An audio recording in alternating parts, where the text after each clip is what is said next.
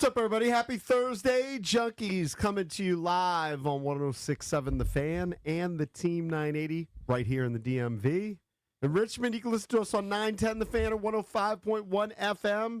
And you can watch us on the Monumental Sports Network, brought to you by Crop Metcalf. They're the official heating and cooling company of the Junkies. Looking to be their next 5-star HVAC technician or plumber. Just visit cropmetcalf.com to join their team. We thank you for tuning in this Thursday morning, December 18th, 2025. I'm John Paul Flame, joined by Eric Bickle. Morning. Morning. And Jason Bishop. Yeah, what's up? Tomorrow, we will be at Hyde Social in Clarendon at the start of the show and throughout the show for our holiday show. Yeah. So we are one day away from our annual holiday show. We'll be having cocktails throughout the program. It's going to be a great time. Scotty's Vodka Fountain will be there. And doors open at 6 a.m., so we hope you can join us. That is tomorrow. You guys need reminders to order your Uber. No. It wouldn't hurt. What, a reminder? Wouldn't hurt. I mean, I could also order it this morning. Yeah, in the morning. pre-schedule. I could pre-schedule one, sure. Wouldn't hurt. Just FYI, the weather's going to be awful tomorrow morning.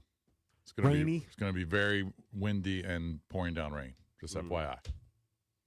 It shouldn't affect me, really, right? No, may have to leave at 5 minutes if I get early. dropped off by the door, be okay. I'm just talking to people that are coming. Yeah. Okay.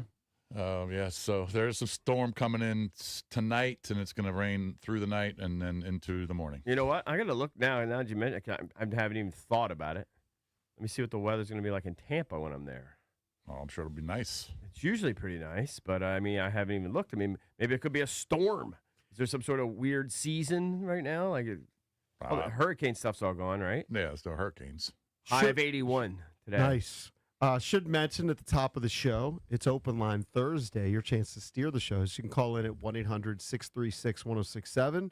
Open Line Thursday brought to you by Window Nation. Searching for new windows and doors. Search windownation.com. Their windows are measured to fit the first time and installed by experts to last. Window Nation for your home because it's where you live. This is a Jason Bishop show. 4 guests. Oh, he loves that. We're going to talk to Baldy at 7:20. Go around the NFL. Got a big game tonight. Huge. So we will talk to Brian Baldinger at 7:20. Dave Richard joins us at 8. A lot of fantasy football questions because it's fantasy football playoff time.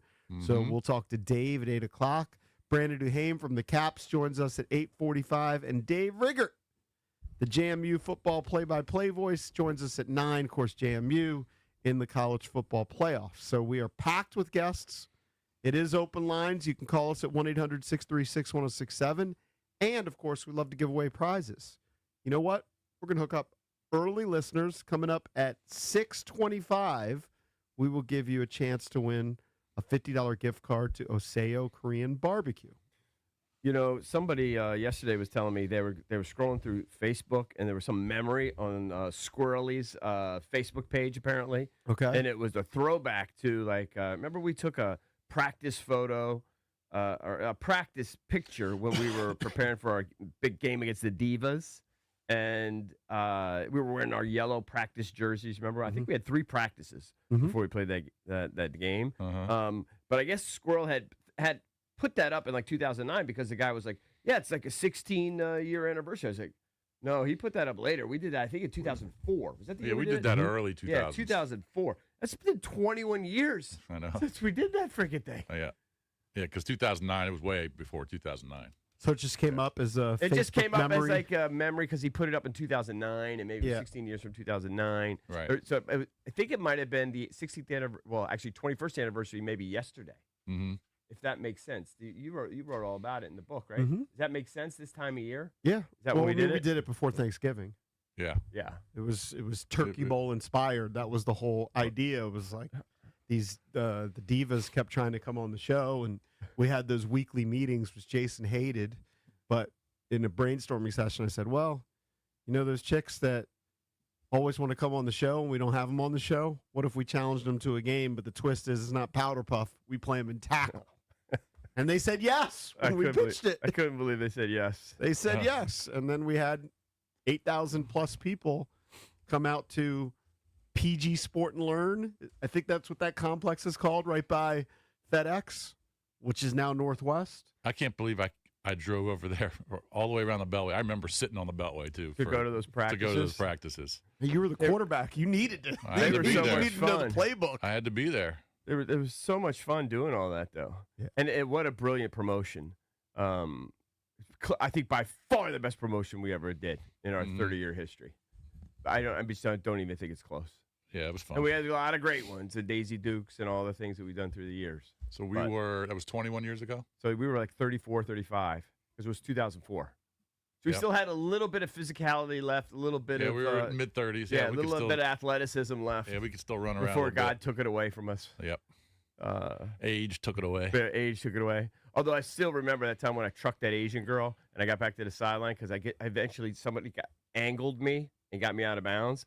And Ratcliffe Thomas, who played in the NFL, was a star at Maryland. He looked at me and said, "You let a chick catch you?" And I was embarrassed, but I was like, That's still big gain. I know the exact play you're talking about. Yeah, it happened. Oh, I guess apparently I also think had you no got pumped up in the sideline and almost fell down. Well, I had no vision. I didn't have football vision because I think I should have cut back left, and then I would have been all day. Right. But I just didn't have the experience. Yeah. So today is 1 week from Christmas, and it is dawning on me. Number one, I need to get my white elephant gift for tomorrow. Dude, But number did it two, yesterday. I got it took 45 minutes. I was stressed out about it the whole time. Wow. Why? Because they're all dumb. Yeah. They're just all dumb. Mhm. But I got something that'll probably be mocked. I got something Who I cares? think multiple people will want. Nice. You got something like really good. Well, I mean, I think multiple guys will want it. Oh, okay. Yeah, Well- no one's gonna really want mine. I'll take it. I'll just take it. Well, No, number it's fine. two is it's a week from Christmas. I haven't bought one gift for my wife, for my kids. That's the other thing. I'm Not way behind one. on that too. And here's the thing: my two older kids. All right, my wife takes care of everything for Isabella and 99% of the stuff, but I kind of take care of Dylan and Kelsey. They send lists. Mm-hmm. I'm starting to wonder if today, I mean, some of the stuff like Dylan just wants like creatine gummies. It's all kind of stuff like that. Workout, But still That's got to good. order it. I don't know if they're going to make it in time. You think? I wouldn't order it. I'd go to like GNC or something. Right. Yeah. Well, actually, today's the 17th or whatever the I hell don't it know. is. I think you might be all right. If I you think order it's it. I just okay. realized. I'm only saying that because You I'm just- leaving on Saturday. You got to get on it though. Yeah, I got to get on it. I can't Yeah. sleep on it anymore. Like I've slept on it for a while. Because And like Kelsey's got. I mean, I don't know. She's always been like this since she was 6 or 7 years old. She'll have a very specific list, and it's certain clothes from Aloe or certain things from Yeah. these different spots. And actually, I can just present it to Jess, and she takes care of it. But I just haven't. It's just been sitting in a text message for weeks. these gummies say they will arrive tomorrow, but right now it's all dicey You never know. because you never know. Like if it wasn't the holiday season, I'd say you'd probably get it by I tomorrow. think if I do it today, it should be okay. Because I've been dealing with the USPS all week. Mm-hmm. So With the books. I've been shipping out hundreds of books, and it's pretty cool. Sunday night, post office isn't open. Sunday night was the first night that I actually slapped labels on books and sent them out. Mm-hmm. So I'm personalizing each of the books. You print the dumb label. When you print the label, they get an email alert that says it's coming. You take it to the post office, and it's off. Mm-hmm. A lot of people got them in 2 days, like a 2-day turnaround. So that's pretty good. But the closer and closer you get to Christmas, I think it's less and less reliable. And then if you order from a store, who the hell knows? Like Amazon, usually if I can find it on Amazon, that'll be there in a day or two. So I'd feel pretty confident. Typically, but I think a lot of the drivers are It's starting to overwhelmed. get crazy. They're a little overwhelmed, and sometimes they might make a mistake, and it gives you some runway in case maybe the package gets lost, maybe they drop it off at a different house. I know they hate us because, like, between my daughters and my occasional orders, there can be times where they might come to my house three different times in one day. Meg ordered something from New York to be delivered here. Kate ordered something, or Dina did, and then maybe later I ordered, I don't know, cigars or something. I don't know anything. Yeah. You never know, and they've made 3 trips to your house, because you've done separate orders. Well, me too. We always have stuff delivered. There was a day last week where, and I'm not lying, 3 different delivery trucks came down, and I'm on a cul-de-sac. And my cul-de-sac's kind of small. It's not easy for trucks to get It's around. kind of narrow. It's narrow, and then, I mean, when the trash truck comes or the recycling, it takes that guy like 12-point turn to get back and go. Right. Is it go the because other way. also because cars are parked on the street? Cars are parked on the street, but it's just a very small cul-de-sac. But Amazon, FedEx, and UPS, all 3 trucks were on my cul-de-sac. And they're at all one for time. you? No, but there were some for me, but they were just all delivering. But they all came down the street at the same time. They had to drive up driveways and back up and get out of each other's way. It was a nightmare. I mean, so I'm used to that. Believe me, I'm used to the Amazon trucks coming down the street. Yeah, I gotta figure it out because usually my go-to move the last several years, and I think I'm off next week, is I just go to the outlets in Clarksburg, and then that's going to be where people are going to get their gifts from You just wing it? in one day, one day and one outing. Dude. I'm gonna find everything. I'm gonna make it happen. We always have to be careful because Meg's birthday is also in late December. And one year, we did so much Christmas shop, we forgot to get for her birthday. And we had like nubs. You didn't separate it out. We had like nubs for her birthday and broke her heart. Because her birthday's like on the 21st. So she got nothing on her birthday. Well, we ended up having something little, but it was like embarrassing. Yeah. Because we just got And we she were showed overwhelmed. it. She showed it. That she was upset? Oh. Oh, yeah. She was definitely upset. It was just a product of being a kid that has a birthday 4 days from Christmas, and we're overwhelmed. Poor with all family planning to have the birth of your third. Well, yeah. Early December. No, that was the second. Or mid-December. That was Hey, yeah, when one gets by the goalie, Yeah, I guess it's just so. gonna happen. You're right. Yeah. Can't control it, I guess. Every time we tried to get pregnant, it always took a long time. We never were like, okay, knock it out, and next month you're pregnant. All right. We never were that lucky. I can't stress over it. My daughters, I just get them gift cards or give them cash because, I mean, I know what they like. I know the stores that they like. Yeah, but I don't know what exactly. I don't know they what to want. get. I figure you just let your wife do it. My wife, and then You do it to an but extent. from me, I'm just going to give them gift cards. You want them to have stuff to unwrap. They love it. Well, you know what we Yeah. did for Stevie last year? We got him that there's some sort of pass you can get where you can go to all the ski resorts. There's a word for it. I don't know what it is. I don't know. Destiny Pass or whatever the hell it is. I think it's like doubled in price since last year. If I said we're not going to do it. What hasn't doubled in price? I mean, it was like maybe it was like $800 or $900 or something last year. This year's like $1,700 or $18. Well, yeah, we're not doing it. Yeah. I don't do most crazy. of the grocery shopping and day-to-day shopping, so I'm not that aware of prices going up. Mm-hmm. But man, I had to get deodorant, and I couldn't believe how much the price of the deodorant that I usually get. Mm-hmm. I usually get, I think it's Dove, and I saw the price, and I was like, "That's out." I'm gonna find Dude, another you know what speed deodorant stick or I something. get the cheapest S that has a little right, sale thing. right. That's what I ended up And doing. I get 2 or 3 of But them. I still couldn't believe how much just regular deodorant was I costing. have no I know. deodorant loyalty. Zero. I don't really either. Yeah. I mean, I kind of did. But not for like $10. Sometimes I'm lazy and I'll use my wife's. And by the way, I've been back and forth because Blue Shorts has helped me with the books. I'm back and forth, and I said this the other day, but this is what the price was of the express lanes yesterday. So I have carpool responsibilities Tuesday, Wednesday, Thursday. So I had to be back in Rockville to pick up at St. Elizabeth's at 3 to 3:30. Mm-hmm. So I leave his place, I don't know, roughly around 2. So you drive from your house to Ashburn. And then I get on the toll road Yep. and I'm heading back on 495. Mm-hmm. Considered, hey, if I'm in a bind, I got to make it there on time, I'll take the express lane. Yeah. It was $29. Yeah.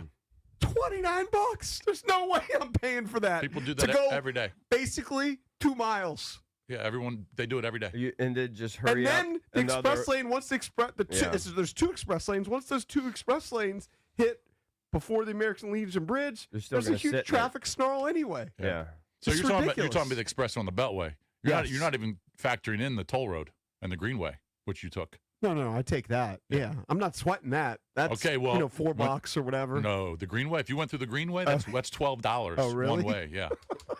If you're going round trip, you're paying about $25. Oh, then I'm not doing 2 trips today. I know that. I mean, unless you get off on Route 28 and you miss the Greenway, which you should, but you're not familiar with the area. But yeah, I think I've taken 28 on the way out of there. Yeah. Take 28 because you'll miss the Greenway toll, which is But just I take the highway toll road robbery. to Greenway. It's highway robbery.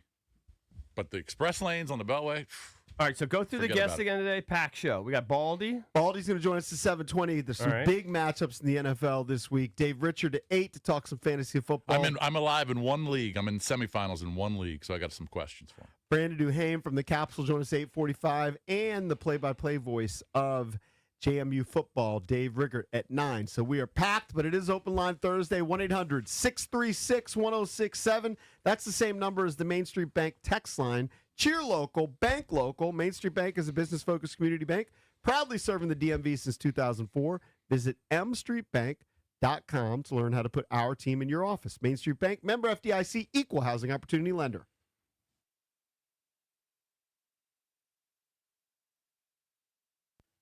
We've all seen it before, the underdog down at halftime, written off by all the critics, but then something changes, a strategy, a spark, a big comeback. Your finances can be the same way.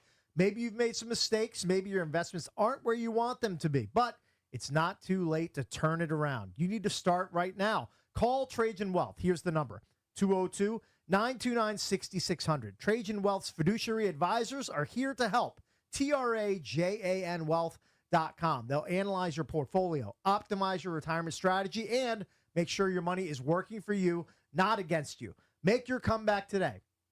Call Trajan Wealth at 202-929-6600. That's 202-929-6600, or visit TRAJANWealth.com. That's TRAJANWealth.com. Because winning in the fourth quarter starts with planning in the first. Advisory services through Trajan Wealth LLC, SEC registered investment advisor, client, paid advertisement. Additional disclosures at TrajanWealth.com.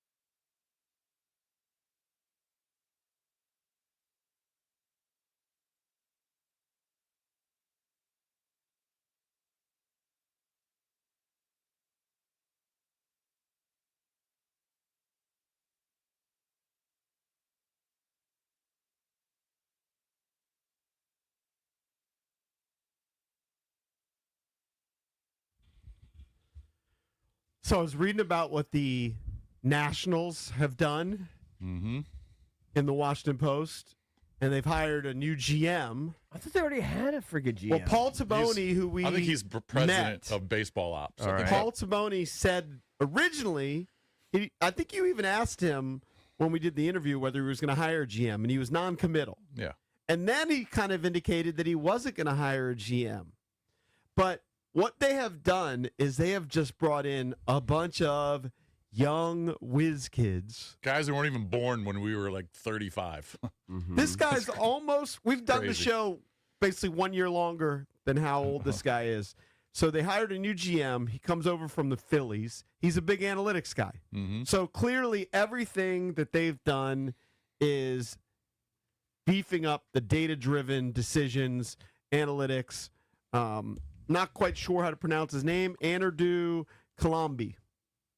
I think that's probably correct. Aniradu. Something like that. Kalambi. I think it goes by Ani or Annie. Ani Kalambi. Ani. And so they've got now Taboni's in charge of everything. You got Kalambi as the GM. Of course, they hired the manager. He's butt young, too. He's 33, Blake Butera. Their pitching coach, I believe, is 30. They've got 3 assistant GMs. Mike DeBartolo, who's overseeing the baseball operations, Justin Horowitz acquisitions, and Devin Pearson player development. Yeah, and this fine. This Like, guy I don't mind Kalambi, the the GM, decisions. he went to Berkeley just like Taboni did.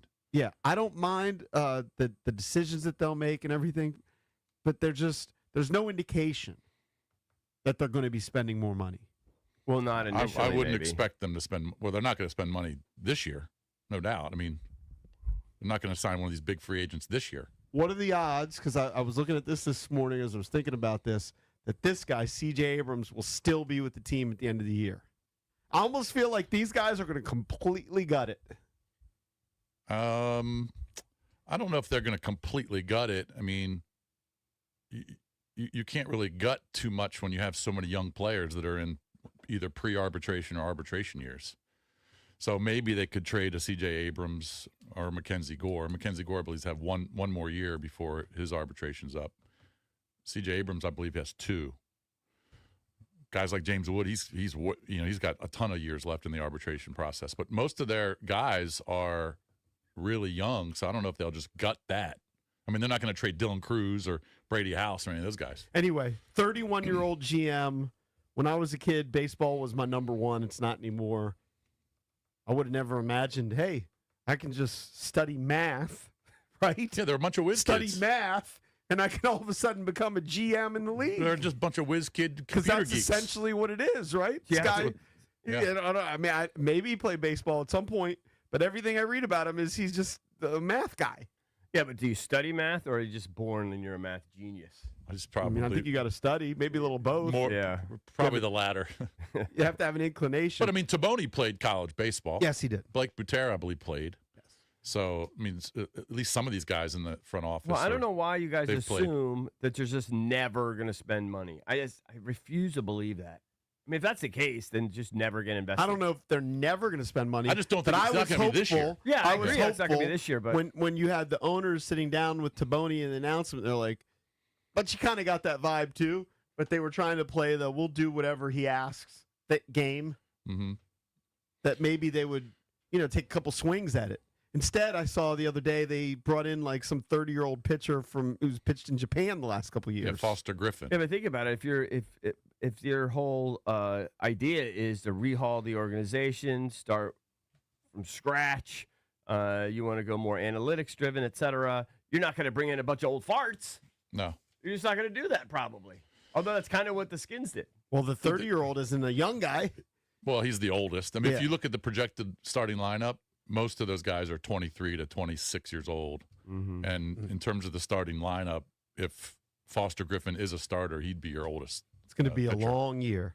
Told you that we were going to give you a chance to win a prize early in the program. Right now, caller number 10 at 1-800-636-1067 will hook you up with the $50 gift card to Aseo Korean Barbecue. That first sizzle says it all. Aseo Korean Barbecue is in the Lansdowne Town Center. Bring the crew, bring your appetite, and mention the fan when you order, and you get a complimentary starter. Oseo, come on in. That's SEYO. You were out there yesterday. You and Short should have gone to Oseo. Should have, but I didn't have time to like sit down and do a sit down restaurant thing. Yeah, I got you. By the way, the projected lineup right now things can change, obviously. They haven't, pitchers and catchers don't report for another 8 weeks or so. James Wood, DH or outfielder. C.J. Abrams, we just talked about him at shortstop. Dalen Lyle in left. Dylan Cruz in right. Luis Garcia at maybe first. Keber Ruiz, who had a concussion and missed a lot of the second half of last year at catcher. Brady House at third. Of course, they called him up last year. Brady House at third. Robert Hassel possibly in center. And Nasim Nunez at second base. Starting rotation. Mackenzie Gore, if they don't trade him. Cade Cavalli, Brad Lord, Josiah Gray, who missed all of last year with the injury, and Foster Griffin. Think about that. Not many people know who those names are. Well, the everyday lineup has a lot of guys who are prospects, and some of them have contributed. Yeah. So I don't hate that as much as the pitching staff. Yeah, we'll see what happens, but you feel like Abrams. I agree. I think they probably will move on from Abrams at some point, but I think Abrams would. You assume Cruz is going to continue to fit in. Mm-hmm. Ruiz, even though he may be a disappointment defensively. Yeah. And then I thought Brady House had moments for sure. Yep. There's some pieces there. Yeah, there are. Garcia could hit. They're just young, and a lot of them are unproven. Since they won the World Series, they haven't won more than 71 games during a season. So it's just you're just going to have to suck it up probably for a couple more years. People will be excited in the first week of the season, and then they'll start, they'll be 4-15, and then, people will stop going to games. So I'm sure Jason Bishop hasn't heard of Aiden Ross. Do you know who Aiden Ross is? He's one of those Aiden Ross. YouTube stream dudes. He's just a really popular streamer. No. And Puka Nacua, the Rams superstar, went on Aiden Ross's show. I'm calling it a show. See, this is how old I am, but on a stream. Yeah. And made some noise saying that the referees are the worst. And he claims that officials in the NFL sometimes make calls to get on TV. Do you have that sense? Now, this is a player in the league. You'd say he's got more credibility than just a bunch of radio talk show hosts. Because I never really get that sense watching the game. I don't know. I couldn't name one referee, really. I don't think they make a call just to be seen, but I think when they do make the call, then they ramp it up and they do their shtick and they do the extra, like in basketball or whatever. I do think they give extra, but I don't believe they're making a call just to be seen. They've got to make what they think is an appropriate call. They're all evaluated. If they make bad calls just to get on TV, they're stupid because they're going to lose their jobs. Yeah. Because they do get graded at the end of the year. And if you get a bad grade, well, you're not going to be a referee the final year. Yeah. Now, Puka's probably going to end up getting fined. If you look at kind of the history of guys, including coaches, who've made comments like this about referees, they end up getting fined. It's just interesting that somebody who's in the league is complaining. Fans have been complaining about the referees for years and years. Yeah. And the NFL does seem to have an issue. Like if you're watching the games, you see missed calls all the time. We talk about the spots. Right. And I don't know what they can do about it, the chain gangs and everything. Some of the spots are outrageous. Right. I want to say, I can't remember the play.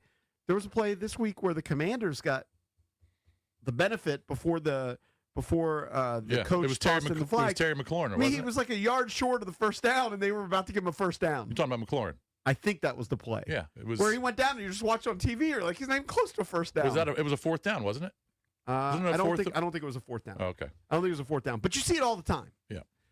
Well, to contradict Puka, what about the guy we talk about missed calls? What about the guys who aren't making what we think are obvious calls? Yeah.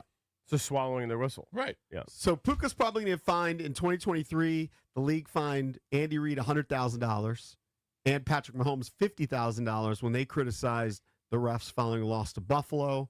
Will Anderson from the Texans was fined. Joe Mixon was fined $25,000. I do think there is an issue with the referees, but we've been talking about it for years, right? The NFL doesn't employ them year-round.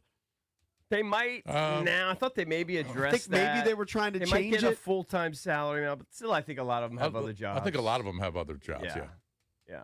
I don't know that for a fact, but I'm pretty Like, sure. I'm rejecting out of hand that the guys, as a matter of routine, just make calls because they want to be seen on TV. Yeah, that's stupid. Maybe one guy might do it at the end of a meaningless game or something, but They might be overly dramatic when they they're make the overly call, dramatic when they make calls. but they think they're making the right call. I don't think they're making bad now, calls. I thought just you were to going to say this about Puka, that Puka's brother was just arrested. Did you see that? I didn't. I saw that Puka did a dance, which certain religions aren't happy Yeah, he's about. doing some sort of, or I guess he and Aiden Ross said they were.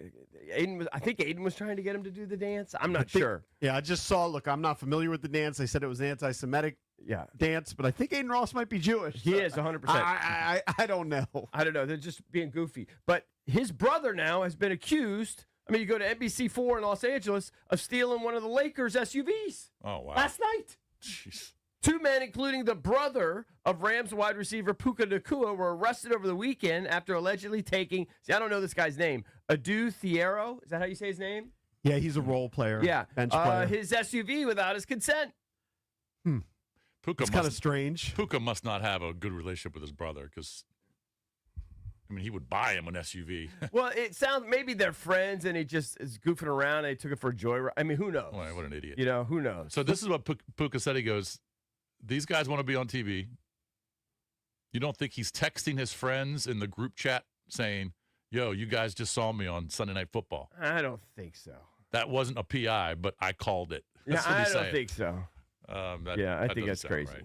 Yeah, I don't think so either. But there is a referee problem in the NFL. If you want to chime in, 1-800-636. I'd be more likely to 1067. believe if you told me that one of these guys had cash on the game and they maybe called it a certain way because they were somehow Right. Side with his corrupted that blood. way. Yeah. I could see that. That I could see. I don't see it just to be on TV. Right. Or maybe Puka's kind of saying this just to cover it, and he really means that they're wagering on games, and this is just kind of a cover-up. But I don't think so. I don't think they're I doing think it just to be Puka on TV. just might be stupid. He actually just might be stupid. They showed there was Well, his another- brother definitely There is. was another viral video that apparently, Puka's a star. Oh, What was yeah. he, a 5th-round pick or something? Remember, he didn't go high in the draft. No. He has some like $100,000 case. Have you seen this? No. Where he walks it in. I don't know if it's like a Louis Vuitton case or something, but it's this custom-made case where he just walks his cleats in to the game. That's his bit. That's his bit. He's so good, though. Oh, yeah. I mean, I think He's he's got- had back-to-back games over 150 yards. He's got the best hands in the world. He's missed a bunch of games, and he's still look at his statistics, Oh, like yeah, how high up he is in catches and touchdowns. He's having a great year. He's just an absolute stud. And look, the on Rams field. are playing in Seattle tonight. It's going to be very difficult, probably a low-scoring game. The total's 42. But Devontae Adams probably not going to go. He's got a knee and a hamstring issue. So Stafford's going to target Puka probably freaking 15 Supposedly to the 20 case times. is only $4,000. So I read somewhere 100. It's $4,000. Still kind of silly, but it's only $4,000. So I want to be accurate. Yeah. But yeah, that's his bit. He walks his cleats in when they photograph these guys in the tunnels. I'm not a conspiracy theorist, though, when it comes to the referees. And I know that it's happened in the NBA, and I understand there's a possibility. And sometimes, especially with pass interference calls, judgment calls, sometimes you see hands all over wide receivers as they're running. They don't call it. Other times they call it when it's ticky-tack. Yeah. Sometimes they'll call it when a guy doesn't look back. Other times they don't call it. So I never really thought that a referee is trying to get on TV. And if they are, I'm not noticing it. Hey, by the way, apropos of nothing, did they ever find that coach that disappeared, the high school coach? Not that I know of. I haven't heard. I did read somewhere where somebody suggest like an Ultimately, he's investigator accused of said- child porn. Yeah, Yeah. maybe even more than that. But that someone said he's probably, if he killed himself, like animals probably ate him. Like he's probably just laying there. Like Right. it'd be really hard to find him. Oh, yeah. I mean, Because who knows where he is? out in the wilderness, you Yeah. know, deer and everything, they'll go pick at him. And Yeah. No, I haven't heard an update on that. yeah. That's awful. 1-800-636-1067 is the number if you want to chime in. Coming up next, Anthony Joshua versus Jake Paul. Is that a real fight or just Netflix entertainment?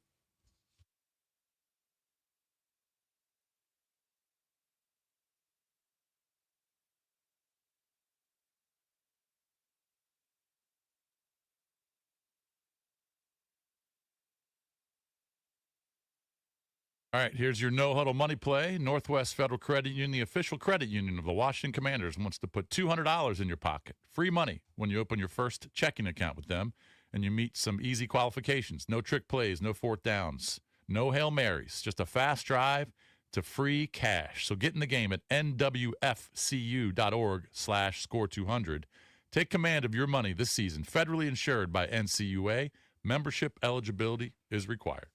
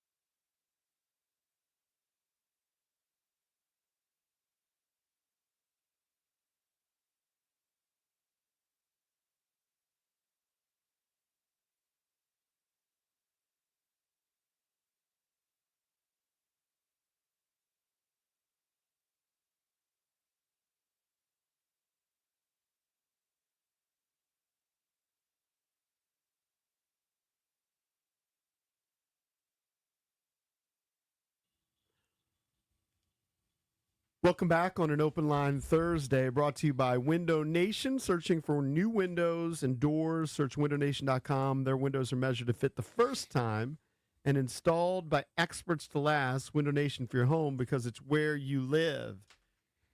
We were talking about a streamer in Aiden Ross and having Puka on his stream. Jake Paul is a famous YouTuber who turned boxer who's been going at it now for a couple of years, actually 3 or 4 years, I believe. Seems like it's longer than that. Started with goofy fights where he would take on somebody like ASI. Well, Did he that's fight him? another streamer, but he fought an NBA player in why am I forgetting his first name? Nate Robinson. Nate Robinson. Who won a dunk contest, but he was 5'4" basketball player, and then he started fighting really old MMA guys. But he's kind of taken a turn to a little bit more legitimate. And that said, he was supposed to fight Gervonta Davis, Tank Davis, who's an unbelievable fighter who weighs about 130 pounds. Jake Paul is about 210 pounds. So that was kind of a goofy fight. People weren't really respecting it, but there was some intrigue there because Tank is so good. It was a question of, could the little guy get through Jake Paul? He had to drop that fight because Gervonta Davis has had some domestic violence and I think maybe even rape issues. I'm not exactly quite sure, but some sexual assault allegations against Gervonta Davis. And I don't think they were selling tickets, so they canceled that fight. And then he replaced Gervonta Davis with a monster in Anthony Joshua. And the question is, do you believe this is a real fight? What's Joshua's deal? What's his Anthony Joshua is a former gold medalist. Okay. I think he won the gold medal in 2012, super heavyweight division. He's probably 6'5", 250, maybe massive. 260. He's a huge guy who has massive knockout potential. 1-800-636-1067. Are you buying this as a real fight? Here's the thing about Anthony Joshua. I just went and looked at his record. So he's 28-4, 25 knockouts. He's huge knockout potential. Mm-hmm. But I was trying to think, well, when's his last big win? He had a big knockout against a guy named Francis Ngannou. Francis Ngannou was an MMA guy, so that was kind of a gimmicky fight that Ngannou was making the leap from MMA to boxing. I think he had Freddie Roach or somebody in his camp trying to teach him boxing, and he got knocked out with one huge punch. But other than that, he doesn't have many big wins in the recent years. And he has hasn't been losing lately? He hasn't been that active. Yes, in 2021 and 2022, he fought this, I think he's Russian, Usyk, who's a world champion, lost to him both times. So that's in 2021 and 2022. Then he's had a couple of fights where he won, but against people you've never heard of. And he hasn't even been that active. He hadn't fought in basically a year. So I don't even know if he's had enough of a camp to get ready because he was just sitting there and it's like Jake Paul threw out the bat signal and was like, who wants to fight me? It's a paycheck for some of these guys. It seems outrageous on the face of it, just with the weight difference. I mean, that happens in heavyweights. So, I mean, Mike Tyson used to fight guys who are 50 pounds heavier than him. So this fight is this weekend? The thing is, tomorrow, right? It's on Netflix. Well, Anthony Joshua, I don't know if you pay attention, is a huge favorite. Yes. Yeah. He's a huge favorite. He's a 1-9 favorite. It's maybe almost a no-lose situation for Jake Paul because everybody expects him to lose, and it almost be like Rocky in the first Rocky. Just wants to go the distance, just hold, avoid getting knocked out. What I would say about Jake Paul is I respect him in this. I think in some respects he's kind of robotic, and you can kind of see that he doesn't have this super skill set. But he's been going at it nonstop for 3 or 4 years with really good coaching. I think he's turned himself into a somewhat respectable fighter, right? On some level. Yeah, so if he just hangs in there. His brother's a terrible fighter. Mike Marr, are you listening? Yeah. Are you going to bet on this fight? Yeah, I think so. You're going to bet on Joshua? I think the move is Joshua by knockout minus 350. I think this is finally where everyone's going to get what they've been waiting for, which is Jake Paul getting chinned. Well, do you think this gets to the third round? Because if over 2.5 rounds is minus 165. Yeah, I could see it going to like the 4th or 5th round. They just put up a boost on one of the sports book, and it was Anthony Joshua to win in round 1 and 2, boosted to like plus 150. I think that's a sucker bet. I think there's gonna be like a long feeling out process. But as the fight goes on, then I could see Anthony Joshua landing something. How do we know that there isn't some sort of stipulation in the deal where allegedly there was when Jake fought Mike Tyson, where Tyson wasn't allowed to throw uppercuts? How do we know that that's? We don't know. That's the thing that surrounds these Jake Paul fights. You know, when he fought Tyron Woodley, another MMA guy, and knocked him out. So there's some people that think Woodley gave him a signal, or that Jake Paul gave him a signal with his glove. And then, you know, if you watch like the Tyson fight, now the Tyson was almost 60 years old. Yeah, but Tyson seemed to pull up his punches. But he still didn't want anything to do with his uppercuts. How sick is that? Yeah. Supposedly. I mean, I don't know that we've seen any proof. Yeah. It seems outrageous. I know this. There's now you got me interested. There must be some intrigue. I'm not going to watch it because I just don't watch boxing. It'll be too late. But I think I'll put a little wager on it. This is what I do. I mean, my son mentioned it to me yesterday. I think he was kind of hinting at if we'll have the ability to watch it, which I think we will. Netflix, right? Yeah. Did you say it was Netflix? Yes. Yeah. I'm going to watch it. I think I'm going to watch it. As long as I'm free, I'm going to watch it. It's Friday, not Saturday? It's tomorrow, yeah. Yeah. I don't know what time it starts. Where are they fighting? They're fighting in Miami. Miami? Okay. That's probably at a decent time. All right, let's go real quick. It's Open Line Thursday. Let's go to, is it IK? That's interesting initials. IK, what's up, buddy? Hey, what's going on, man? Like, I don't even know why you're talking about this. Just for you to sit here and say that Anthony Joshua hasn't fought anybody, are you serious? I'm saying in the last few years, he said. I'm saying if you look at his last 3 or 4 fights, Okay. there's not big names. Tell that him he's why. beaten. Tell him why JP is wrong. I mean, if you want to say Otto Wallen is a big name, okay, go ahead. I don't really believe Otto Wallen is a big win for him, which is 2023, okay. by the way. I'm saying in the last couple of years, after he lost to Usyk twice, he's fought kind of no names. Jermaine Franklin, Robert Helenius, Otto Wallen, Ngannou. Those are his last 4 wins.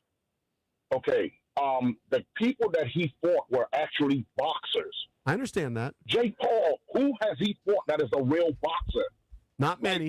I don't know. I don't know whether it's just like a segment you try. Like I understand you got to do your radio stuff. He's attacking you. That's an insult. Like seriously, you talk about a actual professional boxer. Mm-hmm. Yes. Now I do agree with you. Yes.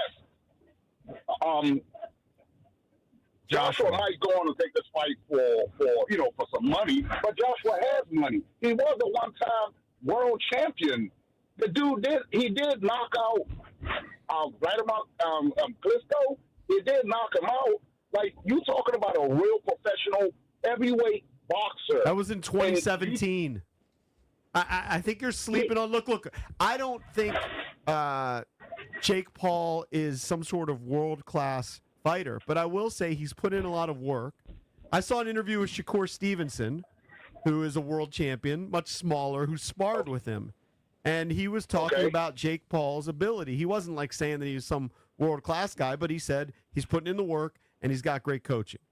Now, all I'm saying is I hope that Anthony Joshua chins him and knocks him out, but he could be sleeping on him. And it's kind of an upside for Jake Paul. What are the chances that it's if just Jake rigged? Paul survives, What are the chances it's just rigged? I mean, it looks comical. It is rigged. That's what I'm trying to say. It's rigged. Come on, man. It's rigged. So you think Jake Paul's going to win? So I shouldn't bet on Anthony Joshua.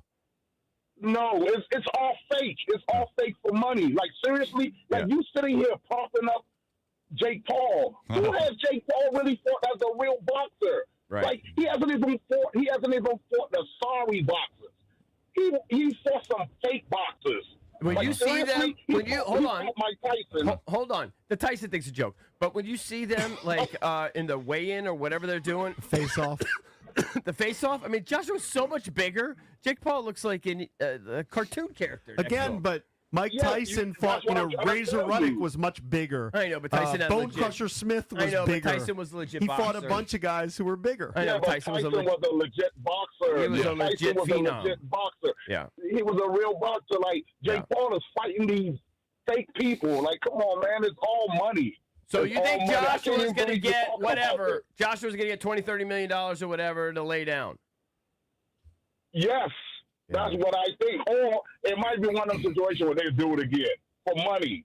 Yeah. Joshua, is at the point in his life where this dude is touring the world. He's enjoying himself. That's what he's doing. Yeah. I mean, if you go look it up, that's what Joshua's doing. Right. But I can't even believe you trying to prop up Jake Paul. Seriously? Just not that he's trying to putting prop in, him just up. that he's putting in work and he's gotten better than when he was 5 years ago. Netflix is propping him up. I'm just Hey, commenting. okay. By the way, it is one of the biggest. It'll be one of the biggest fights of the year. The sad reality is there aren't that many like hardcore boxing fans. When we talked about Crawford recently, these guys didn't even know who he was. Bud Crawford. I got no idea who Anthony Joshua is. No, idea. but when you see them in their little face-off, I mean, you would think in a real fight he would kill him. Right, but I'm saying if he walked into the studio, I'd think, is he a defensive end? I wouldn't know he's a boxer. Yeah, but think about it. When Tyson lost to Buster Douglas, which was a stunner, Buster Douglas was way bigger than Mike Tyson. I know, but it's totally different because Tyson was a phenom, youth boxer, throughout. Well, I'm just saying that the size doesn't necessarily make a difference. Take a look at Andy Ruiz, who was this chubby Latino. He knocked out Anthony Joshua to win the heavyweight championship. It's possible. Just takes one shot at heavyweight. I hear you, but it's going to be hard for him to reach him. I mean, I'm just going to bet that it goes over 2.5 rounds. Take a look at That might Andy be a good Ruiz bet. knocking out Anthony Joshua. I mean, I don't think You're saying the Netflix. name so fast, I don't even know. What is it? Andy Ruiz Jr. Ruiz. You're going to laugh. He was like, this chubby guy doesn't look like anything, and then he beat No, I Anthony know. Joshua. Like these knocked MMA him out. guys, some of them are awful bodied and they can still I kill mean, if you. He's not Netflix an is MMA paying guy. these guys big money to fight, I don't think they want it to go 2 rounds. Usually So the boxers they'll are in fix pretty something. decent shape. 1-800-636-1067 is the number. Coming up next, we'll hit the skins, give you the latest on the Washington Commanders to get ready for a game against the Philadelphia Eagles on Saturday.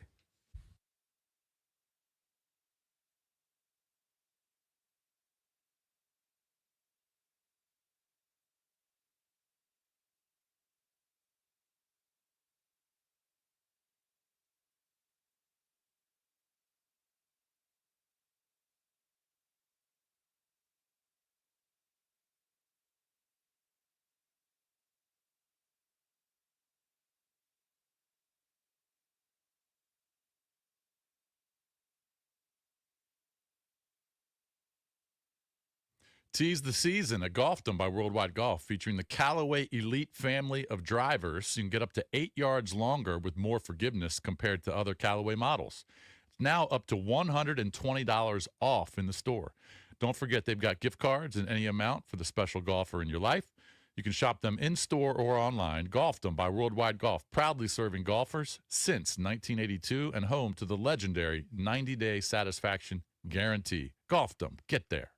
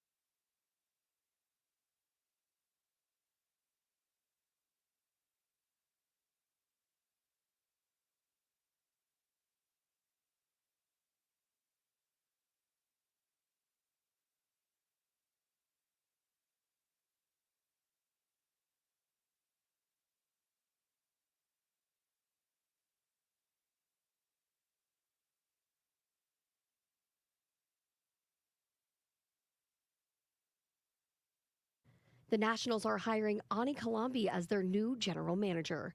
Colombi will switch organizations in the NL East after previously being an assistant general manager for the Phillies, working with that club since 2021. Before that, he was with the Tampa Bay Rays for more than 5 years. And yes, he's young too. He's 31 years old, and he'll report to 35-year-old Nationals president of baseball operations Paul Taboni to help out 33-year-old manager Blake Butera turn around the Nationals organization. So the youth movement continues. From the Crop Medcap 5-Star Sports Desk, Savannah McCann on The Fan.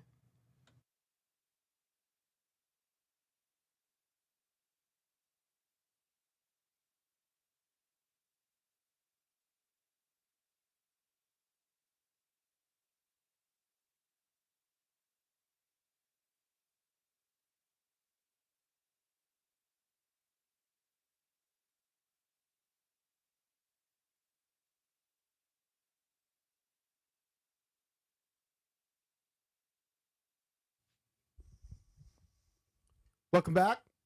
Junkies coming to you live on 106.7 The Fan and the Team 980 here in the DMV. 910 The Fan, 105.1 FM in Richmond. You can watch us on the Monumental Sports Network, and brought to you by Crop Metcalf, the official heating and cooling company of the Junkies. Couldn't finish my Cliff Bar during the break. Cliff Bars are gross. I don't know how you like those. Peanut butter chocolate Cliff Bar is pretty good. Mm. Tried to quit it. It's really good. That felt like a quick break. Jason and I went out there. I got my Cliff Bar, came back, Did seem a little quick. and it went back. Did seem a little. All right, let's hit the skins, EB. All right. So obviously, big game this week against the Eagles. I don't know. Division rival. Coach DQ keeps talking about the division tournament. trying to. Would you feel better about the team if they finished 5-1 in the division? I don't know. I feel better about the team if we finish strong. 7-10. Yeah. Yes. Even. Yeah. I mean, 7-10. I feel a lot better about the team than I would as a 4-win team. Of course. Yeah. I think it's not going to happen, but I think they could win one of these next few games. Who knows? It's interesting when you look at the Eagles because I know they've had some turmoil lately. But, you know, they started out the season 4-0, wins over the Cowboys, Chiefs, Rams, Bucks. I mean, it really got off to a good start. Yep. And then they lose to what turns out to be a pretty darn good Broncos team. They lose to the Giants, which is kind of That was shocking. a bad one. Yep. Shocking. But then they get back on it. They win 4 in a row. They beat a mediocre Vikings team. They beat the Giants pretty good. They have a kind of a dud next 2 games offensively against the Packers and Lions, but they do get dubs. Defensively, they were really good. In those Yeah, games. they only gave up 7 and 9 in those 2 weeks, but then they go on their 3-game losing streak where they lose to the Cowboys, who are, you know, okay. I guess they could score. They have some offense. The Bears, Caleb has his moments, certainly. Ben Johnson's revitalized that team. And then the Chargers, and then they get back on it last week with just a dominating 31-0 win over the Raiders, but nobody really knows what to make of that because of the Raiders. They're a mystery. And they're so bad. Yeah. They're a mystery. And then when you look at them, like just statistically, they don't really blow you away there either. Nope. It's kind of strange. You know, they were so good rushing the football last year. They're 19th in the league in rushing. Mm-hmm. So this is not anywhere near. That's still Saquon, but Saquon he's had 2 not doing what he's been doing. No, he's averaging less than 4 yards a carry. Obviously Jalen struggled passing. That's never really been the forte for him. I mean, he's had massive games passing, but it's not like he's a guy that you just chalk up for 250 yards every week. In fact, they're passing for 199 yards. They're 22nd in the league in passing. They've never been a team that's passing They for a never ton have, of yards. But he's had which moments. is why A.J. Brown's been frustrated and Devontae Smith has been frustrated. Yeah, he's had moments. Guess when? In the Super Bowls. Yeah. Jalen Hurts has played really well in Super Bowls, and last week he had 3 touchdown passes. This is against Raiders. Against the Raiders. It's So- a bad team. The thing that he hasn't done well this year, and I'm sure there are many reasons for it, but he hasn't run the ball as much or for as many yards as he did last year. I think he had 14 rushing touchdowns. Now, I'm guessing at least half of those were tush pushes, if not more. He doesn't have a lot of rushing touchdowns this year. I think he's got 6. You talking about Saquon? No, I'm talking about Hurts. About Hurts? Yeah. Mm-hmm. Saquon's numbers are way down. Saquon has 940 yards, so he'll go over 1,000, but it's going to be a far cry from what he did last year. Hit the Skins is cooked up by our friends at Oseo Korean Barbecue in the Lansdowne Town Center. Authentic Korean flavors, bold marinades, premium cuts, grilled right at your table. It's a dining experience that's as fun as it is delicious. Perfect for date night or dinner with the family. Oseo means come on in. So, I mean, look, they're I think 6.5-point favorites as of yesterday. I don't know if that's what it is exactly this morning. Seems Check light. FanDuel. But the Eagles are only averaging 22 points per game. That's not that far off from what we're averaging. They're defensively, they're better. They're only giving up 19 a game, which is 6. That's their best asset at this point. They just don't seem to be firing on all cylinders like they did late in the season last year. I mean, they had a huge winning streak last year where they were just rolling. And then they had their run in the playoffs and obviously to win the Super Bowl. They just seem off. On offense, it starts with Saquon Barkley to me. Yeah. And then defensively, Jalen Carter was a guy who just seemed like a force. And I'm not saying he's playing bad, but he doesn't seem to be the same player that he was a season ago. No, they've been up and down, like you mentioned. They've been a mystery, certainly offensively. But this game is huge for Philadelphia because if they beat the Commanders, they clinch the division. So that's why I don't think the Commanders have a chance to win. This game means a lot to Philadelphia. Yeah. I think we might surprise them. I don't know. Maybe not. They're 60. Look, Marcus has played pretty good. I know you don't want to give him credit. I think with Marcus, He doesn't really the win. offense, He's playing okay, and he's good for a spectacularly bonehead play every week. Yeah. but Marcus has put them in positions to win. You know, it's not necessarily his fault all the time. I mean, for a guy He's who's played had okay. He's a backup. 10 He's played touchdowns like a and backup. 7 interceptions and a couple fumbles, Yeah. he's been okay. I was listening to Chris Russell when I was driving around yesterday, and Russell was talking about how much Marcus might command this offseason. Mm-hmm. He's making about $9-10 million this year. Mm-hmm. Is he going to make $15 million next year? Marcus? I don't know. I mean, I don't know who would give him $15 million as a backup. I mean, there are some desperate teams maybe who might throw him in there that might be some sort of a bridge quarterback. I think he still shows signs of being that backup. Yeah. You know what I mean? I do too. He just makes some, like you said, boneheaded mistakes. And I mean, a bridge quarterback possibly, but I would think he might just re-sign with Washington as Jaden's backup. But they'll probably give him a little raise. They're 10 or not going to 12. give him the same. They'll give him a little raise. All right. I think that's what JP's getting at.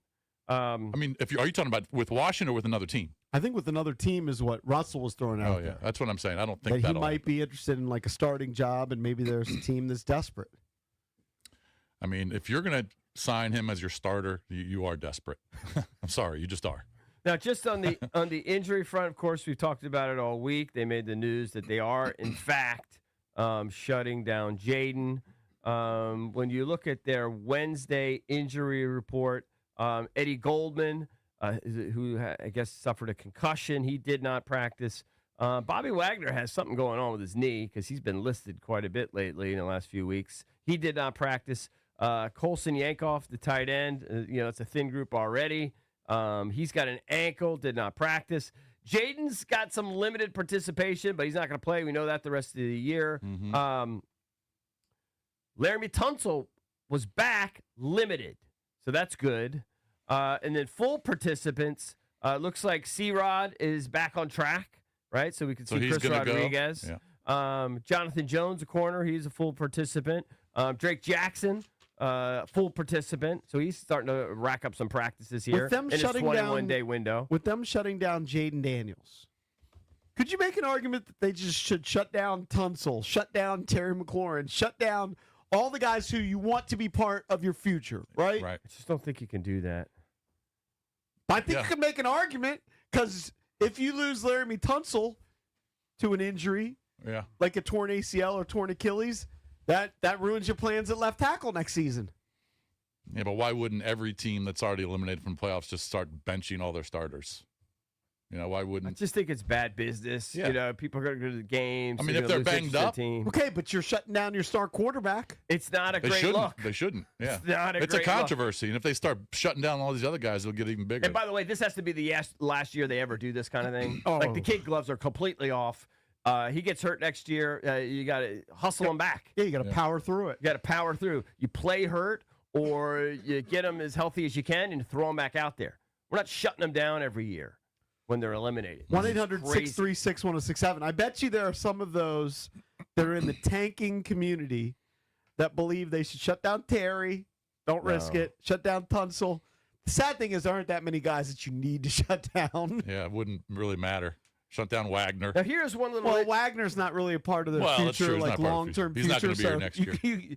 You can play him. Now, there's people like, we had Danny Rouillet on the show earlier this week during our colleague check-in, and he's a big advocate of playing the young guys like the whole time and not playing Bobby Wagner. Get Jordan.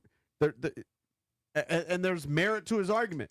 Why is Sinnott only on the field for 20 snaps? Or I don't know if you can check his snap count. Yeah. Why isn't he out there for all the snaps? Mm-hmm.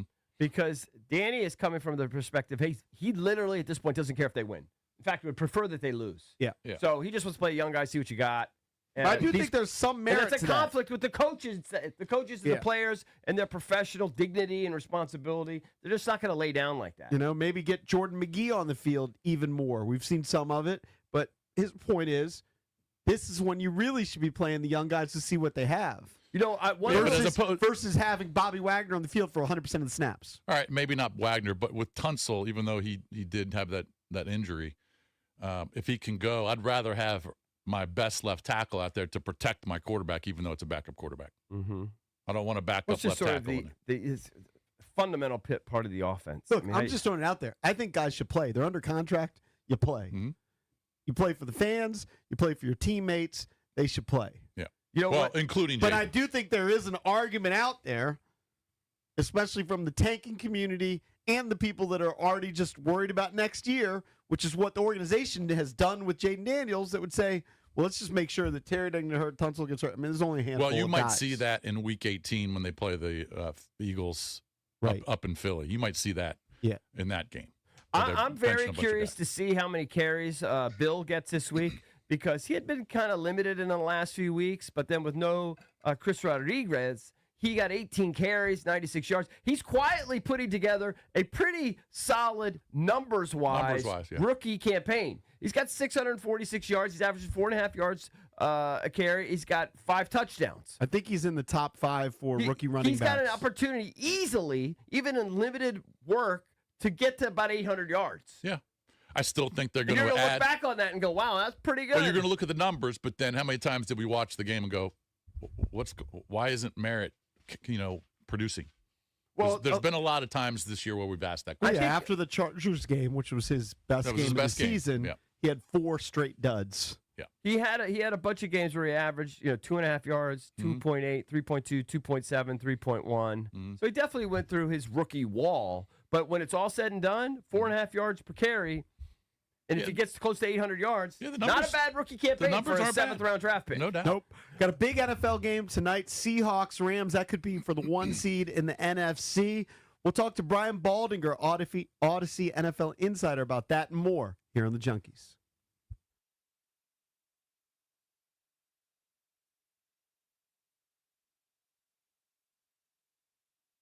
It's your boy Bish here from my guy Josh Cochran and his crew over at Buyer Subaru in Alexandria, with one of those deals that you're actually going to feel great about around the holidays.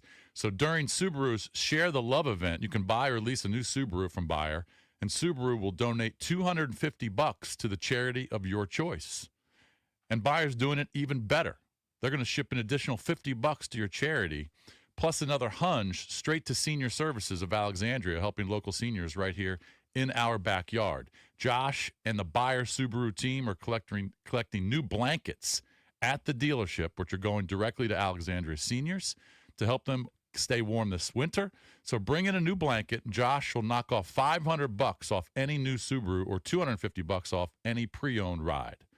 So now you can get into a new 2025 Subaru Crosstrek, 1.9% APR for 72 months, or lease one for just $279 a month. Or you can score 1.9% APR for 48 months on a new 2025 Forester. So get on over to Buyer Subaru in Alexandria. Make sure you tell them Bish referred you. Ask for Josh Cochran. He's the GM. And you can dive in now at buyersubaru.com.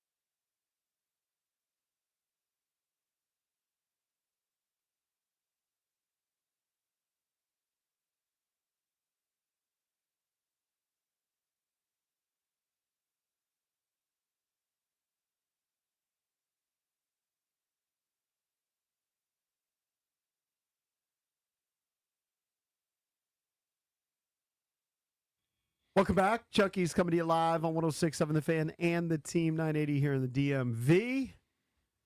Time now to talk to our pal Brian Baldinger, Odyssey NFL Insider, host of the Best Football Show podcast. Insider Calls brought to you by Nationwide for your insurance and financial needs. Nationwide is on your side. Good morning, Baldy. Good morning, guys. How you doing? Baldy. I was just watching your breakdown of Amon-Ra versus Puka, and of course we're going to see Puka tonight. What jumps out at you? I mean, these guys are just great, but you pointed out in your video they're kind of the fourth down go-tos for both of their teams. Yeah, both those guys on fourth down. Both teams had, it was a real shootout game. I don't know if you had a chance to watch it, but it was a great game. Mm-hmm. And Detroit had the lead early in that game, but they both were aggressive on fourth downs and both converted both fourth downs to really extend drives. And it was Puka on one side, it was Amon-Ra St. Brown on the other, and that's where they went. And they just trust those guys are going to win the route. And give the quarterback a pretty good chance to complete the ball, and that's what they both did. So it was, Amon-Ra had 15 catches on 18 attempts, and then Puka he didn't have as many attempts, but he had more yards. Like his ability, he's always open, number one, and then he's always good after the catch too. Mm-hmm. So there was a good shootout between those two. Yeah, I saw Kyron Williams this week, and I'm not a real big believer in bulletin board material, but Kyron Williams said our offense can't be stopped. They're facing a different animal this week in the Seattle Seahawks. And Devontae's probably not going to go. What do you expect tonight? Kyron's not wrong. I mean, they can score points. And the quarterback leads the league right now with 37 touchdown passes. I'm talking about Matt Stafford. Sometimes I believe that they can't be stopped. Like, it's just that good. And it's like they have 4 tight ends that dress every game. 4, right? Kobe Parkinson caught 2 touchdowns last week. And of the 37 touchdown passes, 12 have gone to the tight ends. Devontae has 14. And so they get inside the 5-yard line. It's either going to a tight end or Devontae. And without him tonight, it'll be interesting to see if they get down there, what they do. And how they, score the touchdowns versus kicking field goals, because that's how you lose these games. But this is for anybody, Washington included, guys. For anybody that wants to see how you construct a team in today's world, this game is a pretty good indicator of how good both these teams are on both sides of the trenches. Mm-hmm. The defensive line of the Rams last week completely shut down the Lions' run game. And how you do it and who you do it with. And then Seattle's been doing the same thing with their defensive line. And then both offensive lines have been bolstered this year and have some really good young star players that people don't really know about, but they're really good. And they give them a chance to protect the quarterback, run the ball, get after the quarterback, all those kind of things. It's pretty interesting to watch. That's why they're both have really nice records, and probably the winner of tonight's game is the leader in the clubhouse to win the NFC West. Oh, yeah. I think the Rams win. They have a 93% chance because they would have swept Seattle. And I think if Seattle wins, I think the number is only about 50%. So this is a huge game. They beat Seattle 21-19 in Week 11. Right. And what was amazing about that game is Sam threw 4 interceptions that day. Mm-hmm. And even though he threw 4 interceptions, they still only lost by 2 points and still had a chance to win at the end of the game. Yeah. Yeah, it should be a lower scoring game. Obviously with Devontae out, that hurts the Rams. All right, so Rams Seahawks tonight. Saturday got a couple games. Yep. Both are pretty big, certainly not for the Commanders because they've been eliminated. But if the Eagles win, they clinch the division. This is a big game for the Eagles. Your thoughts, first of all, your thoughts on Washington deciding to shut down Jaden Daniels, and then talk about the game in general. All right. Well, if the Eagles win Saturday, they clinch the division, and they win the division back-to-back years for the first time in the NFC East. First time somebody's won the division back-to-back years in over 20 years. It's crazy. Which is pretty amazing. Yeah. I don't agree with shutting down Jaden Daniels. I know he was the offensive rookie of the year last year. I know he's an amazing talent, but players have to play. It's the only way you get better.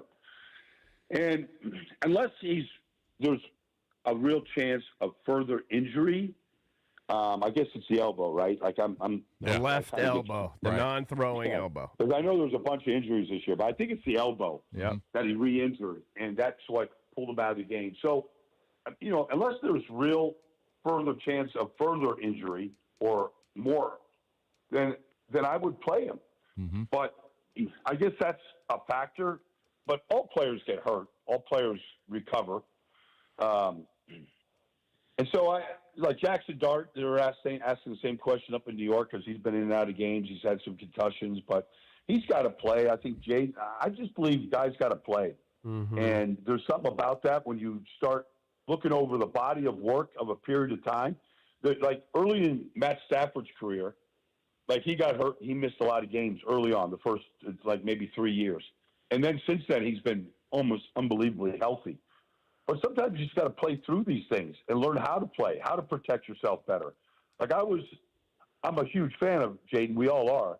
But I feel like he's almost too aggressive running the ball. Mm-hmm. And you got to change your way so that these injuries don't happen. And you can't legislate against injuries, but you have to learn how to play either through them or how to protect yourself better, especially at that position. Yeah. Joined by Odyssey NFL insider Brian Baldniger. Insider Calls brought to you by Nationwide for your insurance and financial needs. Nationwide is on your side. One thing that we've kind of kicked around is whether the offense had changed a little bit, right? They are in shotgun more than every team in the NFL except for one. You look at what's going on in Chicago, and we'll get to that game, the Bears-Packers game. You see Caleb under center, and he had never done that in college. Handful of snaps, didn't do it in high school. Didn't do it last year under center, and you've seen him a lot more successful. I saw some statistics of this past week in the Philadelphia game against the Raiders, and under center, Jalen Hurts was more successful than out of the shotgun. What's your kind of analysis of it? The counter would be, there's one guy on our show who counters it, well, Jaden was in shotgun all last year, and the offense was fantastic. Yeah. Well, and it was, but that's Cliff too. That's Cliff Kingsbury. I mean, he had Mahomes, in shotgun. All these, all the guys he coached. Johnny Manziel was in shotgun. He coached him at Texas A&M. And you're in shotgun. You can see the blitz from the blind side a lot better than if you're under center. You got to pull away from center so teams attack. If you're right-handed, you pull away from the right side. More frequently. Anyways, you can see things a little bit better. But I'm with you. Jalen Hurts, I've talked to his offense coordinator, Kevin Petullo, about it. It's not that he fought being under center. It's just that he was always in shotgun, like Jaden. He was at Oklahoma, at Alabama, to start his career in Philadelphia. He was a shotgun quarterback. But what happened is the defense is changing things, and they're sitting back in these shell defenses, and they're not allowing the ball to go deep down the field for chunk plays. And if you get under center and you start running the ball from that, and Saquon or Bill Dollar Bill there in Washington, or whoever it is, McNichols, whoever's the running back, if you put them 8 yards deep and you truly pull away from the center, from Biotish, and you hand it off, all right, you got to respect that as the defense. And then when you show it that you're handing off, and then you play action pass off, it allows the receivers to get further down the field. But when you get set up and you're typically 9 or 10 yards deep, and then you can kind of look down the field for some chunk plays. And while you can still do that in shotgun, it's not the way the NFL is going right now. They're going. Bradford is under center, and Stafford's under center, and Caleb's under center. And you look at all these offenses that are getting these big chunk plays, that's where they're at. Even Mahomes and they weren't very good this year, but even Mahomes was doing that a bunch. And so I think that's the trend right now. Dak Prescott in Dallas is doing it. And so I feel like you have to eventually do that in this business right now, get under center. All right, so with this second game on Saturday, Packers-Bears, how much I think it's a huge injury. How much of that Micah Parsons ACL? Micah? How much is that going to affect Green Bay? Well, it's going to affect them a lot. Yeah, it's big. there's nobody else that pressures a quarterback like Mike does. I mean, you can look at the stats and it says that, but you just have to watch the games.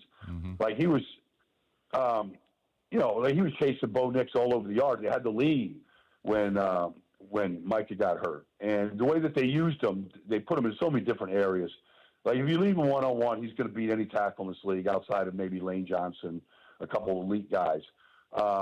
You have to chip him. You have to account for him. You have to send extra bodies at him, which is fewer guys that you can throw the ball to. And then when he lines up in the middle of the field and he really has freedom to go wherever he wants to go, no guard or center wants to see it. They don't have that right now. And nobody else is even close to him in Green Bay of pressuring a quarterback.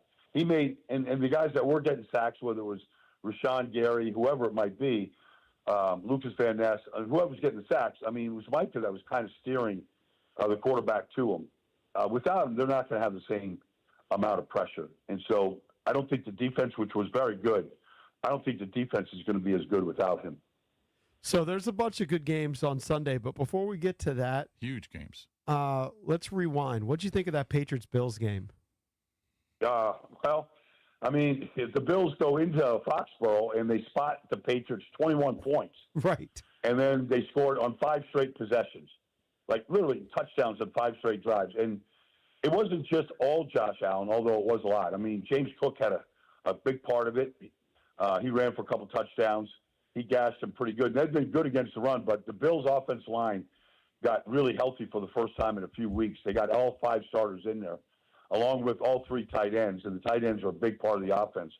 And once they made their charge, like it looked like the Patriots were helpless to stop them. And in the first 3 drives, they executed really well. And the running back Travion Henderson, he had 2 more touchdowns of over 50 yards. So that's the only time Drake they May scored is the in the lead second half. blocker there for a while. Yeah. Yeah, he was. That 65-yard touchdown run, he was down there sprinting, getting out in front of him. But, he's got 5 touchdown runs of 50 yards or more this year. The guy is just a complete definition of a home run hitter. But once Buffalo started getting their offense clicking, it didn't seem like, and as good as New England is on defense, and they're very good, they seemed helpless to stop them. Yeah. Yeah, that was a tough loss for them. And I think Drake May could have maybe, I'm not saying locked up the MVP, but certainly I think Stafford probably will win it, but he would have been maybe a co-favorite to win it if he had led the team. There's still some big games. There are, but if Drake games. May comes back and leads them down to a final minute drive and beats the Bills, I think he would have been the favorite. But speaking of that, with New England playing the Ravens on Sunday night in Baltimore, and of course Pittsburgh is playing the Lions in Detroit. I mean, these are huge games. Obviously not division games, but your thoughts on Pittsburgh going to Detroit and then New England going to Baltimore, and of course the Steelers and Ravens battling for that division. Well, I'm going to be in Detroit for Pittsburgh and Detroit. Both teams are 8-6. Detroit has fallen way back. Like if they're going to make the playoffs, they have to beat Pittsburgh at home. They have not been good at home. Right. They've lost a lot of games at home. But they don't lose back to back. Well, they don't win back to back either. That's true. So That's true. they haven't stacked 2 wins together since October 5th. Mm-hmm. They need their best, but Pittsburgh is playing. They have a formula. I mean, they dink and dunk down the field. That's what they do. And Aaron, the last 2 weeks, has been very good. He's taking care of the football. He's making all the plays, and he's keeping the plays alive. They had a kid named Dylan Cook playing left tackle last week. Never played in the NFL before. He looked like an all-pro tackle last week. Didn't have a bad play, didn't have a penalty, and he's going to see a lot of hutch on Sunday. So we'll see. He looks good. Big kid out of Montana. Was a high school quarterback. We'll see if he can protect Aaron like he did last week. And if they do, and Pittsburgh wins, they're probably going to win the division. And the Ravens, they're playing to stay in the hunt because they play Pittsburgh the final week of the season in Pittsburgh. Right. So, but if Baltimore loses to New England, they're probably going to be out of it. So it's like both teams have their back. All 4 teams, 3 of the 4 teams, all have their backs to the wall for the playoffs. And so are you going to get the very best of Lamar and Derrick Henry against the Patriots? And are they going to run the ball against the Patriots the way Buffalo did last week. I think that's a pretty good formula to win. And then Pittsburgh defensively they played better the last 2 weeks, but I don't think they're a great defense, and I don't think they have the answers to all three guys, whether it's Jahmyr Gibbs, Amon-Ra St. Brown, or Jameson Williams. All three of those guys are very good offensive players, and if they get those guys going, I think it's going to be tough for Pittsburgh's defense to slow those guys down. Baldy, how embarrassing was the Buccaneers' loss to the Falcons? That was embarrassment. And I'm pissed. I'm pissed off because I needed the Buccaneers to win for a bet that I placed. Yeah, I see that. I hear the tone. Yeah, you can tell. I'm pissed off. I hope they lose to the Panthers this week. Look, when Kyle Pitts came out of college out of Florida, and he, I knew the kid a little bit because he's from Philadelphia and I lived there, so I was kind of rooting for the guy. Hometown kid, and he did nothing. His rookie year, he was okay. Then he got hurt, and he had 3 touchdown catches, in that game against Tampa, and they had no idea how to cover him. Mm-hmm. They tried zones, they tried man-to-man. Nobody man-to-man could cover him, and we've never seen that guy ever have a game like that. And you say why? But that's what the Buccaneers defense has been. And then you listen to Todd Bowles just have that press conference where he's just, roasting everybody over the coals, and it wasn't very flattering. Honestly, I like Todd Bowles, but you should say that to your team in the locker room. Oh, yeah. You don't need to say that in front of the whole world. Oh, yeah. Well, that's how pissed off he was. Well, you know what we heard, Baldy? No, I know. But we've never heard Todd Bowles ever say Never. No. Like that. He kind of lost it. But we had heard, because Kyle Pitts, I'm with you, coming out of college, this guy's unbelievable. Yeah. And then he's kind of not really lived up to it by any stretch. And then I'm reading somewhere that there are there questions about work ethic, that kind of thing? Is he just kind of cruising? Is that what it is? I don't know because I'm not, unless you're there watching. It's hard to know. I went out to Atlanta or to training camp this year, and I spent a whole day with the Falcons. And honestly, I watched 2 practices, and every ball went to Drake London. So, I told people that play fantasy, just get Drake London. You're going to probably win your league. The guy's amazing, but he hadn't been playing, so somebody had to pick up the slack. So he's missed the last, 3 weeks or something. So, I guess without him in the lineup, you got to throw the ball somewhere. Mm-hmm. Might as well throw it to another big, huge, fast target, and that's what Kyle Pitts was. So maybe that got him, practicing or paying attention or whatever, if that was the issue.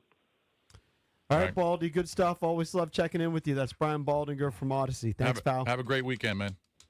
Yeah, happy holidays to both of you guys. All right, you too. All right, thank you, pal. That's Odyssey NFL Insider Brian Baldinger, host of the Best Football Show podcast. Insider Calls brought to you by Nationwide. For your insurance and financial needs, Nationwide is on your side. Coming up next, we'll continue to talk some NFL.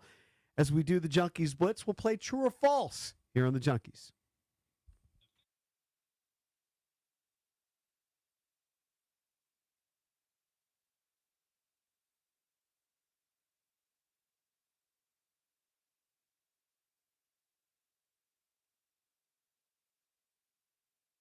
Tease the season of Golfdom by Worldwide Golf, featuring the new Bushnell Wingman HD speaker. This revolutionary speaker has a built-in 3.5-inch touchscreen with front, center, and back distances. Now $199. Don't forget they've got gift cards in any amount for the special golfers in your life. You can shop them in-store or online at worldwidegolf.com. Golfdom by Worldwide Golf, proudly serving golfers since 1982 and home to the legendary 90-day satisfaction guarantee. Golfdom, get there.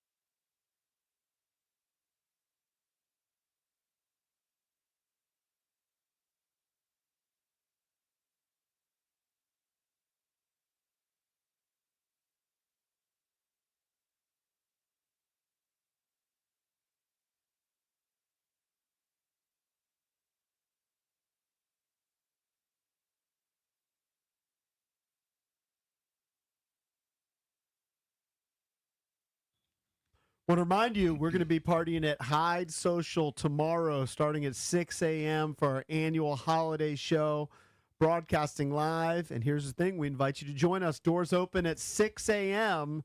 Start your holiday early with us, the Junkies. Should be a fun time. EB's already got his white elephant gift. Did you got your white elephant gift? Got it yesterday. Valdez, you got yours? Wrapped it last night. Oh, I'm sleeping on mine. It's Mine's definitely going to be a stressful. gift bag. It's stressful, Yeah, but I mine's guess going to be a gift bag. I guess the downside, I mean, it could be a terrible gift, and that's the whole point. People will want to unload it. Yeah. Right. I'll probably get stuck with it. Do you think I would like it? No. Okay. I think you would. I know you would like mine. Yeah. If you had to guess how many of the group would like the gift that you got? But nobody. I don't think anybody would be super thrilled about it, but I think maybe What kind of one gift- or two people. What kind of sales pitch is that? I mean, I tried my best. He's dude. being honest. Are Mar and I think Benj? one or two people might try it. Mar and Benj, are they in? Well, Benj is at the Yeah. studio. Oh, That's a tough Benj is call. Mar. Studio, All right, Benj is here, but Mar's Mar will be Yeah. in. in. Okay. The white elephant 2 years ago was I got the best gift. It was EB brought in a Manscaped. I know. I thought about going that route again. Oh yeah. That was a great gift. So are you nice? Are you nice down there now? Silly. Yeah. Silly Silly. Reggie. Silly. What song? You just got a buzz cut last night, high and tight. Yeah, ready for war tomorrow. It's my war haircut. You're not allowed to booze. I know, but maybe after the show. I got to Can take he care. at 10 o'clock? Is he allowed to booze at 10 o'clock? If his work's all done, his yeah. videos are done? If his work's Okay. done, maybe. Right. I see a flurry of videos sometimes come up at night. Do you do them sometimes? Do you punch them out at night? Sometimes they get scheduled for later because the other shows are always pumping out content, so we don't want to overlap each other. So we'll put one at like 9 Okay. or 10 o'clock. I gotcha. Hey, real quick before you get to the Blitz, I'm interested to see how this story develops after what happened with Sharon Moore at Michigan. But have you guys seen that the University of Ohio fired their football coach, Brian Smith? No. And they labeled it that he violated his contract by engaging in serious professional misconduct and participating in activities that reflect unfavorably on the university. So they wouldn't specify exactly what it was. He had just signed a 5-year contract. This was his first year. They went 8-4. They're going to a bowl game, obviously. He signed a contract through 2029, and they fired him. And So you feel like it could be another Sharon I'm Moore thinking situation? I'm not saying he would have been arrested, but I'm Right. thinking maybe he's having an affair with someone on the staff, or Is that hot maybe a right student. now? College coaches. I mean, what does that tell you, that he was engaging in serious professional misconduct? Unless he was gambling. Gambling is what I thought of at first. Maybe gambling. That That's what I could be thought it. of at first. But I mean, sure, it could be. Hey, somebody said, "Hey, that Michigan coach is having it. You should see what's going on with your coach." Right. Could be something like that. You know, Yeah. you could be drinking with your Sure. players, or There's a lot of No, possibilities. there's a lot. But the first thing that came to mind was the Sharon Moore deal. Mm-hmm. But I guess we'll wait and see. But So we it's can- obviously serious that you're firing your coach after 1 year, Yep. especially when you go 8-4. Yep.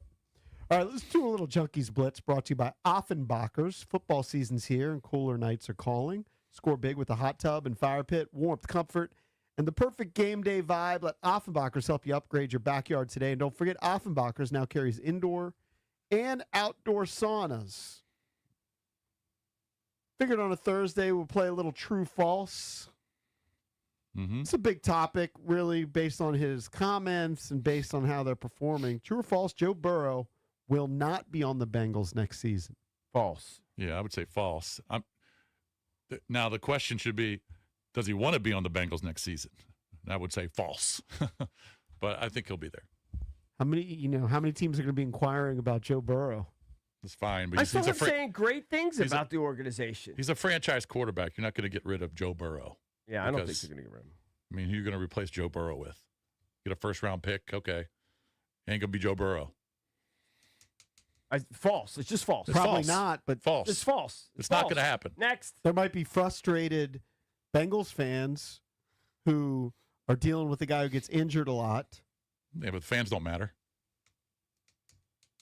I don't know. I think there's some teams. I know Dan Orlovsky on ESPN was talking about teams that he believes should really inquire about Joe Burrow. And if Joe Oh, Burrow Sure. behind I the mean, I think every scenes, team should be if interested. Joe Burrow behind the scenes is saying I'm completely unhappy, Yeah. maybe they would make a massive move. Yeah, I'm not saying that teams aren't interested. I just think that's a huge, huge blunder if you trade Joe Burrow.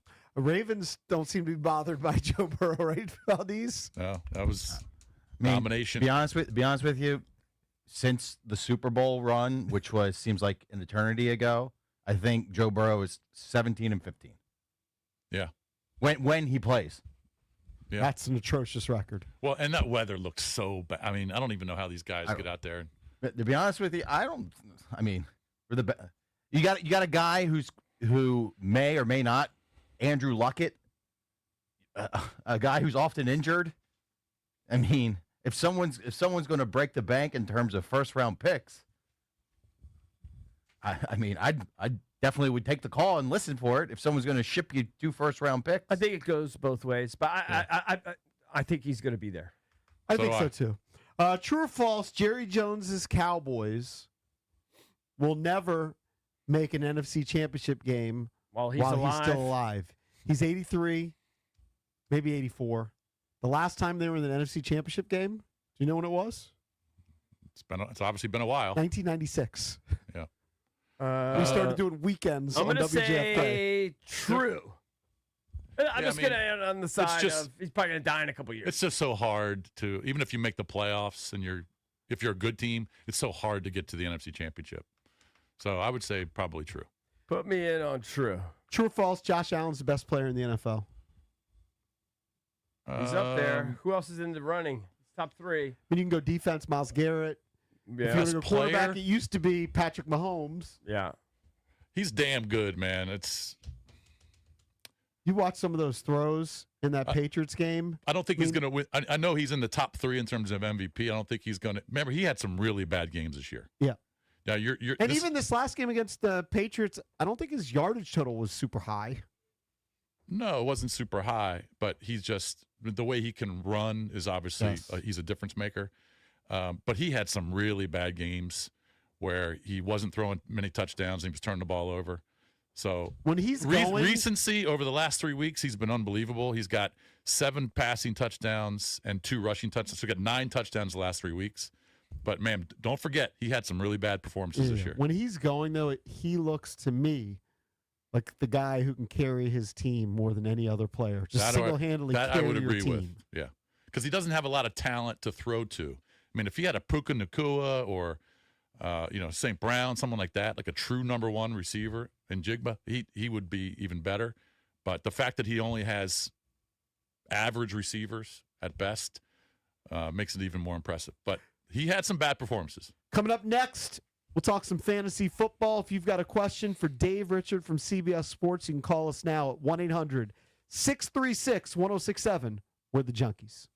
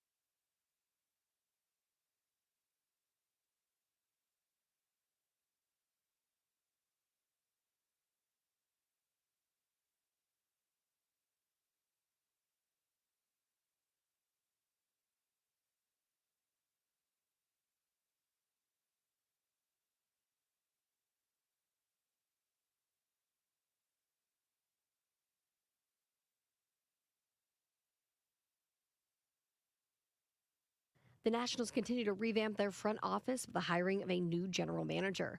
The Nats are reportedly hiring 31-year-old Ani Kalambi as their GM. Kalambi comes to the Nationals from his role with the Phillies, where he was an assistant general manager, where he oversaw Philadelphia's research and development, as well as their use of data. He is known around the sport as being one of the rising bright minds, and now he's with the Nationals. From the Crop Medcap 5-Star Sports Desk, Savannah McCann on The Fan.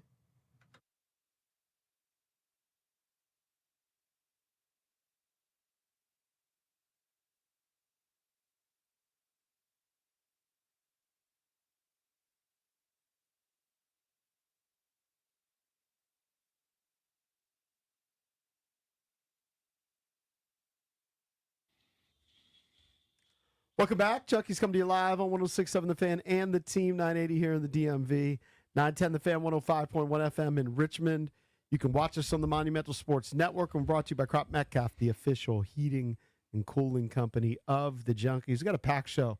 Cap Swinger Brandon DeHames joining us at 8:45. Dave Riggert, the voice of JMU football. They're in the College Football Championship playoffs. Yep. He'll join us at 9 o'clock, but this is a big one. Dave Richard from CBS Sports joins us right now. Dave Richard's delivered by our friends at Metropolitan Moving and Storage. Fantasy moves, you ask Dave. For all your other moves, let Metropolitan Moving and Storage do the heavy lifting and take it to the house. Check them out at dcmetropolitanmoving.com. Good morning, Dave. Yo, are you ready for the fantasy semifinal? Oh, Yeah, I mean, the lines are locked and loaded, ready for you. I do know that. I'm alive in one league, 1 out of 5. Last week, I had the worst luck ever, Dave. I was going against Travis Etienne. Of course, he was held to like 32 yards rushing, but he had 3 catches, all for scores. I mean, crazy. It's just ridiculous, my luck, when it comes to this stuff. But I'm still alive in one league. All right, I got a few questions before we get to the callers. Now, I'm getting a little nitpicky here because not a lot of people ask about defenses. But I've got Seattle starting tonight, but Kansas City is available and on the waiver wire, and Make the switch. You do have them rated higher. Yeah, it's simply a play against the Titans, and I know the Titans' offense has been running the ball better the last couple of weeks. You do have to worry about maybe some garbage time numbers coming through. That is what happened last week. But I think just the one area that Kansas City is still strong in at this point is defense. And I would imagine, if anything, it's going to be a low-scoring game, and the Chiefs should be able to get to Cam Ward a couple of times. Okay. All right. I'm going to do that. Tight end. I have Gadsden starting, but Loveland and Waller are both available. You have them both ranked higher. Okay. Yeah, it's Loveland as of now. Maybe it changes. I don't think it'll change. I think I'm still going to like Loveland, even if Luther Burden ends up playing for Chicago. But the Bears have a pretty good matchup here against Green Bay. Anytime Caleb Williams isn't pressured, it usually leads to good things. And there's a target vacuum. If Rome Odunze isn't there, someone else has to get those balls, and I think Loveland could be ripe for getting some of them. So he's a top 10 tight end for me this week. Okay. And last question, it's a super flex league, so I've got Josh Allen, and right now Herbert is my second. I've got Mariota on the bench. Thoughts on Herbert versus Mariota? I don't want to go with Mariota knowing that he's playing against the Eagles. That's a tough defense. And it just feels like that game against Denver, I know that he did well. I just feel like it's such an anomaly. And so Mariota is one that I would be very, very nervous about. Justin Herbert going up against the Cowboys without Quinnen Williams, that makes it a much, much easier matchup, not only for him, but for his offensive line. I still don't view him as like even a top 15 quarterback, but I would go with him. Look on your waiver wire and see if you can find Tyler Shuck against the Jets, because he's been playing for a non-first-round rookie quarterback. He's been playing pretty well, and the Jets' defense is terrible. I could see Shuck having maybe his best game of the year. Yeah, I'm looking. He is not available, so I'm going to have to stick with Herbert. Sucks for you. Yeah, well, I know. Let's go to the phones. It'll come back to haunt me. A bunch of people want to weigh in with questions. All right, let's go to Pastor Jacques. He always gets in there early. Jacques, how you doing, buddy? Doing all right, fellas. Hope you guys are having a great December. Yeah, you too, bud. Hey, Dave, question for you. I survived somehow one of my leagues. I survived having Joe Burrow as my quarterback last week. So I'm wondering, against the defense he's playing this week, do I give him another shot, or do I keep Drake May, who's going against the same defense that embarrassed Joe Burrow last week? And then can I trust Drake London if he comes off the injury and plays, or would you play Tedrow McMillan maybe, or Egbuka over him? I'd 100% go with London if he plays. He's been ramping up to come back and finish the year, and I think the Falcons want to get him back on the field. And it's such a good matchup for him against Arizona. That Cardinals defense is really, it's turned into one of the worst in football. So favorable matchup. Kirk Cousins will look for him. I think Drake London is a must-start receiver, assuming that he's active. And I've already got Burrow ranked ahead of Drake May this week. But if T. Higgins ends up clearing the concussion protocol, I am a big fan of Joe Burrow, and I would probably move him close to my top 5, if not well into my top 5. I think at this point he's got nothing to lose if he goes out there and plays, as long as he stays healthy. The Dolphins' defense, I think, is going to be on fumes from this point on. Playoffs are out of the picture. They've already cut one of their veteran pass rushers, and Matt Judon. So they're definitely turning the page. I think the veterans on the team know that. It should make for an inspired game from Joe Burrow. All right, let's go to Jack in Annapolis. Jack, you're on with Dave Richard. Hey, Dave. Need 2 or 3, Goff, Hurts, Stafford. And I have a receiver question, real quick, if you allow. Sure. Believe it or not, Stafford is the lowest of the 3. So think about his situation. Tough matchup on the road in Seattle, inclement weather. There's supposed to be some high winds in this game, and that'll definitely knock down some passes. And he doesn't have Devontae Adams. So basically his best red zone threat is gone. This matchup is going to be tough. And I think Stafford is still a starter in fantasy, but I just feel like the Lions are going to do whatever they want against the Steelers. They're going to have a big game. And Jalen Hurts, same thing against the Commanders. All right, good luck. And What's your receiver question, real quick? Standard League, Michael Wilson, Adonai Mitchell, or Diggs?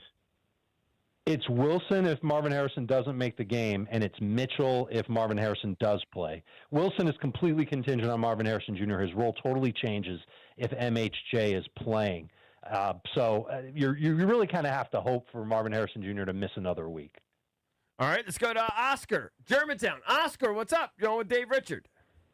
Good morning, guys. Morning. I have a full PPR. I need 2 out of the 4 running backs. Travion Henderson, Javonte Williams, Michael Carter, or Kyron Williams. You're sitting Michael Carter. You said 3 of the 4 or 2 of the 4? I need 2 out of the 4. Okay. So then in that case, it would be Javonte Williams and Kyron Williams. And it's a real close call between Kyron Williams and Travion Henderson. And I wouldn't blame you for going with Travion Henderson because he's got so much upside. Those long touchdown runs are amazing, but he's had 4 of them this year. But we've seen plenty of games where he doesn't have a long touchdown run, and he's just okay. And that makes me a little bit nervous. I think the Rams, especially if the weather's bad, and again, knowing that Devontae Adams isn't there, that changes how they might approach the red zone, short yardage situations. I think Kyron Williams, while he's still splitting carries, so is Travion Williams, I think Kyron Williams has a better chance to score. And that makes me lean a little bit more toward him as a safer play, even though it's against Seattle. All right, thank you, Oscar. Let's go to Mike in Manassas. Mike, what's up? Good morning, boys. Happy holidays. Hope everyone's doing well. Yeah, you too. Hey, real quick, Dave. I'm lucky enough to make the playoffs in both of my leagues, so I'm going to try and just fit a couple things in here quickly. In a half-point PPR flex spot, and I wish I could find. Do you have an area where you rank flex rankings? Because I know you guys do positional-wise, but where's your flex rankings located? Yeah, so go to any search engine and type in CBS Fantasy Football Top 150 or Top Flex Rankings, and it'll come right up. You'll see all of our rankings together. There's a consensus. There's 3 analysts. I'm one of the 3, and you'll be able to get answers to your questions there. Okay, so real quick, flex, Colston Loveland or Jacoby Myers? I think I'm going to lean Myers just because I think the Jaguars are going to have to throw a lot in this game, and I don't think the deep ball will be available. I think the Broncos are going to try and take that away, pressure Trevor Lawrence. He's going to have to get the ball out quick. I am not a big Trevor Lawrence fan this week, but I do think Jacoby Myers will get enough work to settle in as at least a low-end number 2 wide receiver. All right, thank you, Mike. Thanks, guys. All right, buddy. Let's go to Sam, Chesapeake Beach. You're on with Dave Richard.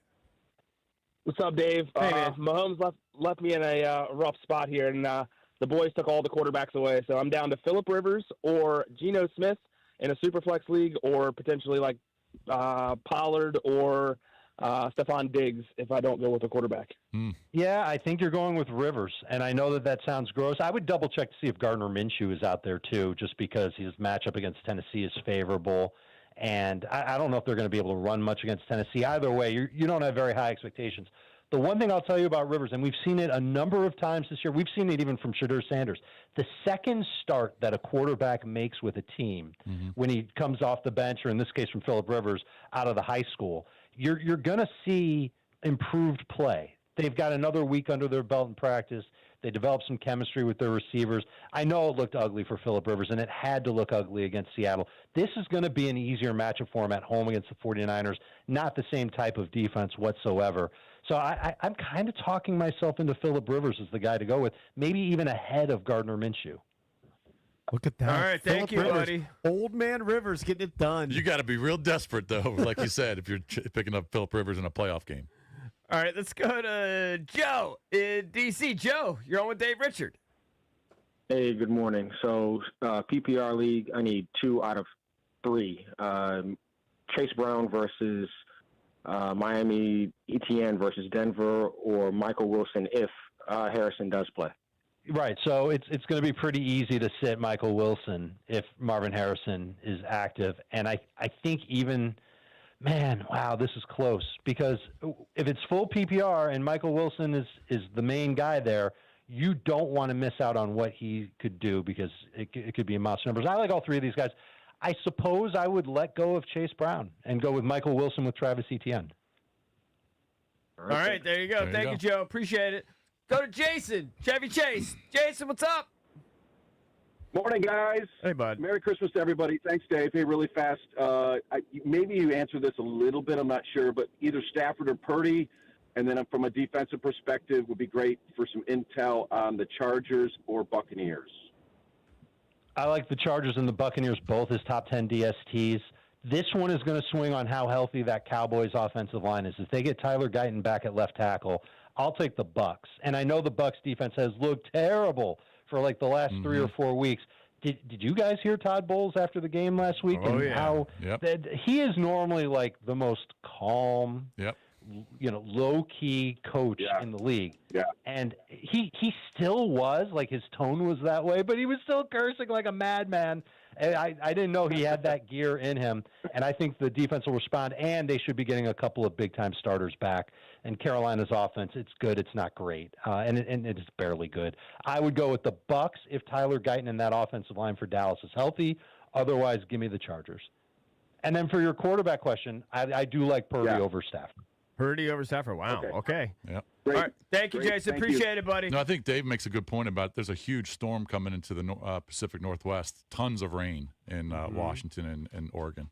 Yeah, you definitely check that out. And my rankings will be updated before the game tonight. Yeah. So there is a chance that Stafford moves down even more just based on the wind. The rain doesn't matter as much as wind. Right. Wind is the killer. Yeah. When you see winds 20-plus miles an hour and there's gusts that are into the 30s and 40s, that impacts the trajectory of the football on kicks, on long throws, and it really does make teams think twice about putting the ball in the air. Yep. All right, time now for the speed round. You know the rules. No small talk.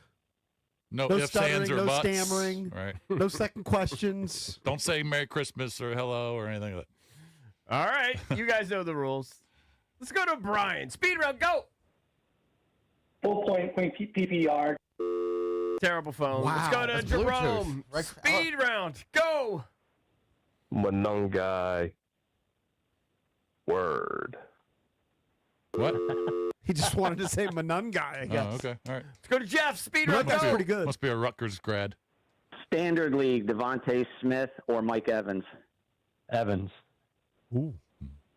Evans, man. He put up some Cowboy numbers last Todd. week. Speed round, go. Standard, Young, Rogers, or Dart? Dart. All right, nice job, Todd. Let's go to Chris. Speed round, go. Darren Waller, Colson Loveland, or Hunter Henry? Loveland. All right. Aaron, speed round, go. Arondé Gadsden or Tyler Warren? Oh, they're both gross. See who's on waivers. Maybe you can get yourself Theo Johnson instead. Otherwise, I think Warren would be the pick. Brian, speed round, go. Fannin or Goddard? Especially if it doesn't even matter what the format is. I think I'm going to lean toward Goddard. The turnaround that the Eagles have had on offense over the last 2 weeks has had to do with getting Goddard more involved. I think they stick with that. My bad. There you go. Tom, speed round, go.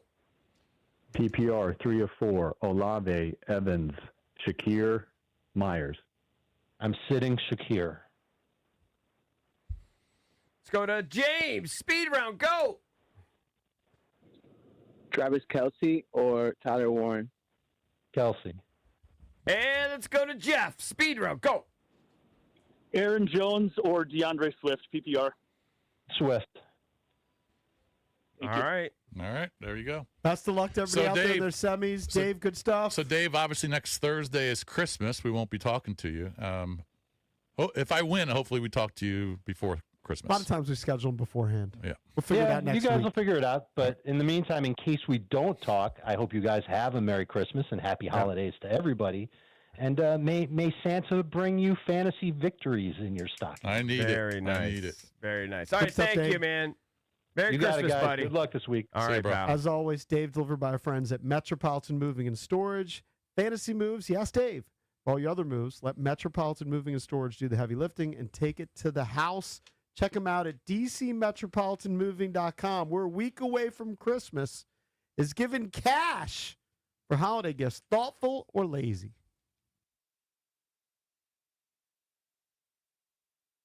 Hey, JP here for Dr. Sean Kumra and Elegant Smiles Dental Care in Alexandria. I was a guy who was hesitant to go to the dentist. It had been years.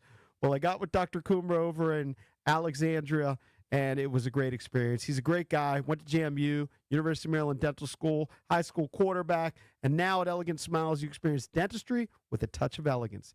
Dr. Kumra and his talented team make it easy. They cater to your schedule. They've got extended hours and even emergency weekend appointments. I had a great experience, and you will too. Book your appointment today at elegantsmilesdds.com or call 703-750-1099.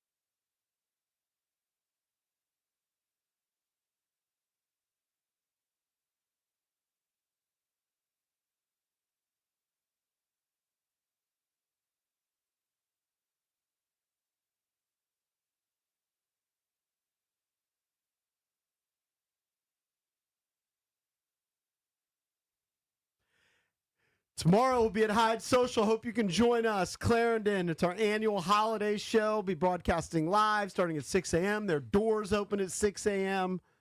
Scotty's Vodka is going to be there with their fountain. We're going to do the White Elephant gift exchange. We're going to have fun. We are going to have our weekend parlay. Oh, we are? Okay. Yeah. All right. We got to hit one. Yeah, you Running out of time. say that for years. Running out of time. Cakes made a guarantee. Said it was going to happen during the NFL season. Yeah.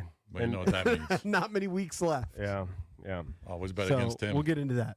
Of course, we're a week from Oh, Christmas. that's right, because we'll see Cakes tomorrow. People are doing holiday shopping, and one of the things that is becoming more trendy is giving cash or gift cards.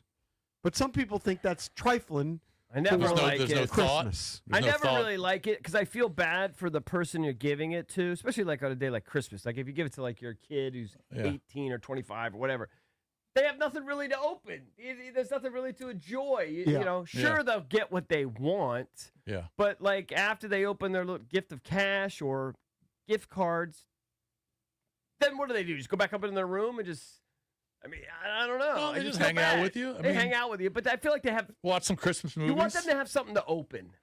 Yes, I would agree. There, especially with my daughters, I feel bad because I know I can't really get them the nice things that they want from stores, from clothing stores. So I always give them cash or gift cards to those stores.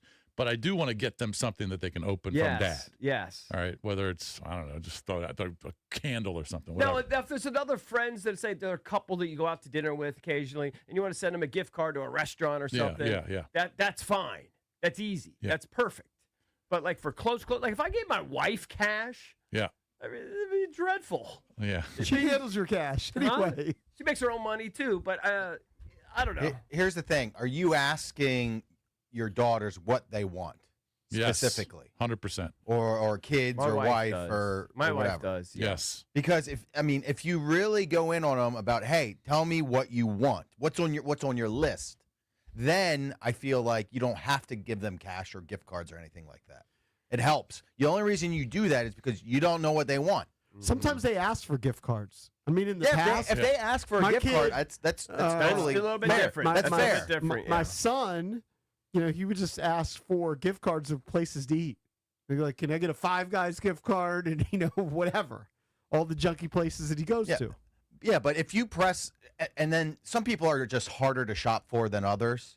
But if you press that person, not just casually saying, "Hey, what do you want for Christmas?" But if you keep asking them, "Hey, tell me specifically what you want," then you shouldn't be able to give them cash or a gift card. Mm-hmm.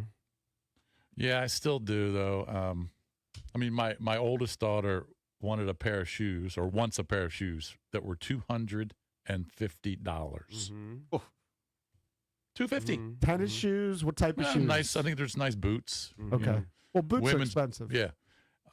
So I told my wife, said, what are we going to do? We're going to get her $250 shoes, or find some shoes that are similar to those that are about half the She price. don't want the similar Or ones. She don't want the dupes. maybe even a third of the price. She don't want the dupe. But if I give her cash, okay, maybe I don't give her $250, but she can use that cash towards It's like getting lugs going to instead of get Timberland. Yeah, exactly. I was thinking the same exact He's going, thing. he's going to Shoe Barn. Oh, that's a good place. $250 shoes are ridiculous. That's one Well, gift. what it does is it limits the gifts. Like my oldest, I'll just be honest with you, she's materialistic, and she'll ask for like a bracelet that's like expensive. Yeah. Well, then you're gonna get a bracelet and not much else. Mhm. You know what I'm saying? If you go that route. Yeah. I get it. So I'm kind of on both sides. Do you set a budget? Not really. I mean, I don't have a number in my head, but I just feel like when my wife says the girls want this, and I think about the overall number, I go, man, that's just too high. That's just too high. Well, But isn't that what you We don't do really have a budget 365 either. days We just a year? wing it. I got so many. Yeah, I mean, we just have too many other expenses. We can't just go crazy at Christmas. We punted on the Christmas cards this year. I punted Yeah, a couple years ago. I got to send some out. I punted a couple years ago. I think a lot of I saw people have they punted. started to do Facebook posts. I think a lot of people have punted because I'm not receiving as many. Like I used to get 10 every day in the mail. Mhm. I mean, A it's lot just, less. First of all, I mean, it's expensive. You get nice cards and everything. Sure. You do a couple hundred of them. I mean, it costs you $400 or $500 with stamps and everything. Yeah. And then it's a nightmare to lick the stamps. Yeah. Or whatever Well, you you don't do. have to lick So them you anymore. use Lick a the sponge. stamps. Whatever you do, it's a nightmare. You just put the sticker. Stuff in it. Put it. You gotta attach the stamp to the card somehow.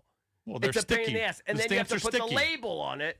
It's Those are all sticky. They okay. just, It's you still, just press it's them. give you still an a pain in the ass, envelope. even if you don't have to lick it. Oh, yeah.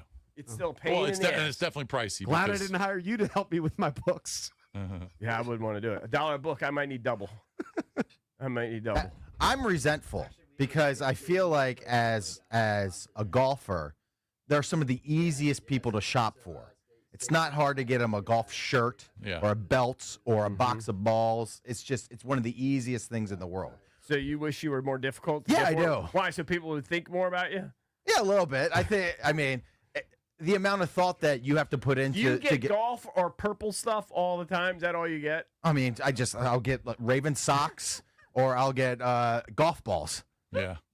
I mean, that's usually what I'll get. I'll end up with about 6 Pro V1s or AVXs That's during the cool, holiday. But that's not really what I know, you but I'll use them. You That's will the use thing them. is that they're practical. But they're not exciting. It's not fun. 1-800-636-1067. Do you think it's okay to give a gift card or cash for Christmas? I don't think any of us really loves it because we didn't grow up with that. Feels like there's a lot less thought. But I do think that there definitely- there's a definitely trend This to see feels like more it. of it. I don't know. But I when we were think- kids, But the younger people probably prefer it. Maybe on Christmas Day, whoever you're giving it to, they're not excited about it. But when they actually go out and spend it, Yeah, the next day they are. they're butt excited. Yeah, the next day they're psyched. What about stuff that's practical? Because I remember that's like I'm telling you, I Don't should get punch your it wife up. a mop. I actually my parents are asking me what I wanted, and I didn't want them to give me a bunch of tchotchkes and shaving Yeah. cream and razors and Right. socks and everything. I Right. said, you know what you could do? I said, why don't you go on Amazon? I need some new tires. Why don't you buy those hoopty $80 tires? And I'm butt sized for that for Christmas. Well, and I got tires. That's for a Christmas. nice. Is that what you're getting this year, or like you No, did no, a no. few I years got ago? it like 2 years ago. I needed new tires. I see. I said I sent them If the you link. need It was like $80. I bought the cheapies, and I had silly tires under my tree. Right. Is that what- like you would if you walked into like a store. Yeah, like it was a Goodyear store. That's funny. You had like two of them and one tilted on the side or something. Yeah. Or you know what? If you ask for a Costco membership for the year, because aren't they like $40 or something like I that? think for the executive ones, Costco's even more. 100 or 100 bucks. Oh, It's you know even what? more. I mean, that's something that's practical that you would probably use a lot. Yeah. I'm just realizing how much stuff that usually is kind of my department that I haven't done this year that I was kind of going to punt. So usually I will send a gift to your mom, and there's a list of about 8 or 9 don't have to do that. people that I Send a do. card. Send a card. All right, where I go on like flowers.com or, there's different sites where you can get, maybe some chocolates, strawberries that are covered in chocolate and stuff. And there's a list of about 8 or 9 people. I haven't done any of it. Some of them are like ants that you see once a year, once a year, and the way that you kind of stay in touch with is the Christmas gift. What if I just punted? Just punt They it. probably wouldn't even know. Of course Yeah, they're not going to know. You know, and then if your kid or whoever says, just give me cash, you should ask them, hey, what are you going to use the cash for? I mean, because if they want a new pair of jeans, why not just get the jeans? Get they the want? jeans, yeah. My Back in the son. day, my son would have used it for beer. I'm looking at the list. My son Just just wrap up a 30-pack. My son wants all stuff, that I could just go to GNC. It's all like Right. creatine gummies and some. No, but I told you, something else. he wants, last year we gave him whatever the name, Mara would know. Who's a skier? It's that pass. What's it called? Season pass? Yeah, it's like a season pass you can use all over the country, right? In all the different places, right? So he actually has friends out in Vermont and in Utah, and you could go there. It's called like a Destiny Pass or something. There's a name for it. I just But stay the local. price of it has gone up so much. Yeah, that I mean, because there was a strike. is that true? There was a worker strike last year at a lot of the resorts. And that made it cheaper? No. Made it more expensive this year. Yeah, because they wanted more money. So they have to clean up. So last year was like less than $1,000. This year's like $1,800 or something. Wow. Well, I'm not doing that. Yeah, skiing used to be a lot cheaper because the workers demanded a lot more money. So I don't know. I don't even know what we're doing for him. All right, let's go to the phones. 1-800-636-1067. Is it okay to get your kid gift cards or cash? All right, let's go to G. G, what's up? Oh yeah, man! Happy holidays, man. you too, man. Gift cards is garbage. Don't get them gift cards. Cash is always king. Gift cards limits them too much, right? Cashy. Yeah. And the thing is, we're not giving 3-year-olds to 12-year-olds cash.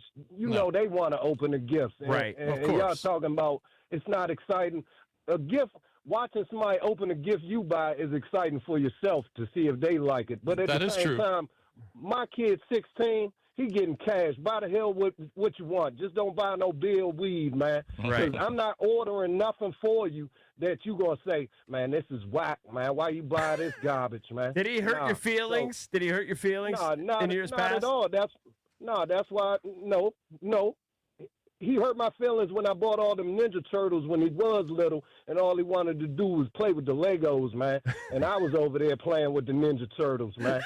So, yeah, cash is king, man. It's all right, and that shows a lot of thought. It shows me that I'm telling you, buy what you want. I don't give a damn. Right. Now, He's in the holiday spirit. right. Does he get you something? Man, hell no, man. I just want to be left alone. Give me my Tito's and some good killer gas to roll up and watch some football and basketball. You heard? Maybe get some open road. Right. All right. Thank you, G. Appreciate it, buddy. It is a big sports day now. I mean, that's the thing. Like, over the last 20 years. Used to be a big movie day, Christmas. Yeah, it's like a big people would sports do, day now. Yeah. You know, Christmas with the family, and then about 3 or 4 o'clock in the afternoon, like, now what? Oh, let's go to see a movie. Let's go to Chris in Culpeper, 800-636-1067. People have been giving gift cards and cash for years, but I feel like it might be increasing. It spiked, I think, in the last couple of decades. Chris, what's up, bud? Hey, what's going on, fellas? So here's the problem that I have is breaking even on Christmas. Now, I'm 41. My parents don't owe me anything, but we're into this thing to where they'll give me a card and they'll have $100 in it, which that's nice, right? Mm-hmm. But I give them a card and there's $100 in it, so we're breaking even. So what's really the point? You Feels know what I mean? stupid. So Yeah, I'm sure a lot of people have that issue, but that's just that's the little rut that we're in as a family. I'll tell you the rut that I'm in. I've been, dating my wife, married to my wife a long time. Since sophomore year of high school? No, senior year. Oh, so, I mean, you're talking about almost 40 years. Mm-hmm. I don't have any new. I'm bereft of ideas. Right. I mean, I know, I bought all the purses. Mm-hmm. I don't, you know. I know that's what she wants. She wants you to be thinking about I know. Ah, and put thought into it. He loves the thoughtful gift, and that's to your credit. That's great. My wife and I, big into that. He starts thinking I don't about like it to think weeks in that much. advance. my wife and I don't get each other gifts anymore. Yeah, but I like to give a gift. We always say, well, Nah, I'm but fine I have with to. it. I like to give a few I don't gifts want any gifts. because I feel like it's not nice if you. I don't tell give my wife and my daughters and whoever, I say, I don't want any gifts. Zero. Just want to be with you. I don't want any gifts. Yeah, but that's because you're just so worried about money. Yeah. I think exactly. I think it's if nobody got me a gift. If we had a Christmas and nobody got Dad a gift, Dad would be a little bit sad. I would. He'd be keep I would be score. sad. I'm over the gifts giving. I am.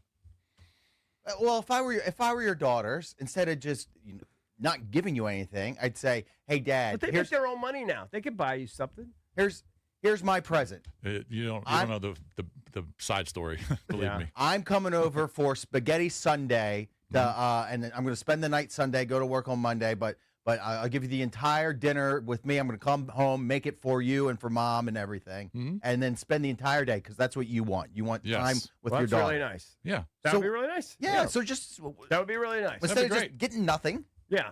No, that would be really Yeah, nice. that's something, but No, that's something. I don't That's even remember definitely the movie. I feel like the movie. There was a movie called Christmas with the Cranks is made about you. Christmas of the Cranks, yeah. It's a great movie.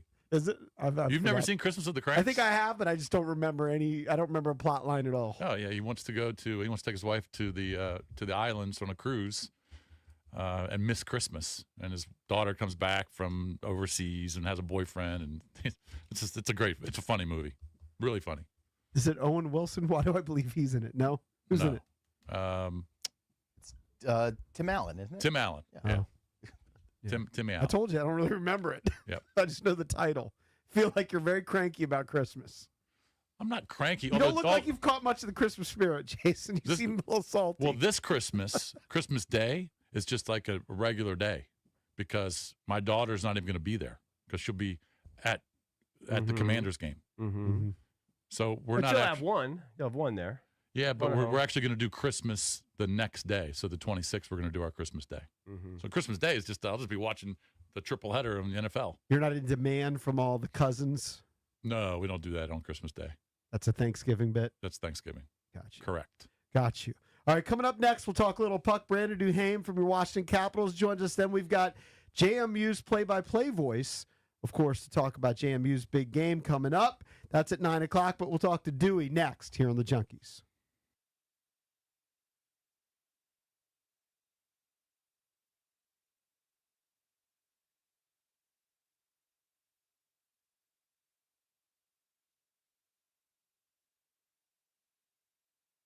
All right, guys, EB here. Every NFL Thursday is your chance to hit the jackpot on FanDuel. Because with FanDuel's Thursday touchdown jackpot, you can win a share of $2 million in bonus bets each week. To get in on this Thursday's action, all you have to do is place an anytime touchdown scorer bet before the game kicks off. And if your player actually scores the first or the last touchdown in the game, you'll win your bet plus a share of bonus bets. All you have to do, visit FanDuel.com/EB to take a shot at the jackpot. That's FanDuel.com/EB for your chance to win a share of $2 million in bonus bets. Play your game with FanDuel, official sports betting partner of the NFL. FanDuel Sportsbook is the official sportsbook of 106.7 The Fan. You must be 18 and over. Present in D.C. Opt-in required. Must apply profit boost token on select market. Prize pool to be split equally among all eligible participants who made the correct first or last touchdown pick. Bonus issued as non-withdrawable bonus bets which expire 21 days after receipt. Restrictions apply. See terms at sportsbook.fanduel.com. Gambling problem? Call, text 1-800-GAMBLER.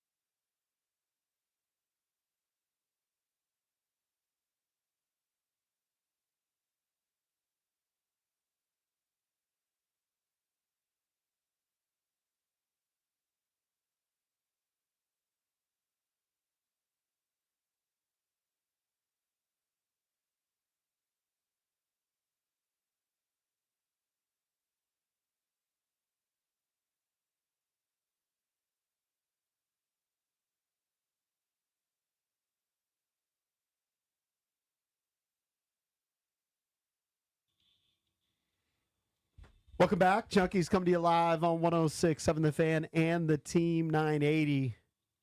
Talking about tomorrow, we're going to be at Hyde Social I for mean, our annual holiday party. Mar wants us to hang out after and just be with him. And just booze all day. Just booze with him all day. I'm leaving it open. I'm leaving it open. If I can get all my books out and done, then I do it, but it's going to take a long time. I mean, it's the season of giving, guys. You know, you give a I'm give a giving good you time. my time from 6 to 10.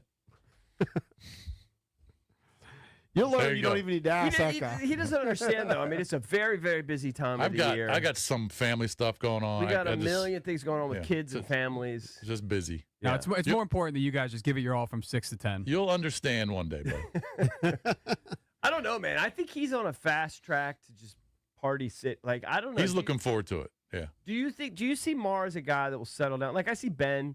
Ben's got a girlfriend. Ben, not that fun. Yeah. Into sports. Ben's going to settle down and get married, traditional life. Yeah, I think Mar will. It's going to be a while. It might be a while, but he'll settle Mar's down. going to be like Adam. Mar's going to settle down like in maybe. his late 30s. Yeah, maybe. Yeah, that's I what I hope see. not that late. That's just what I envision. Because you're so much for the boys. But so you already said Friday night you're going to be at Hyde Social. You're going to be at Hyde Social with us in the morning. So you're going to take like a nap and like recover and then do it again? Yeah. I'll be back at my house for a couple hours. All right, let's talk a little puck. Joining us right now on the Rude Guest Hotline, Rude, the most reliable heating and air conditioning products in the DMV, is Brandon Duhame, cap swinger. What's up, Dewey? What's going on, fellas? How are you, pal? What's up, Brandon? Not bad, not bad. Are you ready for Christmas? Yeah. Christmas will be a nice time. Got some family coming out. Oh, good. Couple more games here, and So nice to have the family in town to watch. Will Carbs give you guys off Christmas Eve and Christmas Day? I don't remember the schedule, but I think we have like 3 days. Yeah. Yeah. So some guys will you head play. home, some guys will stay. And You play on Tuesday, December 23rd, and your next game isn't until Saturday. So you have 4 days. There. Yeah. We'll get a couple days and a couple of good days of practice as well. Good. Are you a good gift giver? No, I'm awful actually. I mean, I just I say, just here's my card and kind of get whatever you want, really. Right? They can order it, and then we'll put it under the tree. I forget your exact status. Are you engaged, I married? think he's engaged. Engaged? Engaged, yeah. Is there pressure to do the right thing for your fiance, or are you legitimately just say you give her your credit card or whatever? She's pretty particular on what she wants to, so she'll tell me, and whether she orders it or I order it, but she knows what she's getting in advance. I'll surprise her with one or two things, but for the most part, she knows what she's getting. Do you guys do, like, team-wide, do you do a white elephant or a draw out of a hat gift giving to the other players? I don't remember if we did one last year, but like a Secret Santa type thing. Yeah. I think we might do something like that. Yeah. Gotcha. All right, so let's talk a little puck. Last time we talked, you guys are rolling. Now you guys are in a little bit of a slump. What has been different on the ice in kind of the last week for you guys? Yeah, I think it's just the highs and lows of the season. You're not always going to be scoring at a high rate like we were. You're not going to, go 9-1 in 10 games. You know what I mean? There's a lot of highs and lows in a season, and these past two games have definitely been a low for us. And it's important to go through skids like this to really learn and figure out what we're doing and grow as a team. And it's all part of it. Yeah, I mean, you guys went on this little bad streak back in October into early November, where you'd lost, I don't know, 7 of 10 or 8 of 10, something like that. But then you guys fixed something, because then you won 9 of 10, and now you go on a little streak here where you've lost 4 or 5. And we were talking to Carbs on Wednesday, and he basically just said it's a product of just a long, professional hockey season. Yeah. 82 games is a long time, and a lot of games. So it's just important to kind of keep your foot on the gas, and there's going to be skids like this. So our group's done a good job of bouncing back in the past and and responding in that sense. So it's a big game for us tonight to kind of right the ship before the few games we got before Christmas. But it does seem like it's been more streaky than in years past, right? Like, it's not like it's kind of like every other, or maybe you win 2 out of 3. It's like you guys go and win like 8 out of 9. Had 2 or 3 streaks this year, and then you lose like 4 in a row or something weird. It seems like it's been streaky from afar. Yeah, and I can't speak for the years before, but from last year to this year, I think it's pretty similar in the sense of kind of that streakiness, and we go 10 games, we take 9 of them, and then we go another 10 games, and we lose 4 of those or 5 of those or whatever it is, and it seems a bit streaky at times for sure. Talking to Brandon Duhame, Capitals winger. You guys take on Toronto next. You guys played them earlier this year, beat them 4-2. Fill us in on the Maple Leafs. Good battle. I mean, good. It's gonna be a good game. They got some key players over there. You definitely got to be aware of, and Matthews and Nylander, the way they possess the puck, and they're feeling it right now too. So just gonna be important for us to play that hard game and get back to what we've been doing before this. So the confidence level is not shaken at all. It's just like one of those things. No. We have faith in our group. We know what we can do, and we were doing it 3 games ago. So just important for the group to kind of find our footing, get back on track, and right the ship before Christmas. All right, Dewey, good stuff. Snap that streak tonight. Good luck tonight. Happy holidays. We'll do. Appreciate it, guys. All right, buddy. Have a good one. Happy holidays. Merry Christmas, bud. Yeah, so Toronto tonight, and then they You play. think they'll go back to LT? They'll go back to LT. Yeah. Because they both kind of struggled. LT kind of struggled, and Lindgren kind of struggled. So Oh, they're yeah, I back to think LT. LT is playing tonight. Yeah. Yeah. And then they play Detroit on Saturday. They go back-to-back. So I would assume LT plays tonight and then Saturday, and then Lindgren will play Sunday because they play back-to-back against Detroit on Saturday, Sunday. So hopefully they break that streak tonight. Carberry kind of alluded to this yesterday, but I'm seeing a quote that he gave the media, and it was that they miss an ability to create offense and finish. It's always going to be their Achilles heel. Mm-hmm. And that's where like the hope was that Ryan Leonard will develop into that, and he's young.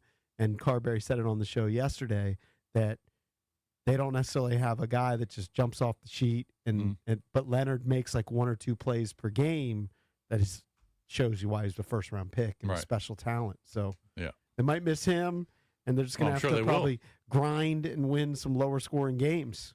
But they're going to go through another streak where they win. I'm not going to say they're going to win 9 of 10, but they're going to go on another win streak at some point. Hopefully, it starts tonight, and then there'll be another streak down the road where they're not playing well. It's just those are the rules. I mean, it's hard to play how Colorado's playing, where I think Colorado has only lost 2 regular season games this year. I mean, not regular season, or regular time games. They've got some overtime losses, but it's crazy the run that Colorado's on. That's just hard to do. But with Washington, they'll go on another streak. Oh, 100%. Yeah. 100%. I haven't lost any faith. And I'm still just amazed when we just look at it from a statistical standpoint, the stuff like what Willie's doing this year, what Ovi is continuing to do. Mm-hmm. Now, he is streaky, right? Because he'll go quiet for a while, and then he'll go on a burst. What Carly is still doing at this stage of his career. I mean, it's pretty amazing. So think about They need to play well. It's a long season. Yep. I wouldn't take it for granted. This is the first time I've done this, and more than half of the season remains. But right now, they would be the first wild card team. Yeah. The team that's outside looking in, 2 points back. That's how tight it is. Yeah. So it's not like they have this great distance between teams that don't make the playoffs. We need a local team to make the playoffs. We need them to. We're desperate that the Caps have a decent season. 100%. Carolina, remember Washington had a 2-point lead over Carolina? Now Carolina has a 5-point lead over Washington. Carolina's won 5 straight. I see 6. They've got 46 points. The 6. Capitals I'm have sorry, 40. 6. Yeah, you're right. Yeah, so there's some spread. So, but it changes, week to week. It Like you does. said, if you go on a streak, you're fine. And it's not like they've played terrible. They've won 6 of their last 10 games with a couple of overtime games. They need a win tonight. But yeah, so hopefully Got they to get a beat win Toronto tonight. Coming up next, we're going to talk a little college football. JMU football play-by-play voice Dave Riggert joins What's the us. line, by the way, on the game? 21.5, 22. Big dogs. It's going to take a miracle. It's all right, but they're there. We will talk to him next here on the Junkies.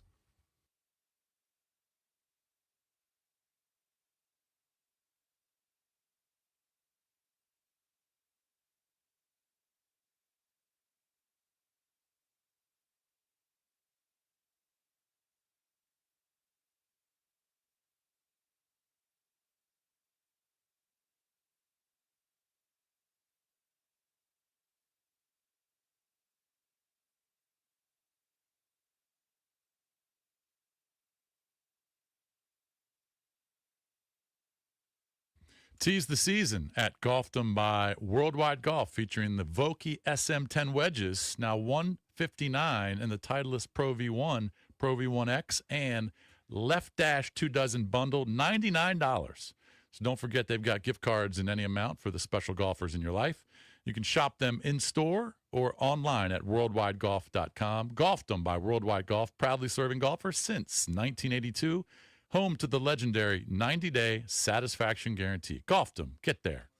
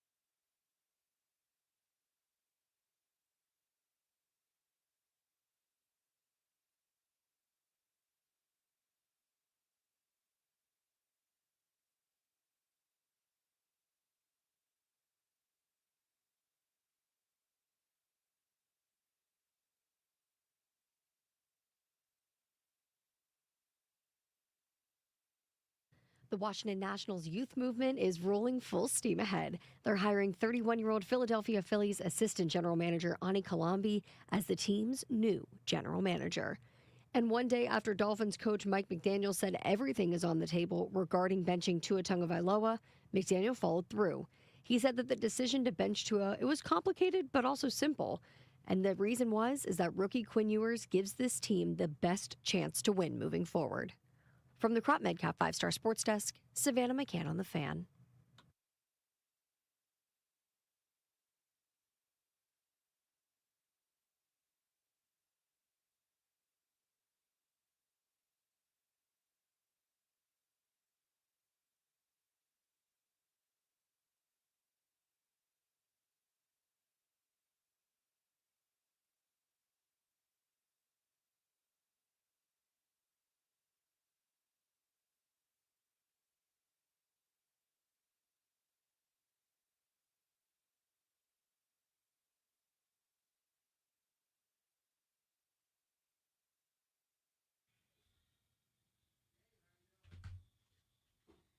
Welcome back. Junkies come to you live on 106.7 The Fan and the Team 980 here in the DMV. 910 The Fan, 105.1 FM in Richmond. You can watch us on the Monumental Sports Network. We're brought to you by friends at Crop Metcalf. They are the official heating and cooling company of the Junkies. It's Bish, EB, and JP. I'm surprised, Bish Bucks, that you didn't enforce the Christmas music again today, because yesterday you were like, why don't we play holiday music? He just goes, not just on the holiday whatever. show, right? He I think he forgot about it. He kind of forgot. Yeah. I just assumed. Maybe I did, but I mean, tomorrow we'll hear it. Well, yeah, for sure. But yesterday you you put your foot down. I was just in the mood. I don't know. I was just not in the mood today. I was in the hot. No, I am. I was just. I just a lot on my mind. I know you're always in the mood for betting and college football, Love it. and you love the college football championship. And one of the great stories is James Madison, JMU. They are in the college football championship, going to be taking on Oregon, and we've got their play-by-play voice, Dave Riggert, joining us. What's up, Dave? Hey, gentlemen, how are you? What's up, Dave? Exciting times there, right? Unbelievable. What's it feel like on campus? There's a pretty good buzz, even though the students are gone, classes are out. There's a pretty good buzz around Harrisonburg, and just a lot of excitement. This is pretty uncharted territory. Yeah. Obviously, the fans have been used to winning and playing for FCS championships and the FCS playoffs, but I'm not sure anybody thought that this was going to be a possibility just 2 years into them being eligible to be in the CFP, that they're actually in it. A lot of things obviously fell their way the last few weeks of the regular season and then in championship weekend, but it's pretty amazing. This group is pretty special, and they've got a chance to do something special this weekend too. Yeah, when you think about it, Dave, as you mentioned, Signetti was there for 5 years, and in his first 3 years, you guys were in the Colonial Athletic Association, CAA, FCS. He gets upgraded to FBS. He goes 19-4 in 2 seasons at FBS level, and then Bob Chesney comes in for 2 years, and after year 4, you guys are in the college football playoff. I mean, that's unheard of. Yeah, it's the greatest transition from FCS to FBS in college football history. They're 40-10 since the jump up, and I'll be honest with you, when they made the move, no one knew what to expect. They were moving into a good conference in the Sun Belt, and they had all this success at the FCS level, but could they compete at the FBS level? And no one really knew. Yet you jumped up 20 scholarships, and they weren't even fully funded yet as far as getting up to 85 scholarships at that point in time. Coach Signetti was the perfect coach for the transition, though, because he had been at Alabama with Nick Saban. He had been at NC State. He had been at some Power 4 schools that had a lot of success. He had seen how some very, very good coaches had done it. So I think he was the perfect coach for the transition. But I remember watching them practice the first year of FBS. They're the first team also to have a full FBS schedule in year 1 of the transition. Most teams are kind of half and half and have about 6 FCS games, 6 FBS games. So they had a full FBS schedule. And I'm thinking during fall camp that they're going to win 3 or 4 games. And then all of a sudden they go win 8. And they would have played for the Sun Belt Championship had they been eligible to play for that. And then the next year they go 10-0. They would have been eligible again to play in the Sun Belt Championship had they been eligible. They would have played in that thing too. So it's crazy what's happened. And then to do it with 2 different coaches and to not drop off. Mm-hmm. And last year, I know some people think it was a down year. Still, it's a 9-win season.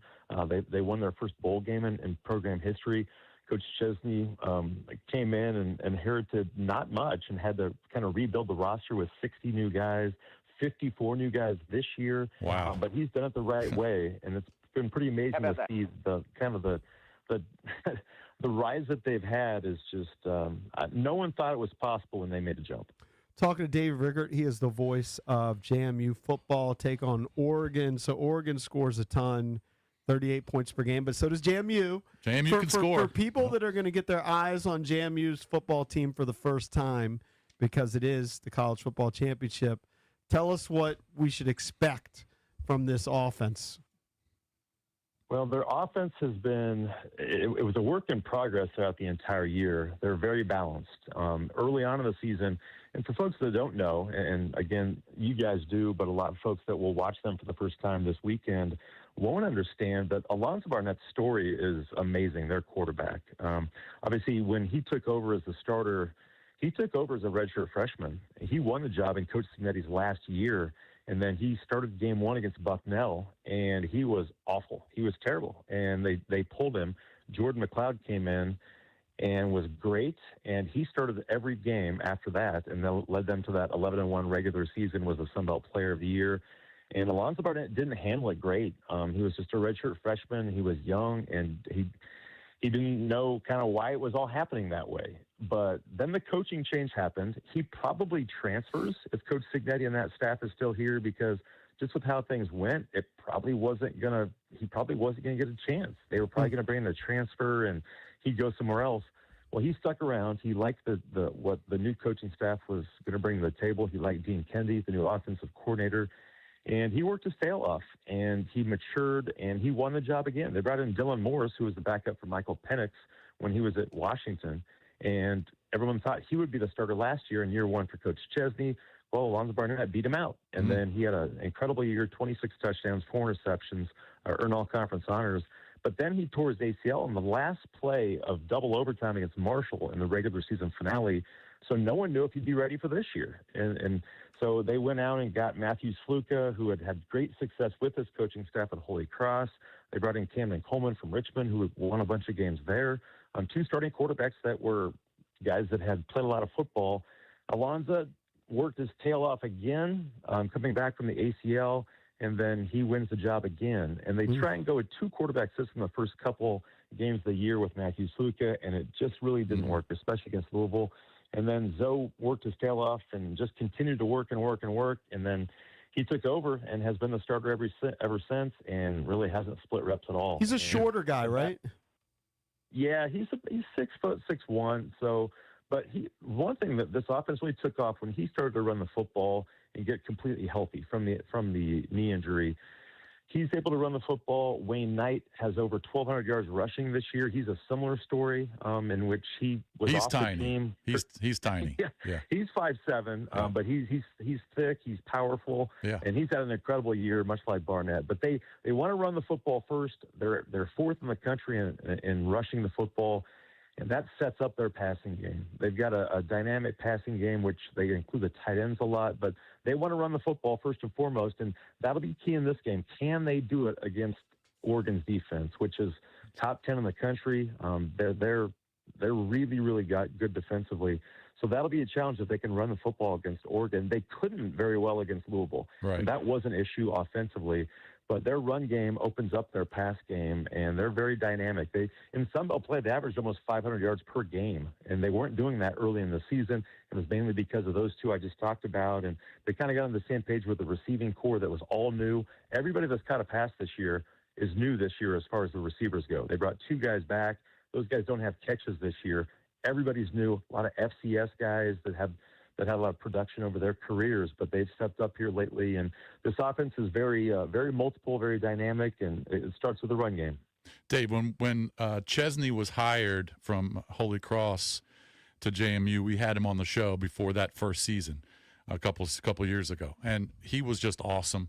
And after what he's been able to do in the first couple of years, I just think he's going to be a superstar.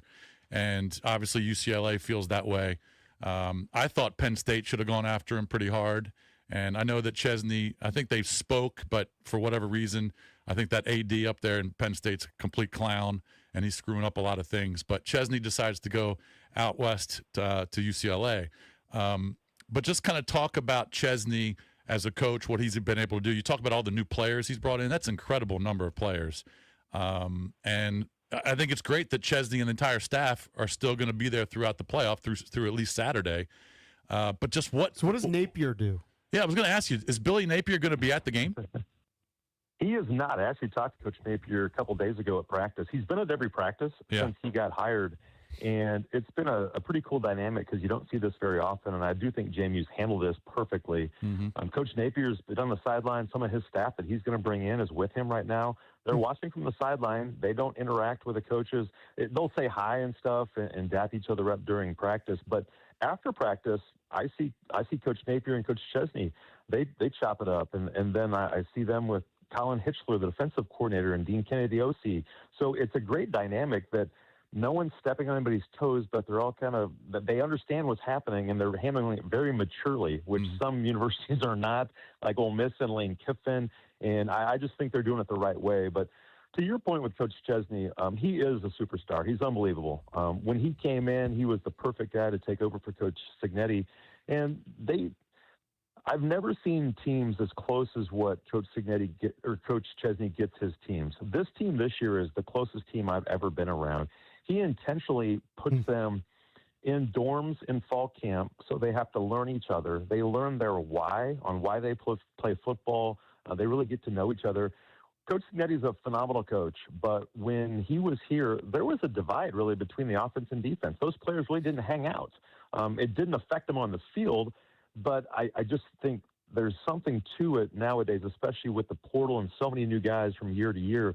Coach Chesney has an unbelievable ability to get these guys to really understand each other and know why they do different things, even not even on the field, but off the field. They know their why on why they do this and do that.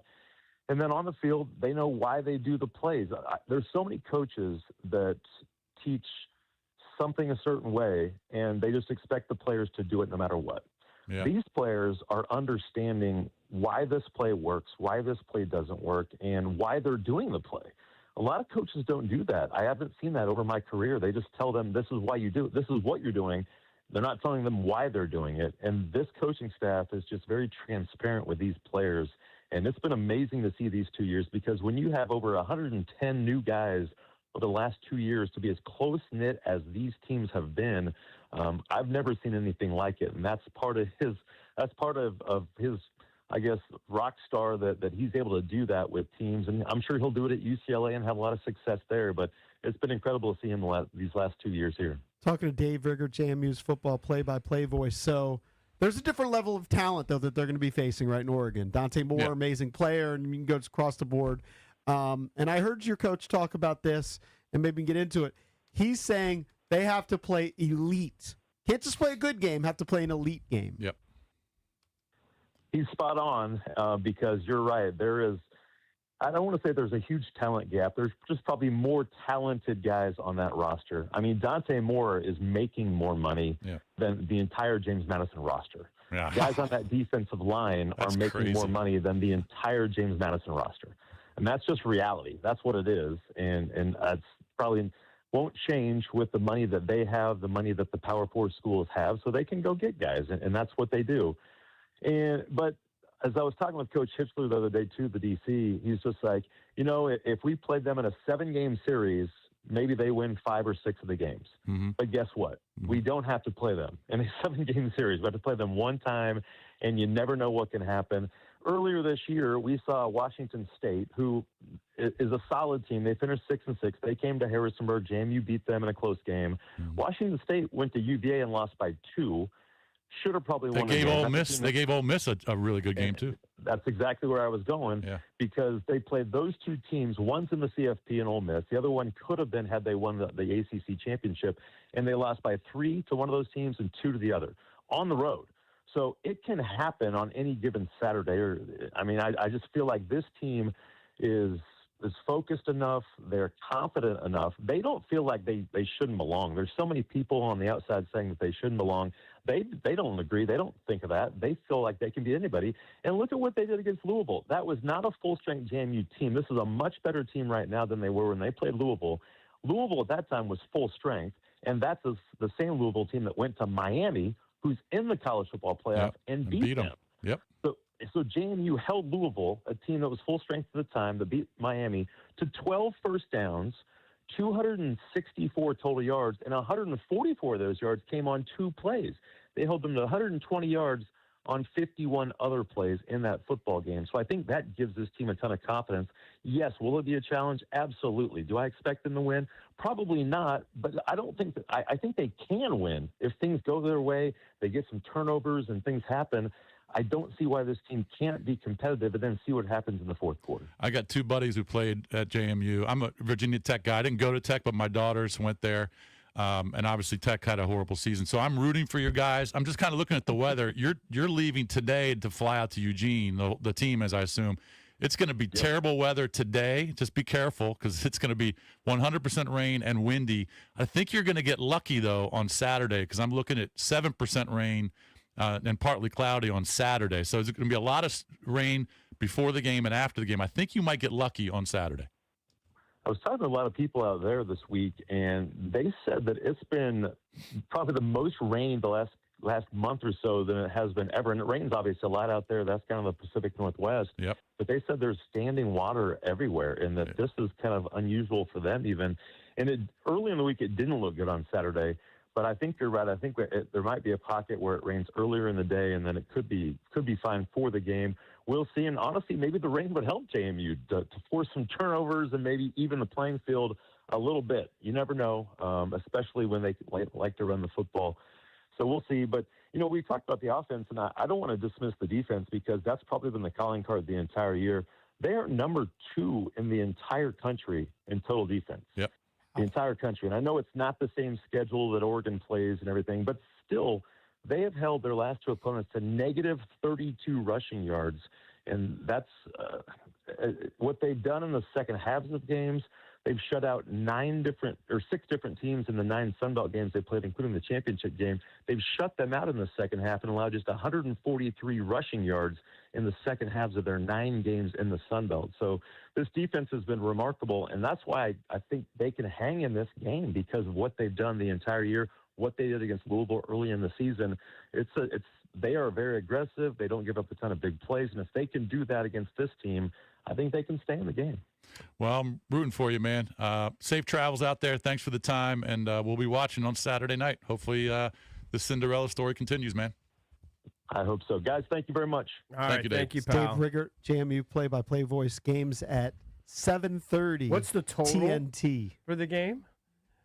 They're 21.5 point dogs. I They're see 20, the total 22, yeah. 47.5. 47. Okay. They don't expect them to score too much then. Yeah, I mean, look, it would take a Herculean effort to beat What's them. what's their best win?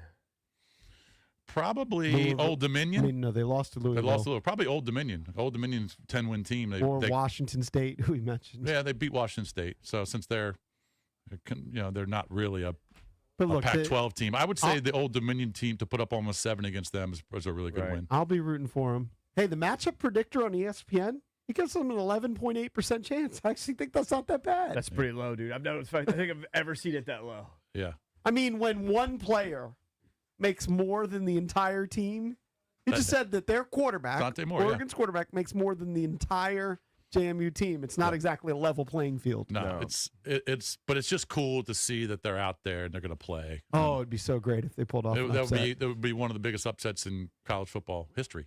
Yep. If they could beat Oregon. Hey, there's an interesting story about women watching adult film content. Apparently, you're right. According to the story, more and more women are watching it. Do we believe it? No. We'll get into that next here on the Junkies. All right, guys. EB here. Every NFL Thursday, it's your chance to hit the jackpot on FanDuel. Because with FanDuel's Thursday touchdown jackpot, you can win a share of $2 million in bonus bets each week. To get in on tonight's action, all you have to do is place an anytime touchdown scorer bet before the game kicks off. And if your player scores the first or the last touchdown of the game, boom, you're in it. You'll win your bet plus a share of bonus bets. All you have to do, visit FanDuel.com/EB to take a shot at the jackpot. That's FanDuel.com/EB for your chance to win a share of $2 million in bonus bets. Play your game with FanDuel, an official sports betting partner of the NFL. FanDuel Sportsbook is the official sportsbook of 1067 The Fan. You must be 18 and over. President DC, opt-in required. Must apply profit boost token on select market. Prize pool to be split equally among all eligible participants who made the correct first or last touchdown pick. Bonus issued as non-withdrawable bonus bets, which expire 21 days after receipt. Restrictions apply. See terms at sportsbook.fanduel.com. Gambling problem? Call, text 1-800-GAMBLER.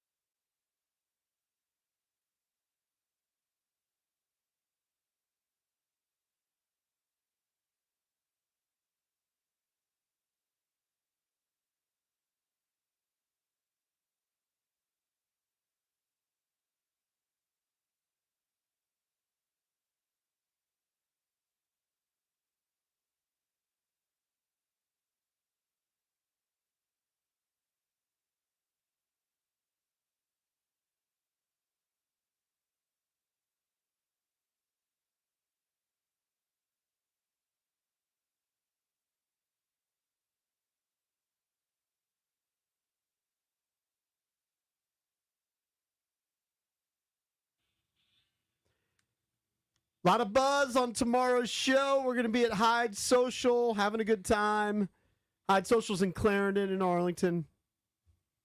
It's our annual holiday show, broadcasting live. Doors going to open at 6 a.m. for everyone to join in on the fun. I've got my holiday sweater. It's the same one that I used last year. Oh, yeah? I mean, I have one. I can't. Why would I have more than one Christmas I can't sweater? decide if I'm going to wear my Santa cap, my Santa hat, or not. I don't think I have one. I usually do. Usually. I think I had one and then I left it and I just never replaced it. I might have an extra. Bring an extra. I'll throw it in there. I might have one. Are you gonna wear? Are you gonna wear your old Surfside Christmas? Remember you had that? Mine's last year? green. Mine's I can't even remember what's on it, but I know I have it, and it was.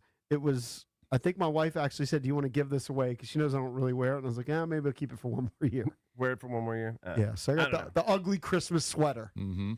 All right, so JP brought up a topic that between us during the break, we bet each other. We both agree that we won't get one female caller to say that this is true. Well, we were joking. Here's the story. Here's the story. The story is that according to surveys, so this is real data, that there's a trend that women are now making up a larger portion of fans who are checking out adult content. All right?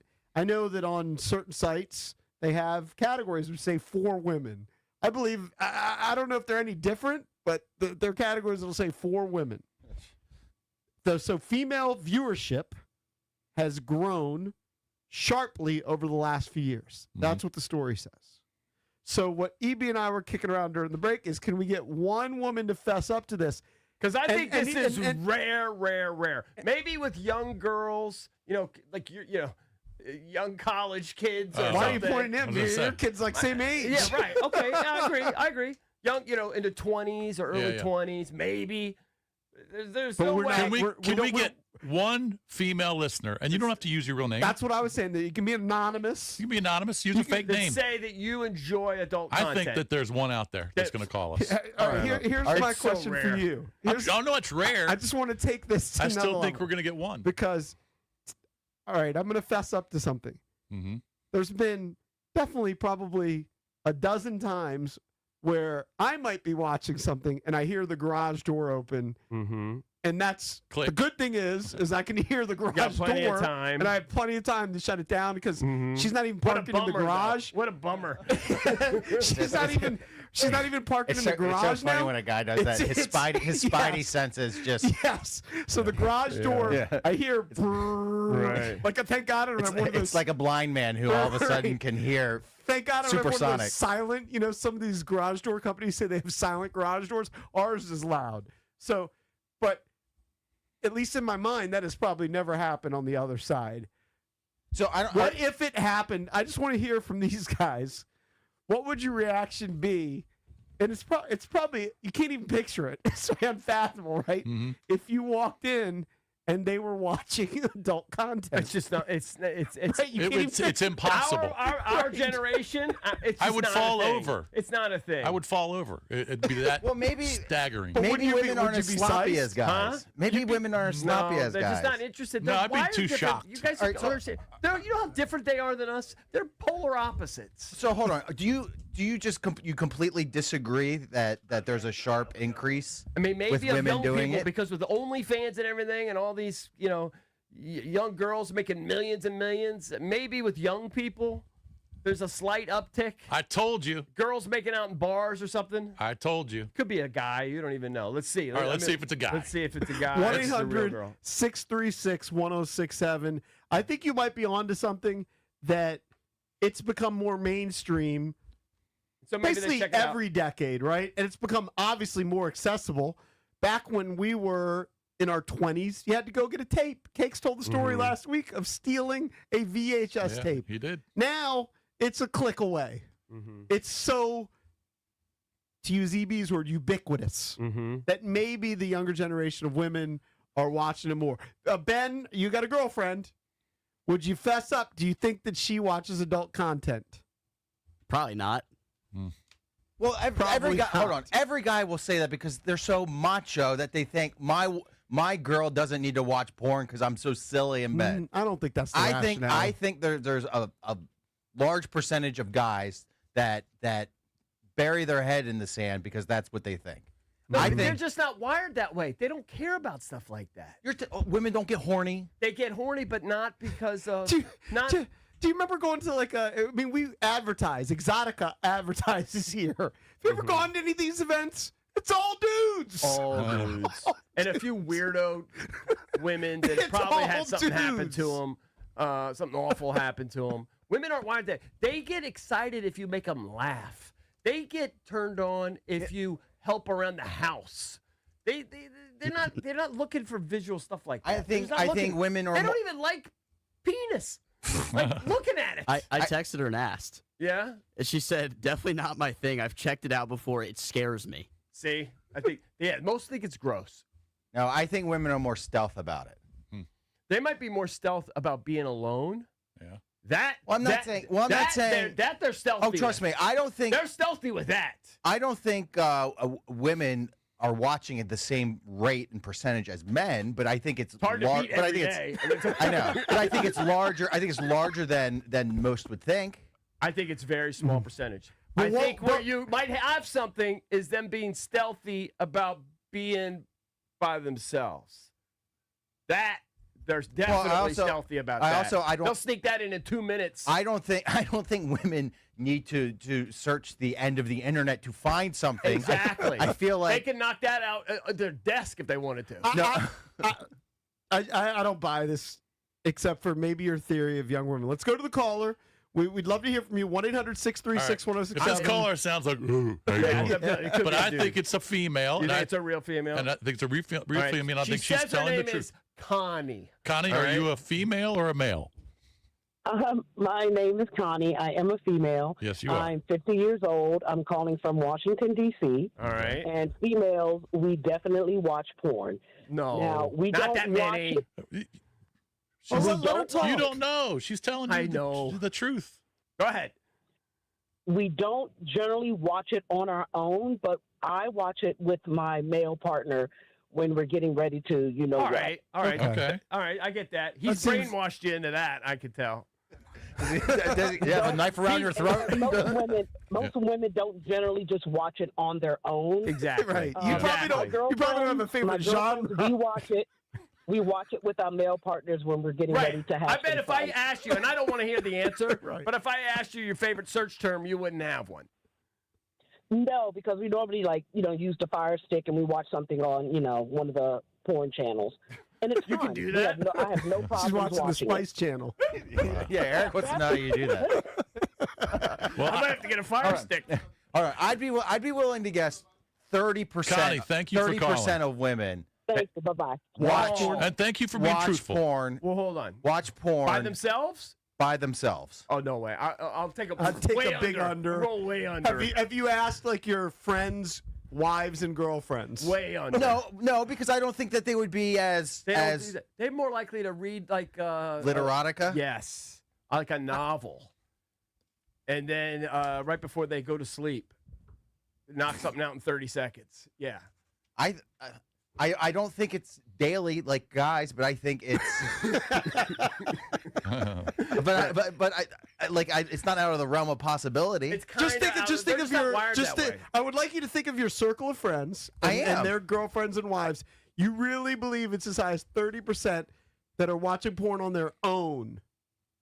Yes. Like the one woman we had called in is basically saying her husband. Yeah, but her husband trained her. He's groomed her. Okay, but she still watches it. Okay, but that doesn't even really count. But If you watch it with she's not doing it by herself. I just said there'd be one. That's all I said. But that doesn't really count. You watch it with your boyfriend who's groomed you to watch it. You know. I don't know. I think as guys we sleep on how horny women are. That might be true, but they're not watching Pornhub on their own. They're just not.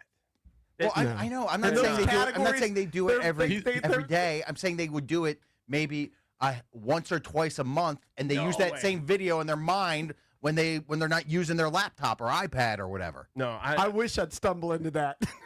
Never. There's no way. There's no way 30% are watching 25 times a year. There's just no way. No. My buddy just sent me a text. I'm not going to say names.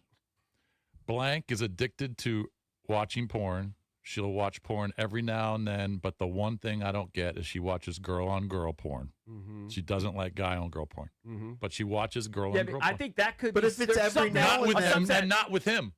Okay, but I could see And I that. believe more. him. I'm telling you, girls don't want to see some guys. thing. Okay. That's why we always say, "What are you sending a dong picture?" You might be right. Yeah, they don't.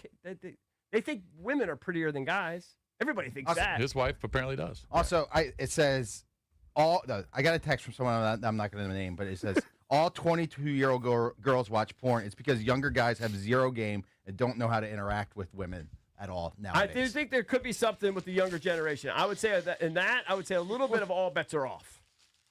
I'm certainly not going to ask, my daughter her friends. Yeah, right. But my guess is The with last the thing I'm gonna ask. proliferation of OnlyFans and all that stuff, It's and been normalized. social media, It's and been and they've been normalized. exposed to it. They've probably been tainted negatively by it. I'm just glad we got the one caller. We got We one. just got one. We did get No one. one's going to call right now and say Yeah, that but they she's at won. gunpoint. Hey, I'll Yeah, bring it yeah, up. gunpoint That's for her okay. husband, It still her counts. boyfriend. I'll bring it up today if my wife asks. She's younger, but she's 45. I mean, it's not. Just text her. Yeah. She's working. Okay, she'll lay it. You tweet what she says. I can't really call during her while she's teaching classes. It's All right, no. all right. That's funny. I'm going to say Well, that we did she's get the gonna say- one. she's gonna say 30%. no. 30% does She's gonna sound say- too high. What are you going to ask her? You're going to ask her, do you on the down low when I'm not around every once in a while sneak in? and Oh watch no, a no, little- no. Well, I could ask that. I already know the answer is Yeah, going to be no right. on that. But I could. She has a bunch of girlfriends. And say to your girlfriends, Do you think any of your girlfriends watch adult Yeah. content by themselves. have you ever heard any of them? Yeah, talk about it? but would they be sharing it with each other Probably like not. guys do? Here's the thing. Probably not. Here's the thing. Guys are animals. Yeah, Guys we're are in a different monsters. world. But girls, they might have, listen, a very high percentage might have their own little thing in Toy. their dresser, right? But they're not popping up. They don't need video. Guys are so dumb. Our brains are Do you so think, so do you think dumb. there's one girl in all of America that had a duffel bag of tapes that would In college. basically blindfold themselves, as EB's talked about, Right, to surprise pick a yourself. tape, Why do you want to see pop tape? it in? I'd had all the scenes memorized. Hey, I got another text from another buddy. Yeah. I'm trying to get blank to call in. She definitely watches porn by herself. Oh, you got a bunch of horny bastards you hang out with. Yeah, what's going on Look, in that? I don't know. You might be right. It might, it might be 30%. Right? It might be. Swingers. I mean, I got 2 texts in the last 3 minutes. Well, you live in the swinger capital of the country. This guy does not live in Ashburn. He lives in, I believe, Fairfax. They still have those big popular swinger meetings at certain bars. I have no idea. Yeah. Did we do an appearance one time in Ashburn, and then when we left, people said that it was a spot where swingers met? Yes. Oh, I know the spot. I know exactly where it was. I'm not going to say it, but I know That was exactly where it during was. the hometown happy hours. I know Yes. exactly. Yeah. Clyde's. Thought you weren't going to say it. I was going to say Drexler's, but you actually said, yes, Clyde's was the. I don't think they do that anymore. I think That was always just a rumor. That just made us laugh. it was a That rumor. was always a rumor. That just made us laugh. Drexler's. I wish I was better at that. Yeah. All right, got to take a break. 800-636-1067 is the number. We will continue to take calls from women, but we will open up EB's entertainment page next. Don't go anywhere.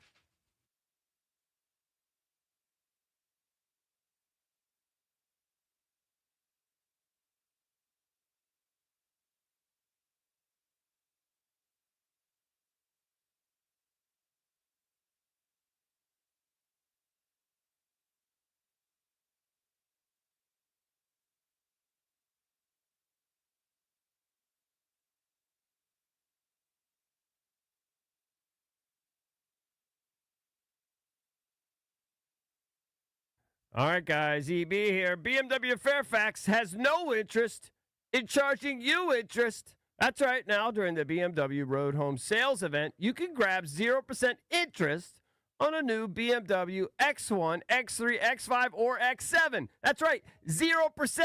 What are you waiting for? That's the dream. In that X Series lineup, all the size, power, and comfort you'd ever want. Don't wait. Hit up my girl Miriam over at BMW Fairfax because she's got no interest in charging you interest. For the ultimate buying experience on the ultimate driving machine, get over to BMW Fairfax.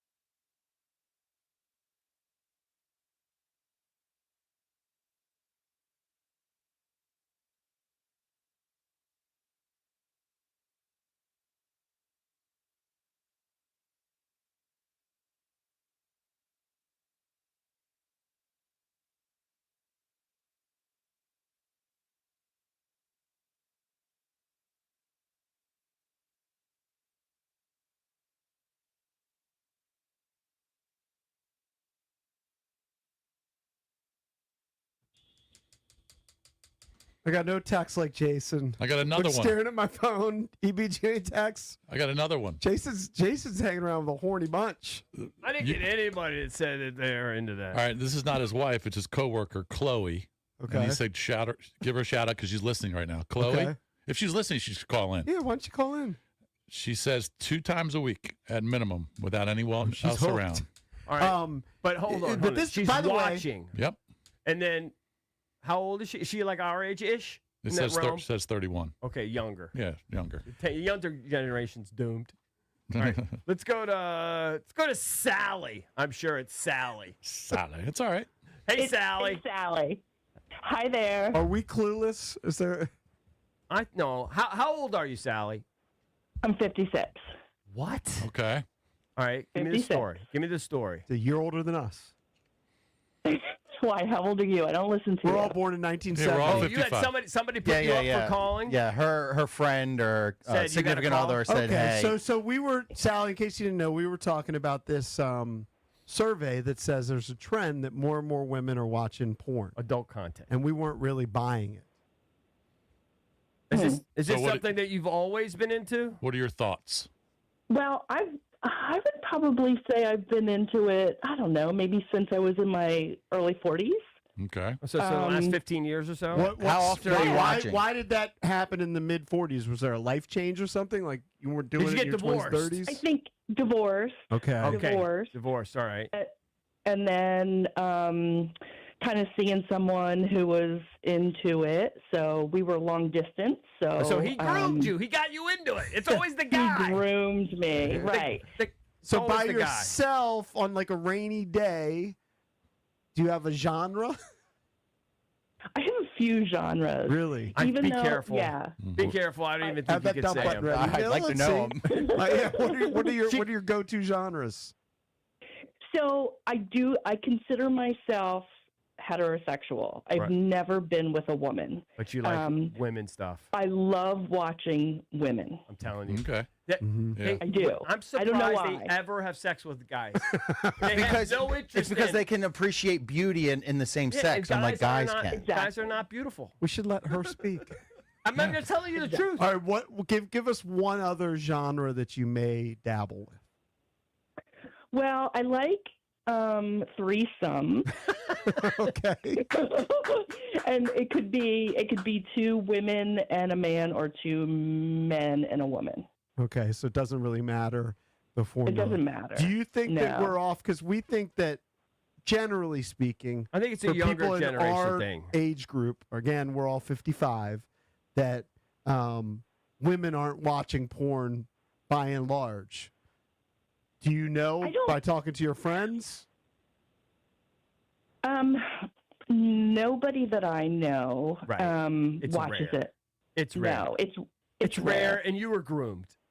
So I was mean, groomed, but then I got away from it for a little bit, where I was just watching it with. Then I got remarried, but I've had this porn friend for a couple of years now, so we're. I've known him for a while. I got you. But we don't live near each other, and almost every day we share whether or not Well, you guys we've gotta- masturbated All right, and all what right. porn we're You watching. can't say or that. we'll- we got a wild one on here. Sally, they're out there, man. They're All out right, there. listen, Merry Christmas. Thank you, Sally. Thanks for I calling don't in. want to lose the monumental deal or anything. Right. This- Merry Christmas. God bless you, Sally. But it was a life change. for her Monumental this probably for, just went to I don't know commercial. if it was that she was by herself. All of a sudden, No. She was groomed. Yeah, it That's did why. sound like If you're in our generation, some dude is, ruined you. Now, with younger women, I do think all bets are off. Another kids coming up Another today. buddy just emailed me. You got the horniest group of friends. I'm just Well, telling you. actually, props to your friends because they actually listen to the show. Right, and they're being truthful. Yeah. The percentage is higher than Bickle thinks. He says, "Don't mention my name." Of course, I'm not. When I travel, my wife has watched porn. We will text each other links to videos. Wow, It's kind of hot. Could you imagine doing that to your wife? That never You should do happened. it. The next time I mean, if the junkies ever travel, I'm going to challenge you to send a text Well, to see the reaction. It's a wasted breath because it'll never happen. Didn't we have Cakes text something Yes. awful Yeah. to Yes. Amy? Yeah, he told Amy like how he was gonna pummel her or something. Yeah. And just to see how she'd react. Right. She was all excited. Like a dirty text. Yeah. Yeah, it's hilarious. So they're out there, Mr. Bickle. I guess they are. Mr. Bickle. All right, we were supposed to do EP. We don't really have any time. No, just top story. It is driven by BMW. BMW Fairfax. Yeah, I don't have to do the full read. You guys know. Miriam, hit him up. BMW Center Fairfax. of Excellence. This one is the first story, though. I never really was a Buck Rogers guy, but Gil Gerard passed away. Yes, I saw that. This is when you know you're getting old. He died at 82, and I went, kind of young. Yeah. I mean, kind of young. It's younger than Jerry Jones. You couldn't sneak out a few Did more you guys years? talk about Luke from Luke and Laura? Yes, passing Anthony, away. He was only Tony Geary. Tony Geary. He was only 76. Yeah, something. Did they say what it was that killed him? I didn't see that. But anyway, feel terrible about that. They have the Oscars. This is kind of big news. You know, we don't really watch these award shows anymore. But the Oscars are making a big deal as everyone's kind of going to stream. They're going straight to YouTube.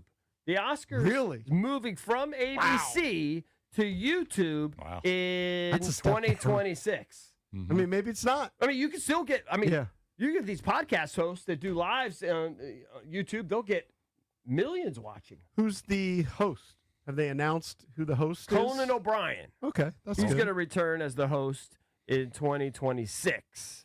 Remember that one year they just punted? They didn't have a host? Yeah. Because I mean, But it's a then they tough had different gig. people kind of come in and do shtick. Sure. But there wasn't one particular person like throughout. They did say that Nick Reiner is potentially facing the death penalty. Yes. I'm sure that his attorney will probably at a minimum get it. Well, they're going to Eventually plead settle insanity. To something. Yeah, they're going to try to use the insanity defense. I mean, did you but see the eventually I think videos? they'll plead to It's just so crazy to think what was going through his mind. But he's after the murders, he's walking around like a 7-Eleven, just buying a Gatorade. It's called sickness. Like nothing has happened. No, they say he was really, really messed up. All right, we got to get out of here. One final reminder, tomorrow, 6 a.m., you can join us at Hyde Social in Clarendon for our annual holiday show. It's going to be a good time.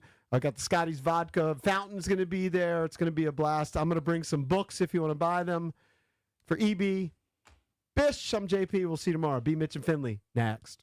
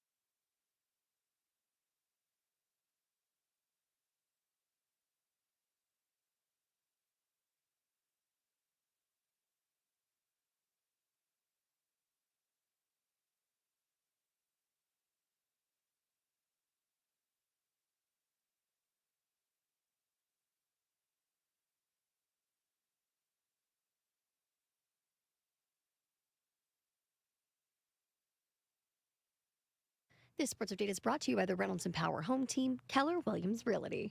It is official. The Nationals have announced the hiring of new general manager Ani Colombi. Colombi comes to the Nationals from his role as the Phillies' assistant general manager, where he oversaw Philadelphia's research and development, as well as their use of data. And tonight's Thursday night football matchup is the Rams traveling to Seattle. The Seahawks could clinch a playoff spot tonight when they take on the Rams. Seattle needs a win or a tie against LA, or see the Lions lose to tie against the Steelers on Sunday. From the Crop Medcap 5-Star Sports Desk, Savannah McCann on the Fan.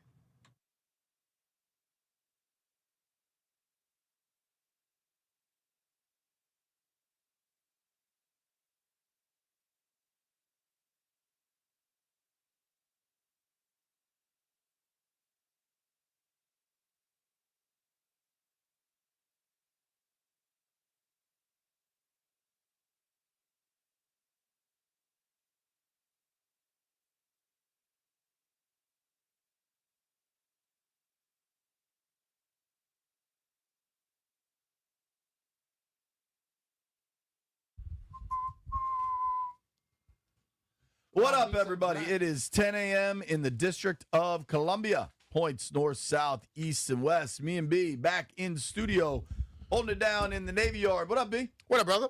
Not much, man. We got a fun day. Shout out to everybody watching very fun. On Monumental Sports Network. Shout out to the folks watching on the YouTube page. As you can see on the YouTube page, it's Glizzy Day. Time to pay off some bets. Yeah. Our guy, White Brian, kind of dumb, had a Glizzy bet with Jeff on the Commanders-Giants game. Brian is a Giants fan. Jeff's obviously a Burgundy and Gold fan. The loser of this bet has to eat the point differential in hot dogs. Week 1, my man White Brian had to eat 15. That was legit gross. After that, I wouldn't have made the second bet. No, he didn't tell his wife, but she's about to find out this afternoon. So White Brian has to eat 8 today because the final score was 29 I got to 21. those old thick old Nathans and the Hebrew Nationals. I love the U.S. So in the text thread last night, we were trying to figure out how it's all going to shake out. Jeff is doing a striptease. Please, if you can, Monumental, catch that on camera because it's gross and weird, which is kind of the theme of today's program, I guess. Definitely weird. Apparently, we have to do the glizzies very fast because Jeff has to leave. I don't know why, but these are the orders I receive.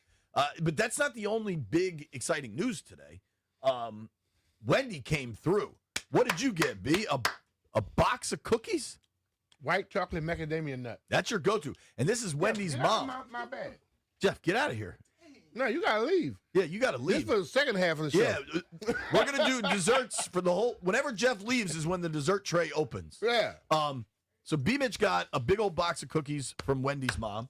Wendy's mom, so I saw Wendy in the kitchen, whatever we call that area, the break room. And Wendy's like, "This is for you." I was like, "Oh, are these the cookies for me and B?" And she said, "No, this is for you." Yeah, B got his own. Well, I'm about to show you what I got. I'll show Monumental. I'll show the whole world. You got a chocolate chip. Nah, dog. I got a cake. Oh, you got a cake. Dude, I love coconut cake. Oh. And Wendy's mom made me a whole coconut cake. All right. This is phenomenal, Wendy's mom. Cookies on point, bro. Now, with coconut cake, you got to have a glass of milk. I do think with the... That milk in there. Right. But I think we got to check the dates on that. Before I start. Just check it. Yeah, I will. Yeah. So we got hot You don't dogs. check the dates for anything else. You eat stuff 8 years later. Not dairy products, Brian. I'm just saying. Dairy you can't mess around with. Can't mess around with anything with 8 years behind. Just to celebrate today, it's Thursday. It's a Bleep You Thursday. We're celebrating. We have hot dogs. So you have regular hot dogs, and you do like the jalapeno I have dogs? the sausages that have jalapeno and cheddar in it. And I have about, I would say at least 20 of those. And then that's a about lot. another 30-something, close to 40 hot dogs. So every time we do something, we find out we got friends in here we didn't know. Yeah. How long till everybody Rooster shows up? Rooster might be here in the next 10 minutes. I brought the air fryer. That was my contribution. It is not. I have chili as well. Wow. And then I have condiments and stuff like that. Hell yeah. Yeah. So you have ketchup? Because I'm a ketchup I have on my ketchup. hot dog guy. I have ketchup. I got ketchup, mayo. I have mustard. I have at least 45 buns. I think that sounds like plenty.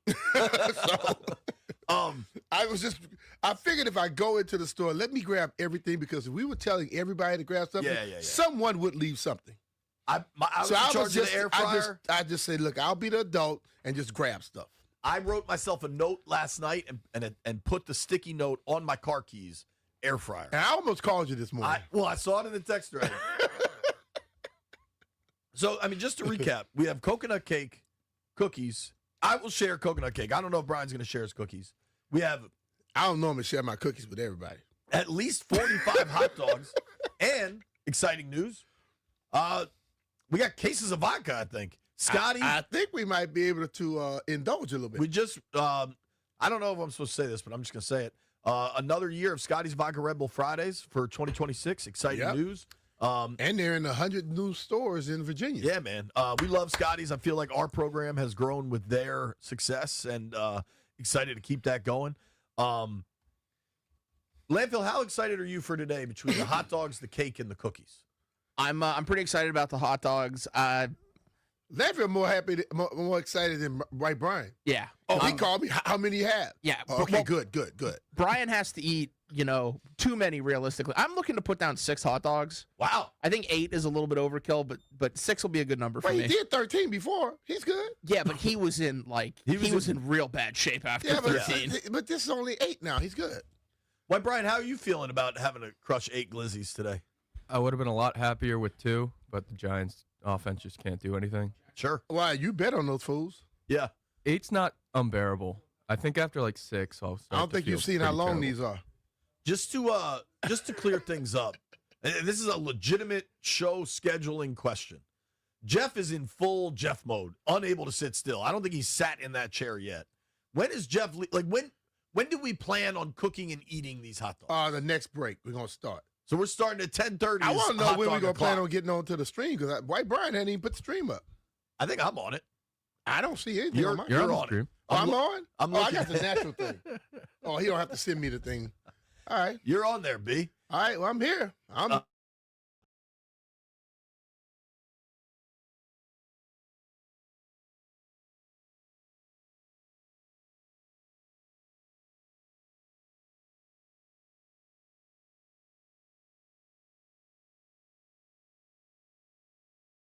time do you have to leave? I have to leave at 11 because I have to be at Andrew Jackson by 11:30. Okay. Okay, so I guess we got to start this thing early. I don't think it's fair.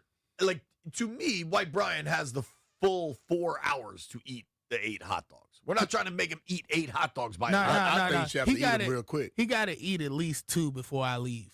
When he did 13 after week 1, he did 6 in the first half hour. Yeah, you go remember for that? He can kill 8. He's a in an gobbler. hour. He's a glizzy gobbler. He's a glizzy gobbler. An incredibly slow sports night last night, but no, it wasn't. I saw the Cajuns lose. Delaware, Every time baby. Jeff say he's gonna go with something, I knew we were gonna I was lose. on them blue hens. I Chirp, knew chirp. we were losing. As soon as Jeff said, I'm taking the Cajuns. Went down, missed the field goal, threw an interception when you run the damn ball. Come on, Coach D. And once I felt like Minnesota. I said, okay, we losing this game. You get down there, you don't get no points. They were down there twice, left with nothing. I figured the game was over at that point. Yeah, you need points. And like, more and more coaches are allergic to kicking field goals. Sometimes it's okay to get 3. Yeah, just get some points on the board. I had a family squabble last night. Baby Who was girl, squabbling? Baby girl won. ODU against South Florida. Son-in-law went to South Florida, Aaliyah. So, oh, yeah. So Aaliyah told me, he said, look, y'all beat us. You're going to have to get a ride for you. You got to get an Uber from the airport because I'm not coming to pick you up. That's funny. We did get some news last night, though. And of all the hires, I might be most excited about this one. The Nats hired a new GM last night. Mm-hmm. So Taboni is president of baseball operations. Mm-hmm. To me, I just thought he was going to be the GM, but I guess they're trying to build like a similar structure that the Wizards have, where Winger is like the big boss, then you have a GM. Will Dawkins is the Wiz GM. Mhm. The Nats last night, Jeff Passan was the first one to report this. I'm sure it's everywhere now. They hired, and I hope I'm saying this right, Ani Kalambi, Young buck, as their new GM. He's 31 years old. But here's what I like a lot. He's assistant GM with the Phillies, overseeing the R&D, which research and development department. And he's a super analytics dude. Now, two things can be true at once. The Philadelphia Phillies hit the bejesus out of the baseball. Yeah. And a lot of that is finding players to hit the bejesus out of the football. But they got a hell of a hitting coach too. Yeah, our guy K. Long. Mm-hmm. The problem, however, where I fear there's a disconnect, is the Phillies also spend a boatload of money for players that will hit the baseball. Yeah. So I hope they can draft and develop, and this dude's analytics mind is where they need to go. But I'm trying to not be constantly skeptical about this ownership group, but you got to prove otherwise. Well, they are going with youth. I mean, they now have a team president, a GM, and a manager. Their combined ages are under 100. And I have kids older than them. Let's just say that. But, hey, the thing about it is not about the age of the person, it's the experience. And if they come in here and handle their business and do the things that's expected, I think things will be good. Then again, if you look at it, if they come in here and they start getting stuff done, they can grow with this thing. Yeah, I am not. I think Riz got railroaded. I think Riz did a lot with a little for a lot of years. That said, they made a change. I'm fully supportive of these new guys. I just hope they're given the tools they need to succeed, and we'll see if that ends up happening. But I like trying something different. Yeah, you know what I mean? Like, I like conceptually where this thing is. Yeah, I'm with that. So we'll see kind of what comes to fruition there. I'm not entirely sure a lot will. But as we get into the day, I want to have a conversation about Cliff Kingsbury. You're going to continue to see and hear more rumors about his next job opportunities. Ike Reese is going to join us at 11, kind of get the pulse of things. Ike's wife's birthday today. Oh, happy birthday, Miss Reese. Jaden's birthday today too, right? It is Jaden's birthday, 25 years old. Yeah, young buck. It's funny, in Hard Knocks, when they were showing Jaden at the charity event, one of the kids asked him, like, yo, how old are you? And he's like, I'm 24. And you're reminded how young these guys are. Like, I mean, how old is Caleb Williams? I know Drake May's younger, I think. I bet Drake May's like 23. Yeah. Caleb's 24. Bo Nix is probably as old as Jaden, because I think Bo Nix was in college like 8 years. Yeah. Bo Nix will turn 26 in February. Yeah. But like that quarterback class from last year kind of quickly established itself, and they're all still so young. Yeah, but that's just expect. Rookies, second-year guys in the NFL, hell, normally they're younger than what they are, to be honest with you. Normally they're 22, 23 years old, 21, 22. I think Josh Connerly just turned 21? 22. 22? He turned 22 on November 5th. Wow. Right. So, I mean, he was drafted at 21. I mean, that's a young... Trying to see if I can remember those days. How old were you when you got drafted? I was 21 when I got drafted. Dude, I turned 22 that year, August 18th. I was thinking about this, and I don't know what made me think about it. Damn, you got drafted in 1985? 1990, fool. Pretty sure you're 62, though. Stop hating, Landfill. You're not 60 yet, right? Aren't you 58, 59? Hey, bro, when I turn 60, I'm still going to be the sexiest 60 you know. Oh, okay. I'm 57, fool. All right, I got some years left. I got to be honest with you. I don't really have a sexiest 60 in mind, so you can certainly have that I'm title. that person. Landfill, who's your sexiest 60-year-old? Sally Field. I think she just died. She's older than 60, Landfill. Damn, I didn't know that. Landfill, we start to worry about you a little bit. Well, when she was 60. All right, she did not. She did not die. I take that She's back. not 60. I know that. Who's the lady that was in The Godfather that Michael married? That lady died, I think. Landfill, you're my only hope on this. You know who I'm talking about. I have zero clue who you're talking I don't about. know who the hell you talking about. Zero. JP. Michael Corleone's wife in The Godfather. That chick. Not Apollonia. Apollonia was dating Prince. The first Apollonia is from The Godfather. That's where Prince got the name for. Apollonia Cotera. Yo, Apollonia was when Michael went to Sicily. Diane Keaton died. Yeah. She wasn't 60 either. Forgive me for mixing up Sally Field and Diane Keaton. Yeah, that was two different people, bro. Diane Keaton was 79. How old was... Yo, can we talk briefly about who knew Landfill has a crush on Sally Field? She is the exact same age, by the way. She's also 79.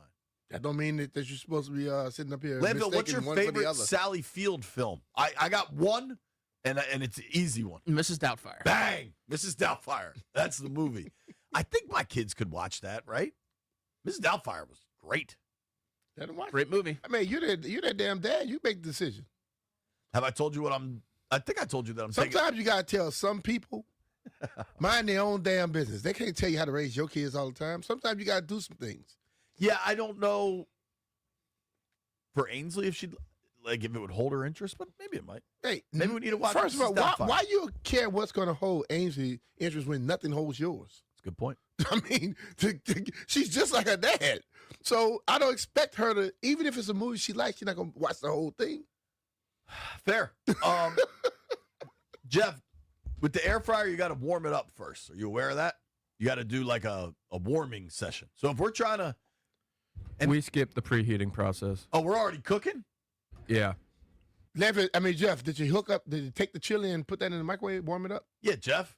Mr. Due Diligence. Make yourself useful. So, I just realized it was chili right here. I just told the room, I was like, yo, BMitch the man, he even got some chili. I just announced it on the said radio. it on the program. Like, I wasn't in here. I've asked, I announced it so Due much that- diligence. You remember Terrence from Comcast? Oh, yeah. Terrence T-Stro? already hit me and asked for some. T-Stro is already asking you for T-Stro chili. said, yo, man, I want some of that chili. I am shocked Joey, our monumental producer, hasn't asked for something. Joey always asks for something. I just ignored Joey. Remember when Joey wanted us to say hi to Dave Zangaro and he had no idea who he was? Yeah, I Dave enjoyed was like, that. Yeah, Joey, yeah. I don't know if he was weird. Yeah, you don't know if he was weird because you don't know who he is. I think we got big games tonight for the Caps and the Wiz. I think the Caps are at home. So you'll appreciate this. So my little one, I think Shelby's 10 years old. And I think Shelby understands, like, we're not having any more kids at our house. I have to show you this. Remind me to show you this thing on Instagram with this little girl about that. Well, but Ainsley's 6 years old, Uh-huh. and she's the little sister, so she's never had, like, a little sister. And so the two things she's asked me for Christmas repeatedly are a little sister and a dog. And I'm like, I haven't explained this to her, but I'm like, sweetheart, one of those medically ain't happening. Just tell her to go talk to mom. We've been to V-Town. Tell her to go talk to mom. Mom handle that talk. Yeah, for you. maybe I should. Yeah, you got to take that off your shoulders, dog. But the dog thing. Because if you tell her you went to V-Town, she goes, this, I know Ainsley. Well, what is V-Town?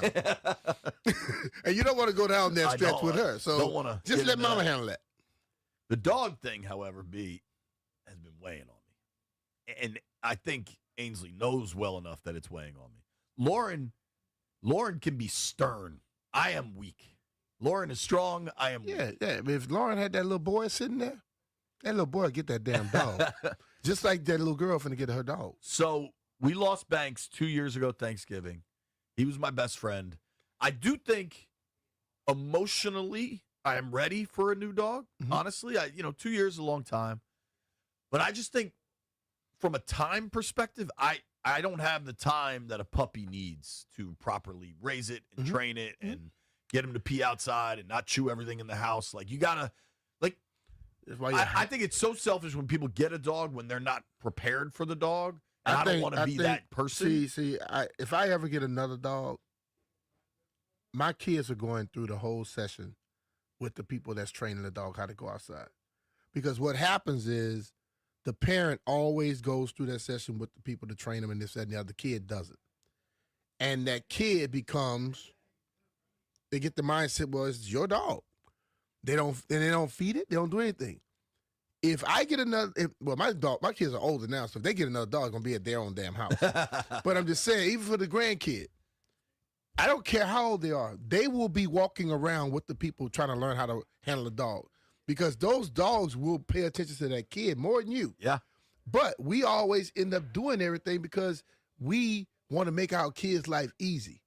To hell with it. I'm going back to the 60s, 70s. I'm going to make their lives hard. They're going to have to learn how to get it done. So the reason I bring up the dog thing, tonight at the Caps game is the Caps K9 event. All right. Where they have Caps players walk down with dogs that are available for adoption. Yeah, yeah. And I wanted to work the game for 4 just because it's an awesome night. And it's awesome visuals for television. And I was going to do it for Channel 4, but we have family plans. We go to the Christmas tree and Old Ebbitt every year for dinner, just the 4 of us. And shout out to the people at Old Ebbitt, got me a table for tonight. And I was like, I don't think I can work this. And Lauren's like, no, we got to do this. We do it every year. And I was like, all right. And I told her, I was like, I probably would have come home with a dog. Like, I'm getting into, like, if somebody catches me in the right moment and they have a dog for adoption and those eyes hit, it might happen. We've hit it might happen territory. When are you back? You're going to see me Monday, right? Nah, I'm not going to bring a dog to I'll see you Saturday. Nah, I'm not bringing a dog to the game. I'm going to bring a dog to the studio. No. Yeah, I'm going to do that. What kind of dog was Banks? Lab mutt. Okay, I'll bring a lab. No, do not do that. When we come back, White Brian, you don't get to eat any glizzies during the break. You got to eat them on air. We're going to give this kid a whole bunch of hot dogs. Nobody go anywhere.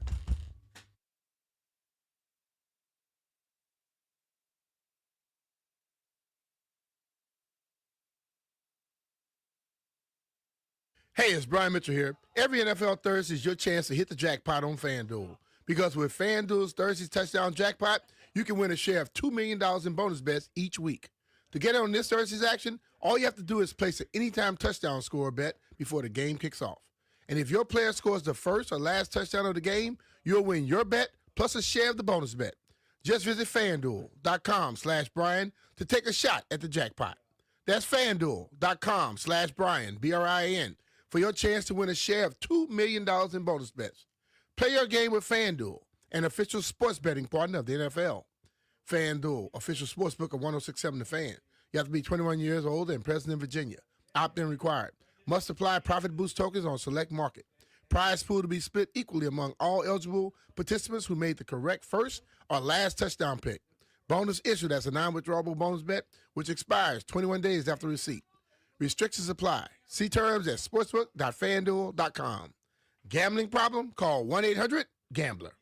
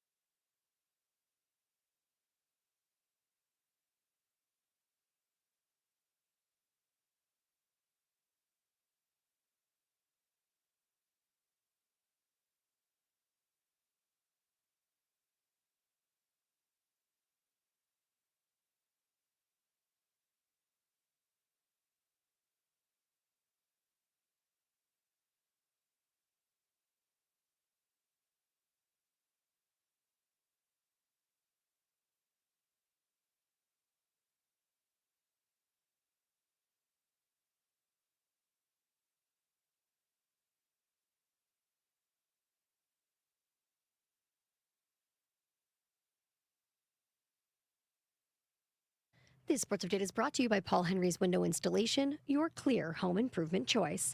Ani Kalambi was named general manager of the Washington Nationals. He is a highly regarded front office executive with more than 10 years of experience at just 31 years old, spending time with both the Phillies and Rays organization. He spent the previous 4 years with the Phillies as an assistant general manager.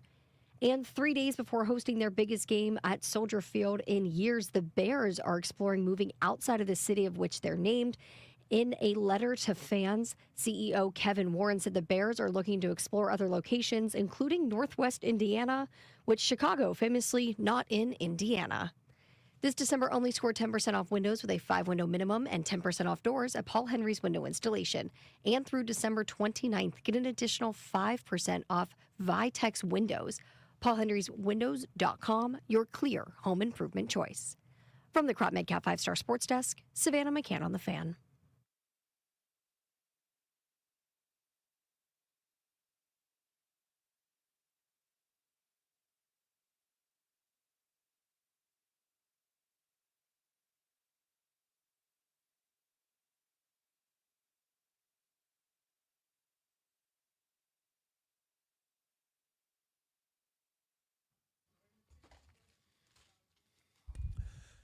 BMitch Finlay and Vampire Weekend. It is a Bleep You Thursday. We're going to get to that at 1 o'clock. Today's kind of a wacky show because we got a lot going on. We got a air fryer in the aquarium cooking up hot dogs. I just had one. They were great. Those you got the Nathans. Those are good. Mm-hmm. I usually get shorter but thicker. Those are Hebrew National, I think. Hebrew National. They're longer but leaner. Mm-hmm. No pause. We're talking hot dogs, people, you sickos. Very good. But I am curious because Landfill 1-1, we were all kind of waiting for the condiments that Jeff was in charge of and apparently has lost. No, he just never grabbed them. From your car? No, in the refrigerator. Great job, Jeff. Jeff It is was also two different bags. missing again. He went to grab the condiments and also he was heating up the chili. Chili dogs. All right. Since we're taking care of lots of different things here. Last Friday, we were at Radio Row, and I'm showing this football to the YouTube audience. The and screen, then brother. Joey, wherever you're at. There we go. Yeah, that's your camera right there. Okay, there you go. So last Friday at Radio Row, we got all the guests that joined us to sign the football, including Mike Mayock, RG3, Urban Meyer, Hall of Famer, Urban Meyer. Hall of Famer, Urban Meyer. Chris Doring signed it. It was a very cool day. Did we get which company signing? We got the Viva Las The young Vegas, lady? Viva La Vargas guy. Oh, yeah, she did. Annie Annie signed it. Hagar signed it. So I want to raise money for charity with this thing. And I don't really know how to do that. So here's my idea.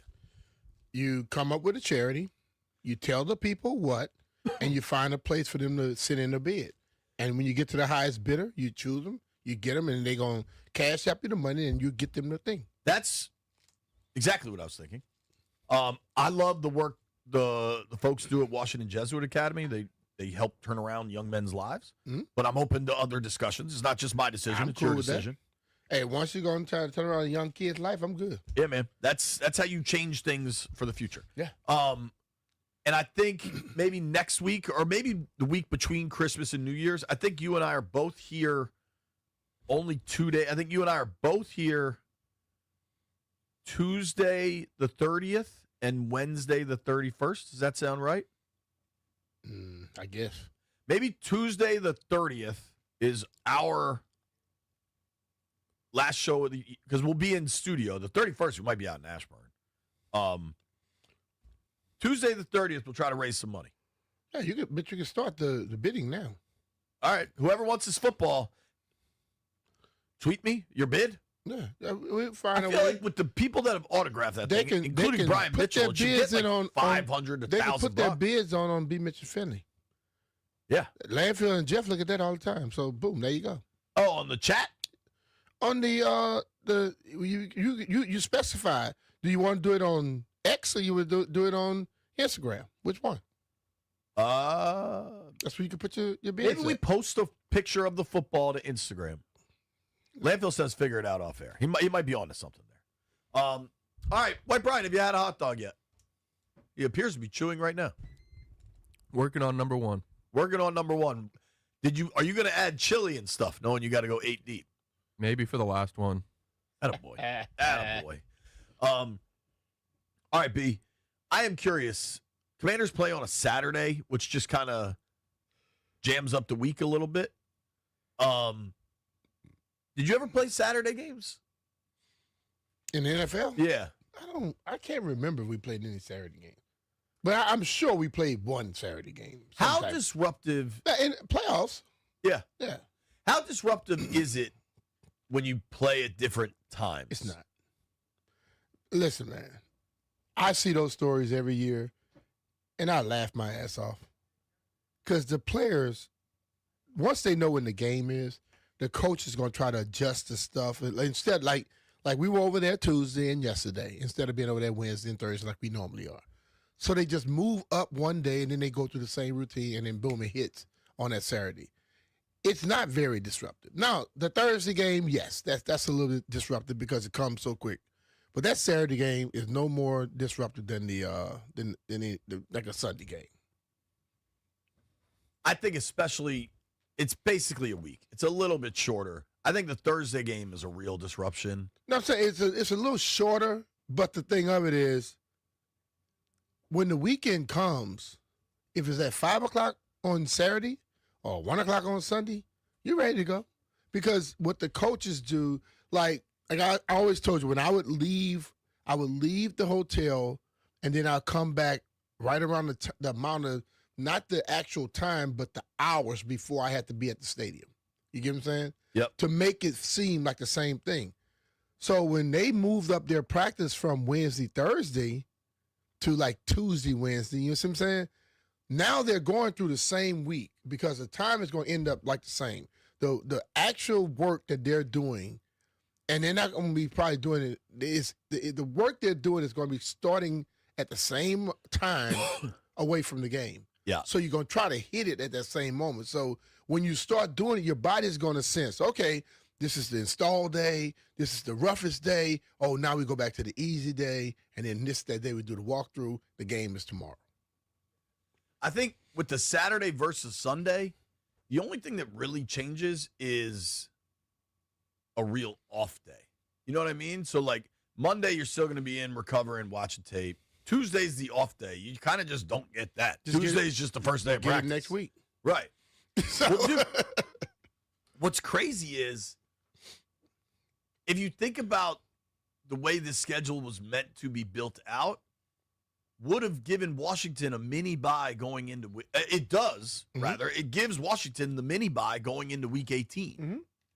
And if this year was going the way we thought it might, a mini bye going into week 18 with a wild card game after that could have a ton of value. Yeah. Instead, it's just going to be this like crazy, weird, long weekend with no Commanders football. You know what I mean? I'll take it. The ticket prices for this weekend. What do you think the percentage of Eagles fans is going to be in that building? Because it's kind of gone the wrong way for the last month. Like, I was surprised by the Broncos crowd. Yeah, I'll tell you like this, Jay. No matter what the schedule was, they're going to be in there. I know. Because they will offer money to, you'll be like, okay, I'm going to just make some money off of this game. So, right. But now these tickets are kind of cheap, dude. I'm kind of surprised, frankly, that the Eagles crowd isn't keeping the value high. You can get in the door for $100. Mm-hmm. You can get in the door for $95. I'll be honest with you. This game here, you can get lowers for $120. This game here for the Eagles game is less than it was for the Eagles game last year. Believe me. Oh, hell yeah. Yeah. And it's less than it's been for the Eagles game on average. It's not where it was, anywhere close. Which game of there's 2 home games left, Eagles and Cowboys. Mm-hmm. Which of those 2 games will have more of the opposing fans? Probably the Eagles. Do you remember the prices for this Christmas game? What they were coming in at early in the year? Probably crazy. It is cheap now. Because I really wonder about that game where you're going to have two teams, presumably, at least one of them's definitely out of the playoffs. Dallas could absolutely be out of the playoffs a week from today. I can't believe Christmas is If a they week both away. were in the playoffs and going, then I could see but that game right there going to lose some fans anyway. Because it's Christmas. Yeah, because it's I Christmas could see Day. that. I think a lot of families would go and just be like, all right, let's do this as a family, but not now. I'm saying even if the game was juicy, I think you lose some people in this because the people that have to travel, a lot of our fans travel here. Yeah. Like they're like, I'm not doing. I mean, that's on a Christmas day. Sure. When you got Christmas traffic and everything else too, I think you'll lose some fans anyway. I think there's a decent chance that game will be empty. Like the uppers will just be empty because it's Christmas. It's like, all right, it's Christmas. It's one thing to blow off your family and go to the football game to watch two good teams. It's really exciting. We'll see. I mean, if they beat the Eagles, maybe there's some momentum. Who does Dallas play this week? Maybe Dallas gets a win. I fear these next two games are going to kind of remind us of like 4 or 5 years ago. But let's remember, that's just what happens. It's not. I think the whole thing is it may look like, but it's not. Totally. And we got to make sure we keep that in our minds. Ike Reese from Philadelphia will join us at 11. What's going on with the Eagles? Are they good? Bad? Somewhere in the middle? Nobody go anywhere.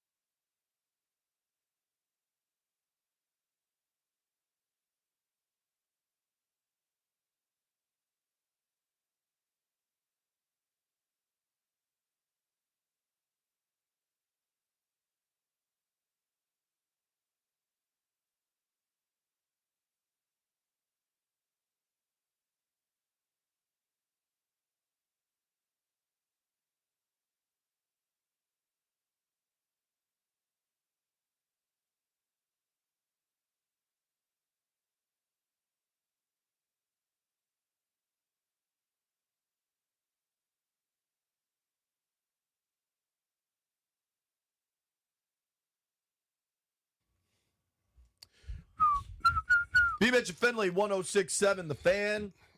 It's a Glizzy Gang Thursday, and the Glizzies are flowing. Yes, they are. Shout out to Monica Mitchell. She made a big old pot of chili to go with the hot dogs, I presume. The chili's really good. I kind of just want to eat a cup of chili. I guess I came in here hungry. I've had 2 hot dogs already, which is a lot for me. What's your count? You're waiting for the I had one. sausages? Yeah, I like the cheddar with the jalapeno. Landini, what are you at so far on a Glizzy Thursday? 6. Damn, dog. But Landville's got a smart plan. He has his bun ready right when they come out of the air fryer. So he's getting them like hot and loaded. And the reason it's a Glizzy Thursday is why Brian keeps betting on the Giants because he's dumb. He just like eating hot dogs. Maybe this is. I think he know that they're gonna maybe lose, this so is he his just long con. This And is, he's just like, he gonna get free lunch. I'm gonna make these dudes buy me a bunch of hot dogs. But to White Brian's credit, he's not like trying to Kobayashi this thing and just like get through it. He's got ketchup, mustard. He was putting chili on them. He might be using that Popeye sauce. White Brian, how many hot dogs are you at, dude? I'm on number 5, my first chili dog. I'm on number 5. Wow. First chili dog. All right. He's so exciting. This is gonna be this is gonna be done before noon, honestly. Landville's had this story for us to look at for a couple days. You know, crypto is like falling apart right now. If you were a big crypto investor, I hope you didn't take out like an equity loan on it because you've lost a bunch of money. I don't understand this. Perhaps you can explain it for me.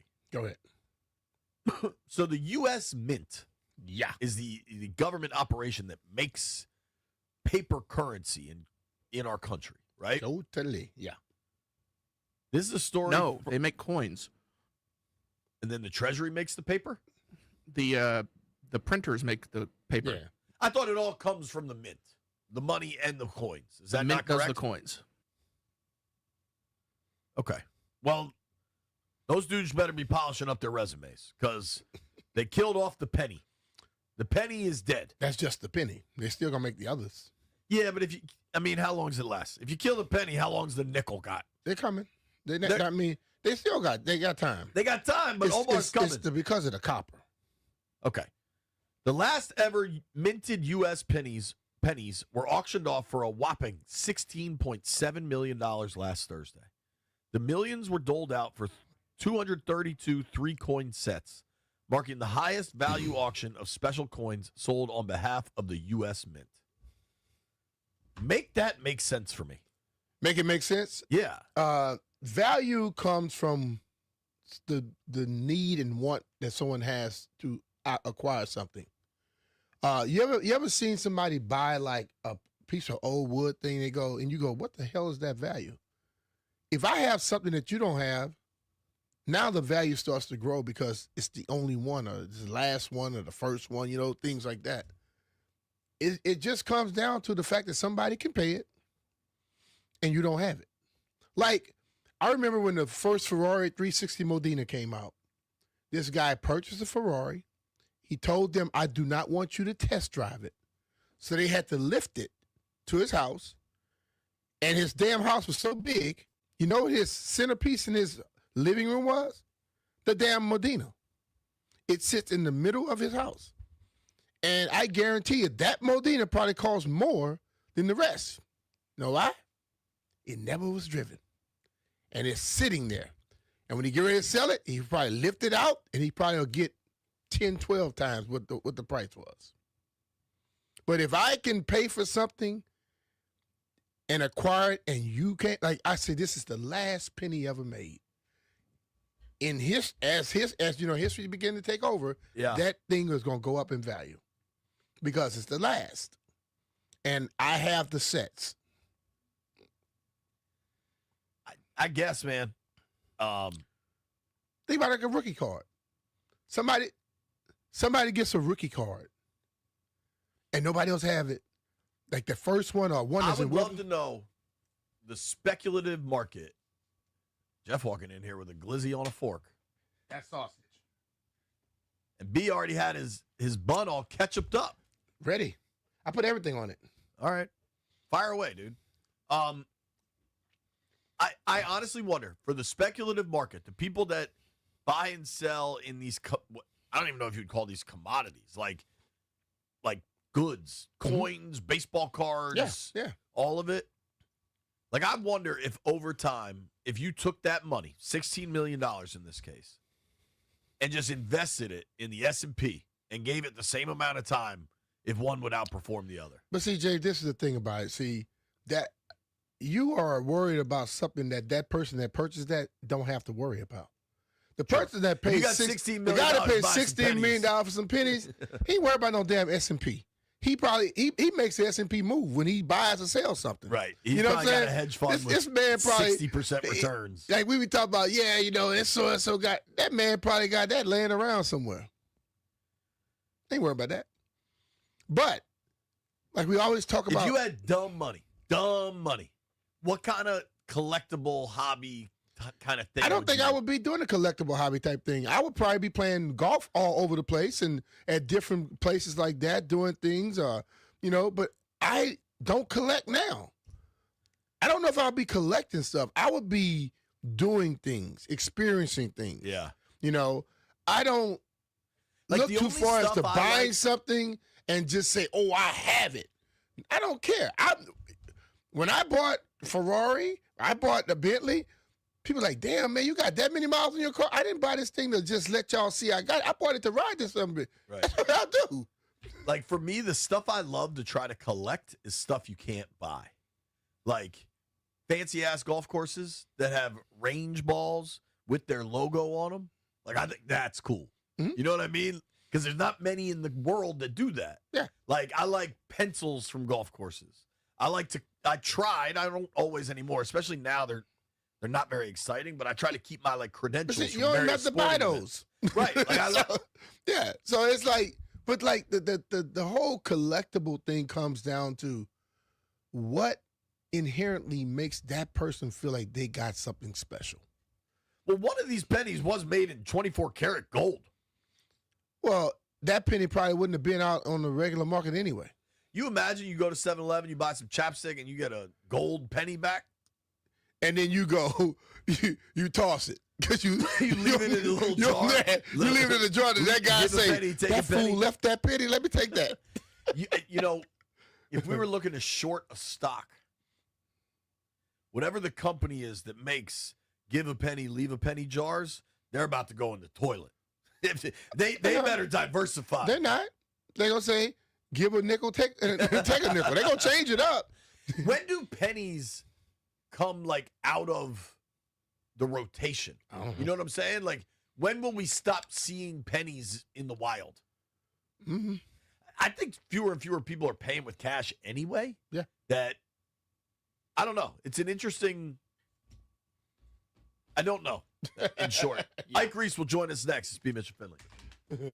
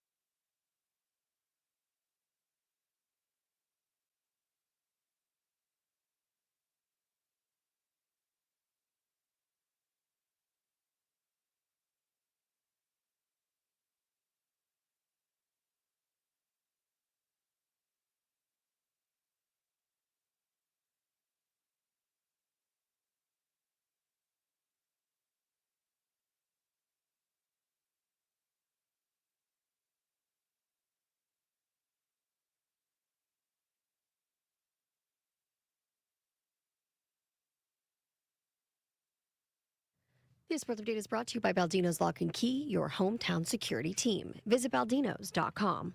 The Rams had some trouble getting into Seattle ahead of tonight's game. The team's scheduled flight from Los Angeles yesterday was delayed by an equipment issue with the plane. Adam Schefter reporting the team ended up pivoting to another plan. The Rams didn't land until nearly midnight. Now, hopefully this delay doesn't affect their play too much because the Seahawks, they're looking to clinch a playoff spot tonight when they're facing the Rams. Seattle just needs a win or a tie against LA, or if that doesn't work out, they can see the Lions lose or tie against the Steelers on Sunday. Baldino's Lock and Key is your hometown security team for auto keys and fobs. They make car key problems look obsolete. With 9 area locations throughout Virginia and Maryland, stop by one near you today. Or for more information, visit baldinos.com. From the Crop MedCap 5-Star Sports Desk, Savannah McCann on the Fan.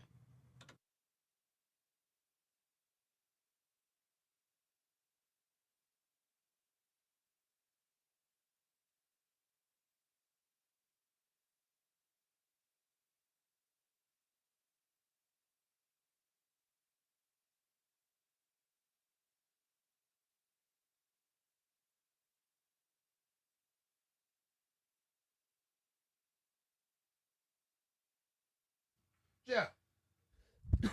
BMitch Finlay, 1067 The Fan. Got to be honest, the hot dog consumption in here on Hot Dog Day is pretty significant. I've had 2.5. I had two full glizzies and then one no bun. You just had what, the sausages, or did you have a hot dog too? And I had a hot dog. White Brian is going for it. He's got to be at least on number 7. He's had a chili dog. I saw him just putting mayonnaise on a hot dog. He mixed it up. I was showing him how to do this. I like to do sauces. I don't really like one or the other. I mix them up for a good bit. I think Landfill might be leader. And that in the sriracha clubhouse. ketchup is good. B likes the spice. I also had one of Wendy's mom's macadamia nut cookies. They're phenomenal. They are good. I want to tap into this cake, but we need like plates or something. So we're working on that. This cake is going to come home with me, Brian. If you'd like some, you're welcome to. I don't know if any of the Mitchell girls like coconut cake, but I'm pretty excited about this. It's not cut yet. Right. Well, we have, we can eat cookies. We can eat hot dogs with our hands. Eating coconut cake is pretty difficult with your hands. Got napkins, though. But the shredded coconut's going to go everywhere. It's going to happen anyway.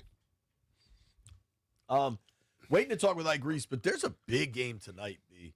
You know, a lot of these Thursday night games kind of aren't the juiciest, but this one tonight, Rams Seahawks battle for probably the 1 seed in the NFC. Have you looked at betting at all? Any of this stuff? Mm-mm. Seahawks are 1.5 favorites. That feels about right. The game in LA earlier this year went down to the wire. I'm excited to watch that game. But right now, where the hell is the mouse? Landville, can you pot him up, please? Right now, we're excited to welcome Ike Brother man, Reese what's up, into brother? the program. What's up, Ike? Listen, I've been doing this show with you two for a long time, man. What's going on with the phone lines today? I don't know. You know, you can't call me. I got to call you. What's going on, fella? Hey, man. Hey, you know one thing about me. I don't do anything behind the scenes. I'm in front of the scenes. He's a face cat. I don't know what the hell's going on behind the scenes. You better talk to the engineers about that one. Before you get started, you tell your... I'm the same way. Before you tell your wife I said happy birthday. Oh, for sure, man. No, I appreciate it. Yes, sir. I certainly will. Yep. So I got to tell you, man? Chilling, man. And you guys, I mean, B, you played there, Ike, you played there, and have worked there for many years now. I did an interview last night with Ashlyn Simpson, I think's her name. Sullivan, probably. Sullivan, I'm sorry, Ashlyn Sullivan. You can screw up somebody's name, can't you? I'm sorry. Simpson, Sullivan sound nothing alike. If it was Simpson and Sampson, I can understand. Well, me and BMitch know about Ashford and Simpson. Now, that was a singing group back in the day. Yeah, that was a singing group. Yeah, that was a duo, husband and wife duo back in the day. Ashlyn Sullivan. Yes, Ashlyn Sullivan, yes.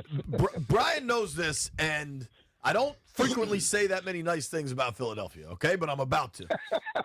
Okay. She texted me yesterday if I had time to do a radio interview. I said, sure, no problem. What time are you on? She's like, oh, I'm on WIP tonight, but we can record it. And on Wednesday nights, I work late because I have a TV show at NBC4 here. I was like, I'll be around tonight. I could probably do it live. She's like, oh, well, my show's from 11 to 2 a.m. And I was like, okay, we're going to have to take it. But the fact that WIP in Philadelphia, now our station stays live, I think, till 10 o'clock when we don't have a Wiz or a Caps game. But the fact that WIP can stay live till 2 a.m. and still have callers and people engaged. Yeah, they may go past too. That says a lot about Philly. Hey, BMitch, tell him it's 24 hours. Hey, they got all. She gets off at 2. They don't stop. Is there another live show from 2 to 5 or 2 to 6? Yes, there's an overnight show that comes on from 2 to 6. Yes. What? And do they get John calls? Johnson is the overnight show host. Yes. Do they get calls? Oh, I'm sure. Yeah. Oh, they probably get some calls of stupor. well, here's the thing. No, you know what, B? You get the truck drivers. Yeah. You know, guys that are on the road usually at that time. So I'm pretty sure it's not a high volume of callers, but it's usually the people that are up during those hours that'll call in because they probably sleep during the day and they don't have an opportunity to call in. So that's their opportunity to call in. So you mean like overnight. the truck drivers and the Delilah people and the Yeah, I don't want to go into any of those type of things, but yeah. Of course, you can listen to Ike on WIP in Philadelphia in the afternoons from 2 to 6. You can give Ike a follow at Ike58Reese. Let's talk about this matchup, Ike, because for me, with Philly coming to town, especially no Jaden, I don't think Laramie Tunsil's going to play in this affair. This is far more about Philly than it is about Washington to me. Yeah. The offense has been wildly uneven, and the Eagles are coming off a beatdown of the Raiders, but the Raiders are god-awful. What offense, what version of that Eagles offense do you expect to show up in Landover on Saturday? Well, I'm imagining it's going to be a continuance of what they did Sunday. Now, obviously, that's a different defense under different circumstances with the cold and the snow and the wind and all that was going. That was more of a heavy base run offense. But for me, I would like to see more of that. I think that's the formula for success for this offense. You know, sometimes it can become a little boring and a little stagnant because it's not as creative as people may want it to be at times. But I think as far as getting back to things you do well, your bread and butter, things that'll keep you ahead of the sticks, 2nd and 6, 3rd and 3, you know, things of that nature. They got to get this running game going. And they although the yards per carry weren't great Sunday, the fact that they ran the ball 40-plus times Sunday, I think is a great step in the right direction. Now, I expect Washington to put up way more of a sort of resistance against what the Eagles were doing. I don't know how committed the Raiders were to that game Sunday, considering they don't have much to play for. But divisional games are different. Yeah. Divisional games on the road are different. You guys know, Marcus Mariota has been playing decent football of late, and I think if you are the Eagles and you don't pay the respect to this opponent that it deserves, you find yourself in a dogfight in the second half of the game on the road, and that's not what they want. So you're absolutely right, JP. It's a lot about what the Eagles need to get done and sort of making sure they come in and play to their standards. They're trying to stack wins. We're coming off a 3-game losing streak. Yeah. So we don't have much room to sort of feel great about ourselves. Sunday was a good win against the Raiders, but a divisional opponent on the road. A lot of us here as Eagles fans are interested in seeing what the team looks like Saturday night. I think if they can go out and put a good showing Saturday, I think that'll start to build that momentum and confidence in the fan base that maybe we're just waiting for a late season run.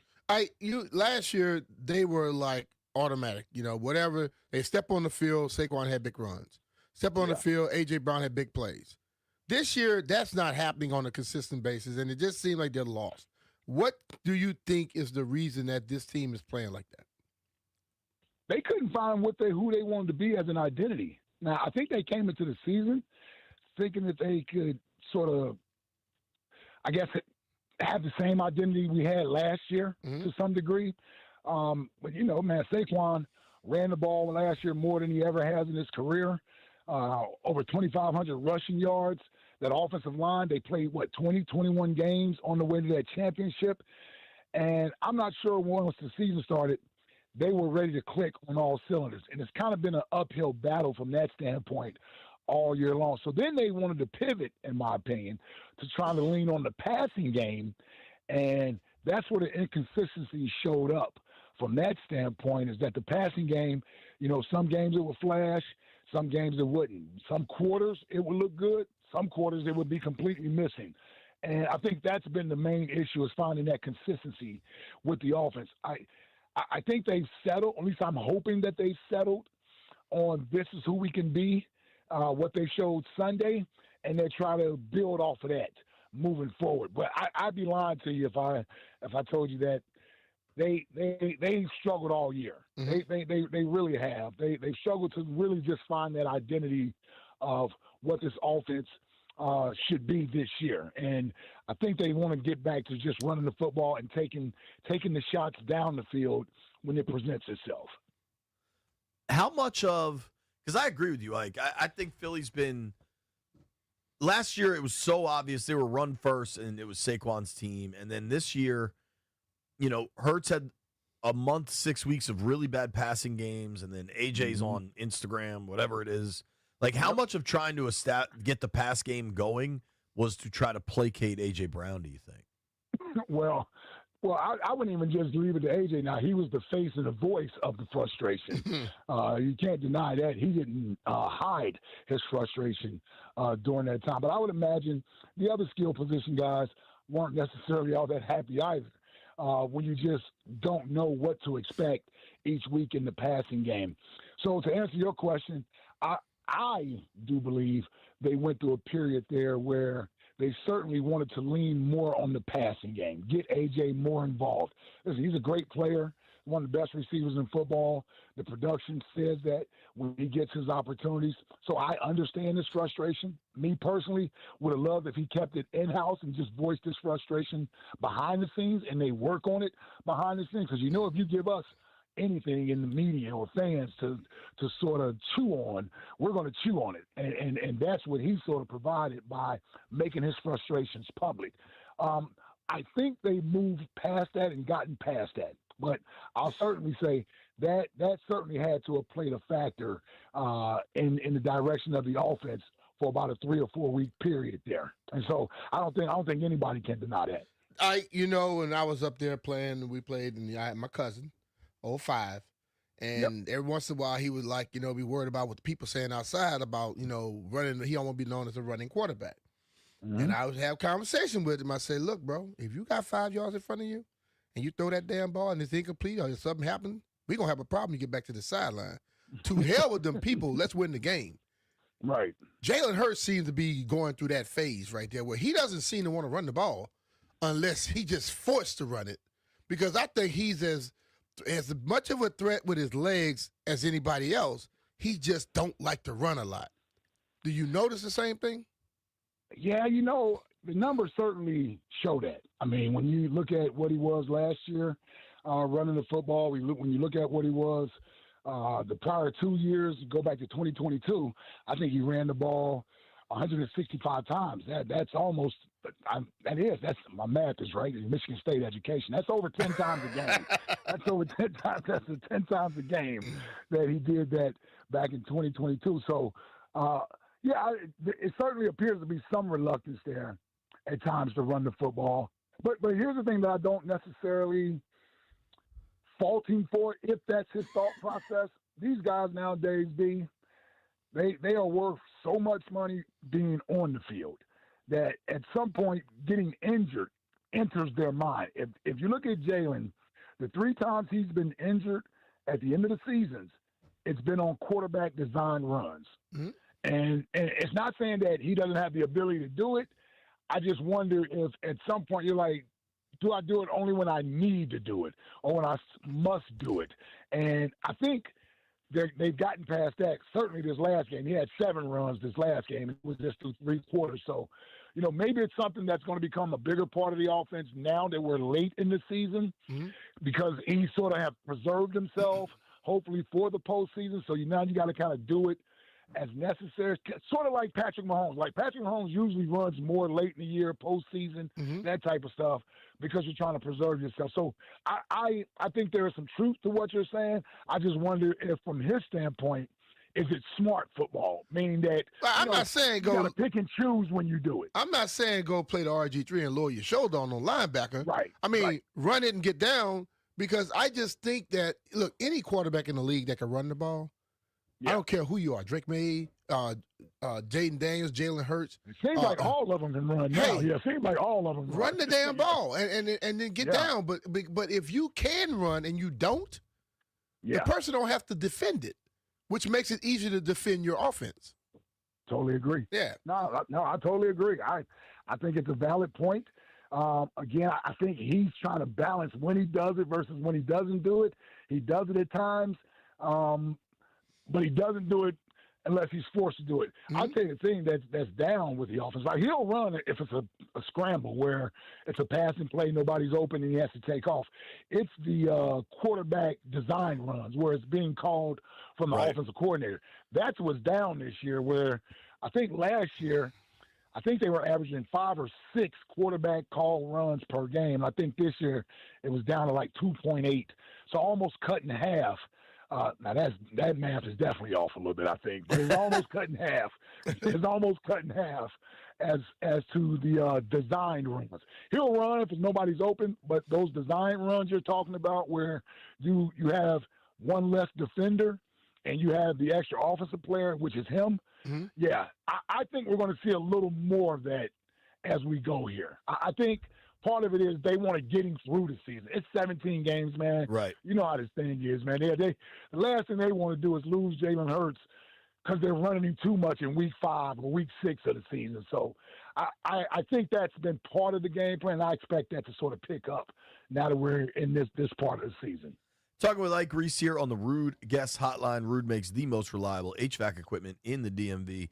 Ike played 7 years for the Eagles, now hosts afternoons on WIP. You can give him a follow on Twitter at Ike58Reese. Ike, I'm curious, the point spread in this thing kind of tells the story of what expectations are with the Eagles coming to town, expected to win by a pretty healthy margin. What is your opinion from up there, like looking from afar, of the Jaden Daniels shutdown at this point? I thought it was the best thing to do. I really did. And forget about the Eagles being involved with playing the Commanders the next 2 weeks, as we could use those victories. But in all honesty, his health, I think, is what's most important. Now, if you were still playing for a playoff spot, I could see him wanting to be back out there and trying to get into the playoffs. But once that's been determined, I just think he's too valuable to risk moving forward, man. It's having that franchise guy be available to you is such a game changer in this league. As having a quote unquote franchise quarterback is hard to find. You definitely have to do what's in the best interest of that kid. And so, I was like, man, I don't think they need to have him out there the rest of the year. Like, that was a gruesome looking injury. I was watching the game that night with the elbow, and for him to come back from that and then get banged up again, I'm like, oh man, enough is enough. It's a tough season. Let's get ready for 2026, because I enjoy watching him play. I think we're in a good era with young quarterbacks in this league. We got some good young ones that are starting to develop, and he's right there with the likes of the Caleb Williams and some of these other young guys that are going to be the face of the league. And you certainly don't want to see anything that cuts his career short, that we don't get a chance to watch him play. So I certainly want to win when we play against him, but just as a football fan, I enjoy watching him play. He's going to be on the Lemonhead workout program this offseason. Y'all in trouble, dog. Get him right, D. Get him right. Get him right, man. Get him under that 435. Yeah, man. Time you got to start eating meat and potatoes, man. Yeah, you got to start eating meat and potatoes, man. Sure, man. Get off that health kick, man. Start getting some meat and potatoes in you, man. It's funny. I'm looking at a WIP clip that shows an Ike Reese quote. They went back to their meat and potatoes yesterday. Oh man, And that ain't right. I used that line one too many times this week. Okay, yeah, I did use that. I used that Monday with the Eagles. I did. Yeah. On our show, we usually say steak, potatoes, missionary. So you're keeping it a little cleaner than we are. Hey, Ike, wow. JP says that. You notice I didn't even want to say anything. I'm saying, after that. I'm like, wow. just okay. keep it simple, Ike. Just keep it simple. Some of the best things in life are simple. Yeah, I'm gonna remember that today. Yeah, I'm gonna keep that right today. I'm guessing you expect Philly to win Saturday. Yeah, they better win. I mean, listen, no disrespect, but Yeah. this game, and I don't think it's gonna be an easy win. I'm just one of those guys, division opponent on the road. You can't take anything for granted. You can't take anything for granted. You got to go down there and make sure you take care of business. Like I said, you look up at halftime and it's a one-score game. You're in a dogfight. You're gonna be in a dogfight for this game. So these guys have pride, and there's nothing better because I've been on this end of it as well. When you know you're not going to the postseason, there's nothing better than ruining somebody else's postseason. Yep. And their chances of getting in the postseason. So, yeah, I mean, I think obviously the Eagles are in a good position, but you got to go out there on the field and take care of business. You just have to. You got to go out there and take care of business. Hey, Ike, thanks for making Appreciate time you, for bro. us, man. Have a Merry Christmas if we don't talk. Hey, thanks, guys. Always a pleasure, man. I'll see you guys in a couple weeks. I know you guys will be up here. Oh, yeah. We'll be there, Merry sir. Christmas. Oh, Yep, yeah. All right, Merry take care, Christmas. man. All right. All right, that's our friend Ike Reese from Philadelphia. You That can was listen my to running him. mate on our special teams right I there. imagine y'all had some fun. You can listen to Ike in the afternoons on WIP in Philadelphia. Give him a follow at Ike58 Reese. Played 7 seasons for the Birds. Knows what that market and program is all about. Nobody go anywhere. You're listening to BMitch and Finlay.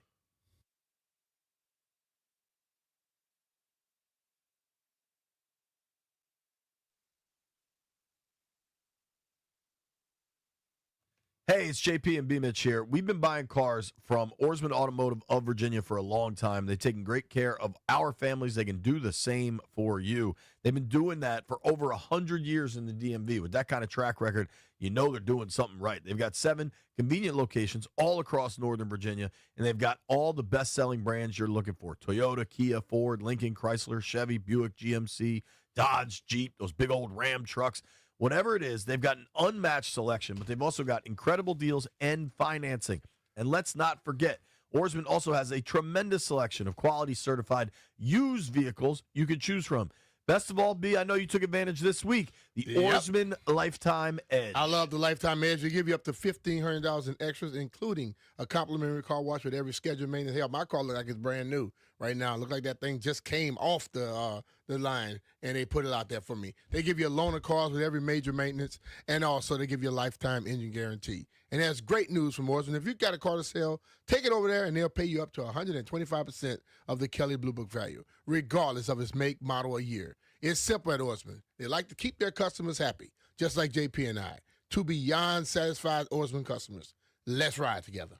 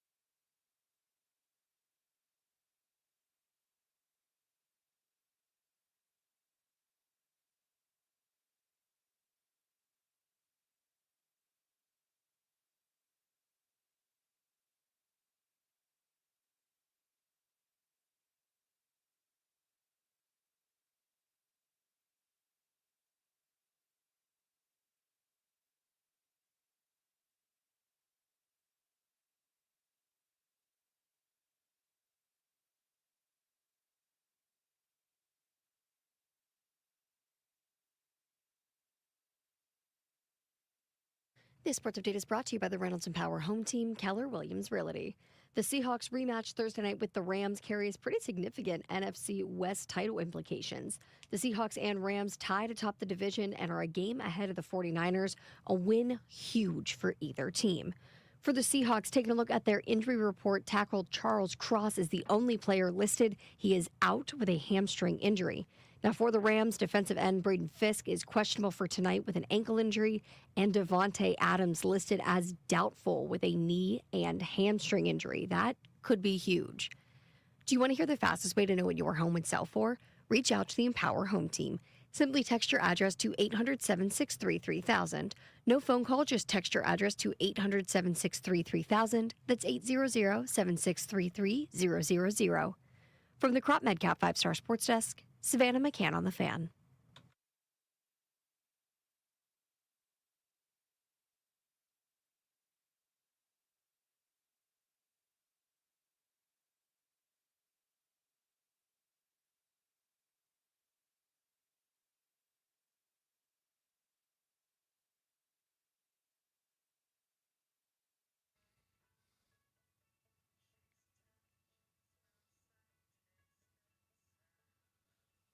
I don't know why, but Landfill was just whispering to me during the break.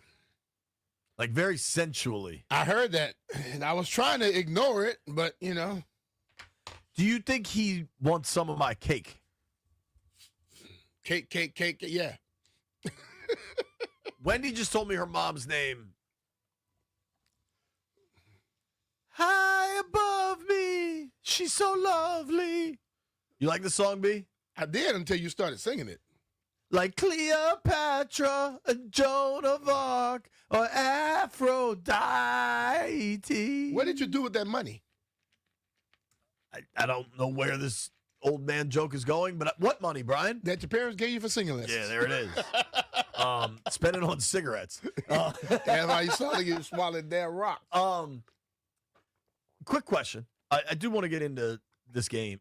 I'm trying to, since Landfill and I were singing that song together during the break, who is Aphrodite again? Was she the Roman god of love? Something like that? Landfill, you got that one? Yeah, I think that's where the term aphrodisiac comes from. I know she's involved in love or perhaps love making, but I'm not entirely sure kind of what her role was. They normally go hand in hand sometimes. Sure. The ancient Greek goddess of love, beauty, pleasure, and procreation. Beauty, pleasure, procreation. Have yourself a weekend. Now, B, I can't confirm this whatsoever. Okay. God bless my mother. So, you know how the Week 18 game isn't announced yet? Uh-huh. The game time for Commanders Eagles. Yeah, it's 1 o'clock. Right. I just thought it was 1 o'clock. It's like when we started going down here, I'm like, they're not going to flex this at all. It's going to be a 1 o'clock. We don't know yet. It sure seems like it's a Sunday at 1 o'clock. So and if they can make it at 11:30, they might. 12. But let them start at 10 a.m.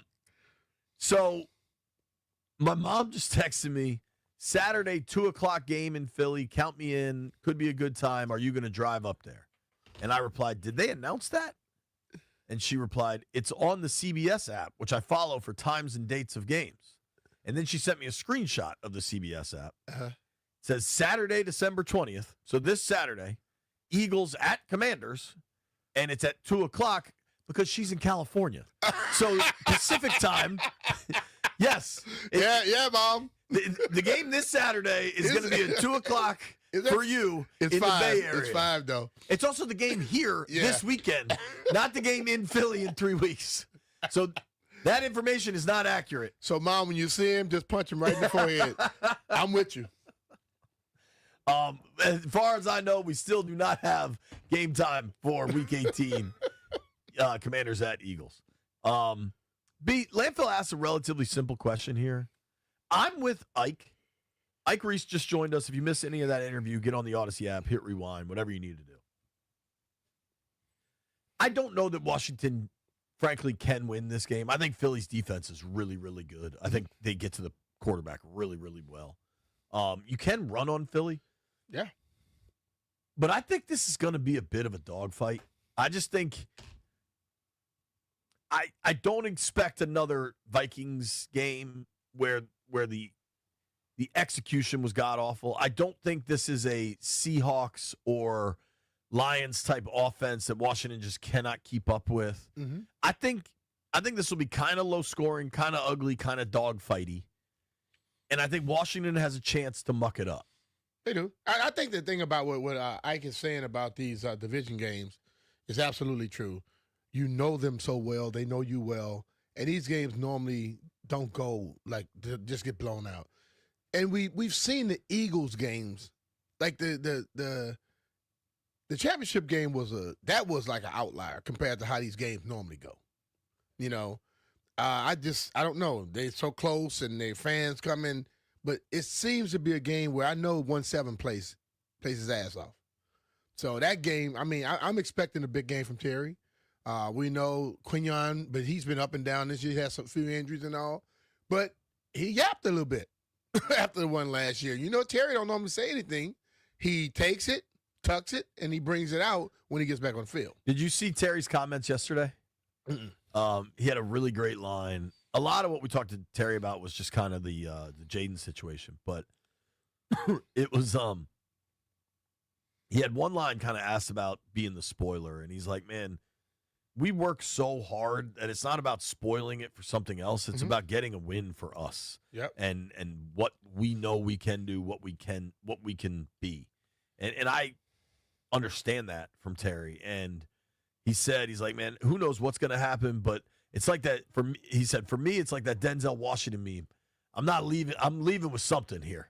Like something, we're going to get something. Yeah. In 12 career games against the Eagles, Terry McLaurin has 64 catches for 917 yards and 5 touchdowns.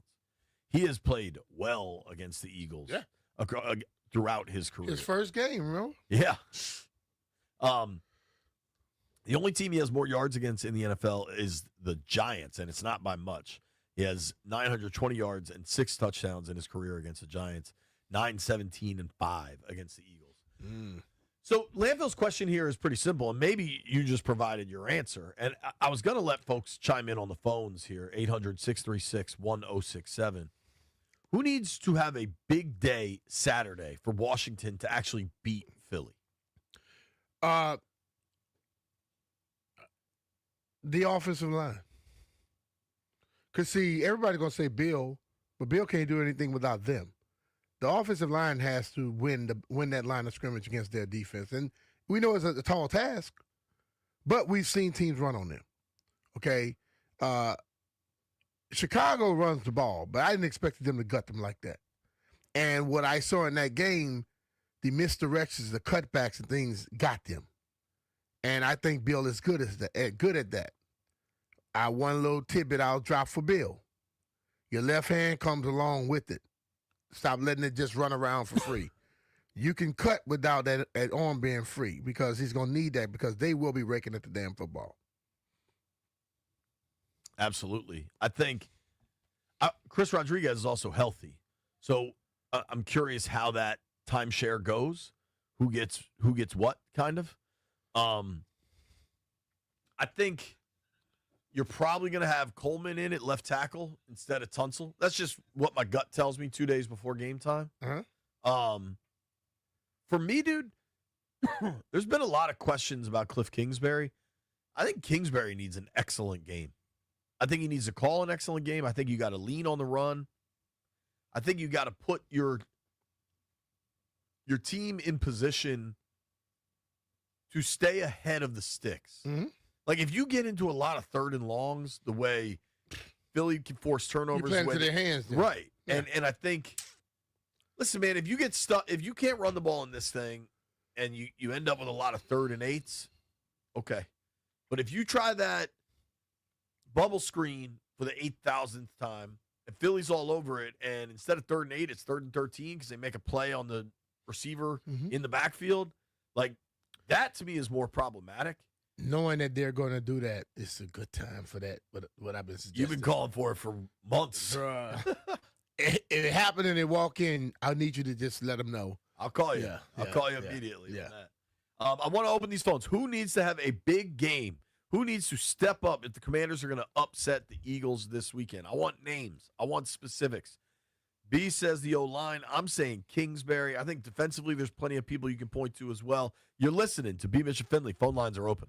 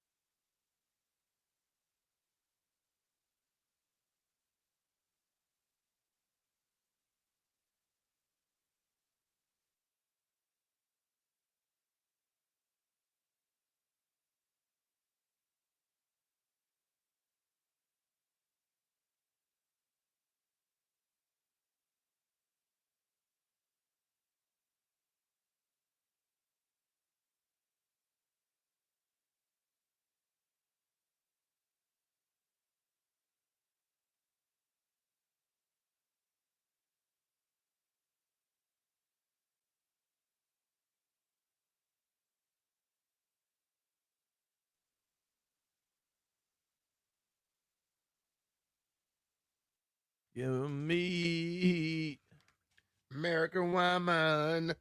Landfill. Playing American Woman after the great Sav J, the update queen, walks in and says, "You know what? I'll have a glizzy." Was she the inspiration behind playing this tune? No, I actually had it planned beforehand. I'm just playing 90s bangers for the rest of the show. I'm into that. Yeah. I was impressed by Sav J just saying, "You know what? I'll have a glizzy." And then I told her we have cake later. I need to let some stuff digest. Glizzy update. White Brian's already eaten 8. So the bet's paid. I think he went past 8. I think he will. We still got a lot of glizzy. It's not even noon. I think around 1 o'clock we fire the air fryer up again for an afternoon batch of Rooster will be back. Roos might be in there by then. you know, the Roos is getting his glizzies. Yeah, he might be trying to get a speeding ticket to get here. The question is simple. Who needs to have a big game Saturday for Washington to pull off this upset? Our friend Charlie is in College Park. What's up, Charlie? Good morning, gentlemen. Beautiful day out here. How you doing, bro? First and foremost, hey, man, when I'm talking to you guys, I'm doing better. First of all, I want to thank you. It's been a rough year for us physically and emotionally. I tell you what, you guys make my days, and it's helping just to get through the holidays with all kinds of stuff going on in our lives. Thank you for making it a great year and keeping me going, man. I tell you and Doc and Kevin, without you guys, I'd be even more of a basket case than I am. Now, to get to the question, offensive and defensive lines, Brian, as we've often said, that's where the games are won and lost. We know that.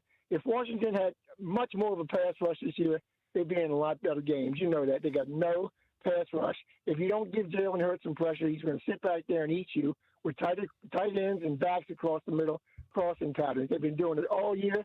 Zach Ertz did that to us when he was with the Eagles. And the offensive line. You got 3 good running backs, Cliff. Use them. Thanks, guys. All right, man. Thanks, buddy. Good call, Charlie. American Woman.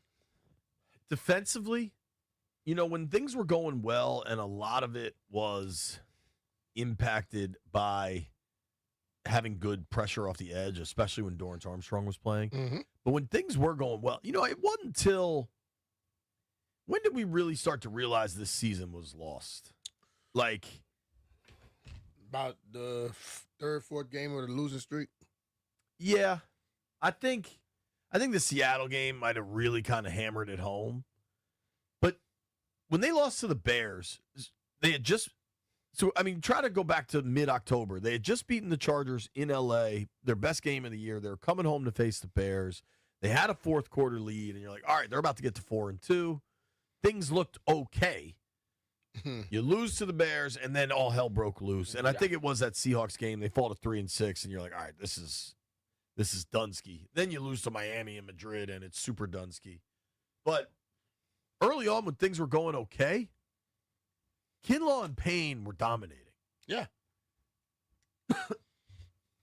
They've lost a lot on the D-line, especially on the edges. I recognize that. But when they lost on the edges, those guys lost a little bit of their edge. Totally. In the inside. Well, and, dude, if you look at the injury report this week, I mean, the Eagles' O-line, the dominant Eagles O-line we've become accustomed to is beat up. Lane Johnson's definitely not going to play in this thing. If Landon Dickerson, 2 straight DNPs, probably not going to play in this thing. I mean, those are huge pieces for Philly. And, Von Miller, I think, can get to the quarterback, but for them to win, especially as Philly is trying to reestablish its run game and kind of get back to what it does best, if you can win in the interior, if Kinlaw and Payne can win in this game, that gives Washington a puncher's chance. It does. Like, Mariota might find Debo deep. Mariota might find Terry for touchdowns. Like, Ben Sennett might make a play. Yeah. Offensively, Philly's defense has playmakers all over the field, but they've given up plays. To me, this is all about Philly's offense. Yeah. If they can get into a rhythm and Hurts is passing in rhythm, I don't think this will be close. The way to win this game is to disrupt the Philadelphia offense. I'm with that. I think their defense is good, but I think when their defense gives them many opportunities and they capitalize on it makes them better. If you look at Philly, they get a lot of short fields.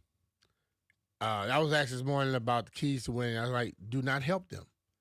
And that means don't have those ill-advised damn penalties at strange times.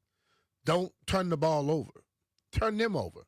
And let's be real, they've proven that they will turn the ball over this year. So, and it hadn't just been like one game here, one game there. He's been doing it often. So you got to take advantage. If the ball hits your hands, catch it. 100%. You cannot have any mistakes. Washington has to play one clean on turnovers, like 100%. Win that battle, and then two, you're gonna need a couple fluky things to go your way. Maybe Phillies struggled a bit on the tush push this year. Don't overplay it because they got some tricks off of it. Well, now. they ran one last week, which I thought was pretty damn interesting. If you look at Vegas for this game, they're not expecting the Commanders to get a lot done on the ground. They do have C-Rod back as the leading rusher for Washington, 44.5, Bill at 27.5, and then J-Mac down at 8.5.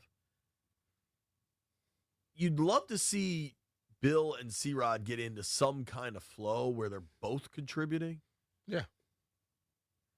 Like, where it's not, and I know one thing that's bugged you, I think if you're going to go committee, it can't be like quarters and halves. It's 2 drive, 1 drive. Yeah, yeah. And even like you can spell somebody on a drive. Like, that's okay. I'd like to just keep fresh legs because I think Chris and Bill are good runners. They bring different things. Bill is more fast twitch, quick cut. C-Rod's a little bit more of a hammer. Let them both work. C-Rod got some vision as well. Yeah. Yeah. I think you get both of those guys running like they're capable of, you could keep a team off balance. And then McNichols, that's when he's that changer where he comes in and now you think they're about to run one and then no, he's going to get a pass at the backfield. Good out of the backfield. But as far as pass blocking, he is probably the best. Let's go to Kenny in Largo. Kenny, what's up, man? Who needs to step up this weekend? What's up, y'all? How y'all doing? What's up, man? Good. So, like, the whole defense, but specifically Frankie Louvu, I want to see that demon come out. And I need Mariota to step up because I'm in the playoffs of fantasy, and I need him to go crazy. Got him starting. He can go crazy on Saturday. So. Dude, I needed Mariota to go crazy last Sunday in New York, and he didn't. So I know where you're at. I'm in the playoffs for fantasy. Agonizing. Yeah. This Devontae Adams injury is killing me.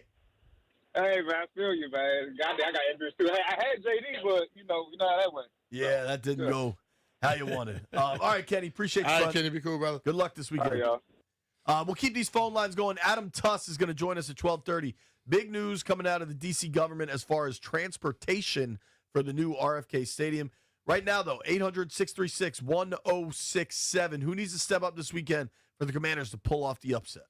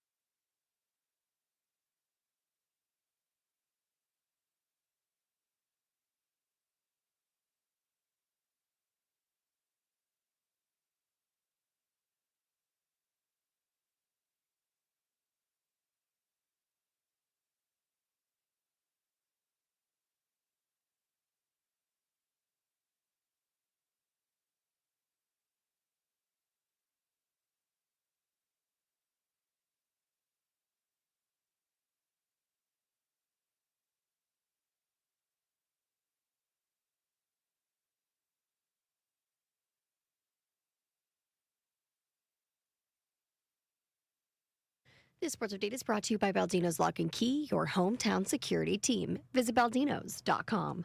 The Rams will likely be without Devontae Adams tonight in Seattle. The team has listed Adams as doubtful for their contest with the Seahawks due to a hamstring injury that he suffered on Sunday.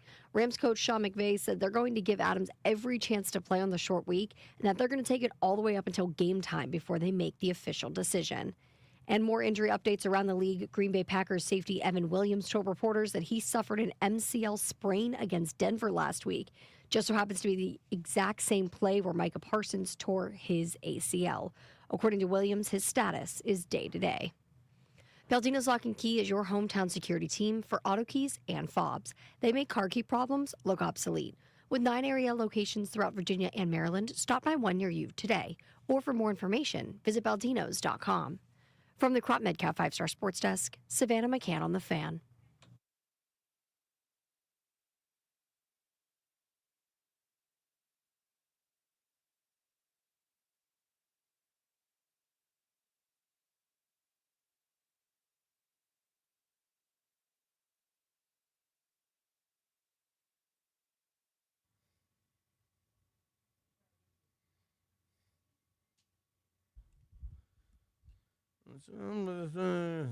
Landville just cranking 90s beats. All right, we got folks on the line. Who needs to step up for the Commanders to beat the Philadelphia Eagles this weekend? It's a tall task, man, but doesn't mean you can't do it. There's no, last I checked, the United States Constitution, there is no provision that does not allow the Washington Commanders to beat the Philadelphia Eagles in Week 16 or the Washington organization under any name, not in the Constitution. Yeah, let's go to seen it. Big G is in Sterling. What's up, Big G? Big G, how y'all doing, man? This me again. I want good special team play, turnovers, and long drives to keep our defense off the field. I'm with that. You think Marcus can get it done? Yes, sir. There you go. All right. Thank you, Big G. I mean, Yes, Big sir. G painted an easy picture, B. Mm-hmm. Good specials, create turnovers, long drives. That will Rock do it. it. That will do it. Hell yeah, any day. 800-636-1067. 800-636-1067. B, you know another guy that could help a ton? Who'd that be? Debo. Debo, certainly a But see, playmaker. this is the thing for me. When Terry and Debo is there, for some reason we act like we can't get the ball to both of them. We go to one or the other. And that's they got to scheme that up, man. And you got to find a way, because if you look at games, when one goes, the other one rarely gets it. You know, and it's like we have to take different chimes to give it. Man, you got to, like, I watched some games where, hell, every other play they throwing it to somebody else. And they just keep the rhythm going. But we seem to only be able to do it when we got one guy. We go to him, go to him, go to him. No, let's find a way to get everybody involved. Let's go to Fred in Bristow. Fred, who needs to step up this weekend? Hey, guys. Thanks for taking my call. I'll tell you, I think there's actually 3 people, but Marcus Mariota has got to be able to hang on to that ball. That's number 1. He can't be fumbling every time he gets tackled. Number 2 is Crosby, Bill, if you will. And number 3 is McLaurin. And if those 3 can step up, I think we're going to win. All right. Appreciate the call, man. Hey, you bet. You need folks to step up. That's how it works, dude. I mean, what do you always say? Like, we can talk about the coaches, we can talk about the play calls, but sometimes it's just about a dude making a play. Players play, baby. Players got to just go out there and get it done sometimes. And listen, man, we're in a situation now where I know what it calls for in practice and you look for all the time. Take a peek. I mean, let's see if the guy backside is open. Or the dude that may not be in the read, let's just take one little quick peek and see. He may be running free. You know who people could say regressed? The regression bros are out there coming for everybody's neck. But you know, I almost want to pull this up because I don't want to make something up. But, like, they haven't won that many games. But I could think of at least 2 games, which is 50% of their win total. Actually, 1, 2. All right. In 50% of their wins, Mikey Sanders still has an interception. Yeah. Like, another big Mikey play would help a lot. That'll help. But, hey, how about somebody else getting an interception other than Mikey? I mean, let's think about that. The ball is life is the motto for the whole team, right? Yeah. Mikey don't mind somebody else helping him out. No. By taking it away from somebody. What do you think of the young man Hamilton in that last game? That last game, he was on, man. And he played with confidence, and he was he was good. He was right there. He was in him. And sometimes you get in those matchups, you know. If he can play another one like that, I'll take it. Let's try John. Because he didn't look like he was scared. No. He was ready to go. John is in Stafford. What's up, John? Hey, what's going on there, BMitch? What's going on, JP Finlay? Hey, guys, look, I called y'all last week, and I said, look, them Dallas Cowboys was the best offense that we had to be worried about. I was dead wrong. That was just a terrible take. That Dak Prescott, he just was not a good thing. Anyways, look, man, we're going to win on Sunday under 2 circumstances. And BMitch, you hit it dead on the head, man, just a few moments ago. You've got to get that Debo Samuel and that Terry McLaurin involved at the same time. When one's off, the other's on, and the other's on, the other's off. We cannot have that. We got to get both them boys rolling at the same time. And I believe that Marcus Mariota can do that. Let me tell you right now. The key to success, it ain't that Sam Still, it ain't that daggone the middle backers, and I love that Bobby Wagner. He's going to be a Hall of Famer, but he ain't the answer. The answer is that front four. If that front four does not step up, that Saquon Barkley is going to go off. He has not had a good year this year, but look, everything everyone's been talking about this week is this is a get-right game for them Philadelphia Eagles. And that daggone Saquon Barkley, he is going to go off if that front four does not get it. And I tell you, that is the answer. I love that Debo Samuel. I love that Terry McLaurin. But that front four has got to be it. All right. Appreciate you, man. Well, I'm going to tell you. I love y'all so much. I appreciate it. Thanks, dude. He's right about the front four, though. I mean, I just think the front on both sides of the ball, they got to come to play, bro. Can we talk about our guy right there real quick? He called last week. That Debo Samuel. Last week, the accent was not as pronounced. He was good, though. I think he can call. I'm into those calls. Yeah. But I wonder if he just, had a lot of coffee this morning or was leaning into it. Maybe that was Chris Collinsworth doing a Southern accent. Mariota. Either way, that dude has my full support. I think the information provided was dead on. Yeah. He's right. He was good. I mean, and let's be real. When you start thinking about football for real, the big boys make it happen. Absolutely. Not the little sexy pics, the big boys. To your Smell point. like bacon. Chaz is in Alexandria. What's up, Chaz? Hey, guys. So I'm going to sound repetitive as the last caller, but I'm going to go with the D-line, too, because I think we'll be able to stop Saquon Barkley, but where we'll be getting into trouble is when Hurts is able to pick us apart with those elite receivers and that elite offensive line. So if we're able to get pressure, then I think we can make a difference and have a chance at winning.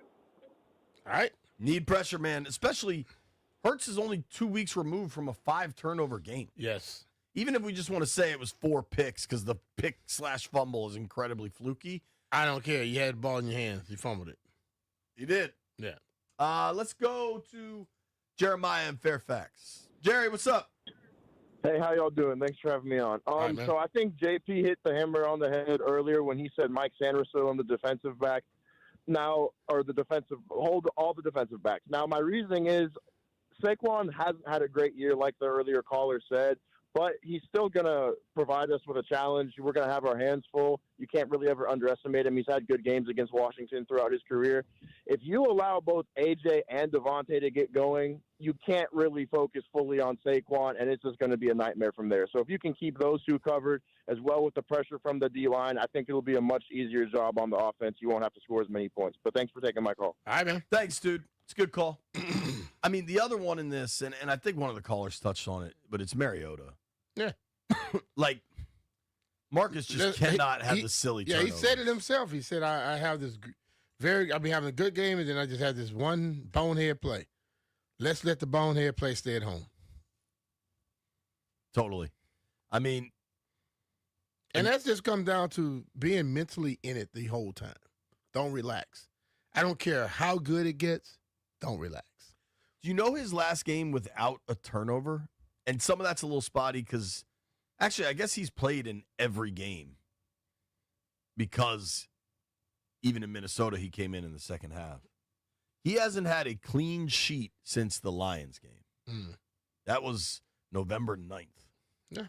Against the Dolphins in Madrid, he had an interception. Against the Broncos at home, he had an interception and a fumble. I'm not sure if he lost that fumble, but he had a fumble. Against the Vikings, he had a pick and a fumble. And he wasn't in much. And then against the Giants, he obviously had the very costly fumble late. He had 2 fumbles in that game. Connerly recovered one of them. You have to go all the way back to the Lions game without a turnover. It's just like when you're playing golf and you're having that great day. And when you're playing well, what's the first thing your friends say?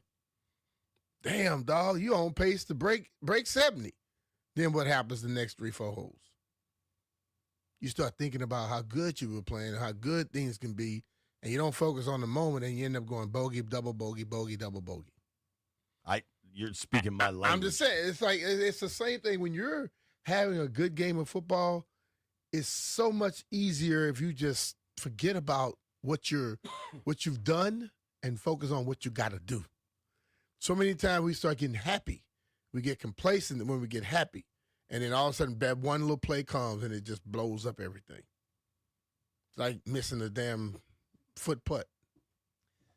So we talked about Kingsbury as a big part of this. And I think, Cliff has had ups and downs this season.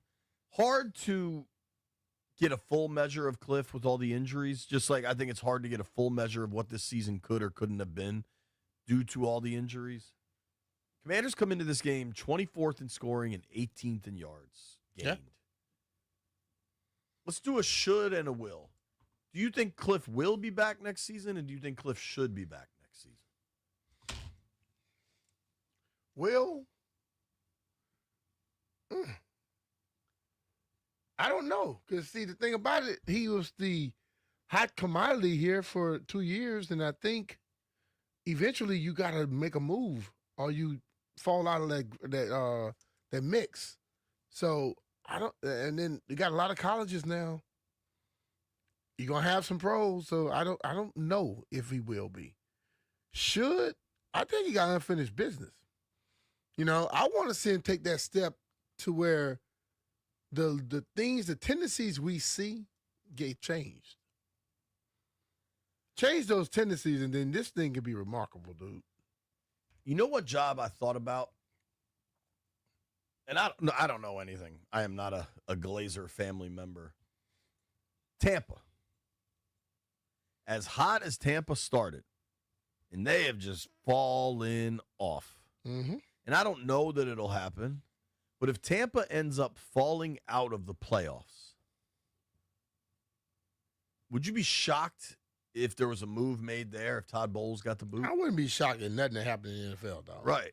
It happens. And Cliff and Baker go back to Texas Tech. Baker started 5-0 for Cliff Kingsbury as a walk-on freshman, I believe. Now, things kind of went sideways from there because Baker got hurt and Cliff thought he could play, and then Baker transferred to Oklahoma. But it's my understanding those two have years ago reconciled their friendship and relationship. Mm-hmm. And I think one of the toughest things for Tampa is, I think 3 years in a row now, they've had a good offense and the OC gets plucked to go be a head coach somewhere else. Mm-hmm. It was Canales. This year it was Liam Cohen. I don't know anything, but like when we ran through what jobs we think will become available, I don't know that we were considering Tampa the last time we went through that exercise. Moment we wasn't, because they were playing okay. I think Cincinnati, if the Bengals job became available. If I'm an offensive coach, yeah, that's where I want to go. That's what you dream of. Because I got to sit down, me and Joe got to have a conversation. But the weapons he has, man, please, give me that. And to hell with throwing it to the open guy. look for number one any chance you get. And if you're not him, then go to his buddy, his running mate Higgins. If you're impressed by Dart, and I don't think he was very impressive against Washington last week, but I think his body of work as a rookie has been impressive, if not concerning, with the It's running been style. impressive, but his mental is not impressive to me. I agree with that. But he's also a rookie. Like, he can learn. He can learn. But that's a job that's pretty interesting. He's been talking about that like that for a long time, dude. That's what's in him. You got to break that out of him. Matt is in Manassas. What's up, Matt?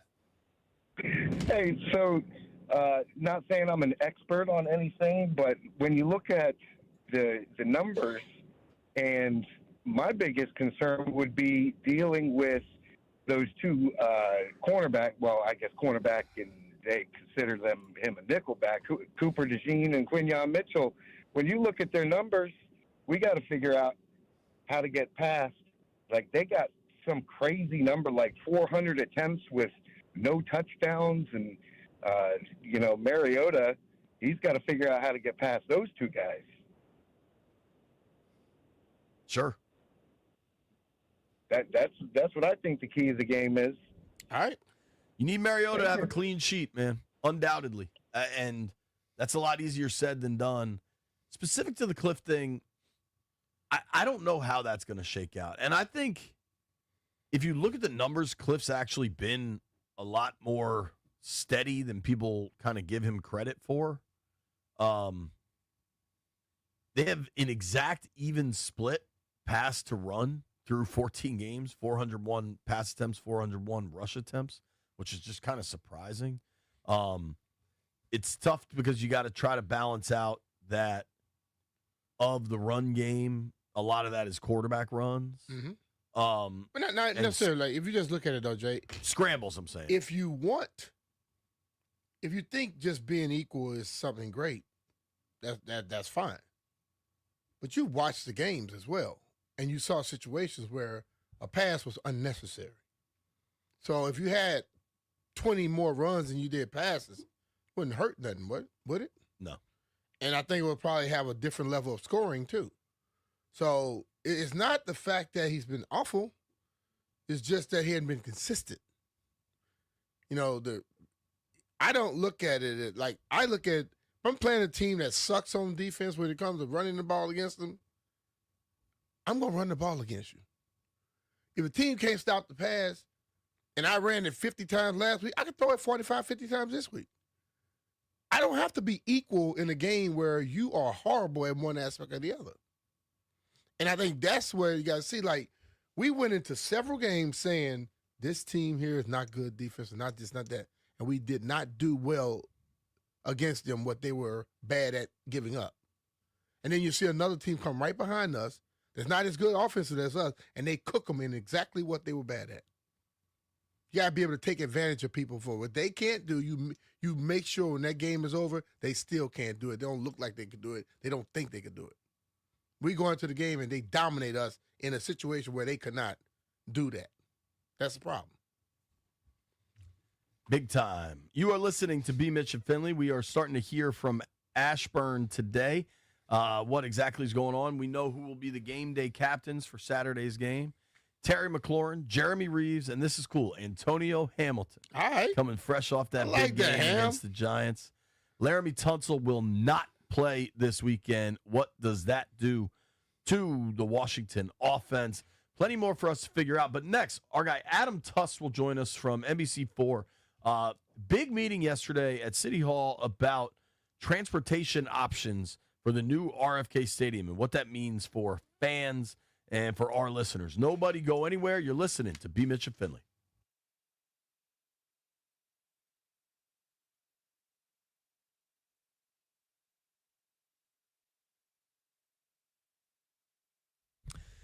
Hey, it's JP Finlay, and nobody takes care of the fans, listeners like Paisanos. Right now, you can score 30% off any order of $30 or more with promo code FAN30.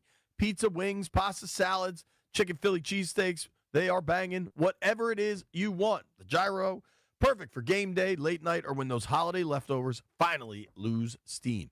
Just hit paisanospizza.com, load up the cart, and watch that total drop with Fan 30. If you're feeding the whole crew, use Crew 20 for 20% off a custom catering order. Great for a game day spread, an office lunch, a holiday hangout, a big family dinner, or even feeding the fantasy squad clinging to those playoff hopes. That's me, Stage 5 clinger. Paisanos has seriously tasty options, including pre-planned catering packages with the discount already baked in. You got 2 ways to score, Fan 30 for any order or Crew 20 for the whole crew. Paisanos, it's not just pizza, it's something for everyone. Order now, paisanospizza.com.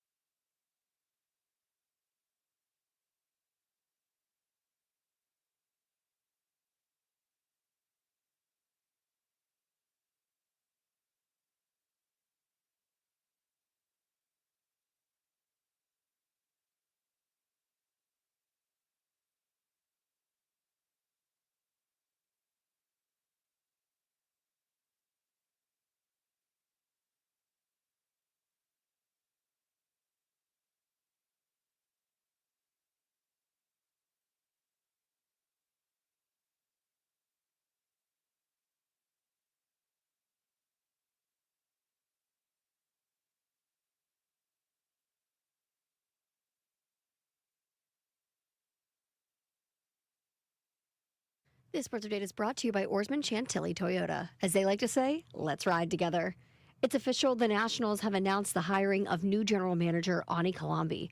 Kalambi comes to the Nationals after his role with the Phillies as an assistant general manager. There, he oversaw Philadelphia's research and development, as well as their use of data. He's also only 31 years old and is renowned as one of the bright minds of baseball. And tonight we have both the Caps and Wizards in action right here on 106.7 The Fan. Tune in at 7 p.m. The Capitals hosting the Maple Leafs. And on Bloomberg 99.1, 8 p.m., Wizards traveling to take on the Spurs. Oarsman Chantilly Toyota keeps their customers happy by offering great deals on the area's best selection of new Toyotas, each backed by the Oarsman Lifetime Edge, featuring up to $1,500 in extras. As they say at Oarsman Chantilly Toyota, let's ride together. From the Crop Medcap 5-Star Sports Desk, Savannah McCann on The Fan.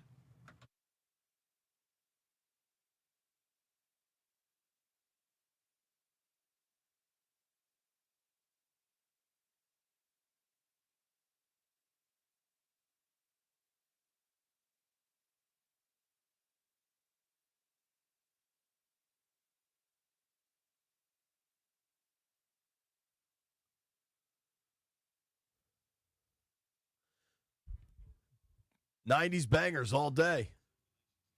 In a half hour, we're going to open these phone lines up for Bleep You Thursday. But right now, we're going to the Rude Guest Hotline. Rude makes the most reliable HVAC equipment in the DMV to talk to our friend, Mr. Adam Tuss, transportation Rude. reporter for NBC4. What's up, dude? How are you? Hey, JP, did you know that BMitch had over 1,000 yards returning in each of the seasons that he played for the Philadelphia Eagles? So, B, I don't know if you know, but Tuss is a big Eagles fan. and yesterday, I'm going to tell the whole story.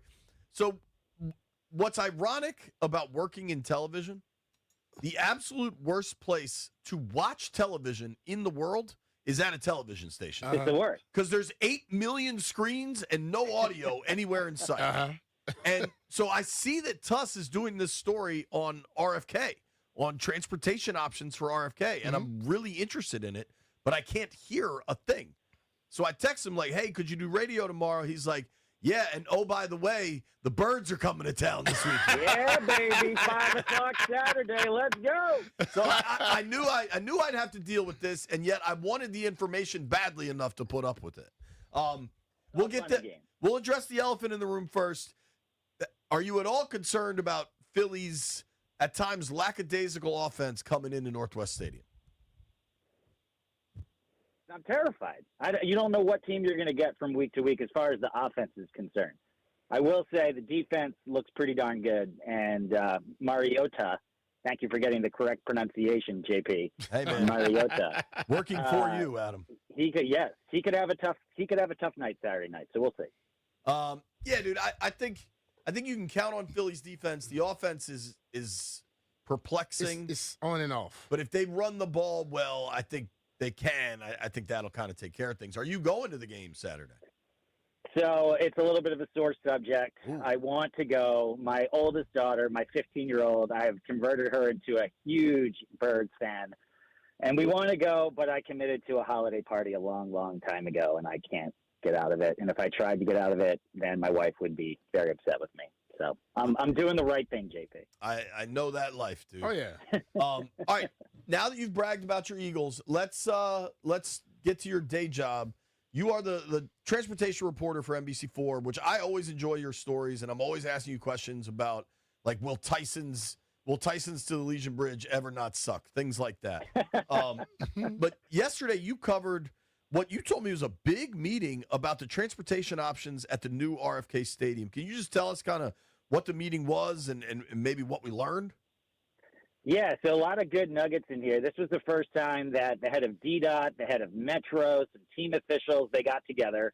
And look, this thing's going to happen in just about 4 years, right? We're talking 2030 when the stadium is expected to open. And they're talking about, I mean, when you think about what's there now and what it's going to look like in just a few short years, I mean, I think it's going to be mind-blowing to a lot of people. We're talking about like 5,000 to 6,000 new homes and apartments, hotels. They're talking about potentially 20,000 people that just live there. that aren't, commuting to there or whatever, that just live in that space. Wow. And then, of course, if you're talking about these huge events, I'm not sure, what the stadium's supposed to hold. I think 60 to 70 or 80 around that, right? So if we're thinking about, people who have to get to these game day events and stadium events and concerts and one day the Super Bowl and WrestleMania and everything else that's going to happen down there, well, it's very clear that the current infrastructure that exists at Stadium Armory is not sufficient enough. And so everyone's starting to talk about it. For instance, did you know that the Stadium Armory Metro station right now, which serves the blue, orange, and silver lines, inside that station, there's one elevator, and it's old. Wow. And it barely works. So if you're thinking about, moving people up and down, Metro has a lot of elevators and escalators. There's a lot of stuff that's going to have to change. So we really heard yesterday from people about kind of these upgrades that people need to start talking about. Things like maybe even a second Metro station there. It would be over closer to Oklahoma Avenue so you could disperse the crowds. Tunnels underground that could go to and from this new station. And the Metro general manager said the most important thing in his mind, there's no connection to the red line there, obviously, because it's the blue, orange, and silver line. So you need to have some sort of rapid connection to Union Station, because you think about people taking VRE or MARC to get into the city and then having to get across town. He wants a rapid bus line that runs basically from Union Station all the way over to Benning Road so that people can get back and forth. Who's paying for it? Yeah. That's a great question. I asked that yesterday, BMitch, and all I was told is that, look, there's going to be billions spent over there, and somebody will foot the bill. I can tell you this. Metro, when these kind of things happen with Metro, they are happy to operate the system and operate the service, but they are definitely not the ones that usually pony up the money for it. It would usually come from the district or some sort of special taxing district or something that I'm sure the D.C. Council is going to have to work out. Like a hotel tax. Every city I go to, I get like what's 8 going to different happen hotel to the taxes. armory over there? Because I mean, The actual armory? Yeah, that needs to be gone. I haven't heard anything about, what's going to happen with that. I just know that if for anyone who hasn't been over to RFK lately, the stadium is pretty much gone. It's unbelievable to go over there and see, what's there now. And all of those parking lots, those are all going to change. I have not heard any specific plans about the armory itself, though. I think the armory is like historic or something. Yeah. But I think it's also like covered in asbestos. Like, I mean, if we're starting fresh, let's start fresh. Yeah. Yeah. I mean, a lot of RFK old was buildings historic are. too. Yeah, it's true. Yeah.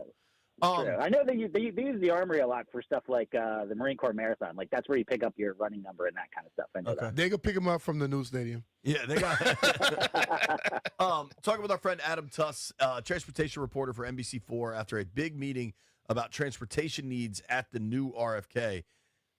I am not a transportation expert. I hold 0 college degrees in it. But I know this, and perhaps my evidence is anecdotal. The notion of high-speed, rapid bus lanes do not work. Like, every time I've heard of high-speed buses, it just is a mess. So whatever the Union Station to RFK plan is, like, they got to come up with something better than a bus. So you know what's really funny about that, JP?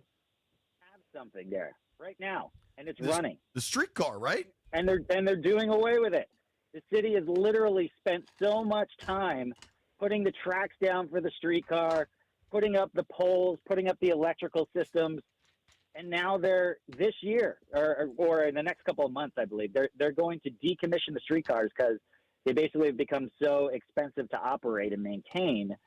So it's part frustrating for me as a transportation reporter, as someone who covered that project from the beginning, and the connection is literally there right now.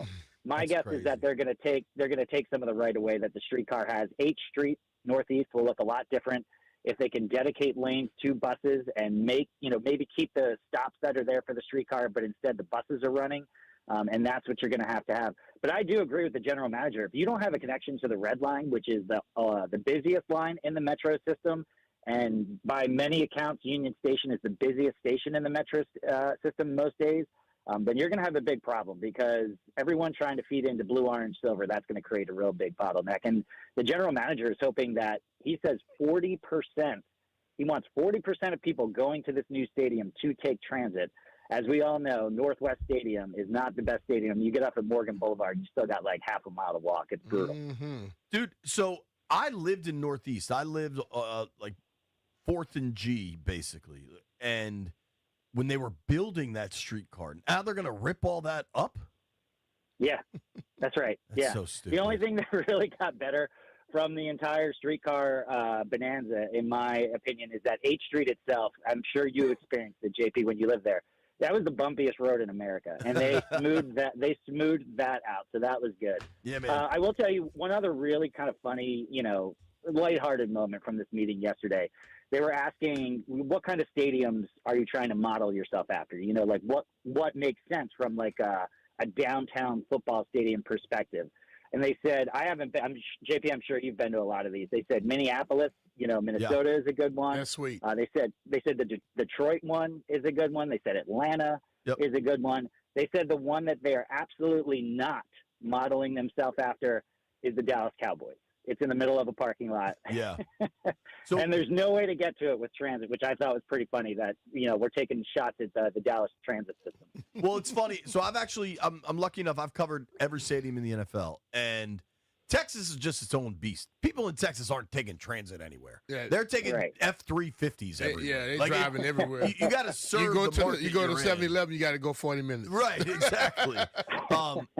Dude, my biggest question, and I've been hammering this for a while, like if you think about where rideshare is now as a percentage of people getting to games, even as much as the situation at Northwest kind of sucks to take Uber, I bet it's still 25% of people. I bet it's a big chunk of people. I think by the time this joint opens in 2030, 2032, and as driverless cars become that much more common, I would account for massive rideshare situations. Is that on the table when they look at transportation?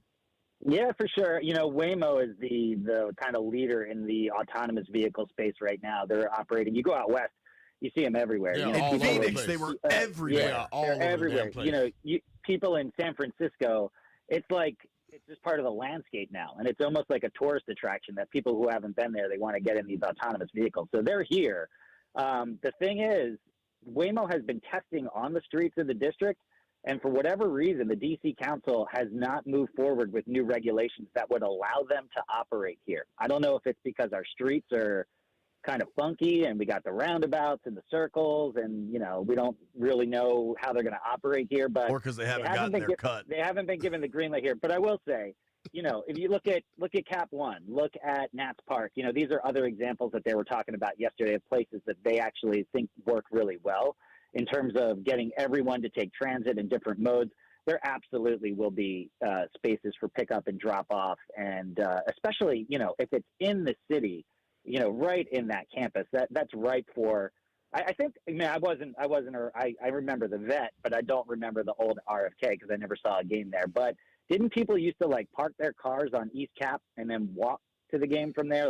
Something. Transit went there too. Metro was big, but people I remember my father would park in this dude's front yard and just give him $20. And I think there'll be plenty of and when you talk about the other stadiums, I mean, this year we've been in Minnesota, we've been in Atlanta. When you have an urban stadium, life kind of finds a way, and people start renting out their driveway, and it kind of will work out where there'll be a lot of non-sanctioned transportation options that will emerge, I would say. I think we'll see a lot of that. When you go to Wrigley, right? Yeah, exactly. That's what people do. People rent out their 2 parking spots for $20. I mean, stuff like that will happen, but it's gonna be a little more than 20 though, Adam. Well, probably, yeah, right. $100, $100 for the day. So it's gonna be a combination of everything, I think, and bike share and scooters and all that kind of stuff. Sure, all of it. Now, I think for people coming from Northwest Washington, if you're coming west to east to RFK, you have a lot of options because you can go Benning Road, you can come down Florida Ave. Even if you're coming from further south, you can cut around the hill. You could go park at, you could go park. You could drive to Foggy Bottom and park and get on the Orange Line, and that's not a terrible option, right? People that are coming from the east, that traffic on 295, from Kenilworth Avenue all the way down kind of till you get to Anacostia, all those little bridges cutting across the Pennsylvania Avenue Bridge, all of it is a disaster. What, if anything, can they do about that? Not much, and not much is the answer. And the funny thing is, you get these like traffic rankings every year, right? What spot does your city rank at as far as traffic? We're consistently in the top 10 as far as terrible traffic, and every time, every list that's pointed out, this is without a stadium. The worst corridor is the 295, DC 295 corridor is always singled out as the worst. It is always crawling. One thing that they talked about at this meeting yesterday that they really hope people do is that they drive to the end of the line metro station. So say like a Largo or, you're kind of out there, you park there and then you take the train in. So I think for everyone who's used to Northwest, what was FedEx Field, and you had all of that parking, you're going to have to change your expectations when this new stadium comes because they don't want you driving there. There are going to be a couple of parking garages, but that is not going to be their main focus for sure. And you're probably not going to want to sit in that traffic anyway. Yep, and just tell them open up the waterways. You can bring that could be transportation by boat. Baby. There we go. Hey, who's got the paddleboard? Paddle up the Anacostia. Let's go. Whoever thinks 295 is the worst has never tried to get through Tyson's at rush hour. Adam, thank you for the time, brother. Really appreciate it, and I hope your team loses on Saturday. 7-13 Birds. Let's go. All right. See you, buddy. Thank you very much.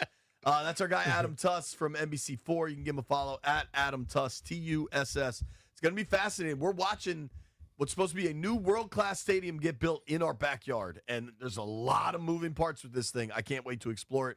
Phone lines open at 1 o'clock for Bleep You Thursday.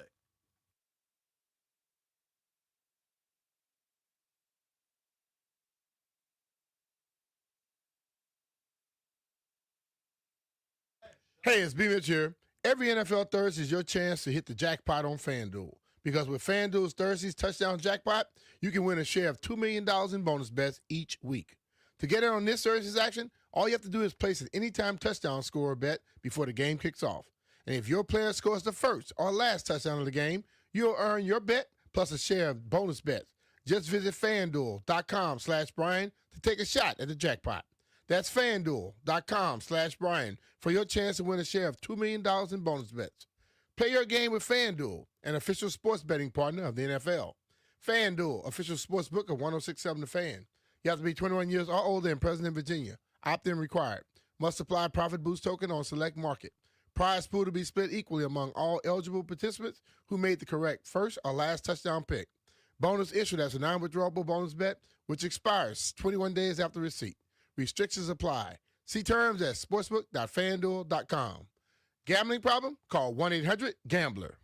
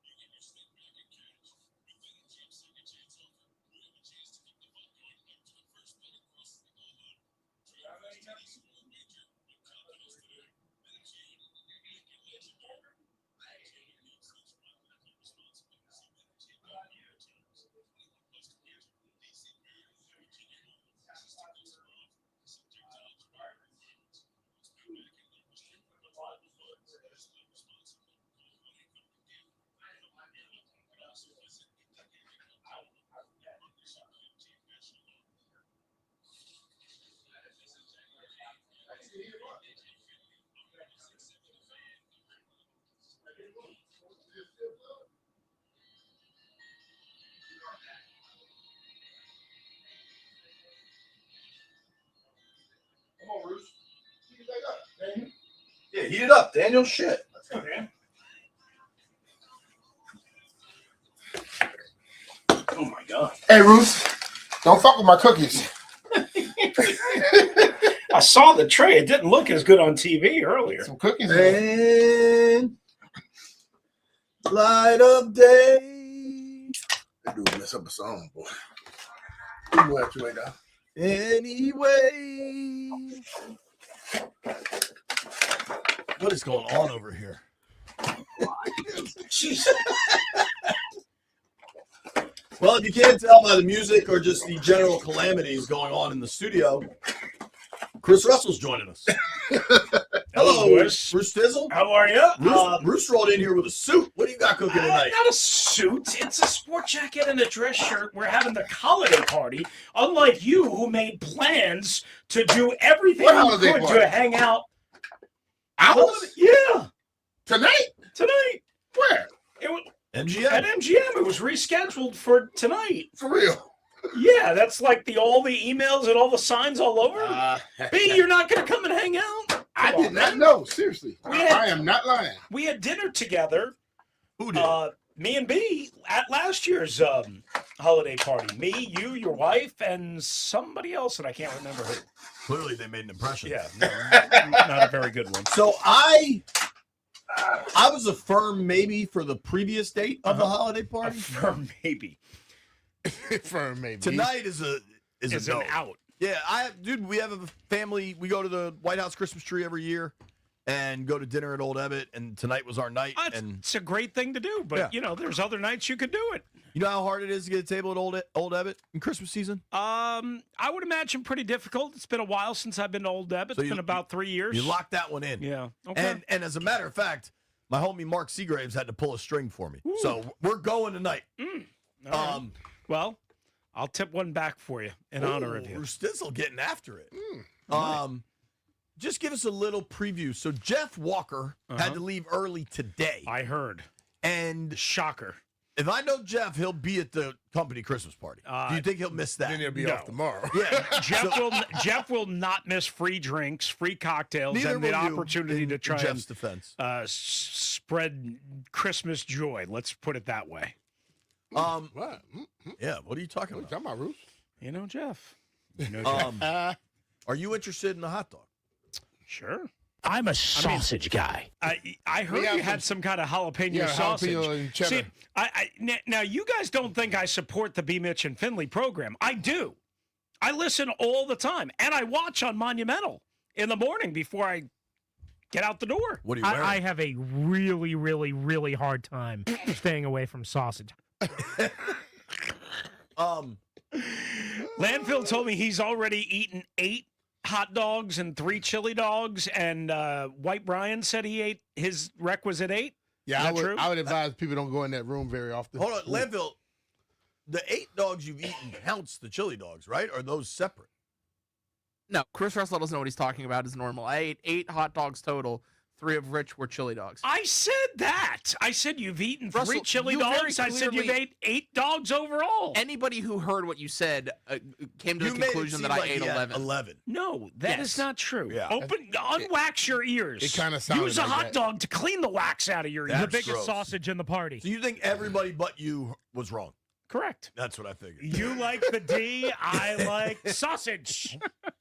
I'll ask you a football question, Bruce. Who needs to step up for Washington to pull off an upset? First of all, I'd like to say I like that you guys are here on a Thursday. It was a pleasant surprise to see you not at the Big Bear AI performance. They play on Saturday. Saturday game, Bruce. Yeah, but that's right. Today is the Friday. Yeah. Who do I think has to step up on Saturday? I'm going to go. I mean, it might be easy, but Mikey Sanders still, right? I mean, he's a turnover creator. Jalen Hurts obviously puts the ball in peril, and A.J. Brown sometimes just has a religious aversion to catching it. So I worry about the matchup, and it's not just A.J. Brown. It's also Devontae Smith and God, at times, guys, when I watch you, I don't know if I'm not seeing every snap. Jahan Dotson shows up every once in a while, right? So I'm kind of thinking like if Sandra still can create a turnover, and again, that's a big thing, or if he can just hold his own and just make tackles and not miss tackles and allow extra yards after space, maybe the Commanders have a puncher's chance of hanging in here. And there's other guys too, obviously, that I want to watch and I want to see. Like Grand Danny asked me a similar question yesterday. I said, Marcus Mariota, why? I've seen plenty of Marcus Mariota. I know what he is. But guys, he could get $13-14 million on the free agent market next year, like Daniel Jones did with the Colts, because the scarcity of veteran-proven quarterbacks, and they need him because the starting quarterback only played 7 games. We just had Adam Tuss from NBC4 on. I listen. How I consume the BMitch and Finlay program. How pre-mad are you dogs. about the traffic at RFK Stadium?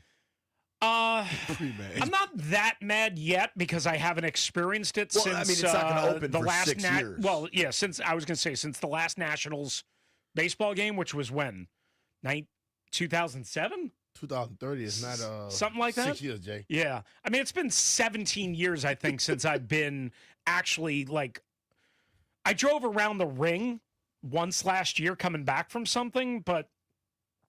That's not a game day event. It's been, 17? I had never went to a DC United game, no offense. So it's been 17 years or whatever it is since Nationals Park has been open, since I went to a game day event there. And as we know, even though that was like 40-some-odd thousand for baseball that weekend against the Phillies, the last weekend that RFK hosted the Nationals, that is a little bit different than 65,000. So I'm going to be mad in advance, and I'll be fine. I'll figure it out. Goodbye, Roost. Landfill's adamant we have to break. Since when do you follow directions?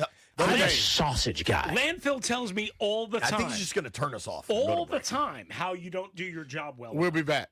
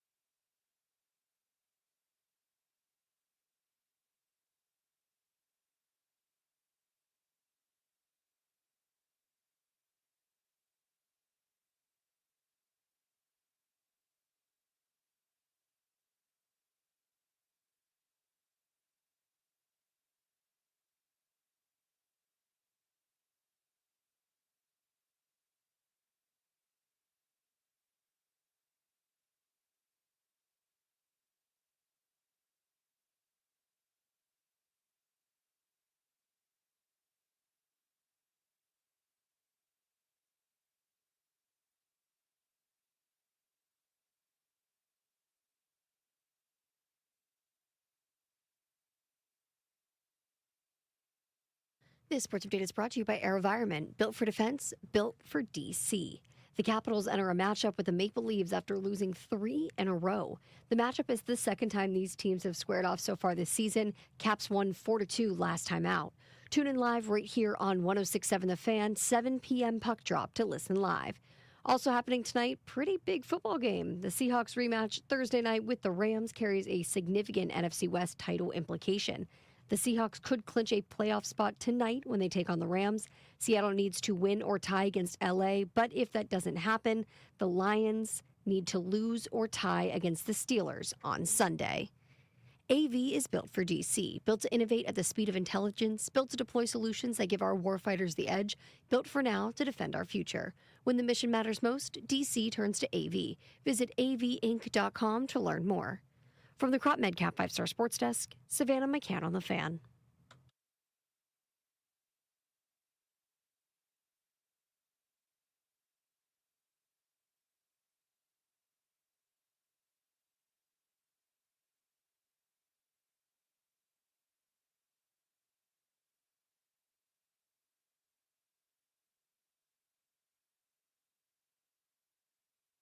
I want B to put your headphones on. I don't know if you'll remember this song.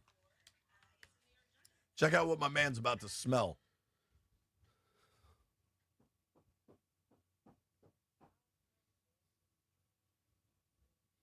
You remember this song? Apparently my man smells sex and candy. You're into scent? You're a cologne wearer? Yeah, but would you wear that? Sex in the candy? Sex and candy. He smells sex and candy. That's what he's saying. When he just walk in the house? It might be somebody making candy and had sex. I don't know. He's downtown hanging around by himself. If he walking around town, it could be possible now. He'd be walking by the Willy Wonka candy store. Too much caffeine. That's something I can connect with. Yeah. He just didn't luck up. He walking around, somebody else doing what he's smelling. That's all that is. What's the name of that band? Marcy Playground? Gosh, it's like a trip to middle school right now.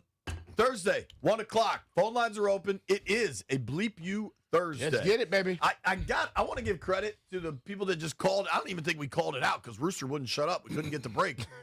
Thank you to the people that know it is Thursday, 1 o'clock, Bleep You Thursday.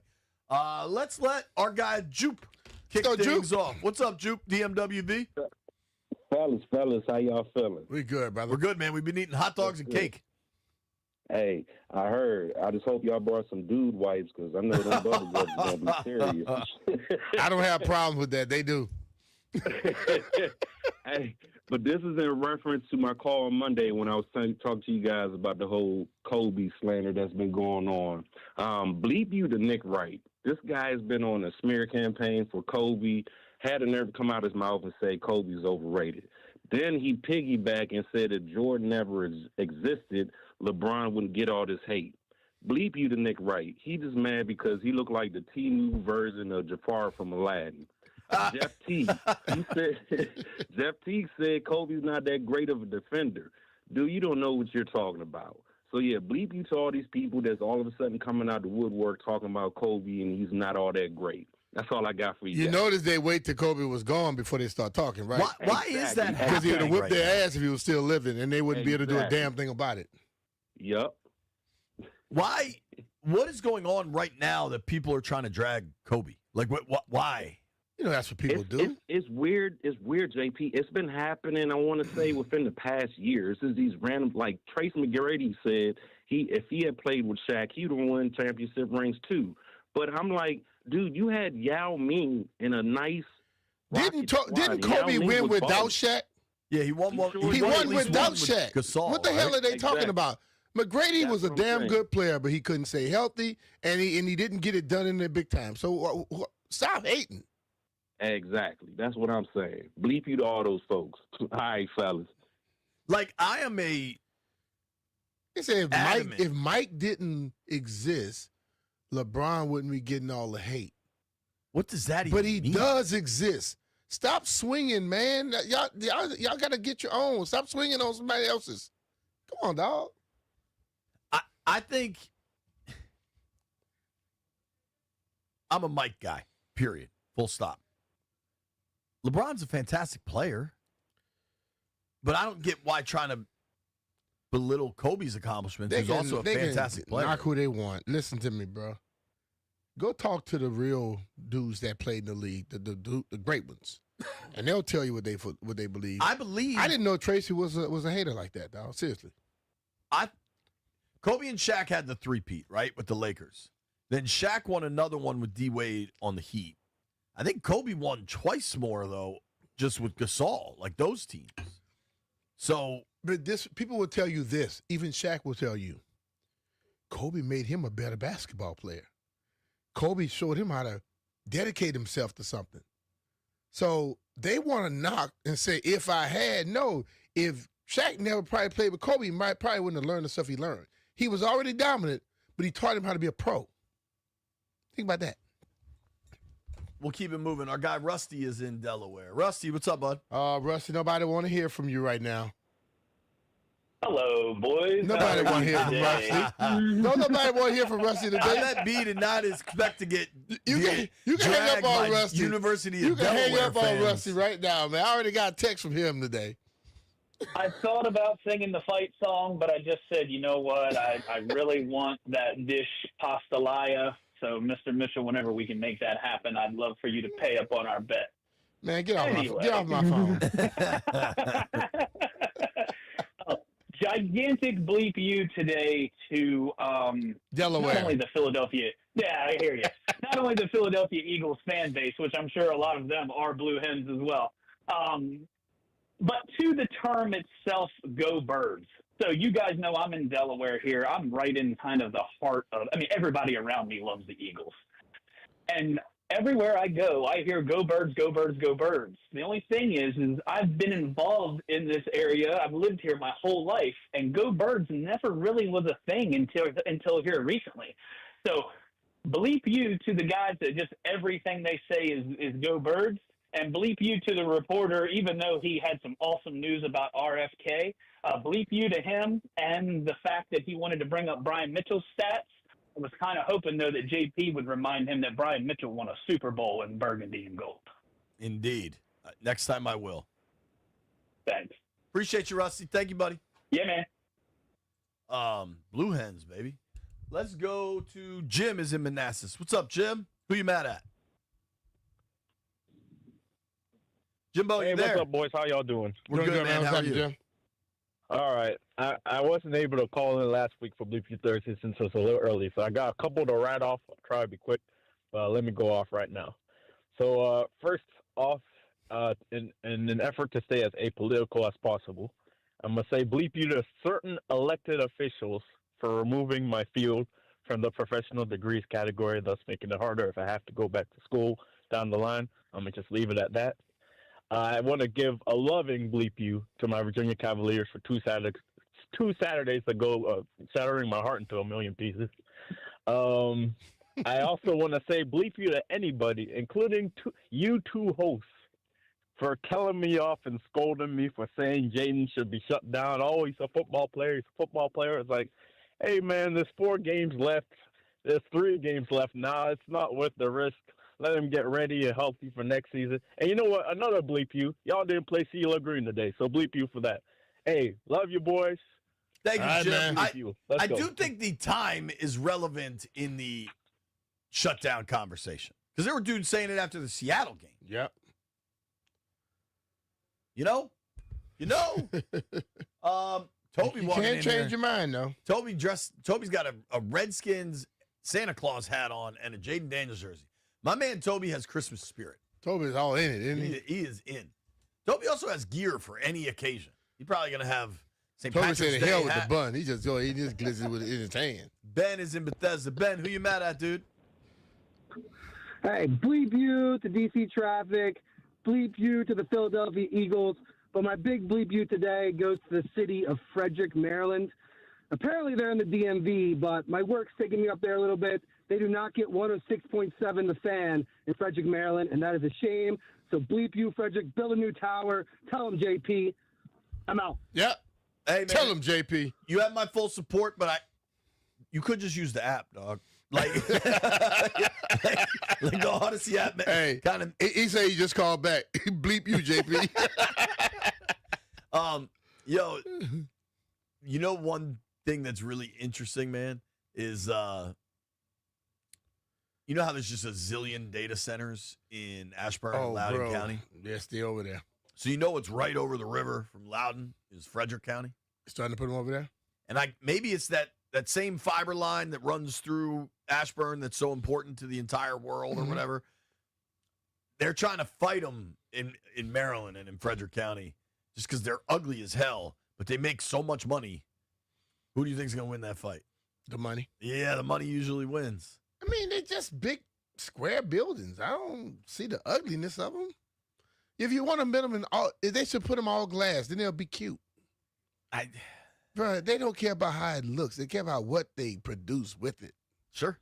My answer. There's a lot of them over there in Ashburn. Whenever there's a debate about financial things, I am not the most religious person, but I do always go back to the Bible verse that's like, a party gives laughter, wine makes happiness, but money is the answer for everything. Mm-hmm. Money is the if God was saying it when they were writing the Bible, sure means it's true today. Mike is in Upper Marlboro. What's up, Mike? What's going on, JP and BMitch?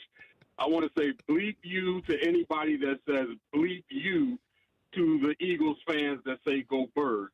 And lastly, I want to say bleep you to those 5 Redskins fans or Commanders fans that are coming to the game Saturday because we taking over, baby. It's going to be a sea of green. We'll see you on Saturday. Bye. Sadly, I think he's right, though. I think they will take over. Thanks for the call, Mike. Appreciate you, man. Hey, we got to keep making money. Come on, give us your cheddar. Danny's in California. What's up, Daniel? What's up, guys? How you guys doing? Doing good, man. What's happening with you? I want to give a bleep you to Dan Snyder for our stupid name we have. You know what? I had a thought this morning that I think B will disagree with me on. Thank you for the call, Daniel. You can stay on. You can stay there if you want. You know how the Browns, the Cleveland Browns, people call the Dogs? Mm-hmm. The Philadelphia Eagles, people call the Birds. Mm-hmm. I think we need to normalize, and I think you're going to disagree with me here, but I think I at least have a point. The name is not coming back, period. Full stop. The logo is not coming back, period. Full stop. They do need a nickname, though, and they already had one for 100 years.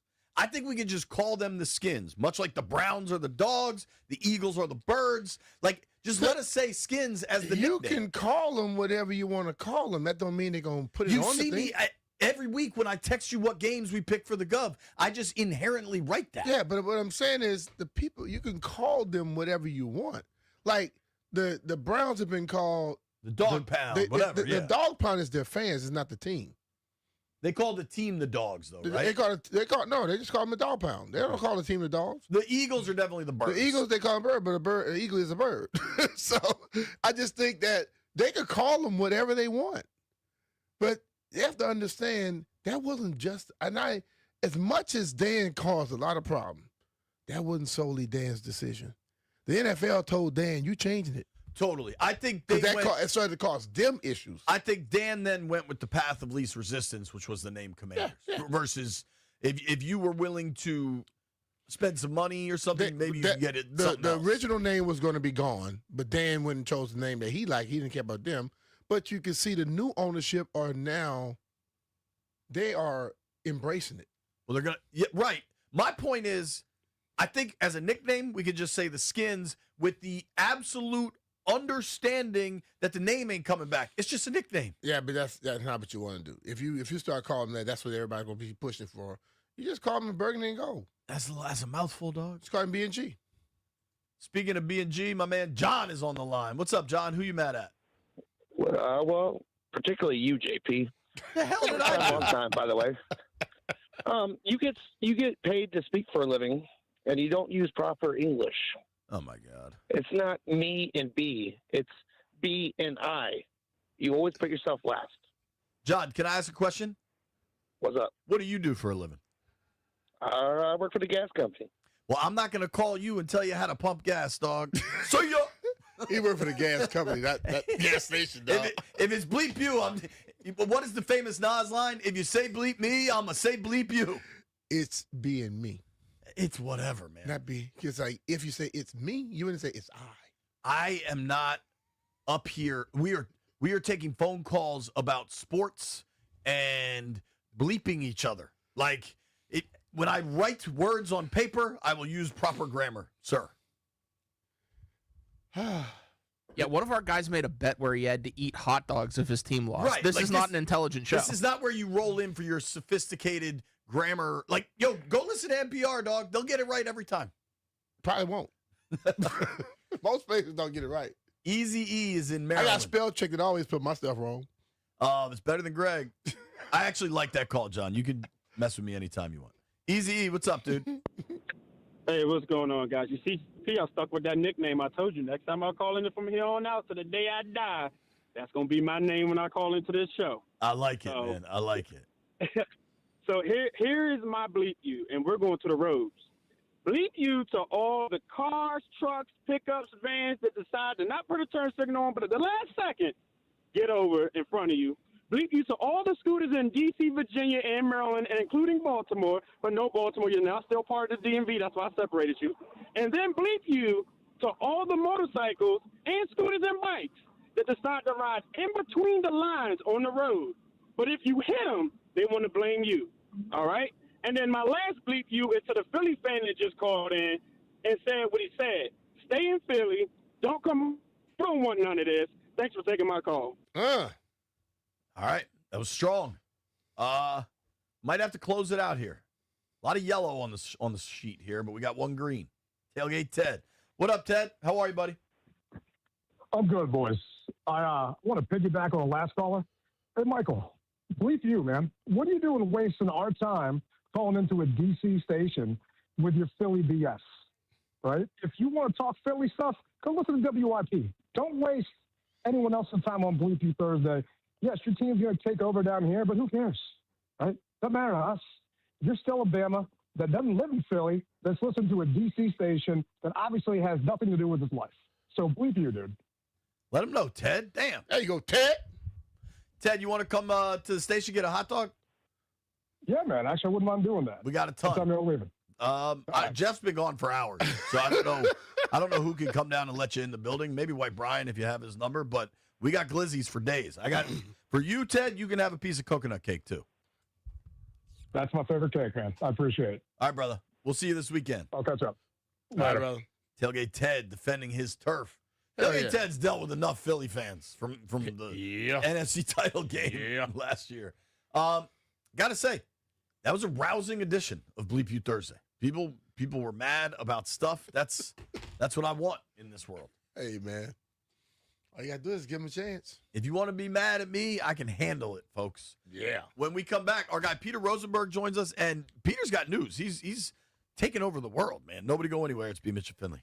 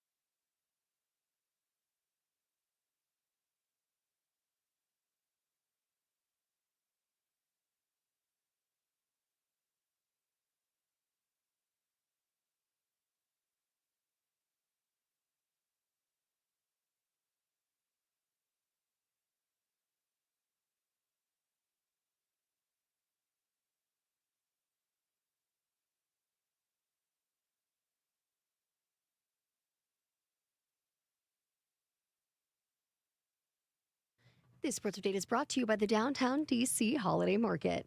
Phillip Rivers' time in the spotlight could come to an end sooner than expected. The Colts reportedly opened the 21-day practice window on quarterback Anthony Richardson, giving the team another option to start games down the stretch. Richardson is still dealing with some vision limitations and isn't 100% yet, but he is able to take part in portions of practice. And your Thursday Night Football injury report for the Seahawks tackle Charles Cross is the only player on this injury report. He is out with a hamstring injury. For the Rams, defensive end Braden Fisk questionable for tonight with an ankle injury, and Devontae Adams listed as doubtful, dealing with both knee and hamstring injuries. It's back, DC. The Downtown Holiday Market runs November 21st through December 23rd, noon to 8 daily. Shop local, grab treats, and feel the holiday magic between 7th and 9th Streets Northwest. DowntownDCHolidayMarket.com. From the Crop Medcap 5-Star Sports Desk, Savannah McCann on the Fan.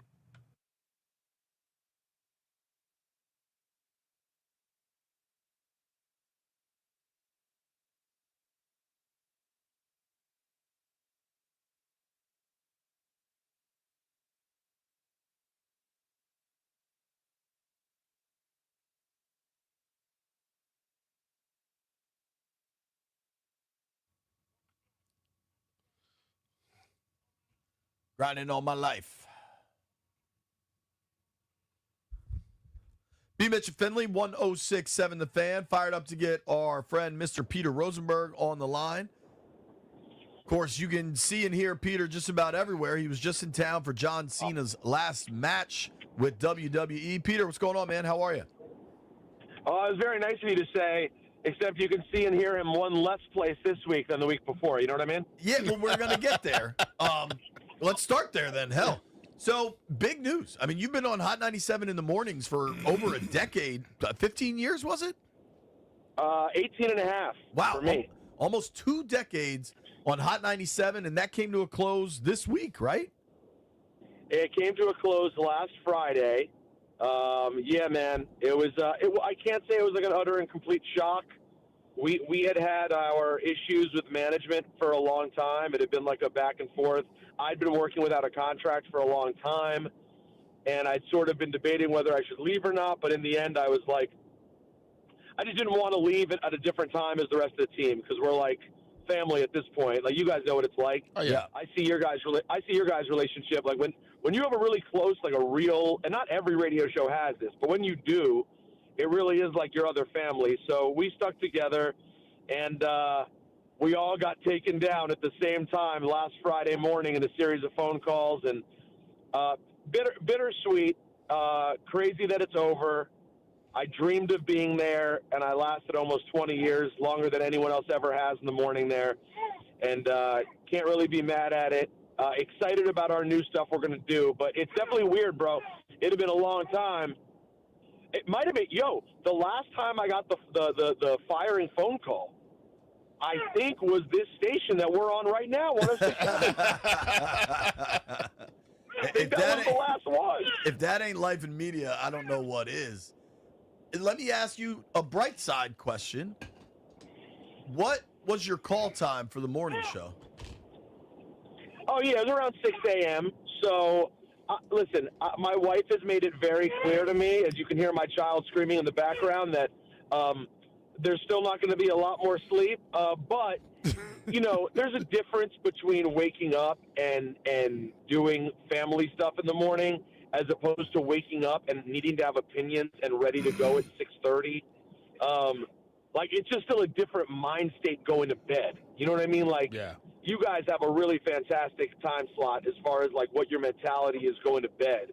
And when you have to wake up and do early mornings, it just changes the way you feel. Like, you get invited to do something. Guys, do you know the amount of cool things that I'm embarrassed to admit I've skipped over the years because I had that, wake up and do the radio?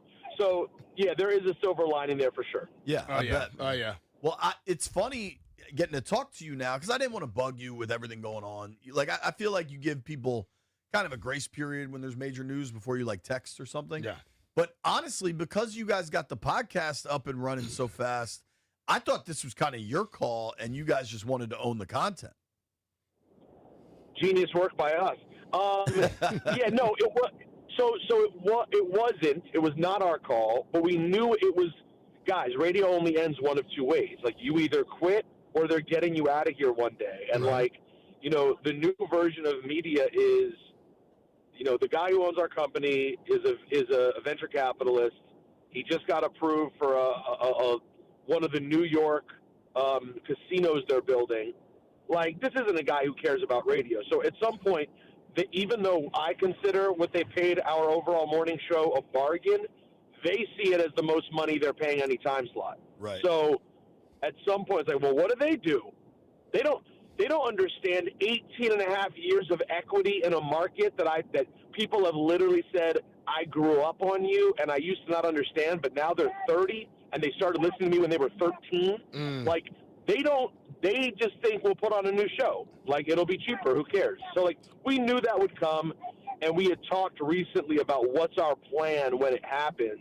We already have a studio being built that was literally already under operation. So then it was just a matter of, like, go. And so, like, we put up our first video on Monday, and our YouTube channel has over 30,000 subs. Like, I can't be much happier with that being your way out. You know what I mean? Yeah, I think the whole thing, like, you all did what I always say. I always say people like to say, well, read the writing on the wall. Well, you got to understand the writing on the wall, too. You did that. You were ready for it.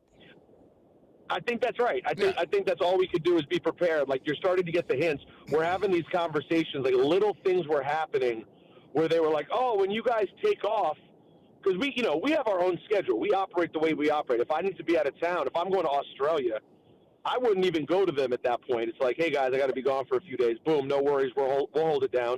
And vice versa for all of us. And then they're like, hey, when one of you is off now, we think you should be have a fill-in who's not from the show. Little things like that, you just you're like, why? Why do they want to start getting other voices on here? What is going on? Oh, they want to get people accustomed to things can change. And so we were able to read that. And, like, we had political differences. We had a big interview with Andrew Cuomo right before the election where he hung up on us, and it was a really big deal. It was sort of the last bit of news in what was obviously a very newsworthy election cycle here, in New York for the mayor race. Yeah. And that was the last big piece of news, and they were not happy with how that went because they wanted to play their relationship with Cuomo, et cetera, et cetera. So we were just in different places, and it was a matter of time. And I got to tell you guys, like, when I was fired from JFK in 2006, and we'd gotten a new program director, he was there for like 5 seconds. I got into beef with Don Geronimo. We went back and forth. I got called in the office, and it was like, it was not fun. At that time, I was heartbroken. I had no money in my pocket. I didn't know how I was going to get back on the radio. And it took me some time, to get back on. At this stage in my life, while it's weird to not be there anymore, I can't act like this is a tragedy. I'm just fine. Lots of cool stuff going on, and frankly, we're excited to give this thing a shot on our own. And I don't think you'll be that surprised to learn there have been people who have reached out who are interested in working with us. So we'll see where it goes. There you go. I love that. Talking with our friend Peter Rosenberg Radio on social. He's got a so from the Hot 97 stuff to go back, if we can, I don't know, 72 hours or whatever, to what must have been incredible. What was John Cena's last match like in DC, in your hometown? I mean, I saw the prices. That place was juiced. It was, I think, the most revenue night Capital One Arena's ever had. That's a building that's hosting, Stanley Cup Finals games. What was that like? Yeah, it's great that you mentioned that. And by the way, my wife is yelling me in the back seat to plug what that YouTube channel is that we went to. It is the Ebro Laura Rosenberg Show. The Ebro Laura Rosenberg Show there you go. On YouTube. Thank you, babe. It's so funny you say that, JP. I was quoting that exact same thing because a lot of people are really upset about how things went. And John Cena losing, the fashion in which he lost, etc. And one of the lines I've been saying to people when talking about their disappointment is exactly what you just said. It's the all-time biggest gate for Capital One, and that includes Alexander Ovechkin and the Caps winning a Stanley Cup there. So that's a pricey ticket. And people are unhappy that they went home, seeing their hero lose that way. And I really can't blame people for that. Listen, he had to lose. I do think that's the right thing for the guy on his way out to lose. My problem was, guys, I think there were a lot of fun things that maybe could have happened after the match to leave you feeling a little bit better. And they didn't really do that. Like, he left his shoes in the ring. The other wrestlers came out, but everyone left the building sad. And I think there was a way there, guys, to have him lose the match if that's what you think the right thing is for storytelling, but still to have something more fun there at the end. Maybe they have what we call a dark match, which is a non-televised match. Something there at the end to leave people a little happier. Because, guys, I hosted that post show out there on H, or wherever, like right behind the building. F Street, probably, yeah. Yeah, or maybe it was F. The crowd was amazing. The DC fans were incredible, and they were angry. They really, you could tell they really wanted more. And so, listen, it's not our job to tell them that they're wrong. You got to just listen to. And our business, to me, and I said this on the post show. I said this crowd left like they just watched the Caps lose 5-0 to the Rangers. Wow. And that's not usually what it feels like at the end of a wrestling show. There's usually in this version of wrestling, some sort of upbeat thing that happens. Not always, but in this case, it just felt like a tough thud. Yeah. I still think it was cool that it was here, honestly. But yeah, I from the wrestling fans, like our guy Denton is a big wrestling fan, and I kind of saw his tweets and stuff. I think he was there that night. I guess the dude's name is Gunther that beat him, and people didn't think he was like worthy of kind of that time and place and outcome. I guess must have seen something differently. We can disagree about whether people think he's like going to be a huge star or not, but he's definitely a big bad guy who's a great wrestler. Like he's proven himself and is deserving of that. Whether or not you think he's going to be a star, different conversation. That's up for everyone's interpretation. But listen, the fact of the matter is, everyone ends up talking about it. It ends up being a huge conversation. Now people know who this guy is. Was it perfect? No, it never is. But it was art, man. And I'll tell you what, you guys are like me. At the end of the day, I get to be part of that show, but I'm also just a broadcaster getting to be myself. And I got to host that post show with like 5,000-10,000 people booing Triple H and giving him the middle finger. This is my boss. And I'm sitting next to him going, so, what do you think about this? It was like even though it's uncomfortable, I live for stuff like that. It just feels, it's a moment, man. That's what's so great about wrestling.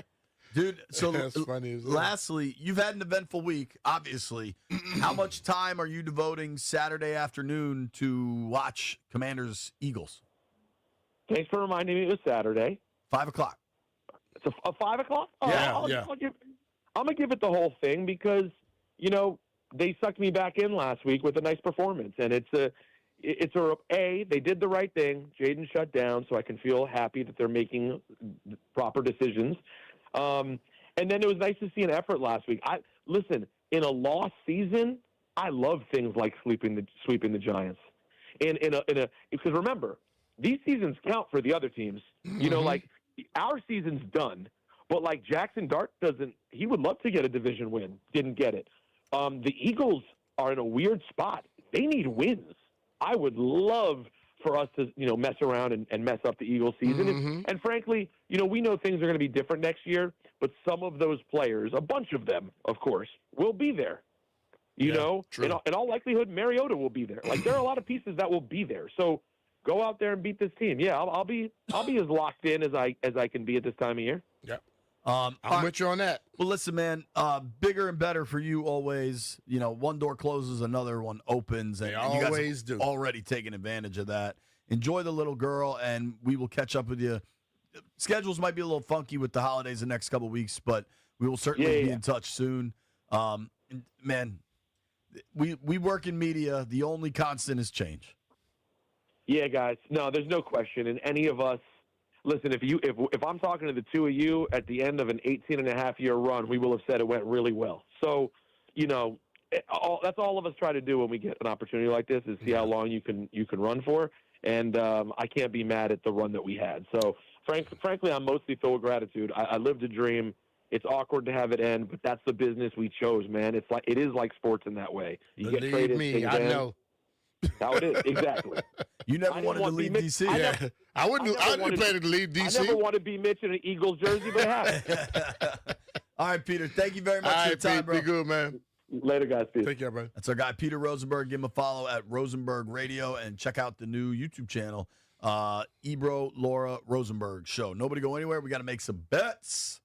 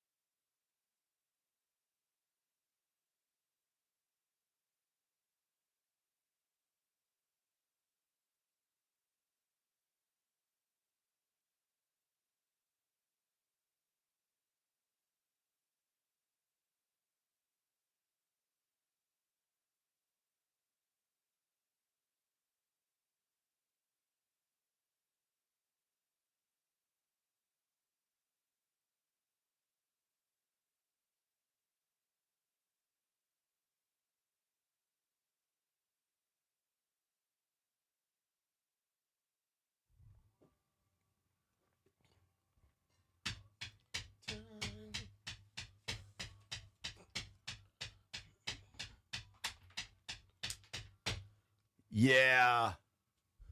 BMitch Finlay, 106.7 The Fan. Thanks, everybody that hung out with us today on the YouTube stream, on the Monumental Sports Network, listening to us in your car. Listen, I meant to shout this dude out. Some dude sent me a tweet yesterday actually listening to us on a radio in his house. He was? Yeah, he's like, some of us do still have a radio. You were calling for that. So shout out to that guy. If I can find it in time, I will say. Yeah, I turn mine on every once in a while. So my wife listens to us on Alexa sometimes. She just says, Alexa, play 106.7 The Fan. I just listened to my regular radio that was installed in the kitchen when I built the house, and I listened to the stuff on the radio a lot. That's cool. So my man's J Bills NVA. So shout out to J Bills NBA, who still listens to us on the radio, wherever you are, on the apps, on the podcast, whatever. We appreciate you. Two things I wanted to highlight before we go. I think this is really cool. Bobby Wagner, Commanders linebacker, future Hall of Famer, has completed his MBA at Howard and plans to walk at Howard graduation in May. Good stuff. I like that. Bobby is I'd like to be there for that. Bobby's Check a him out. thinker, man. Bobby is he sees the game beyond the field. I'll say that much. Also, quiet. I saw this tweet yesterday, and it made me think. So Howard has a vacancy at their head football coach position. Mm-hmm. And we saw the success that Deshaun Jackson had in his first year at Delaware State. I think they went 8-4. Mm-hmm. Clinton Portis was on that staff. Yeah. How cool would that be if they hired Clinton Portis to coach at Howard? Howard? Cool. I just think it'd be cool, man. Yeah. Like, I mean, that's a guy who's a lot of guys are getting hired now, man. So, and also I'm gonna give Howard girls for the basketball shout out. They beat what was it, Louisville or Cincinnati? Cincinnati. They beat them. Big 12 team. Yeah. Yeah. Good things are happening in the world, man. Yep. I want to make sure we get to our BMitch Finlay AAA poll question of the day. Do you like the Saturday NFL games? It's a simple question. You can answer yes or no. Yes. As of right now, 65% of voters have said yes. I say yes. B says yes. The AAA poll question of the day brought to you by AAA. Level up with the new AAA Commanders MVP membership. Get all the benefits of AAA, plus exclusive experiences, discounts, and tickets. If you're already a AAA member, upgrade for free or join today at AAA.com/commanders. AAA is the reason I was able to ride with, what's it called? Denny Ham. Joe Denny. That's cool. NBC, too. Shout out. NBC Sports Washington. How about the good old days, B? Yeah. What do they say? You never know the good old days are there until they're gone. Until they're gone, brother. Speaking of until it's gone, time to make some bets.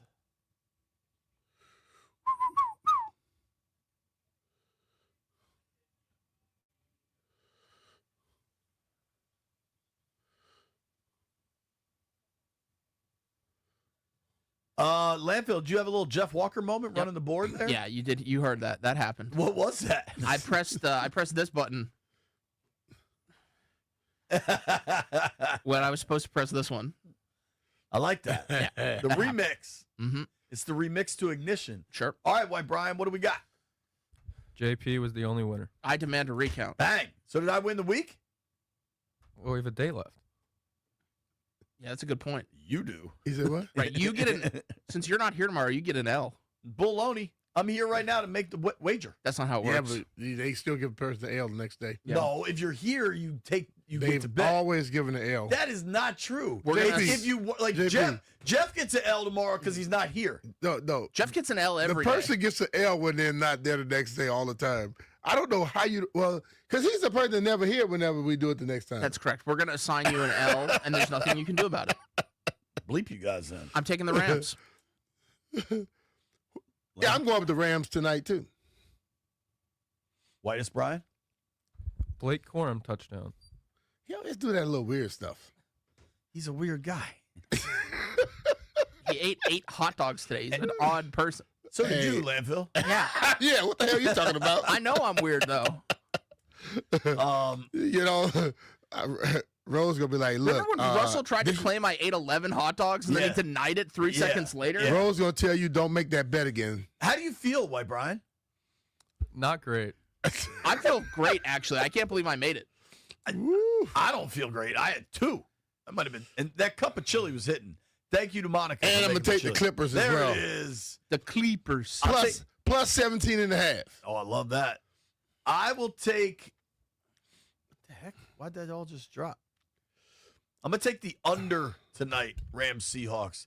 Thank you to everybody that listened. Grant and Danny coming your way next. You made it this far. I owe you a beer.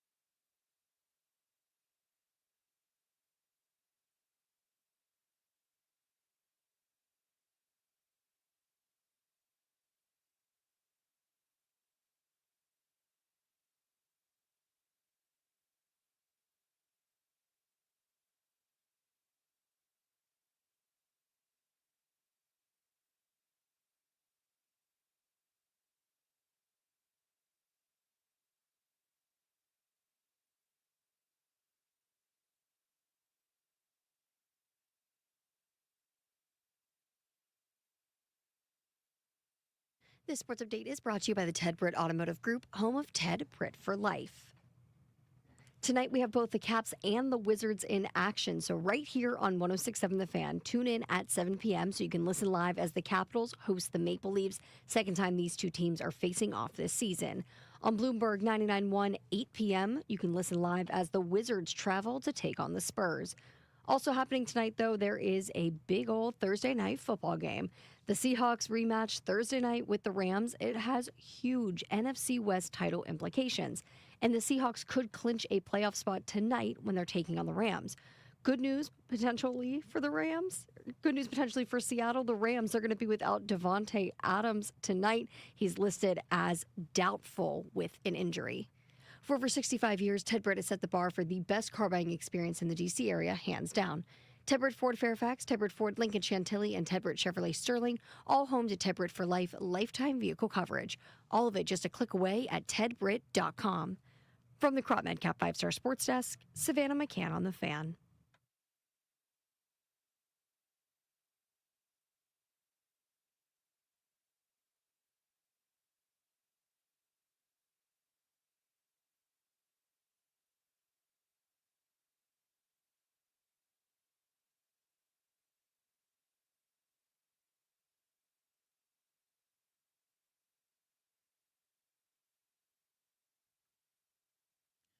Happy Thursday. Welcome in. It's Grant and Danny live from our Half Street Studios in the Navy Yard in D.C. It's December 18th, 2025. We are officially 1 week from Christmas. We've got a great show planned for you, and we'll take you all the way up to 6:30 this evening.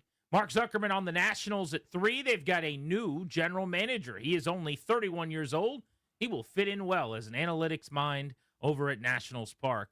At 5 o'clock, Jimmy Kemsky covers the Eagles. We'll scout the opponent with him. We're 2 days away from a Saturday night tilt with Philly at Northwest Stadium. And at 6 o'clock, Ben Standig with the latest on the Commanders, including, Danny, some breaking news this afternoon that Laramie Tunsil is out. He will not play. Brandon Coleman gets an opportunity to fill in for him at left tackle. And I think that's good, honestly. Not that Laramie Tunsil's hurt. That's not something you root for, obviously. But remember, Brandon Coleman was kind of a rising star. This was one of their, look at how smart we are. Look at what we found. We unearthed a starting NFL offensive lineman in the third round. People weren't sure if he's a guard, if he's a tackle. The answer might be yes to whatever it is. A pretty successful year one, kind of forgotten about. Again, he's the extra lineman sometimes. That's sort of what his role has moved into. I'm actually anxious to see him and sort of, see where we're at on that and what his role might be next year. If you're watching the show, which you can do every day on 106.7 The Fan's YouTube channel, Danny's in a jacket and a pocket square and very red pants. Looks like somebody's got a holiday party tonight. That's right. There are two holiday parties tonight. The Odyssey, which is one part audacious and one part an Odyssey, and then my wife's holiday party. You'll never guess which one I'm going to. I'm going to say you're going to your wife's That's holiday right. party. And it was interesting because there was a conflict and then there wasn't. It was like pretty obvious which one I was going to right away. It was like, well, let's see, it got rescheduled to it doesn't matter. Okay, we're going to yours. You got it. At least you have a new audience to do bits with. I feel like that's a good thing for you. You get to walk around. You get to try out some of your old stories. Yeah. The stuff that we've heard a lot. Yeah, you guys have, I think, have exhausted everything. I've been trying a couple things on Wes. He's like, listen, man, I've heard it too. 16 minutes into the holiday party tonight, if we were a fly on the wall or had some type of drone overhead, you're going to be doing, he's there, bits. Like, yeah. So we hit the umpire, right? We're in South Carolina. Yeah, I'll be, I'll tell that story. Tell the time that we couldn't beat a team in the game, and so then they were like, "Hey, let's try to beat you guys in a fight," and the whole thing was a mess. Time I got plunked. Oh, I played against Drew Henson. Ever tell you that story? You look good. Thanks, buddy. Look good, play good tonight. Get out there and impress. Help the wife. Some good appies, right? Exactly. I'm just arm candy tonight, brother. I'll bet you their appetizers at her holiday party. Respectfully, yeah, probably pretty good. It'll be just fine. It's at like a fancy pants restaurant that like I wouldn't normally go to on a casual night. Oh, nice. Yeah, it's like that. This is going to be a good time for everybody then. I mentioned Tunsil's out. We'll get more into this in detail, but when they ruled him out, Dan Quinn did say they expect that he could be back next week, that they don't think this will linger. And rather than just saying they may shut him down, he kind of went the opposite way with it and said, hopefully we'll see him next week. To that, I would say, why? Again, you only got 3 games left. So after this one, there's only 2 left. You shut your quarterback down. You've got a tackle who gets hurt a bunch, who is playing through an injury, and there's only 2 games after this one. I'm ready to just get a look at Brandon Coleman here once and for all. He even said in the press conference it's been a little bit tough for Coleman because one of the few positions where they've had any kind of durability all year has been tackle and guard, where there's 4 guys that have played, and he hasn't been able to crack the code because there hasn't been an opening. Well, now there is. You can kind of just crowbar him into this thing like Harry and Marv getting into the house on Home Alone and get him to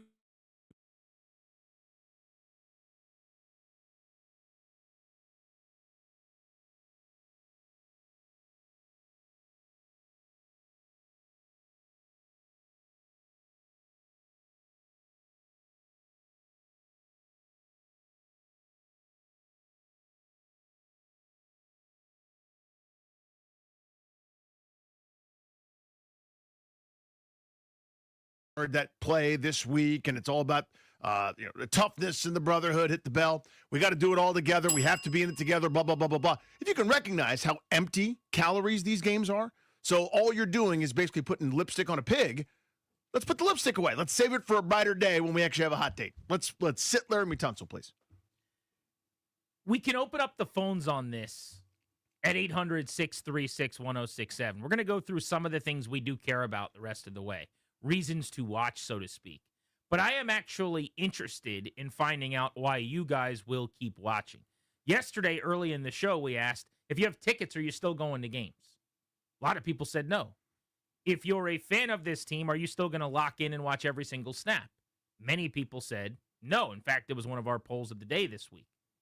But for the people that will be going out to Northwest Stadium or that will continue to watch, the diehards, the marks that are so important and so necessary to keeping this thing afloat as one of the powerful teams in town and one of the more important teams in the NFL, what is your primary reason to keep watching at this point? 800-636-1067. I jotted a bunch down, so I'll run through them here, and then you see if you can add anything to this list. First thing for me, I think you'll care less about, but this is always just an interesting tell to me. Does your team check out on you when the season is lost, or do they sprint through the finish line? I think it is a really significant data point about culture and coaching. So as an example, we just watched the Miami Dolphins play a terrible game against the Pittsburgh Steelers and lose on Monday Night Football. But the fact is, if you watch that game, or if you've watched them recently, the Dolphins came in on, I believe it was a 3-game winning streak, and actually played pretty well at a lot of positions. They were physical in a cold weather game in the snow in Pittsburgh. They were violent defensively, running around, played pretty inspired football, I thought. They didn't get enough production out of the quarterback position. Their offense stunk, and eventually they lost fairly handily. But that game as a data point to me would have been positive, not negative, about the health of the program under Mike McDaniel. And I think the last month has been that way. Whereas when I'm in Minnesota sitting next to you and Darius, watching with Kandori and Murad as the Commanders get blanked 31-0 by the Vikings, I'm worrying big picture about everything. And then you watch the next week and the Giants are bad and did everything they could to not win, but at least the effort was there. There's a binary you can say, is this team invested and playing football in a way that shows that they care about making their coach look good or not? And there have been plenty of days this year where the answer's been no, but I thought the Giants game, the answer was yes, and I will watch that. You've got 3 games left. One of them, you might actually get the Eagles backups because they're going to have wrapped up the East, and they're probably not competing for much more than that.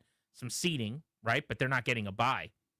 So how hard are Dan Quinn's players actually playing? That is the first thing I always take note of at the end of these seasons. I think that's fair to do as a metric. It's not something I dismiss entirely. It's not, but you're right. It's not something that I'm totally gung ho about as like the most critical data point. But it is one that's noteworthy, right? Because especially I think it's harder when you go, okay, there's no Tunsil, no Jaden Daniels. Now you guys play hard. I do think that's a tougher ask for any coach. It's more uphill there, but I do think it's a fair measure of things, right? As to say, do you still have that room? I think we confuse players liking coaches for something that matters. How much you like a coach is irrelevant to me. How do you play for that coach is what matters. You understand what I'm saying? And so I know everybody loves Dan Quinn, just like they really liked Ron Rivera. But it got to a point where they didn't play for Ron Rivera in a way that mattered, in a way where it said they cared. For the most part, this group under Dan Quinn, they have gone out there and they show he's got the pulse of the room. You can kind of see it, I think, in Hard Knocks, although they've got a great cologne they spray on everything. It always feels like when you watch Hard Knocks that the team's about to go 15-2. And the commanders in their meeting rooms have been no different. Every Dan Quinn speech set to music makes you feel like they're about to get right. There's no way they could possibly lose this game. And then they go out, and they did have a 22-7 lead on the Giants, but it got close. But how they play, how they finish, just health of the program stuff, that matters to me. Number 2 thing I'm going to care about the rest of the way. We have beat this drum about as much as you can beat a drum. I am the little drummer boy on this. Come, they told, ba-rum-pum-pum-pum. Ben Sinnott at tight end. Does he get chances? Does he take advantage of them? Those aren't necessarily the same thing. Yeah. He got a chance, and he did a lot with it. It was nice. Against the Giants on a 36-yard catch and run. Are there going to be more of those? Are we going to design something for him? Maybe a tight end screen? This episode we just did of Take Command, which dropped today, we talked a lot about Ben Sinnott. Logan made a great point watching the tape. He thought there was a play they designed, almost like a tight end leak or maybe like a wheel route for him on one of those fake screens where he was the primary and then Mariota had some pressure and couldn't get to it. So he's like, I'm not sure if I buy when you say they didn't call anything for him. That was a play that was probably called for him. So if that's true, okay, congratulations, Cliff. There was a play where you tried to go to Ben Sinnott. Give me 2, 3, 4, 5 of those. Yeah, why not? And ideally, they don't only complete 10 and only throw 19 times in this game. But that's on my short list. I will put Johnny Newton. This is the exact same lane of the grocery store, but this is another second-year player drafted really high, 36th overall at defensive tackle. I would like him to play more than 35% of the snaps. I would like him to be a heavier part of the rotation. If that means known commodity, excellent player Daron Payne sits a little more often, so be it. If that means Javon Kinlaw doesn't get as much run, Danny, cool. So, yeah. So it's just Johnny fine. Newton time. It's December football, and the games are irrelevant. Let's play 95. And I want to see him do better against the run. I want to see him make an impact in the passing game. That's not a big ask. Not even a little bit. Again, it's not as if you're saying, hey, this undrafted free agent that came into camp and turned some heads. It's not a Ja'Cory Brooks situation. This is last year's second rounder that we were told was first-round value but slipped for whatever reason, ... We were promised an awful lot here. It's not time to bury him behind a couple of guys that you maybe like a little bit better. This is time to see, is this okay to start moving on from Daron Payne? Could you dangle him in the offseason to recoup some draft capital? Or do you want to have a three-headed monster? What is he? It doesn't bode well in terms of confidence in the young man that they have consistently played the Eddie Goldmans of the world, the Sheldon Days of the world as much or more kind of throughout, whether it was a scheme fit or a design thing. It's kind of like one of those, you maybe should have known that before you bought, but here we are. They might have a different way of viewing it. I would say a flawed way of viewing it. If they are just trying to play their veteran because he's a little bit better right now in week 15. But even if that's the case, even if they view the world differently than we do, which we know is true. Yeah. If he was that dude, if he was Aaron Donald, he's not sitting there watching. And I'm not suggesting that he is.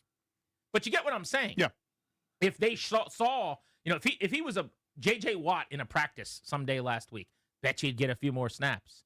So it does eventually reflect on the player with a lack of opportunity. I say the same thing about Ben Sinnott all the time. We only ever talk about what Cliff needs to do and what the coaches have to do and why they don't throw him the football and why he can't get on the field even over Ertz or whatever else. When the fact is, as Jay Gruden said when he was with us this week, and I bring this up all the time, Danny, these coaches see these guys every single day at practice. Yep. They see them in the meeting room every single day. They see them in the hallway constantly. They're not trying to hold them back if it looks like they can help them. So at some point, it's up to you to get on the field too. It's not like the parent that goes up to the high school coordinator yelling about, why isn't my kid getting touches? I'll bet you the coordinator would probably throw it to him if he didn't drop it a bunch. You know what I mean? Yeah, Like I do. It is a two to tango situation. For sure. And if they were right about everything all the time, this is human nature. This is anything. But if they were 10-3, nobody's griping. When you're 3-10 and it's awful, and the guy that's ahead of them isn't doing it. Now that's a position, talking Johnny Newton, were the actual two of the, 7 or 8 most productive players on the team this year, probably the D tackles that are playing. They're very good at that spot. I know Kinlaw's up and down, inconsistent, but there's enough wow plays where I go, I can deal with him being out in the wrong gap here and there. You can't rank the top 10 players on the team this year without ranking him. And I would guess he'd be in the top 5 because of the number of really good plays. Yeah, so that's tough. But in general, I think the point applies, right? Where if you had a close to a perfect track record, and it's like, well, I'm not going to question playing time with you guys because look at all the good that's happening. It's so bad, I just sort of go, your judgment and what you see, I don't really care as much. I don't put as much weight on that now. Like, you got losing coverage. This needs to be thought of as the 3-10 team with 5 losses by more than 21 points. That's this cast of characters. You're now 1-0 with that group here of late, and that's swell. I'm really excited for you. And this NFC's tournament is really, really neat. But this is a 3-10 team that needs a lot of changes. So I'm not as concerned about your evals in the moment. I got 3 more. I'll go rapid fire through these. These are reasons to keep watching, reasons to invest in Commanders Eagles on Saturday at 5 p.m. I added this one to the list today. Brandon Coleman, left tackle. There you go. Brandon Coleman gets a start. I thought he was fine last year. I didn't think they had to replace him. It was nice that they did, and I'm glad they did because Tunsil is a superstar, and I would pay him all of the money. But Coleman could have been your right tackle. They drafted a right tackle. Now he's a guard. He didn't play guard at as high a level. This is the Mikey Sandristil thing. They want him to be one thing, right? I guess for the vision here for Coleman is guard, but he's proven to be better. It's actually kind of similar with Sandristil. They want him inside.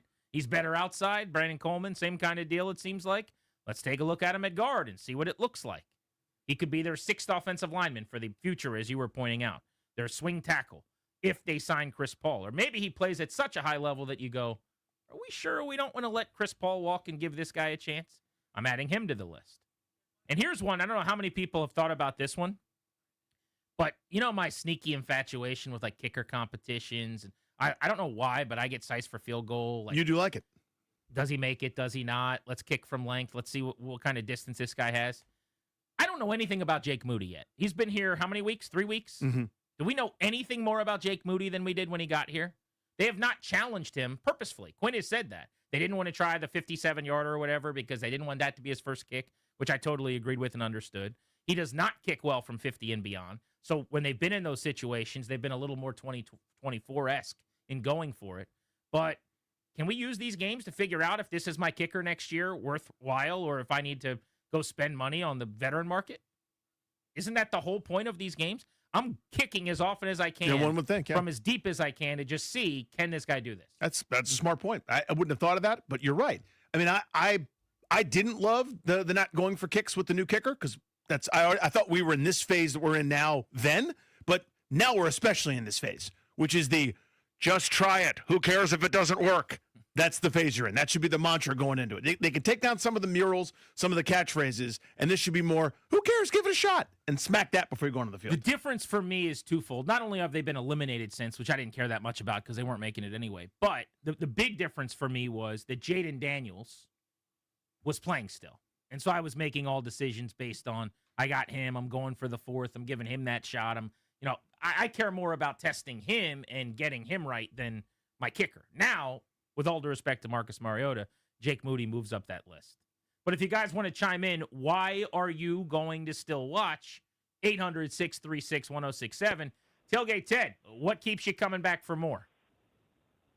Grant, you pretty much stole all the reasons why I'm still watching. Right? I want to see, is Treylon Burks, is he going to be an actual option as a number 2 next year? Right. And I was unbelievably frustrated watching Ben Sennett play last week because I felt all he did was block. And then the pass routes he was out there, one was at his feet. And then, okay, one he actually caught. But why did they take him so high? Right. And you hit it, Brandon Coleman. Right. What's going on with this kid? We invested so much in him last year, and I get Chris Paul's done well, but is he an asset that we can count on down the road or maybe leverage to get more assets in a trade someplace else? That's why I want to watch. Like, I'm sorry, but I appreciate everything that, what's his name? Oh, driving crazy now. Bobby Wagner has done for us, but he's not the future. Yep. Jordan McGee is. That's my answer, Ted. Madrano. Yeah. Yeah. Thank you, buddy. Madrano getting a defensive snap at some point would be nice. And that's what I'm into. So the two that I would add to, I would say Jordan McGee doesn't have to beat the whole thing. I understand you have to have some deference to the gold jacket superstar, culture building Bobby Wagner. He deserves our respect, quite frankly. But that doesn't mean that Jordan McGee plays 21% of snaps. There's got to be a happy medium where, all right, Bobby, you're the coach this possession. Jordan, you got the green dot. You are the middle linebacker for this series in the second quarter, this series in the third quarter. Get him some meaningful reps in time. I don't think that's a huge ask.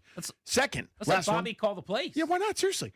Give him the clipboard and say, call the plays. Yeah, put the headset on. He can go sit next to Joe Witt, wherever he is. Cover up your mouth with the IHOP menu. You get to call the blitzes this series. And Ja'Cory Cross-Merritt is my other answer. Now, you're going to go, we saw him a bunch. Haven't we seen him? Here's what I want to see specifically. Pass game Ja'Cory Cross-Merritt. I would like to see him trusted to pass pro, trusted to make some receptions or attempts therein. They don't right now. That's pretty clear because he's not asked to do it. He comes out of the game when it's passing time. Let's try some of those things. I bet you he's not that great right now. You know what a great thing to do is? Get some film and get some what are called repetitions, doing those things that he's going to have to do at some point to be a complete back in this league. I want pass game Bill. We haven't got much of that. That'd be nice. 3 to go, starting Saturday, 5 p.m. in Landover, Maryland for the Commanders. Let's look at the NFL playoff bracket. A massive Thursday night football game in the NFC West tonight will determine who the number one seed in the NFC is going into the penultimate week of the year. That's next on Grant and Danny here on The Fan.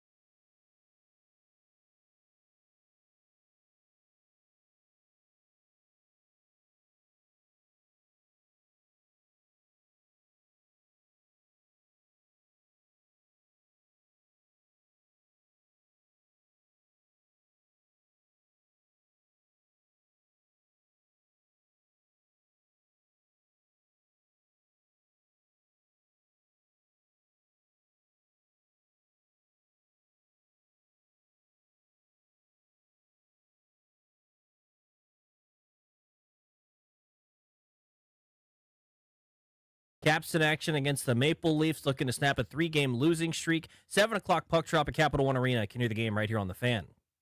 Oarsman Fairfax Toyota keeps their customers happy by offering great deals in the area's best selection of new Toyotas, each backed by the Oarsman Lifetime Edge, featuring up to $1,500 in extras. As they like to say, at Oarsman Fairfax Toyota, let's ride together. From the Crop Medcalf 5-Star Sports Desk, I'm Toby Altizer on the Fan.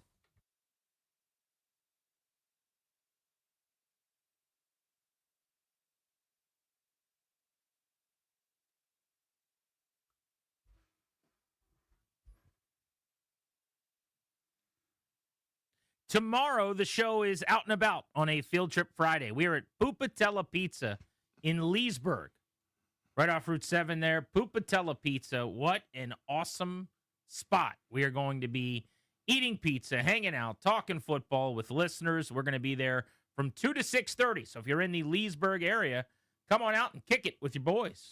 We simply love Pupatella. And that's a really, really nice little location. Right there, little parking alley. No, I almost got a parking alley. It's not, parking it's not the case. alley. Well, you're a DC yeah, guy. it's a parking so you don't alley. Know what a parking lot is? I totally understand. Yeah, you know, a parking alley. What? Anyway, nice little parking lot. You'll see the little tiny Italian car there right in the front. Just good appies. They're going to treat you so well. I love that place. That is a good little bit that they do, too. Yeah. The little car right out front. Is it a Fiat? I forget what it is. It looks like a Fiat. I don't know if it actually is, or if there's like an Italian version of it. But it's like, it's like the tiny little guy. It's like the little thing that they drove an Italian job to pull off the heist. You know what I'm saying? Yep. I know exactly what you're saying. They put all the gold bars in it, but it could still weigh not enough to trigger anything. Because it's like if you're trying to figure out, is that Pupatella on the right? Is it up here? Is it next? And then you'll see that car, I think, most of the time before you actually see the name of the restaurant. That's how you know. Tonight, Thursday Night Football, Danny, we got ourselves a masterpiece of a matchup. And a weather situation, too, I might add. Developing? Swirling winds, upwards of 40 miles an hour, some rain as well in Seattle. Okay. 11-3 Rams, 11-3 Seahawks, tied atop the NFC West. Now, the Rams currently have the tiebreaker because while Seattle outgained them and maybe outplayed them in stretches of a game those two teams played a few weeks ago, Sam Darnold threw 4 interceptions. The Rams won the game going away. The Seahawks could pull back even, though, in the head-to-head, take the tiebreaker away, and be the number 1 team, not just in the West, but in the conference with a win in this game tonight. I'm actually picking the underdog Seahawks against my better judgment. I think the Rams are better, but they lose Devontae Adams to injury. He's got a hamstring. He is doubtful to play in this game. I don't think there's any way he goes after seeing the injury he suffered this past weekend against the Lions. But on top of that, and you're going to be wrong a lot, clearly, but in these pick 'em type games, Danny, when it's a short week, Thursday night football, I go with the home team that doesn't have to travel. It's not like the Rams are flying 3,000 miles cross country or anything, but still, you're packing up shop. You're going to a different team's place on a Thursday with very little practice and time on the grass. The Seahawks just get to sleep in their own beds and hang out. I think the rest in a week like this late in the season, is significant. So I'm going to say the Seahawks end up as underdogs winning this game tonight. I mean, their resumes couldn't be more similar. I mean, the win that the Rams had over Seattle, I thought the Rams got outplayed in that one more significantly. But the turnovers were the difference, of course. 21-19 game, Seattle, is still itching from that. This just feels like a group, or these two teams, it doesn't feel like one's going to win 2 games in this matchup. They feel a little bit too even for me. Like, it just feels natural that Seattle would win this one potentially at home. But again, who can deal better with potential huge wins and the like, not having Devontae Adams, especially for that kind of goal line cheat code that they have, where it requires 2 defenders, which opens up a lot of other stuff, and a pretty good offensive mind. This guy named Sean McVie, pretty sharp guy over there, the offensive gentleman in LA. So to me, though, I feel like Seattle is going to win this game. And again, we'll end up being wrong, of course, because it's Thursday Night Football and where crap happens. Remaining schedule for these two teams the rest of the way, I would say both teams are probably going to win their final 2 games. The Rams play at the Falcons in Atlanta, and then they host the Arizona Cardinals. So if they lose tonight, let's say they're 11-4, I've got them finishing 13-4. Seattle with a win plays Carolina on the road, tougher game, but still winnable, and then in San Francisco. Now that game likely would not be for the division, and the Niners, if they couldn't catch Seattle, might be resting some starters there. So that would be maybe an easier version in San Francisco in Week 18 of the Niners than you'd normally get. But you could say that they have a tougher 2 games. I think both of their games are tougher in each given week than what the Rams are playing. So you could see them losing one of those, meaning they have to win this one. But I think both could pretty easily run the table. If they win tonight, they'd have, I think it's like a 74% chance of winning the NFC West. But looking at the conference standings now for a moment, what's funny is typically division or wild card is a huge deal because of getting a home game in round one. I actually don't think it really matters at all in round one this year, whether you win your division or you're a wild card team. Because whichever NFC West team does not win the division is going to go on the road to the Tampa Bay Bucks or Carolina Panthers. And you would be a heavy favorite. I think they're going to be a 7.5, 6.5 point favorite, something like that. Yep. Hard to imagine the Rams or the Seahawks losing in Tampa or in Charlotte, especially against Carolina. It just matters a lot more after that. You get a bye instead of playing in week one. So for a Rams team, as an example, that doesn't have Devontae Adams for a few weeks maybe, that's massive. And then you have home field throughout. So when you do have to level up against Philly or Seattle, LA, whichever team we're talking about, San Francisco, Green Bay, Chicago, whoever it is, you're doing that in your building. If you're the Rams, you get to play on carpet indoors. You don't have to go play that snow game in Philly that cost you your chance at the Super Bowl last year. That's right. So it is massive in the end, but I think in terms of round one, both of these teams, either by way of bye or the road game at the NFC West, which is going to be the 4 seed, you're going to advance almost certainly. So it's one of those years, it feels like last year to a degree. Philadelphia was a cut above, so bear with me. But the lower seeds a lot of times seem to be the better teams here. We look at Seattle at 5, San Francisco currently at 6, and Green Bay at 7. Now, I know no Micah Parsons, but still, that Green Bay group is pretty formidable. They're, whatever it is, a half game behind Chicago, who's the 2 seed. That's a great 7 seed draw, right? If you're the 7, you go, that's no problem. We'll take Chicago. Imagine San Francisco having to go play Philly in round one. They're not pushovers by any stretch, but that's not your older brother's Philadelphia Eagles, right? I mean, they're not great right now. They're sort of crumbling around them, and then whoever wins the NFC South is in there by default. So this NFC West is so strong, and plus the NFC North, that's basically who the playoffs are among. I guess I shouldn't sleep on the fact that San Fran could still win the division too, because they're 10-4 and they beat Seattle in week 1. Now they play in week 18, as I mentioned, but that could be a back-to-back wins. They play the Colts on Monday night this week with Phil Rivers at quarterback. They're pretty substantial favorites. They'll win that game. Then they play the Bears, toss-up, tough game. But let's say they beat Chicago. Now you're 12-4 going into the Seattle game. If you beat them, that's 2 wins over them, and you have a tiebreaker. And, oh, by the way, even if they win their next 2 Rams-Panthers, you've caught them. So they control their own destiny against Seattle. I'd have to look up the numbers on if they control their own destiny against the Rams. Against San Francisco, they split, I believe. The first time. Lost them the second time. So, so they split. So now you got to go into the division schedule after that. In the division, the Rams are 3-1. San Francisco in the division is 4-1. So they control their own destiny. So, if they beat Seattle, again, this is where it gets convoluted. If they beat Seattle, let's say Seattle beats the Rams. If they beat Seattle, then you start going into the divisional record, et cetera. Seattle would have 2 losses. San Fran would only have 1. That might do it right there. But if it's a different permutation, you start looking at conference record, right? Or is that just for playoff seeding? Well, if they win out, I think they probably would win the division. But they're hoping. Because that would include a win over Seattle. Exactly. But they're hoping for a Seahawks win over the Rams. The Niners are. Yeah. Because they already definitively have the path.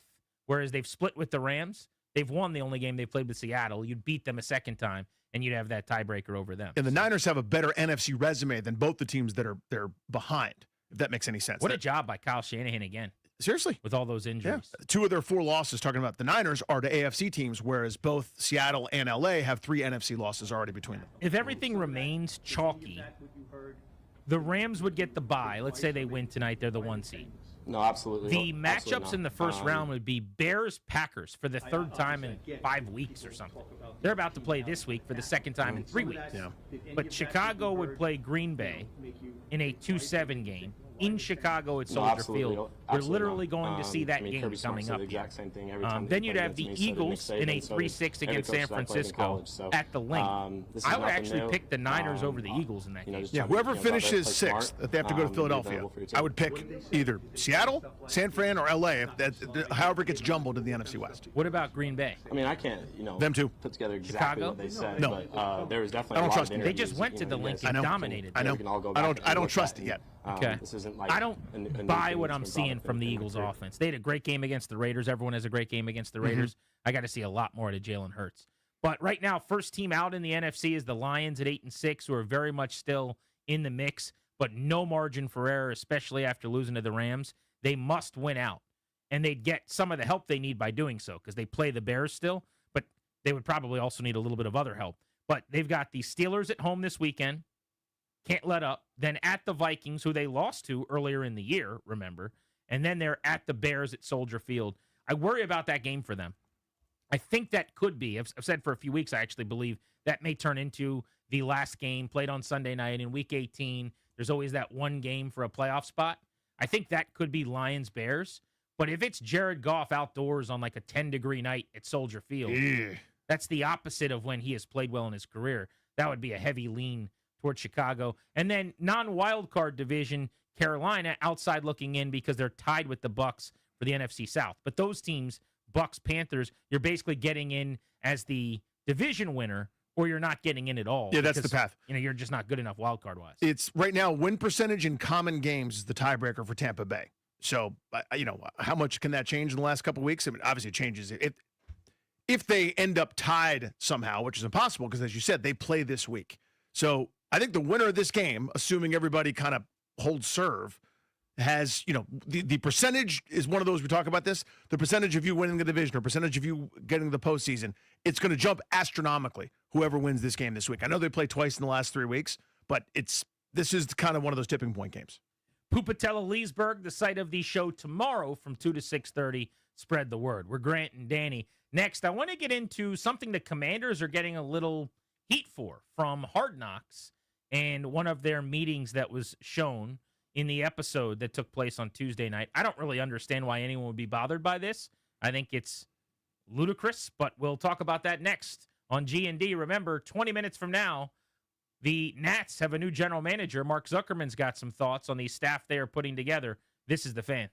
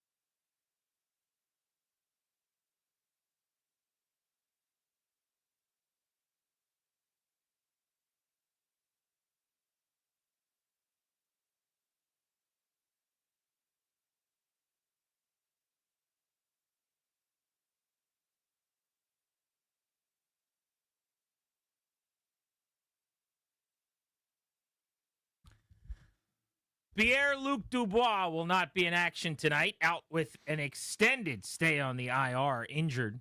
But the Caps have a huge game this evening. Caps and Wiz both in action tonight.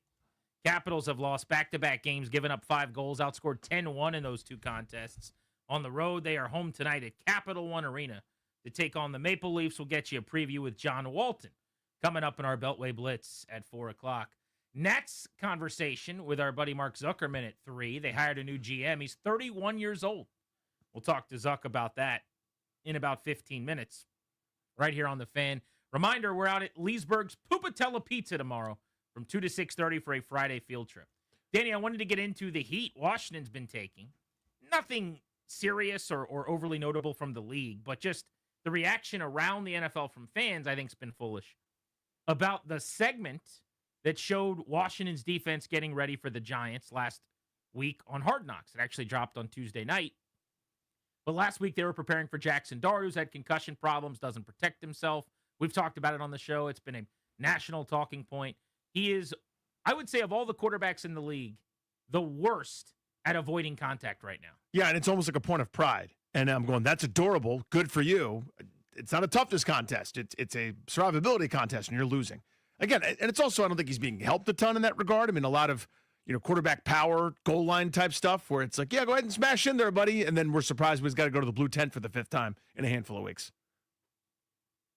Somehow, some way, the interview portion of Hard Knocks that we used to see when you were looking at, bringing in a player or whatever, or the cut where you used to actually waive a player. Like, they've gotten rid of some of that. Yeah. It's just too much. It's a bridge too far. And now the one thing we still get in the in-season version is seeing the meeting room and seeing the coaches talk to the players. But I guess people want to ruin that too because they want to take great issue with very, very normal coaching points. But this is what happened, and everyone's bothered by this idea that Dan Quinn and Joe Witt, who you'll hear in this clip, point out that Jackson Dart doesn't protect himself, that he often stays in bounds along the sideline, and that Washington should be prepared for that, and that they should try to hit him, and that they should try to get him to fumble. That's a pretty normal thing to be coached up on in the violent game that is the NFL. But you listen to this clip from the Hard Knocks meeting room in Washington's facility, and you tell me if they said anything that was a bridge too far. The last piece, QB, all right? When he's out here, he is a running back first. So this is a good hit by Ellis onto the sideline, all right? He is not looking, all right, to go down and get into the slide. So we got to go out ahead, fellas, all right? The quarterback is a very competitive dual threat guy, okay? He will try to run the ball like a running back. He will try to run you over. He will try to stiff arm. He doesn't really run out of bounds. He doesn't slide a whole bunch, okay? We can get the ball off of him. The ball is life, it is air, and we need it. So that was Joe Witt there saying some of the things he honestly said in his first press conference, which is a little bit alarming that, like, the best of clip of Joe Witt's press conference is the only thing we hear from his meeting in year 2, 15 weeks in. What's my line? Let me check my back pocket. The ball is life. It's air. But seriously, what does Jackson Dart do? He does run like a running back. He is going to try to punish you. He will stiff arm you. He will lower his shoulder. Yeah, they're in the middle of complimenting the guy, by the way. You should know that. He's tough. Well, yeah, he's tough as nails. He doesn't run like a quarterback looking to get down. He's looking to initiate contact. He runs like a running back. He's not shying away from stuff. He's not going into a slide. Okay, is everyone all right? Vic, that's the whole clip, right? That's it? Oh, that's everything they said? There's not a part that you edited out where they talked about a bounty paying someone if he gets knocked out of the game or wanting him in the blue tent? There was no clip that you edited. No, that is as you heard and saw on TV. Right. That's a nothing burger. Mhm. That's a football coach telling his football players that the quarterback will embarrass you if you act like he is Peyton Manning scrambling, because he's not. He's a little more Josh Allen. He wants to lower his shoulder and run your ass over. And they're preparing you for that. Because guess what would happen if they didn't? A guy rolls up thinking it's a quarterback. He's about to slide. He knocks you to the ground or stiff arms you in the next week like he's Derrick Henry. Yeah. And you get made fun of all over the internet for 3 weeks. And, oh, by the way, more importantly to those coaches, they don't care that much about that. You give up the touchdown because you didn't tackle him. Or you thought he was running out of bounds and he didn't, so you didn't finish the play and he goes for 10 or 20 more yards. That's coaching. There is nothing derogatory said about the person, the player. There is nothing dirty said here. There is no, since Bounty Scandal, I think everyone's on this hyper focus, you can't talk about hitting the quarterback.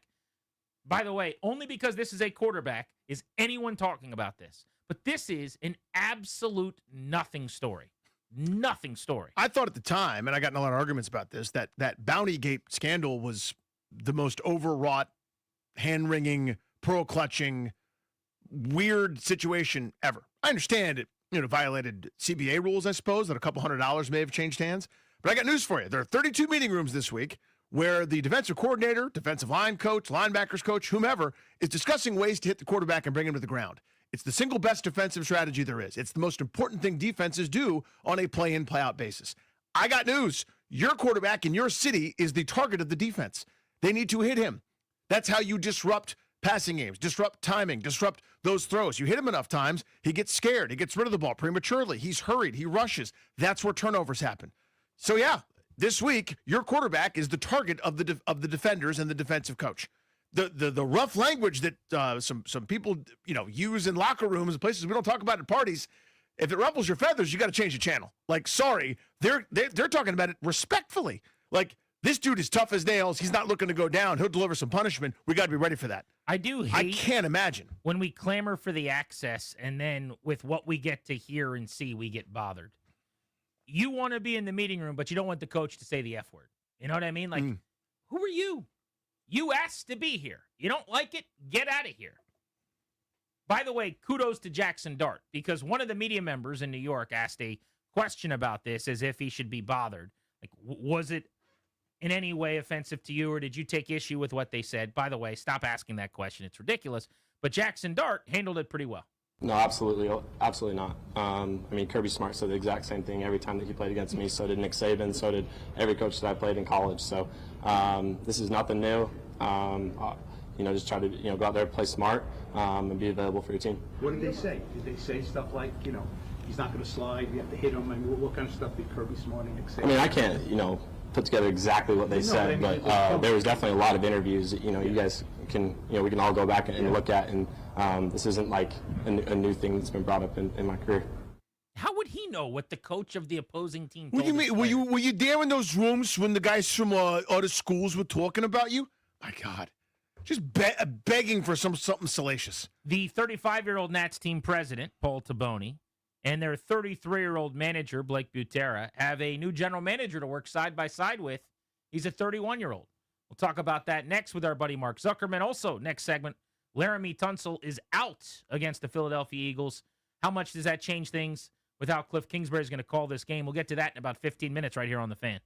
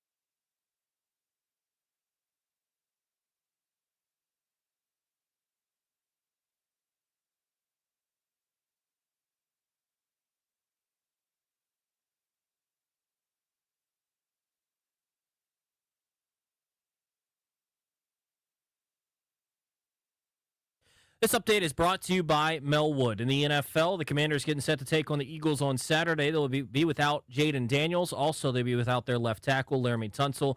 He will not play with a strained oblique. Bill Krosky-Merritt was named the Rookie of the Week for the third time this season after his 18-carry, 96-yard performance on Sunday to go along with a touchdown.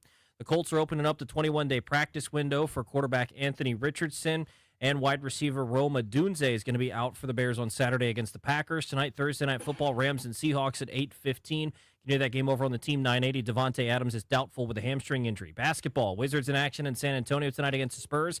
8 o'clock tip-off on Bloomberg 99.1. Caps back in action tonight, taking on the Maple Leafs at home. 7 o'clock puck drop right here on the Fan. Support people with disabilities in your community by donating your unwanted vehicle to Melwood. Donating is fast, free, and easy. Visit melwood.org or call 1-877-MELWOOD for more information. From the Crop Metcalf 5-Star Sports Desk, I'm Toby Altizer on the Fan.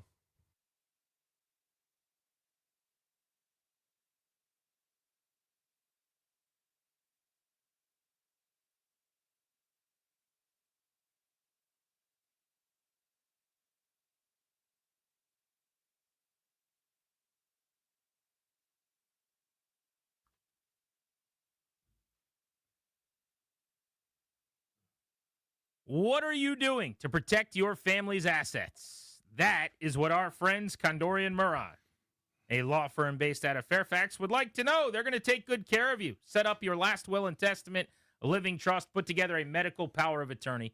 Schedule a free consultation with their attorneys today at kmlawyers.com. And be sure to tell them we sent you to get a discount. That's kmlawyers.com. Welcome back to G&D. Tomorrow we're in Leesburg at Pupatella from 2 to 6:30. Come on out, eat some pizza, talk some football. They got a full bar. Kick it with us. Bring the family out for dinner if you want to. And get ready for a Saturday game. First time all season, first time in a couple years Washington's playing on a Saturday night. Feels like an annual tradition, though. Right around now, college bowl season is sort of semi in full swing, but it's before the championship games. There's a vacant spot on the calendar. Get you Saturday game. It's fun. The last time the Commanders, well, they weren't the Commanders then. They were the Redskins. But the last time Washington played a Saturday night game against the Eagles was one of my favorite games in team history, which tells you that I'm too young to remember the Super Bowls. But in Philly, Kirko threw for 364 and 4, and they beat the Eagles to win the division in 2015 in week 16 in the 17-game season. They go on the road. It's them or Philly. One's going to get the playoffs. Kirk throws for 360 and 4. Jordan Reed, Pierre Garçon go nuts. That was the game right before the half where Kirk took the knee. It's like there's a huge back and forth on the sideline. Yeah, with that Jay end of in the half was air. so terrible. It was crazy. Well, let's go to the Rude guest hotline. Rude, the most reliable heating and air conditioning products in the DMV. And welcome onto the show our buddy, Mark Zuckerman of MASNsports.com, because there is big-time Nats news to discuss. Mark, thanks for a few minutes. How are you? Hey, doing well, guys. Glad to talk some baseball here in the middle of December. Feels like baseball. Warm us up a little bit, right? It's, December 18th. This is right around when the Nats normally make their big splashes. We kid because we care. But they do have a general manager, Mark. This is big. So Paul Taboni, everything's about ages now, right? 35 years old. Blake Butera, manager, 33-year-old. They've got a GM, and it's Ani Kalambi from the Phillies organization who ran their analytics department, their R&D, who's 31 years old. Was he on the radar? Was this a name you were hearing bantied about? Well, no, and mostly because, and I think you guys had heard a similar thing from Taboni about a month and a half ago that made it sound like they probably weren't going to be hiring a GM at this time, that they were going to be content with the front office that they had begun to assemble. I think when he was first hired, the thought was, hey, maybe you bring in a GM to work underneath him, but then he kind of suggested that they weren't going to go that route. So it caught me by surprise, maybe not others. But this is certainly somebody who was kind of a rising star in the industry. I feel like this is a recurring theme in a lot of the moves they've made so far. They're hiring very young executives and coaches, to be sure. But in most of these cases, you hear about them and think this is somebody who, within the industry, is viewed as somebody who's going to be a big name eventually. And maybe the strategy here is let's go get them now before they become a bigger name, before they may have some other opportunities that they might jump at and get it on the ground floor with them. We'll see if it works or not. It's kind of unprecedented how young they are, and I feel like 5 years from now we're going to look back on this and say to ourselves, these were either some brilliant moves they made, or what were they thinking, having such a young front office, such a young coaching staff? Yeah, I want to get into that because it is exciting and it does feel new and really exhilarating. But this is also going to go one way or the other, it feels like, pretty extremely, which we could talk about. But I wanted to say that just in reaching out to people to double down on what you were mentioning, last night I heard from someone who knows Colombi who said he's one of the most brilliant player acquisition minds that this person in baseball knows. Another said he's elite at running R&D department. And another person, just said this is a special thinker, like a special human being. I mean, so this is one of those guys, like, I got to be honest, I didn't know anything about him, but it seems like when you ask baseball people, there is a reverence for this person. And you hear this about Butera, you hear this about Taboni, and that does make you feel good the more you kind of dig in on some of these hirings after the surface announcement is just, wow, look at how young this guy is.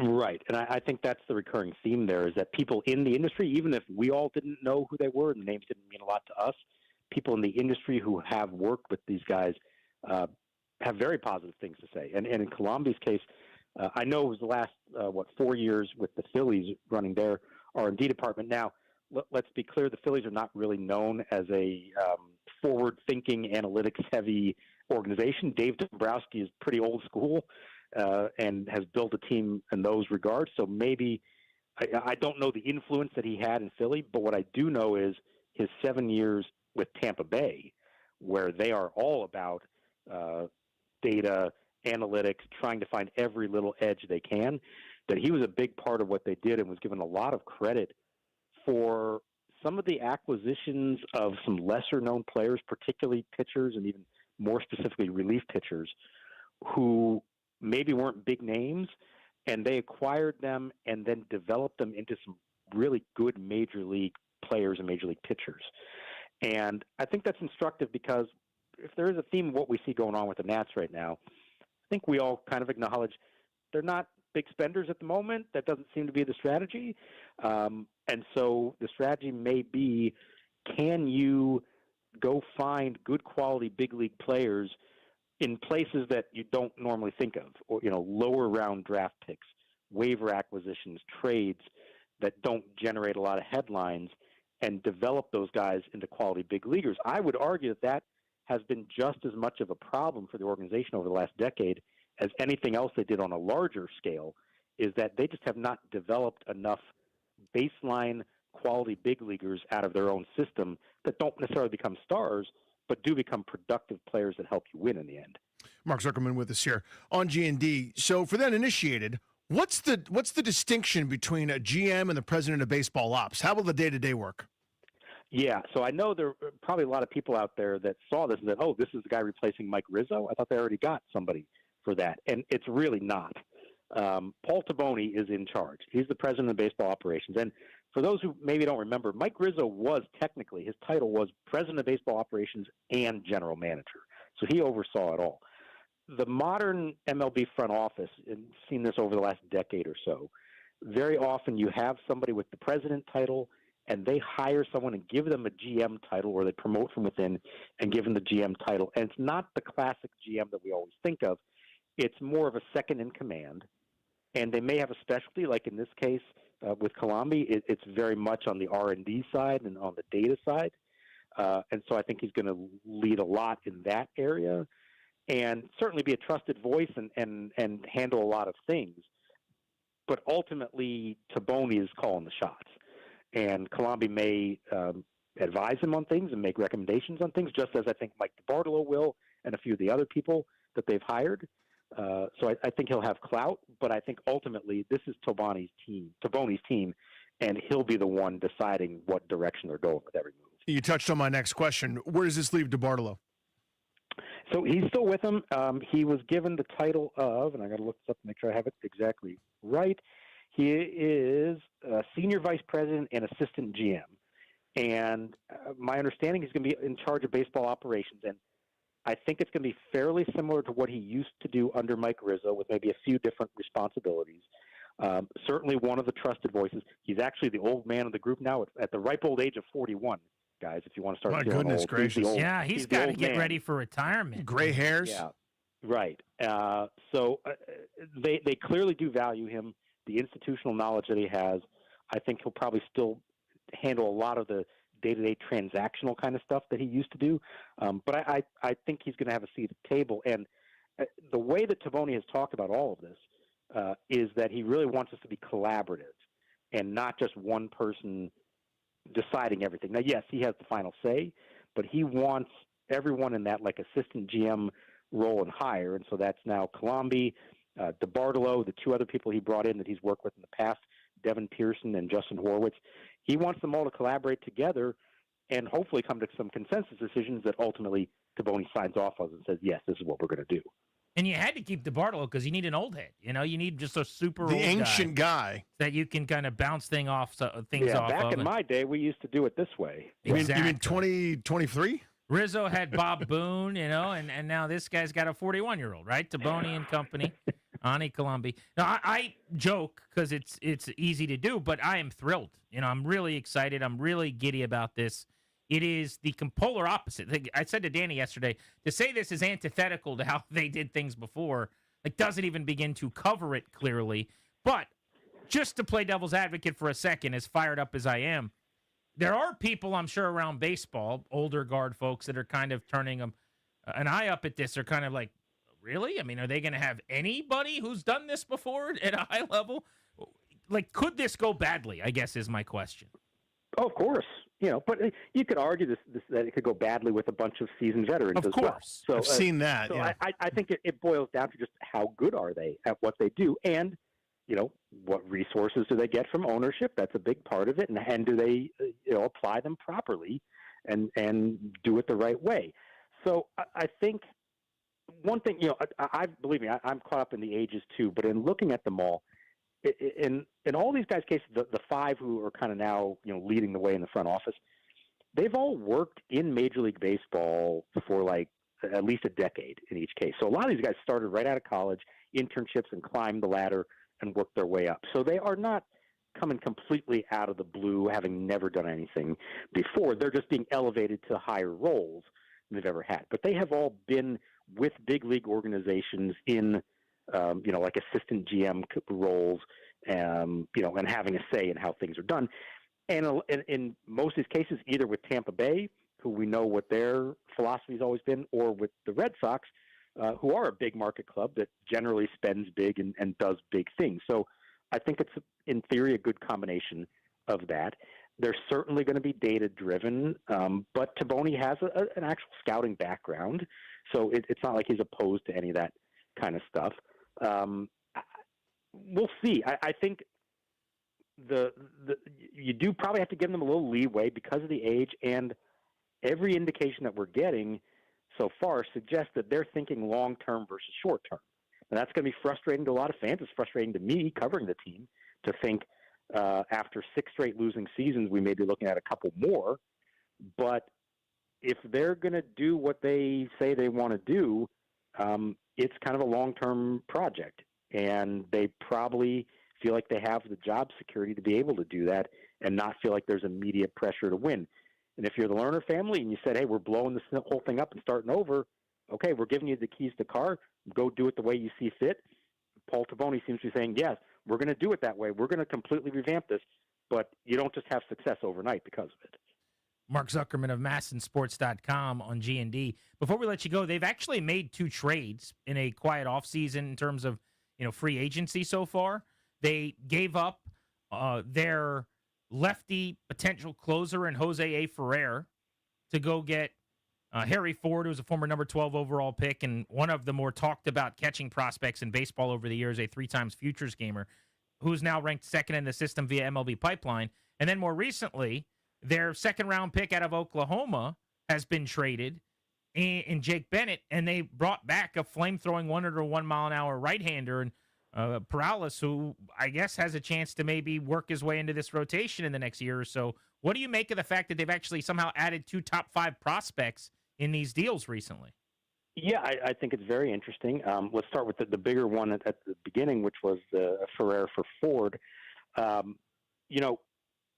Jose Ferrer, I think we all like and appreciate and think this could be a top late-inning reliever for many years. Having said that, if you have the ability to go get a potential franchise catcher in Harry Ford, who you're going to have for 6 years of control versus 4 for Ferrer, you make that move. Maybe it doesn't work out. Maybe he doesn't live up to the potential that he has. But we know how big of an issue catching has been for them. And while you're not totally giving up on Keibert Ruiz, I don't think you can just say, well, he's got this contract, so we have to stick with him as the number one guy no matter what. They needed to do something in that regard. So you give up a reliever for a potential franchise catcher. That to me makes complete sense. The swap of prospects is interesting because you're going and getting a guy that obviously he already knew from Boston, and he's got a big-time arm. Now, there's command issues, as often is the case with guys who throw 101. So there's a gamble aspect to that. But if it pans out, and if Taboni knows this guy and thinks highly enough of him, it seems like a gamble worth taking. Jake Bennett, who they gave up, might have turned into a number 4, number 5 starter for them. Probably wasn't viewed as more than that. And so you're taking a shot at somebody who might be a frontline starter in exchange for somebody who maybe had a better chance of being a back-end starter. Mark, thank you as always, man. Have a great holiday. You got it. Thank you, guys. Yeah, good catching up. There's Mark Zuckerman. Check him out, massensports.com. We should point out, by the way, that the new GM of the Nationals, the 31-year-old Ani Kalambi, coming over from the Phillies, is going to be on the show with us tomorrow, which we're excited about, I think right at 5 p.m. So if you want to listen to that interview, get to know him a little bit, and just hear what he's all about, the Nats' new GM coming over from the Phils, Ani Kalambi, on the show tomorrow at 5 p.m. Of course, we'll be out in Leesburg at Pupatella Pizza. I don't think he's coming out to Leesburg to eat pizza with us. It'd be cool if he did. He's probably just going to be on the phone if I had to guess. Yeah. But maybe we could try to feed him some pizza through the phone. He'd be like, listen, we're eating pizza. Do you want to know what it's like? We can help you there. What do you think of Laramie Tunsil being out this week, which seemed like a no-brainer, but not being ruled out beyond this? Dan Quinn saying they're hoping he'll be back next week. I was kind of thinking they might shut him down for the season today. The opposite happened. He didn't have to say anything. He just said he's out for this game. We're hoping he plays next week. So he kind of zigged where everybody thought he might zag. I was curious about that. I wonder if they didn't want to do 2 shutdowns within a 96-hour period, give or take, when they shut Daniels down, and maybe catch some flack from that. I wonder. So again, I don't necessarily take what he says at face value. They're really punting on the season. Yeah, because if you're trying to tell everybody, you're trying to dangle the carrot, you could do a quiet one. Like the Cardinals did with Kyler Murray. It was very quiet benching. It's injury related. He's going to take a long time coming back. How long? End of the season. Anyway, go Brissett. Wouldn't most people just approve of it, though? I think that's a message people can approve of. There'd be some fans, and there's certainly season ticket holders. I've heard from a lot of them going, do I get any money back? I paid a ton of money to watch this team. And 2 of the, whatever it was, 8 regular season home games this year that I got, they've decided, even if Jaden Daniels is healthy, that they're not going to play him. What do I get out of that? Yeah, it's a fair question, by the way, in all sincerity. But I was thinking more internally. Now, again, this is the type of thing I don't care about near as much as people do. But the idea, if you're trying to use some of the same rhetoric, the same rah-rah, the same, hey, let's get up for this division tournament type things, we're taking it seriously, here's our metric for success, do whatever you can to get the players motivated to play hard for you. If you shut another guy down where you're told now, hey, this guy's also above the rest of you. You peons, you guys 31 free agents that are probably not going to be back here, you guys go get in a couple car wrecks for us. This guy, though, is a little bit more special than you. He's sitting down next to the other guy that's more special than you. I wonder if that's something that may have been on their minds, to not do it. That was my first conspiracy theory. But if taking it at face value is the exercise, I'm kind of going, oh, you're so close. You could have just, we're right there. Right there, the pessimist. Just take that little step. Take that one little step that makes a lot of sense. I would not call plays any differently if I'm Cliff. This always sounds like I'm being disrespectful to Marcus Mariota, who I think is a great backup, and I'm happy he's here. I want to keep around. But, it's not like it's Jaden Daniels, and you really got to worry about the kid's health, and you're prioritizing all of those things. You got a veteran quarterback out there being a football player, and frankly, whether he's healthy or not in the next season isn't going to make or break you. So I'll do longer developing things when the situation dictates it, 5 and 7 step drop. Also, it's not like they're playing some random dude off the street at left tackle. Brandon Coleman was their starting left tackle all of last year with the prized possession Jaden Daniels operating in the gun, protecting his blind side. So I don't think you do anything differently. And that might even be the best way to figure out how good Tunsil's replacement is, too. You're going to find out a lot more about Brandon Coleman if you just call the game as if Tunsil was out there rather than babying him and going with screens and quick game and stuff like that. Worried about him getting beat by Jalen Phillips or some of these edge rushers for the Eagles. Phillips, by the way, has been really good since he came over in a trade. But I'm calling the exact same game, and I'm throwing Coleman into the deep end again and seeing what kind of progress he's made over the course of the season. I'm into that. I think that's a smart idea. Yeah, because and again, it sounds so You're right. It sounds so flippant and dismissive. Like, hey, who gives a damn if Mariota gets hurt? Am I right? He's expendable. That's not the implication at all. But it's I got enough that I'm looking at in my offense, including Coleman, by the way.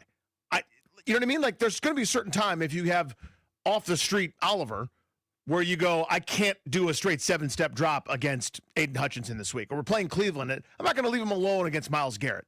That's probably a bridge too far. But at some point, I might have to run my offense if Larry Tunsil's banged up over the next year or two, or something. I need to see what Brandon Coleman can do at this stage. So that's part of the evaluation too. He's Danny. I'm Grant. This is The Fan. Our double plays coming up in 25 minutes at 3:45. What's going on in our lives? Nothing to do with sports. Next, J.J. Watt's got an issue with Tua Tagovailoa. It's got nothing to do with how he's played that led to his benching. We'll explain next right here on G&D.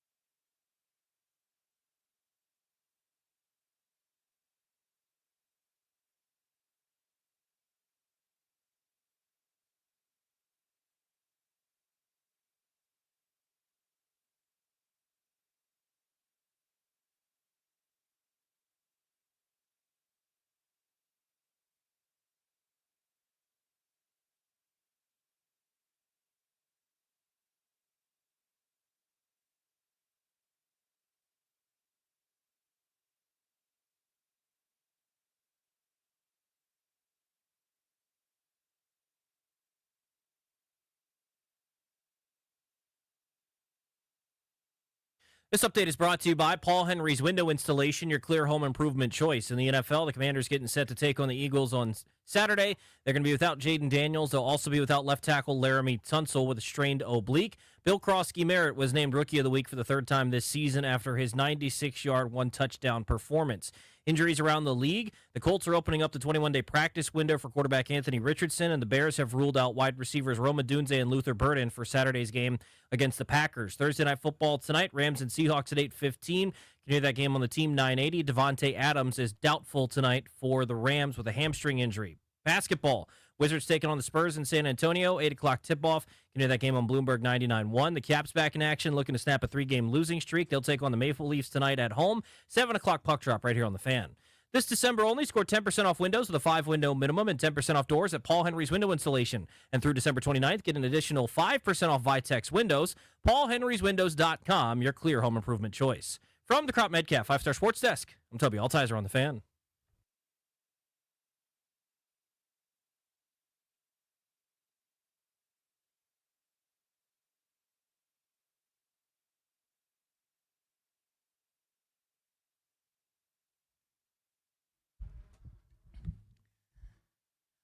Danny, you know, yesterday was my son's 5th birthday. That's right. We had a big day. He opened presents in the morning. I got home at night in time to do some cake and some ice cream before bedtime. Can I ask one thing? Yes. Or are you about to tell this? I'm not going to tell anything. Lobster? He Did the did have lobster happen? Actually. That's actually funny you bring that up. So he did get a gigantic lobster. We couldn't believe it. We were blown away here in studio that that's what Nooms wanted. My wife asked, what do you want for dinner? And he said he wanted a lobster.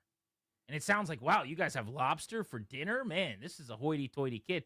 I think he wanted to go pick out a lobster and, like, look at it in the, certainly not an aquarium. What would you call it? That little glass case? You could call it that, a mini aquarium. Yeah, so, No? you know, A those tank? lobsters at Wegman that just are, like, rolling around on the bottom of the glass case. Mm-hmm. So I think he wanted to do that and then have a live lobster, like, laying in the cart or whatever they do. So he ate a lobster. I don't know how much of it he actually ate. If I'm being honest, it seemed like my wife ate some lobster. Did you get any lobster? Well, I said to her, I don't know. Am I doing lobster? I'm not really in a lobster mood. She said, you're not getting lobster. Like you don't get that. Like, just no way you would get lobster. You don't get that. He's having lobster because it's his birthday. Yeah, he's special. You're not. Whoa. So she told me I was having chicken. Oh. So he got lobster and I got chicken. But anyway, the reason I brought this up was one of the presents he got, we let his sister pick out something for him. So we went to Target, I guess, and they were going down the different aisles. Like, what do you want to get your brother? And she picked out a wrestling ring. Not just any wrestling ring, though, Vic. Money in the Bank wrestling ring. That's good. This is good stuff, right? Yeah. Took me back that to my feels like childhood. him. So he has the ladders, and then there's this contraption that hooks up to the corner of the ring that dangles the Money in the Bank briefcase over top of the ladders. He has 3 wrestlers. That's who he's got. Anybody want to take a guess at his 3 wrestlers? I saw one yesterday. Who'd you see? Upside down Seth Rollins. Yeah, so he's got Seth Rollins. Mm-hmm. He's got The Rock, who he doesn't really know, but I just said you got to have You're The like, Rock. if you're going to have a wrestler, yeah. And then he's got this guy named Otis, which is completely random, deep cut. Otis? Otis is like a pretty fat guy who's hilarious, who does like the Is he a worm. jobber? Well, we call him Otis the Dad because there was a short time where I was considering being Otis for Halloween because he's like this big, hilariously heavy wrestler, but he's like does these crazy athletic moves where he's flying around the ring. And just because of his sheer weight, he like at this time, I don't know if he still does, he walked out with this unbelievably talented girl who was very talented as known for like her wrestling acumen? No, more like her wrestling. What do you call the person that walks out with a wrestler, Vic? You're A valet? No, I don't. An accompaniment? Manager? Manager. Well, she's actually the Intercontinental Champion right now. Who is? I believe you're talking about Maxine Dupree. I might be. Yeah. Is she extremely talented as a wrestler? She's Intercontinental Champion. That all tells you what you need to know. Okay. She's talented. The talent is there. But me and my wife were going to be Otis and Maxine Dupree. And they call Otis Otis. No, they don't. Well, that's kind of the bit going on here. Otis. That's tough. Oh, that is hilarious. So anyway, so Otis is in the ring. Okay. But today we're playing with the wrestlers and we're doing the Money in the Bank thing at the house. I find out because it's time to fix his ring and put it together. It comes like tied by the ropes that are supposed to actually be the ropes for the ring, and he cut them to open it up. He cut his rope. no! So my wife had to use like basically yarn to do string for the ring. It was all a mess. But we watched a Money in the Bank from years ago that John Cena won. And he is officially in wrestling age where he's like screaming like, look out, Cena, look out. Like he was in. And I'm like, oh my God, we've done it. It happened. We need to watch Monday Night Raw this week. It happened. He is officially the age where wrestling becomes a thing. He's like, you think Chris Jericho's going to win, Dad? And I'm like, no, maybe the Big Show's going to come knock him off this ladder.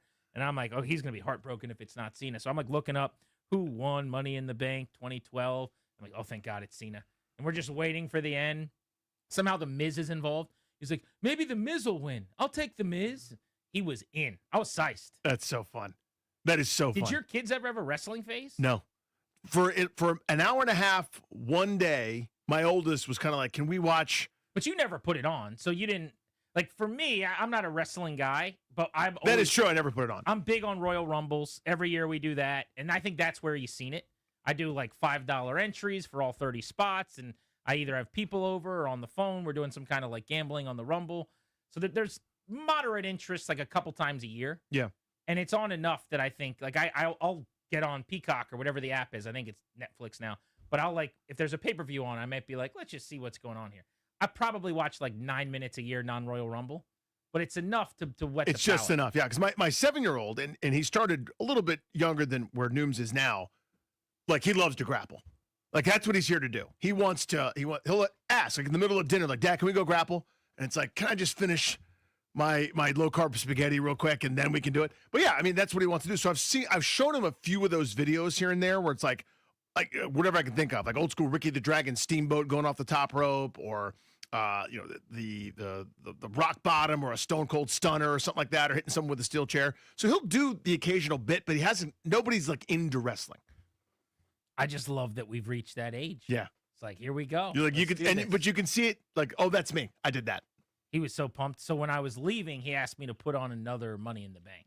And I was like, listen, man, I can't just have you watching these without your mom around. Like, you're going to do this. Because imagine she walks in, like, what are you also, watching? he's going to just start, like, hitting. Yeah. We're watching a guy hit a dude with a chair. Yeah. You can just do that to your sister. You're going to clothesline Reagan. So I said, ask Mom to put it on for you. And if she says yes. What was your favorite event as a kid? Rumble. Oh, my God. I mean, again, I'm 37 and I still get the Rumble. Like, I will not watch wrestling all year. I'll have no idea who anybody is, and I'll turn on the Rumble. And now it's even better because you get the girl Rumble and the dude Rumble. You get 30 girls that come running out to wrestle, and then the 30 dudes. It's like an all-night affair. Mm-hmm. And you gamble on both of them. Shane's in Woodbridge. What's up, Shane? How are you? Grant, I'm so disappointed in you to get your son into wrestling now. And John Cena just had his last match in Washington, D.C. this past Saturday, buddy. I know. I wish I was there. Do you know how much tickets were for that thing? Trust me, I know. I went. Oh, wow. Can I ask you how much you paid for your ticket? Me and my daughter went, and I paid $1,600. Ooh. You're a great dad. You're a better dad than me, bro. Now, I will say this. If my son, I don't know what kind of fan your daughter is, if he was all in and Cena's his favorite and he's got the T-shirts and he's doing hustle, loyalty, respect bits and you can't see me, then maybe I would have dropped the money. But for him to just, like, he was like, Dad, can we go to wrestling? And I was like, let me take a peek. I pulled it up on the Game Time app and I closed the app. I was like, we're not going this time, No buddy. doubt. Yeah. If he was a bigger fan, Thank you, dude. People paid crazy amounts for that. I saw close to the ring. It was like $1,600 for a ticket. Now, it wasn't on my radar other than our crazy Uber driver from Kansas City. Bro, I thought about that guy so many times. Remind people, because 99% of people have no idea. This is really hard to explain. You had to have been in one of the 7 people in that car where this loose cannon talks about, like, yeah, dude, I don't know, man. I'm just like driving Uber. As long as I can get enough cash together, I'm just driving a road trip to D.C. Dude, I'm going to Cena, man. Bleep, bleep, bleep this, bleep that, bleep, yeah. And he's talking about like near arrests, near-death experiences, fights that he's gotten into, things that he's tried to smoke, things that he plans on smoking. I mean, it was a lot. This guy He was driving a 19-hour trip or whatever to go see he was like saving up his money to go see Cena one last time. And like that was his plan. and he bleeps with Cena. You know what I mean? Like I actually like John Cena. That's not how he would describe it. Right. He uses curse words. But he was to there, explain the same supposedly. thing. I'm sure he was there. Just knowing he was in the greater area bothered me. There was a tremor in the force, dude. I can tell you. Knowing that guy was in the He was DMV, just around. I was like looking over my shoulder constantly. Well, the other thing I was going to bring up is, again, what on my radar, didn't see it, not that interested. I've heard a pulse, a little Buzz Burbank in my ear, that people were very disappointed with how it ended So for they Cena. were. Is that a thing? They were. I've got a thought on this. Again, not a wrestling mark, but know enough to be dangerous, I guess, right? Very limited in my wrestling fandom. I was a huge fan in the Attitude Era, and now 7% of my antenna goes that way. So what happened was Cena tapped out. Cena's fighting Gunther? Gunther. Yeah, Gunther. Now, this is not the manager at Central Perk from Friends? No. Okay. So he's fighting Gunther. Gunther's doing this bit where he's got him in a chokehold. Cena starts getting out of the chokehold, and they're like, this is it. It's going to be over. And Cena does the thing he's done a million times where he rallies with the crowd, and he's standing up, and you're like, he's going to get out of this and win this thing. And then he drops back down, and he kind of like half smirks while in this chokehold and taps out. And so the guy whose entire slogan, his entire career, Danny, was what? Can't see me? Never. Oh, never give up. Never give up. Gave up and tapped out. And everyone's like, are you kidding me? And people were first shocked because how do you lose your last match? Second, angry. But this is my hot take thing. Oh, no. And I'll tag you in. You Oh, know way no. more about this than I do. Not only do I think it was the perfect way to end the match, I think ball knowers know that's, of course, how it was going to end.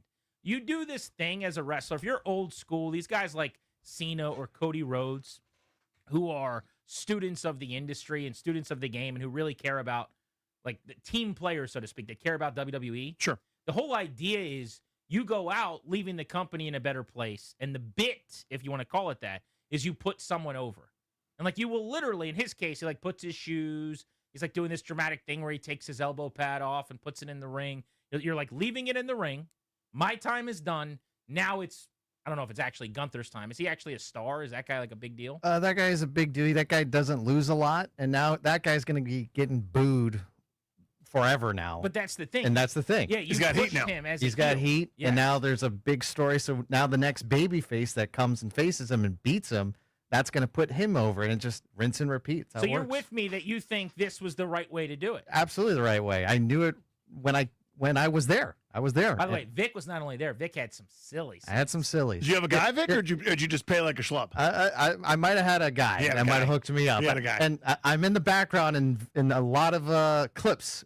I've recorded some of it. And No so way. yeah. I mean, Vic was yeah. about 9 rows from the ring. Oh yeah. I will say. I saw John Cena's reactions, all of it. I didn't get to see the smirk because I was on the other side, but it was great. Oh, the tap out. But so that's why people were mad. That just doesn't seem right to me. They want him to win his final match, but I think it's one of those like ball knowers. No, you go out on the Shield, Which I understand, but at the same time, you can't give up. That's the whole. Like if he gets beat, the then irony he gets is beat. great. He was ready to give up. It's over. Like, But it's all about the storyline moving forward. Right. And And they have a good story moving forward because Cena's now done. He's no longer at the company. I get he's not part of the And company. he didn't give up in a sense. I mean, he tapped. No, Isn't that exactly what tapping symbolically, is? He gave way to what's about to come in the industry. I don't know. It's very artistic. That's a semantic bridge you're walking over there. You don't sound like a ball knower. I watch a documentary like everybody else. No, I have a percentage, not as much as yours, but I got a decade of watching. Sounds like you're not a wrestling ball knower. To me, there's a way to pass the torch without quitting. Sounds like he quit, and everyone thought that was very poetic, patting themselves on the back for this artistic twist. The smirk is supposed to signify like it's over. My career is over. It's not like he didn't give up. It's just my time is over. It's Gunther's time. Because man. if you hear his music, his song says, "Your time is up. My time is now." Well, now his time is up, See, and the Vic- other guy's now. Vic's a ball knower. Vic knows. All makes sense. It does. We didn't get to J.J. Watt and Tua, but we got a lot of time to do that as the day goes on. Our double plays next. What's going on in our lives? Nothing to do with sports. Beltway Blitz at 4. We'll get into Marcus Mariota. Should Washington pay him legitimate money to keep him around if he's got interest as a starter elsewhere? That's in the 5 o'clock hour today on G&D.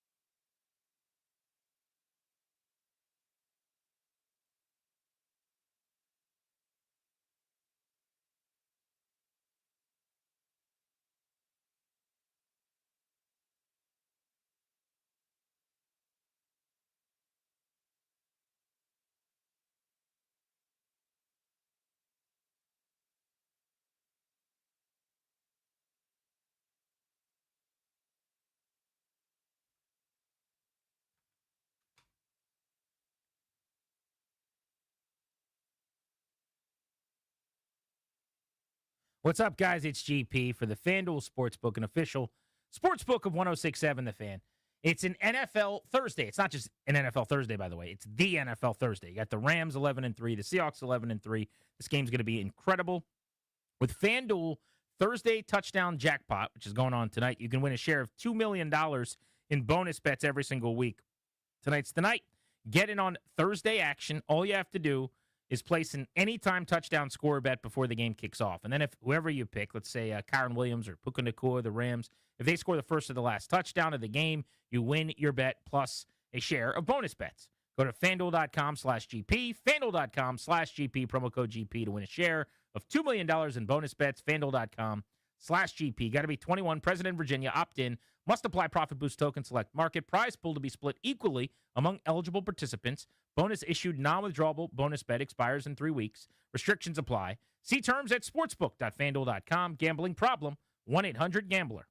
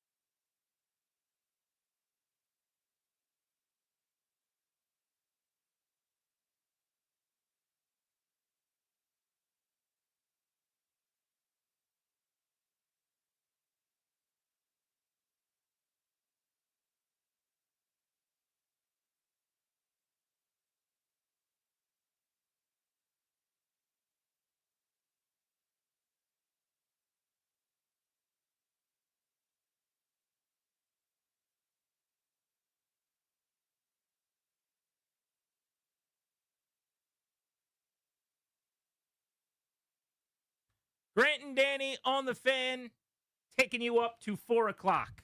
And the Beltway Blitz show will be live today until 6:30. We're scouting the opponent with Jimmy Kempski, who covers the Eagles. Looking forward to chatting with him about Philadelphia. The more I watch the Eagles this week, getting ready for this game and doing the Take Command pod with Logan, the more confused I get about if they're good or not.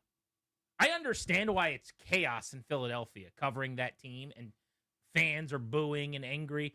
Because for us on the outside, we're going, look at their record. Are you kidding me? Why are people upset? They won the Super Bowl last year.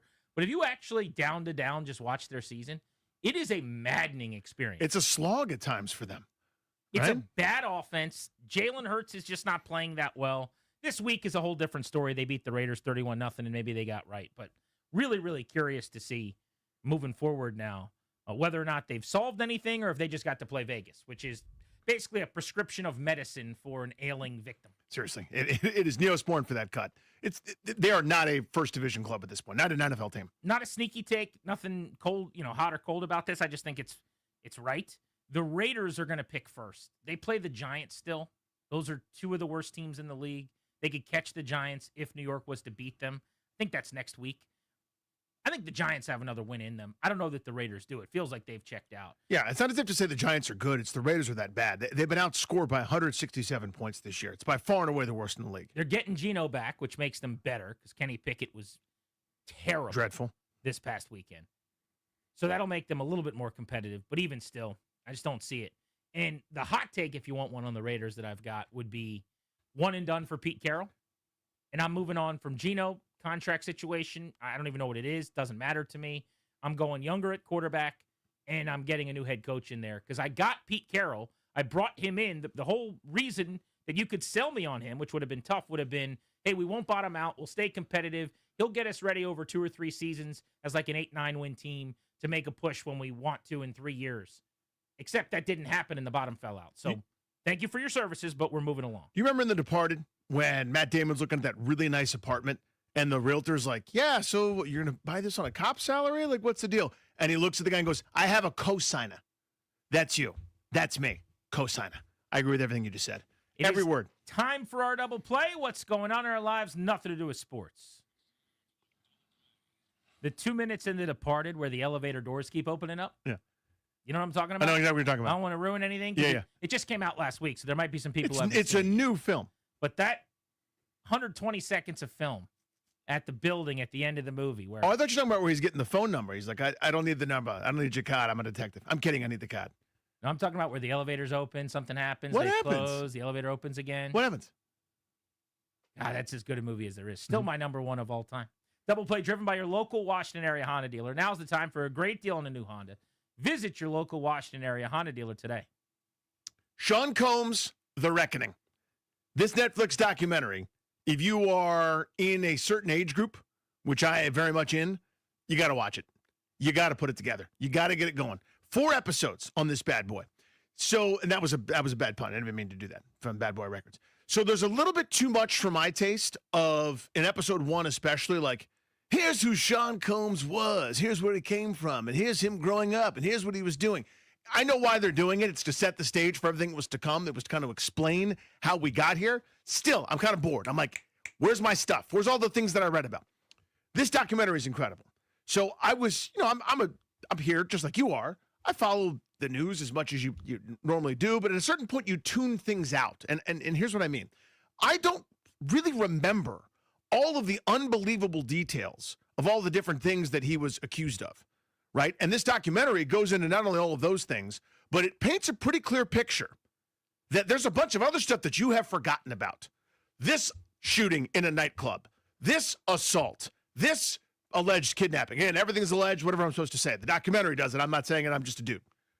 There are so many things that, even as someone that I would say follows whatever that is loosely enough, it just wasn't in my memory bank. I don't really recall some of the intimate day in, day out type details. The implications of there's a connection made between the shooting, not the ultimate death, but the initial shooting of Tupac Shakur in New York that then prompted the East Coast, West Coast feud. Then some of the stuff behind the scenes. We always thought it was a Suge Knight situation. This documentary does a pretty good job of explaining it wasn't just Suge Knight.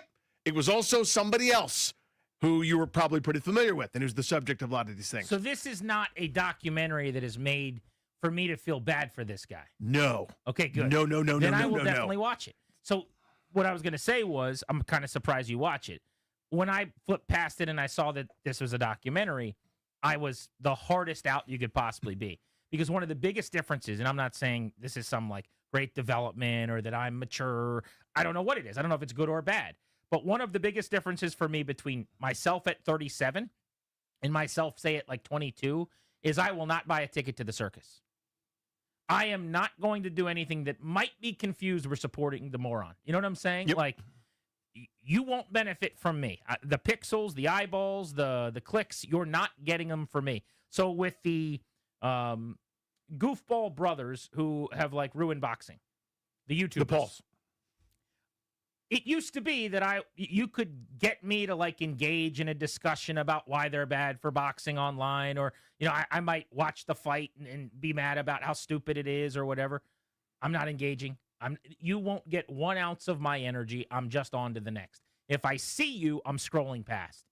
And in this case, I saw a thing where his face was on it, and I went, that's not for me. So what's wild about this, there's a lot of things that are wild, and you forget, again, so much of the details, and they come roaring back in real time. But what's so incredible is a lot of the footage, he had someone shoot himself.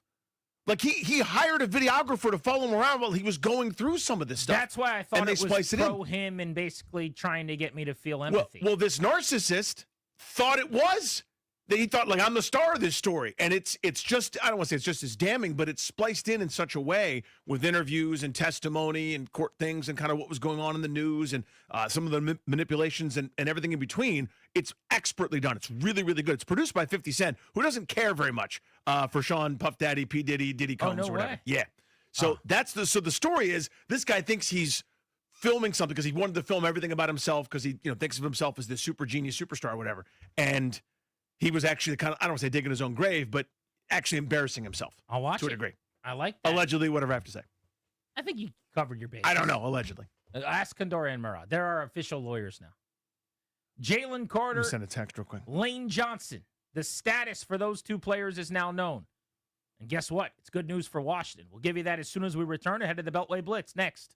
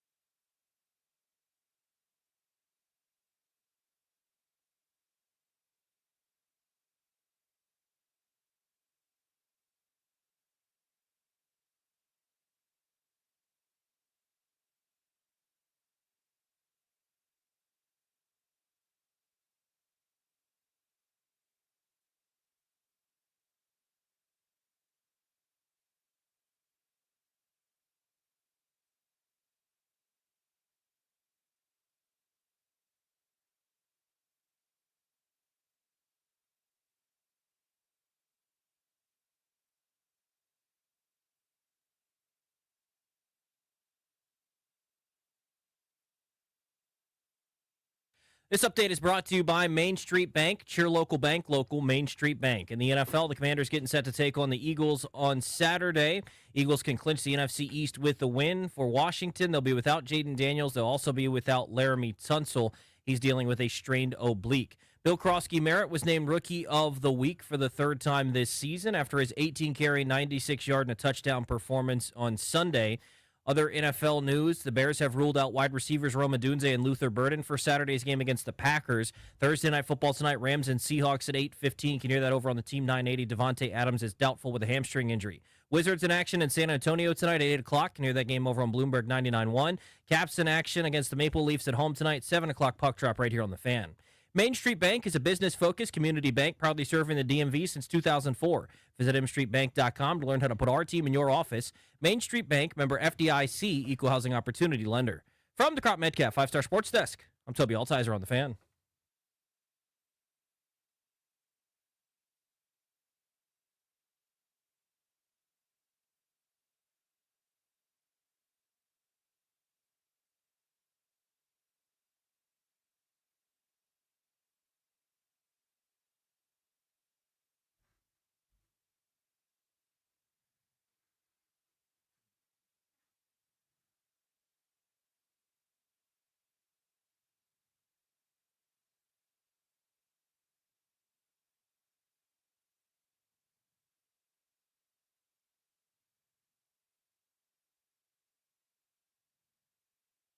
You want good news or better news? The Eagles will be without Jalen Carter, their star defensive lineman, and Lane Johnson, the best right tackle in the NFL, when they come to Washington, D.C. to take on the Commanders on Saturday evening at Northwest Stadium. Now, both didn't play in their 31-0 win over the Raiders, but you'd rather play the Eagles without Jalen Carter, maybe their best defensive player, and Lane Johnson, who's certainly their best offensive lineman and one of their best players overall. 9-5 Philly, 4-10 Washington, gearing up for Saturday Night Football at 5 p.m. There you go. That should be, I don't want to say it's going to be a field day for their defensive ends. I don't know if they have field day in them, but that's beneficial to Von Miller and company. Field day was always the best day of the school year. Oh, so much fun. You would look forward to it for weeks. You'd go outside, you'd like sprint against teachers who you could beat in a race, and you would talk trash about it for the following year. Dude, it was such a huge day. The tug of war, you do like track and field events like you know what you're doing. I remember in 5th grade, we actually played water balloons. Like, we'd launch water balloons at each other. Oh, that's awesome. Like, capture the flag. Like, let's go. Dude, we kept score. We had a blue team, white team. The whole thing was great. Going to cover the NFL and the Commanders in the Beltway Blitz. Let's start you off on the ice. The voice of the Caps is John Walton. He'll be on the call tonight, right here on 106.7 The Fan in the 7 o'clock hour, 3 hours from right now when the locals get started at home against the Maple Leafs. John, it has not been pretty the last couple of times out. I know it's 3 straight losses, but I'll divide the 3-game losing streak here into the last 2 on the road because it looked different. They gave up 5 apiece. They got outscored 10-1. What'd you see? I like the game in Minnesota better. The game in Winnipeg was a throw it in the garbage can kind of thing. Nothing was redeemable from that. But I think if you look at the game against the Wild, a very good team with excellent goaltending, and I thought the start was actually pretty good. They got better of the shots. I think that, I'm not going to make it sound like it was a game they should have won because Minnesota really turned the tide of the second period. They won the special teams battle, and it just looked a little fragile to me in the last 30 minutes. So I think getting it home is what this team needs right now. And you've got the game today, you've got Saturday, 12:30, Detroit, and then Tuesday you're at home against the Rangers. I think getting some matchups that, when you're short the guys that this team is, and it's not like having Dubois and, sort of might have regressed a little bit. Just, it was a tough couple of games, I thought, for him. And, that just kind of trickled all the way through the roster. I think getting some better matchups just to kind of get them back on track, and Logan Thompson getting back in there tonight, I think all of those are good things to try and turn this thing around. Yeah, preview this Maple Leafs matchup for us. Yeah, Maple Leafs are playing better. They were here a couple weeks ago, and the Caps had a lead, let it get away, and then came back, and they were good in coming back in that game. And resiliency is the word that Spencer Carberry used with me. It'll be on our pregame tonight, and liked what they did in that game. Toronto's playing a lot better. They got points in 8 of 10. Austin Matthews is always Austin Matthews. They did not have William Nylander when they were here back on November 28th. He will play tonight. So fast skating team, good power play, and getting pretty good goaltending. So it's a big test. The Maple Leafs are trying to claw back into things after they really didn't play very well in the first month and a half of the season. But they're better now, and I think able to get the matchups that you want to, especially for the Wilson, Protas, and Sordif line. They have been a little quiet here going back to, even when we were at home, going back to the Carolina game. But in this 3 games, I think, maybe that's a line that can kind of lead the way tonight. John, give me arrow up and arrow down players here just over the last week or so, if you would, like stock report style. Someone who's rolling and someone you'd like to see get a little hotter here. Well, I think Connor McMichael's still been all right. I mean, I don't know that anybody was in Winnipeg, but, I still see some generation there. He's been on the wing. The real variable tonight is going to be whether or not, it sounds like there's an illness going around, and the Caps might have to go 11-7. So the lineups we talk about, I will tell you right now, may not hold for 7 o'clock, but assuming they do, if he's able to play on the wing, I think that's a place where he's done all right. Thumbs down, I really think, it's tough to say, Wilson and Protas, but they've been so important, and they were so good. When we were in California, they were lighting it up, and it felt like Protas was turning the corner, but it's been quiet. Wilson hasn't scored since Anaheim, and same with Alexei. So I would say that line needs to be better. And I really think just across the board down the middle, win and draws. Dylan Strome has been, it's tough to believe. He's still getting points, but he's got 1 goal in 17 games. So it's been frustrating for him. He doesn't have a lot of puck luck. I'm hoping that will turn for him. He's still making plays. He's still making offense happen. And, the power play's gone a little quiet since Ryan Leonard went out. But, that's one that I think I hate giving him a thumbs down because I think the world of him. But hopefully that turns for him here pretty soon, too. So I think Leonard was on the ice today. John, what do we know? Any updates there? Yeah, that was great news, and a little bit early, too, I felt, because I thought when they say, you're looking at 4 weeks, he had multiple things going on there, but getting back out there, looked good. He didn't really air it out or anything, but just the fact he's out there so quickly. So now, if that continues and he's able to skate for these few days up until the Christmas break, they'll play on the 23rd and then get back at it on the 27th. If he can skate with a team and you'd like to think, maybe into the new year, maybe he's able to get back a little bit sooner than we thought. That'd be fantastic because he was just coming into his own. I think the power play misses him. They're 0 for 9 since he got hurt in the first period in Anaheim. So hopefully, we're not too long down the road we can get him back. I thought it was great news today. John, give us a quick preview of the Capitals pregame show coming up on the Fan when we're done tonight. Yeah, so on the pregame tonight, we've got a bunch of Spencer Carberry, and one of the things we're going to be talking about is the line of Wilson and Protas and and a little bit on what makes Austin Matthews. Spencer coached him when he was with Toronto and ran the power play when he and Mitch Marner were running things. So he knows Austin Matthews better than most. And, what he'll be looking for tonight in the first period, and you're trying to contain Matthews when you get last change. It's a little bit easier, but it's still a tough task. So the hope is that's something they can do for 60 minutes tonight. But we'll get into all of that coming up on the pregame show. John, thank you as always, man. Have a great call. Thanks, fellas. We'll see you, brother. Hit that NFL sounder, please. Ian Hartitz, Fantasy Life, joins us. And, Ian, I need to offer a huge apology to anybody that likes Seattle or wants Jackson Smith and Jigba to succeed. I have him in a very big money league tonight. And, of course, it's supposed to be gale force winds, tornadoes are going to land, maybe alien invasion or something like that. It's because I need him to do well. There's no chance I'm allowed to be happy. This is just me complaining. You go now. Hey, man, the only way he's going to have a good game is if you bench him. So if you could just do us all a solid, man, we really would appreciate it. Feels but, like hey, it. I will say, I like to follow Kevin Ross. He does fantastic weather stuff over at Roto Grinders. It sounds like the bulk of the really bad winds are going to be pregame, and in the first half, it sounds like things should mostly be clear in the second half. So, again, contrary to popular belief, I am not a meteorologist, but it does sound like it's not going to be maybe as bad as anticipated. It must be the fantasy playoffs if we're just going to be asking you about our own fantasy teams, which is terrible radio. But I'll follow Danny down this rabbit hole. I've got a guillotine league. I'm in the championship, okay? The championship of my first ever guillotine league. So I've got a couple of starter sits for you. Quarterback, I've got Dak Prescott or Jalen Hurts. Prescott against the Chargers, Jalen Hurts against the Commanders. I'm going Jalen Hurts. Obviously, we had that just atrocious football game from 2 weeks ago, 2 turnovers on one play. But at the end of the day, man, he can play a bad real-life game and still just find his way to get pushed into the end zone a couple times from the one. So shout out to the Chargers, man. They really have been up there with the Seahawks, some of the best defenses in the league over the last 7-8 weeks. All right, so then wide receivers, I'm going to rattle some off here. Now, I've got a flex spot, but my wide receivers, I've got Puka Nacua at Seattle tonight. That's an automatic start, I think. Jamar Chase at Miami. I feel like you can't sit Jamar Chase. And then I've got CeeDee Lamb against the Chargers right now in my flex. On the bench, I have James Cook, who could go into that flex. He's got at Cleveland. Nico Collins against the Raiders could go into that flex. Javonte Williams, Drake London, Josh Jacobs, Brock Bowers. Anybody there that you would take in the flex over CeeDee Lamb? Gotta love guillotine leagues, man. These are the types of questions you get to in week. I know, amazing.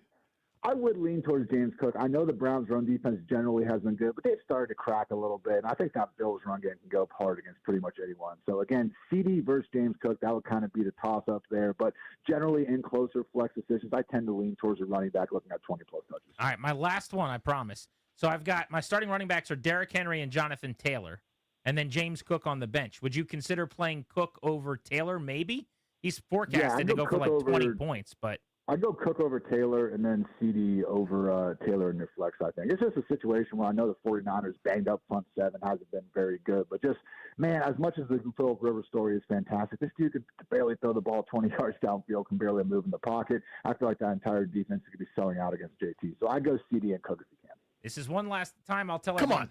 No, I'm not asking him another question. Oh, okay, I I'm thought you just had- saying, everyone should get into a guillotine league. It's been so fun. Like, it's so Amen, good. dude. But it's no fun for the 17 other people that are eliminated. Well, it's over. But it's nice because then you don't have to worry about it. If I got eliminated know. 5 weeks ago, I'd be done. You don't have this lifeless course of the fantasy team that you have to just still be managing. And Exactly. Once you suck, you just kind of suck and you're done. And I will say this as someone in far too many fantasy leagues, it is so annoying going through waivers and it's like, okay, do I want the Eagles RB3 or, this backup wide receiver? You get to your guillotine leagues and guys like CeeDee Lamb and James Cook are on the waiver. So can't agree enough with you there. Yeah, that is pretty wild. That's the only appealing part because I'm in that waiver hell zone. One last question. I'm kidding. That's a good bit. Everyone's having fun. Let's go to these Saturday games. I want to start not here locally because we're covered Washington a bunch. Green Bay, Chicago. I keep questioning Chicago, but they keep kind of turning in good answers on the spreadsheet here. How for real are they? Are they a contender right now, or are they still maybe a year of seasoning away from being legit? I feel like they're a year away. You do look at their schedule throughout the first, kind of 11, 12 weeks of the year. And it was of the easy variety, but obviously had the great win in Philadelphia. And that last Packers game in Lambeau came down to the wire as well. I just don't quite think this passing game is consistent enough. I mean, last week was only the second time that Caleb Williams has completed 60% of his passes since week 3. So I don't think it's all on him, but now all of a sudden Roma Dunze and Luther Burden are out of the picture. Very, very good year for Ben Johnson and company. I would say they're a year away from being legit contenders, though. How about Rams Seahawks tonight? Who do you like? Man, it's a pick'em game, I think, for good reason. I'm still going with the Rams. Honestly, I was so ready to start calling Sam Darnold the Ghostbuster. Obviously, had his issues over the years, but been playing so much better. I feel like that'd be a nice full circle nickname for the guy. But since that first matchup with the Rams, he really has started to go back to his old bad habits. A really good stat from ESPN's Ben Solak. Sam Darnold just 2 for 20 on tight window throws since that game. So I feel like he got a little bit spooked from throwing those 4 picks. Still, once again, a very tough matchup. And as amazing as JSN is, man, they really haven't had that second weapon emerge yet. Are you buying Denver's kind of minor whisper quiet offensive renaissance here of late, or is it just a couple bad opponents? Man, for my money's worth, that Bo Nix performance against the Packers was the best I have seen him play really his entire career. So, honestly, it's one of these things where he's winning games, and Broncos fans have been sticking up for him throughout the entire time, which, of course, they should be doing that. But for me, it was just the inconsistent play really in the first 45 minutes of games, had some great comebacks and throws down the stretch against the Giants and the Eagles, for example. But if they can start getting more, just honestly above average offensive play is probably enough with how good that defense is playing. So between Denver and Houston, man, they both are really kind of set up the same, and that'd be a fun playoff game just to see again who can kind of make those big plays down the stretch between Nix and Stroud. But so far, Nix is doing his thing, and I will just say it's almost like Nix was almost labeled as a prospect coming out. Oh, is he going to be Drew Brees' point guard distributor type? That dude has all the physical tools you can ask for. I think it's just kind of seeing his processing actually catch up to what Sean Payton wants from him. So very encouraging stuff there. If Cortland Sutton can stay hot too, that's going to be huge down the stretch. Thanks, Ian. Good catching up, brother. Thanks, fellas. Enjoy week 16. Yeah, and I appreciate the insight for that friend of mine that I was asking. Yeah, all that those guy. questions. Yeah, it's not for you. Let's keep it moving. Localizing the football banter, Tom Shad, Washington Post. Tom, we've had you on a couple of times at different points of this non-shutdown. Now it's a shutdown. What'd you think this week of the final verdict that they are not going to play Jaden Daniels again this season? Yeah, I mean, I was a little bit surprised, I guess. I mean, you always have to remember that we're operating with only a fraction of the information that the team has, right? And they have a lot of kind of leeway in terms of what they tell us, what they don't tell us. So, yeah, I think for me, the most interesting thing was Dan Quinn describing it as part medical, part team, and kind of trying to suss out like what percentage of this was a medical issue versus just a team kind of protecting him decision. So, yeah, I guess I would just kind of overall count myself as a little bit surprised. But, you know, particularly if it was like a medical-driven decision, it makes a lot of sense. So should that decision, whether you agree with it or not, but it's been made, so it's now kind of banked and categorized, should that then affect some other roster decisions? And here's where I'm going. Larry Tunsil's not playing this week. That makes sense. He's banged up. He's injured. I get that. Shouldn't that be a precursor, though? If there's no Daniels, what about some other guys that are important to this thing that are going to be here long term? Would that affect any of them, or are they going to kind of keep each one siloed? I think each one is going to be siloed in terms of like a practical matter. Like, I think that's how the team is going to go about it. And I might be a contrarian on this, but like, yeah, I just think these guys have so few opportunities, and everyone has something to prove to a certain extent. You know, you can take a guy like Terry McLaurin and kind of from the couch say, you know, why would you play Terry in these last 3 weeks when, you know, you don't have a lot at stake, yada, yada.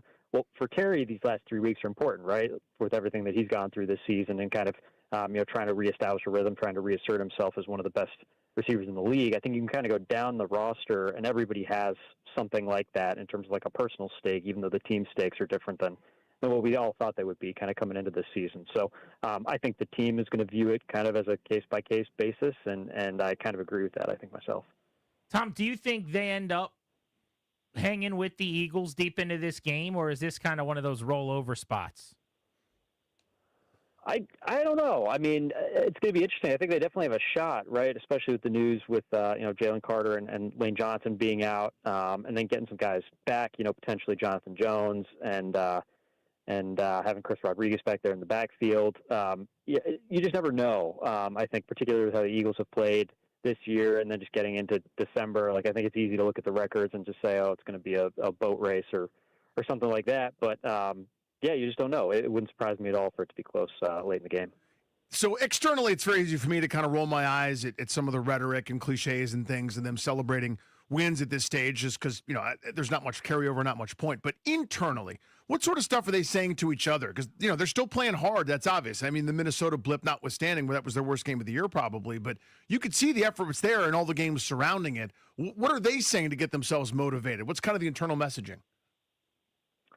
Yeah, I think it's just kind of keep chopping away at it, right? I think there's a general sense that, you know, they've been a little bit snake bitten this year with injuries and bad breaks and you know, maybe a belief that they're a better team than their record might indicate.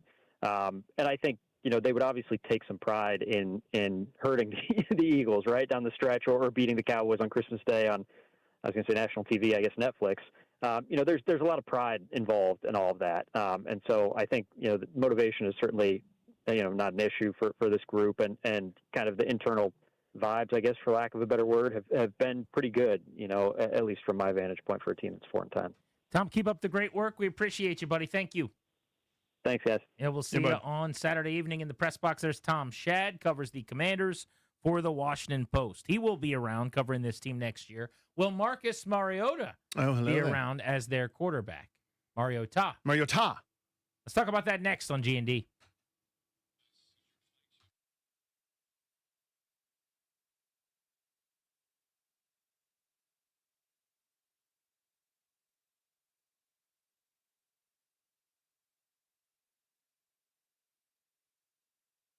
What's up, guys? Danny Rouillet here. Let's take a look at the latest Pro Football Injury Report presented by Fanatics Sportsbook. We'll keep it local right here. Washington plays in 48 hours. Talking Eagles, talking Washington. For Philadelphia, you've heard the big news from their side. Star defensive tackle Jalen Carter with a shoulder has been ruled out of this one. Maybe the best right tackle in football. Lane Johnson with a foot injury will also be ruled out of Saturday's tilt against Washington. Star running back Saquon Barkley has a stinger, but he was a full participant. Linebacker Zach Bond, with a hand injury, he was a full participant. He looks to be good to go as well. And Jalen Phillips, who they acquired from Miami, good pass rusher, is a full participant. He looks like he is ready to rock and roll in this one. For Washington, you know the story. Jaden Daniels, quarterback, has been ruled out not only for this one, but for the rest of the season. But the news is that Laramie Tunsil, acquired in a trade, star left tackle, will be ruled out of their Saturday game against Philadelphia. That is today's injury report. Listen all season long for weekly injury updates presented by Fanatic Sportsbook, the home of fair play. Download the app today. With football in full swing, I'm telling you guys, there's no better place to bet than Fanatic Sportsbook. So don't wait for a bad beat with another sportsbook. Switch to the home of fair play, where they protect all pro player prop bets across straights, parlays, same game parlays, across any first half injury. Some books protect your bet for the first quarter. Some do nothing at all. But not at Fanatic Sportsbook, where they flip losing bets into winning bets on every football game day. Whether you got quarterbacks, running backs, receivers, any eligible player prop, Fanatic Sportsbook's fair play policy gives you the edge when it comes to cooking up that parlay. So if your player gets injured in the first half, your bet will play on with all the remaining legs, meaning a loss can be turned into a win. You can also track that player performance right there in the Fanatic Sportsbook app, and the payout speed is lightning quick. So bet with the book that always has your back. Fanatic Sportsbook people, I'm telling you, winning hits different here. Must be 21 plus. Gambling problem? Call 1-800-GAMBLER. MD, visit mdgamblinghelp.org.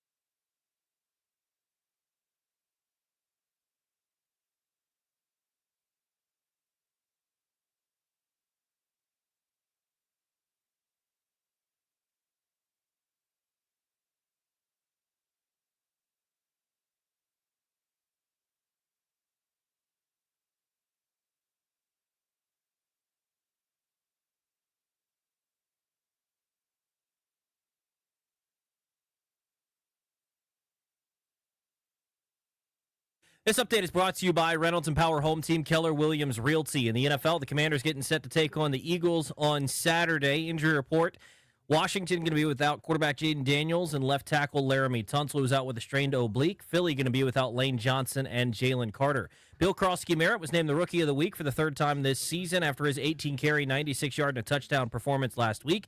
The Bears have ruled out wide receivers Rome Odunze and Luther Burden for Saturday's game against the Packers. Tonight's Rams and Seahawks at 8:15 over on the Team 980. Devontae Adams is doubtful with a hamstring injury. Basketball tonight, the Wizards taking on the Spurs in San Antonio.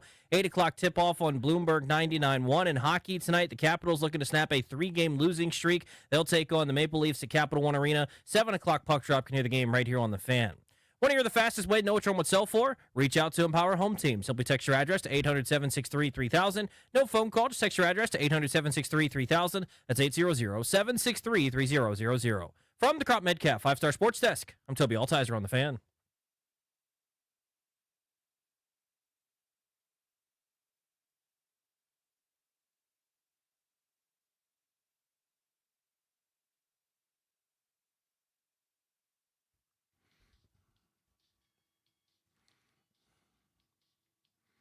Thanks to Toby for the update and for the meme as well that I posted at Grant H. Paulson. He's good at that. You've heard of Elf on a Shelf, but have you heard of?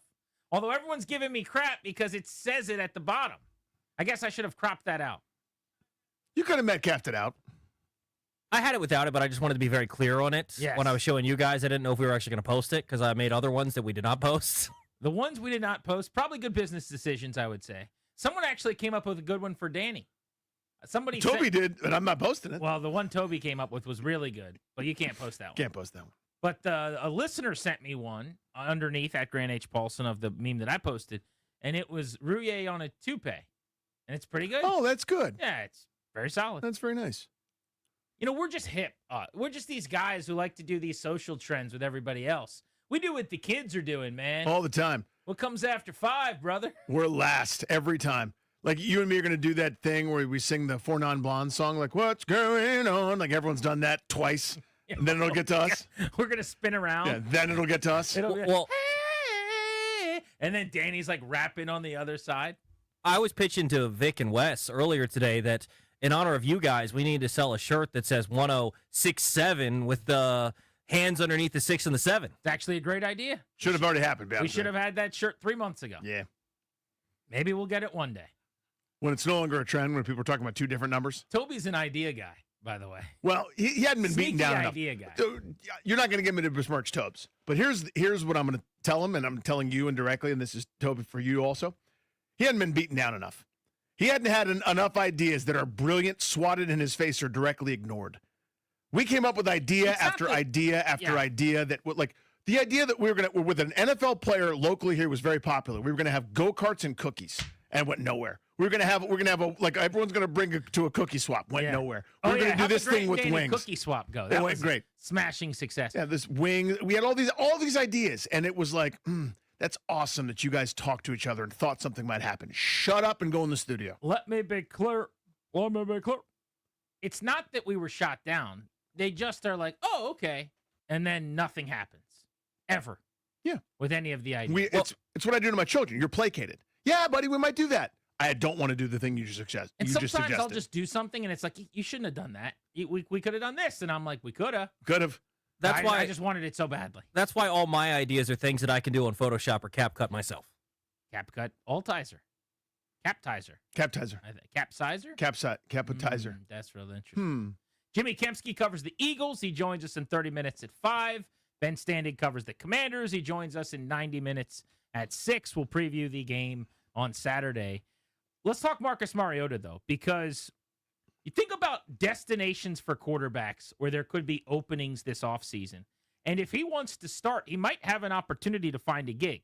He wanted to this past offseason, and it didn't work out. He was considered by the Indianapolis Colts to be the guy to compete with Anthony Richardson and beat Anthony Richardson out, as it turned out. Daniel Jones got the job over Mariota. He came back here. But where would you say there could be an opening in the NFL at quarterback? Here's the list we've come up with. I think the Raiders, if they move on from Geno, Kenny Pickett's their backup, are the most obvious team that needs a QB in 2026. Yep, there's one.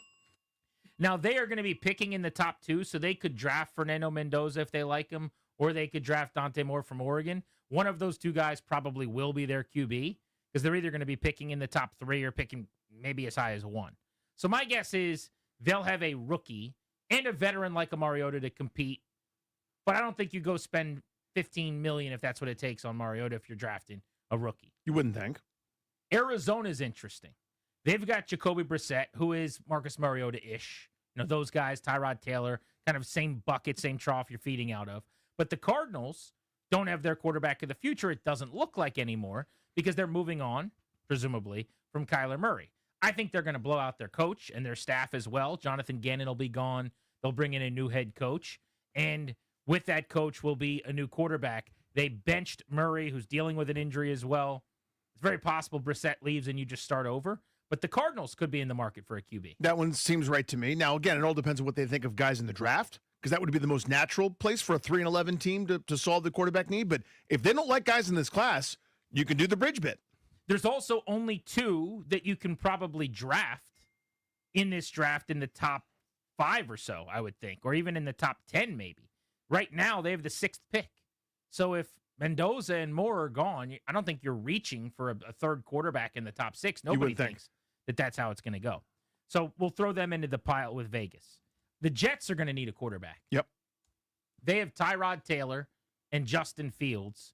Good chance that neither is back, but if one of them is, you wouldn't go into the offseason hoping either's going to start. And they're in the same boat as Arizona in terms of drafting a guy. Right now they pick 5th. I could see him getting as high as 3rd or 4th, but they might not be able to draft someone. So you might need to spend a little bit there. Do the Pittsburgh Steelers end up on this list the way Rodgers has played? And because it looks like he's headed for retirement. Got married this year. If you look at quarterback efficiency, I think going into this week, out of 32 qualified players, he was 30th, something like that. I know he had a really good game this past week where he only had a few incompletions, but that was by far the most effective he's been in a while. It has not been a clean, good year for him at QB of this pretty mediocre offense. No, it's just not dynamic. And part of that's the offense, part of that's him. Everybody's got a hand in it. But, if you need serviceable caretaker Craig, he's there. I mean, it's a just over 3,000 yards passing, 67% completion percentage, end up around, 26 touchdowns, 9 picks. It's like that season, that guy exists in a lot of places. And if you want some of that veteran juice, then maybe he comes back. I think the Miami Dolphins are looking for a starting quarterback because it feels to me like they are headed for divorce from Tua. Robert Griffin actually made this point. I'll cite him. A lot of times he says things, and I'm like, is this just something you're throwing out there, or what are we doing here? But he's a really, really good color commentator, does a great job on television and games, I think. And in this particular case, made a really good point online where he said, as soon as you bench Tua, it's now either McDaniel or Tua. It can't be both. Now, you could get rid of both, but there's no more than one of those two guys coming back. And I kind of think that's true. So I would guess McDaniel stays, Tua's out. I guess it's possible they fire McDaniel, somebody else comes in there and tries to reboot with Tua. But Miami could be in the market for a starting quarterback. And then the last team I would say that might need a starting quarterback is the Cleveland Browns. Now, they drafted 2 this year in Dylan Gabriel and Shedeur Sanders. Sanders, with his deep ball, has flashed a couple of times, but it has not gone very well. I mean, again, we talked about this with Shedeur, where he's kind of like more famous than good, if that makes sense. Like everything that happens is a thing. You would not know it based on the discussions around him, but he's completing 52% of his passes with more interceptions than touchdowns. Like, if you just take his name out of the equation and you either watch the tape, like these games where we try to see who's pitching or who's hitting and you can't tell who it is because it's like a hologram. Yeah. If you just watched his tape that way, you'd be like, oh, yeah, they're probably in the market for a quarterback. But if you say that, it's like the hottest take in the world because Shedeur's the man and he's going to be the next great quarterback. Yeah, no one's allowed to say that. Here's what I'm going to add, kind of a wild card. Depending on the timetable for rehabilitation, the Chiefs. Oh. Because if Mahomes is, because no one's allowed to be on schedule. If he's ahead of schedule, whatever the hell that means, it's like September 1st. But how easily could that go into October or November? And who knows if he's going to be himself at any point. Well, if we're doing that, then I think Atlanta's in the mix. Atlanta could be there too. Atlanta's going to cut Cousins, presumably. They have Penix coming back from an ACL. Now, he should come back before Mahomes, you would think, because he got hurt about a month or 5 or 6 weeks earlier. But even when he got hurt, the point was he's probably not ready for week 1, which tells you what you need to, I think, about Mahomes, too. Indeed. But if you go to Atlanta, you're not going there to start all year. You're going there to start until Penix is healed and ready. But if the point is you could go to a good team, presumably Kansas City reloads. The dynasty isn't what it was, but it's still like pretty good bones there, right? There's the good defense, and you probably need to tweak on offense, a couple more playmakers. But I feel like that's workable for that front office with a pretty good track record of success. What about Minnesota? If we're going to put Atlanta or Cleveland with young QBs in this combo, I guess Atlanta's different because of the injury. But I know it's from a timeliness standpoint isn't great because McCarthy's played 2 solid-ish games here. Yeah. But they made the mistake this year of not having a good plan for if J.J. McCarthy faltered. And it cost them their entire season. It cost them a year of the prime of Jefferson and Addison and this good defense and Kevin O'Connell being a high-end coach. Are you really going to do that again? Doesn't mean you can't go into the year giving McCarthy a shot, but you sure as heck But it means better. you should pay up for a premium backup. You can't have Max Brosmer getting shut out when he needs to go or Carson Wentz as your QB2. So I think any of those teams, we just named 9 teams just off the top of our heads. Yep. Raiders, Cardinals, Jets, Steelers, Dolphins, Browns, Vikings, Falcons, Chiefs. Different situations, different timelines on guys coming back where they might need a week 1 starter next year, though. And I guess the point in bringing this up is if Mariota's goal is just to be somewhere where he's more likely to start at the beginning of the year, then he may well be able to go get more money elsewhere. And certainly a better opportunity. Well, what he's turned in this year has got him that opportunity, I think. Remember last year, there was only a couple places that there was any flirtation because the most recent sample was, okay, a couple nice games as a backup coming in, and you left Atlanta not under the best of circumstances. Now that he's played 10 games, wound up playing 12 or 13, both out of the bullpen and as a starter, and has handled himself pretty damn well. Again, not high end. Nobody's saying that it's a franchise changer. 62% completions. Yeah. 10 touchdowns, 7 picks, 7.5 yards per attempt. I mean, you compare it to like another backup type who's starting, and I'm just thinking of, I said Tyrod Taylor's in a similar bucket. Yeah. Sub 6 yards per attempt, same number of touchdowns as picks, sub 60% of his passes complete.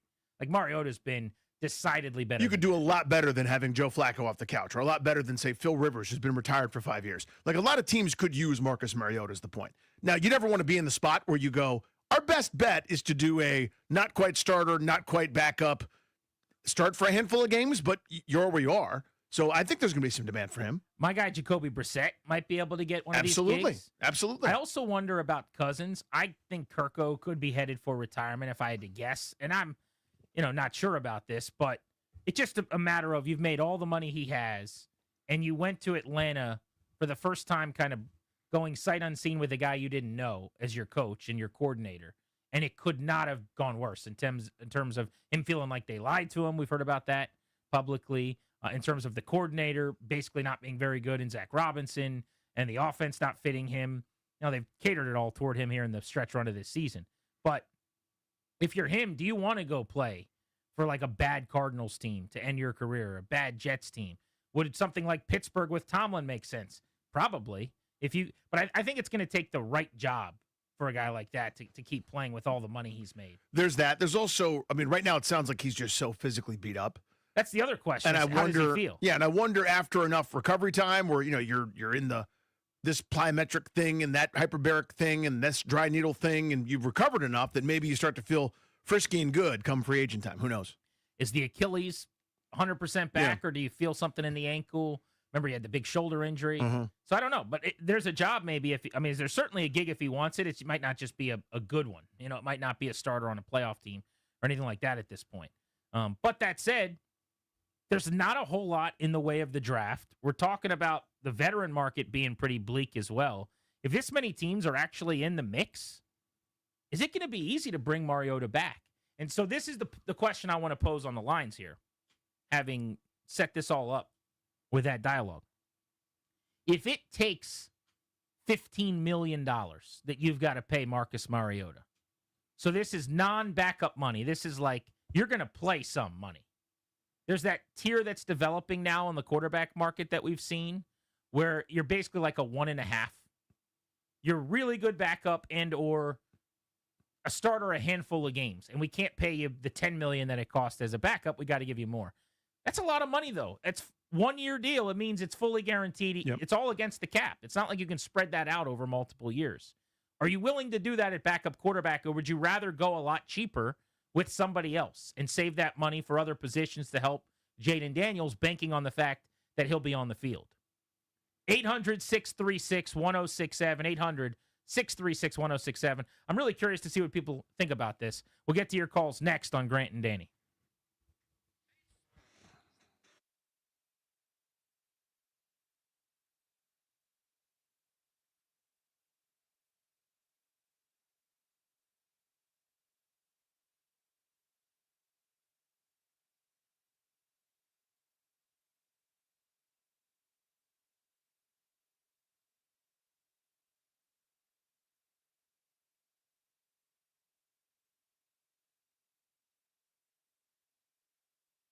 What's up, guys? Danny Rougier here from my pals at Ted Britt Ford. Right now, I'm talking about right now, this minute is a great time to go see my friends at Ted Britt. During the year-end sales event, it's an awesome time to buy from Ted Britt Ford. You want some examples? I got them. How about 0% APR? That's right, 0% APR on a whole slew of models from Ted Britt Ford. Here's an example of an example. $26,000 off a new 2025 F-150 from Ted Britt, your F-150 headquarters. Plus, remember I said it, 0% APR for 60 months. Is that it, Danny? No. No payments for 90 days. That's well into next year, people. Or plug into savings in a new Mustang Mach-E, just like mine, up to $10,500 off with 0% APR for 60 months and no payments for 90 days, silent, smooth, and stuffed with savings. Gotta love it.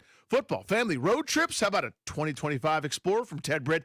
It's built for all of that. Grab over $6,300 off. Plus, you guessed it, 0% APR for 60 months. And again, no payments for 90 days. Go see my pals at Ted Britt Ford, Fairfax, Chantilly. Click away at tedbritt.com. And when you do, tell them Danny sent you.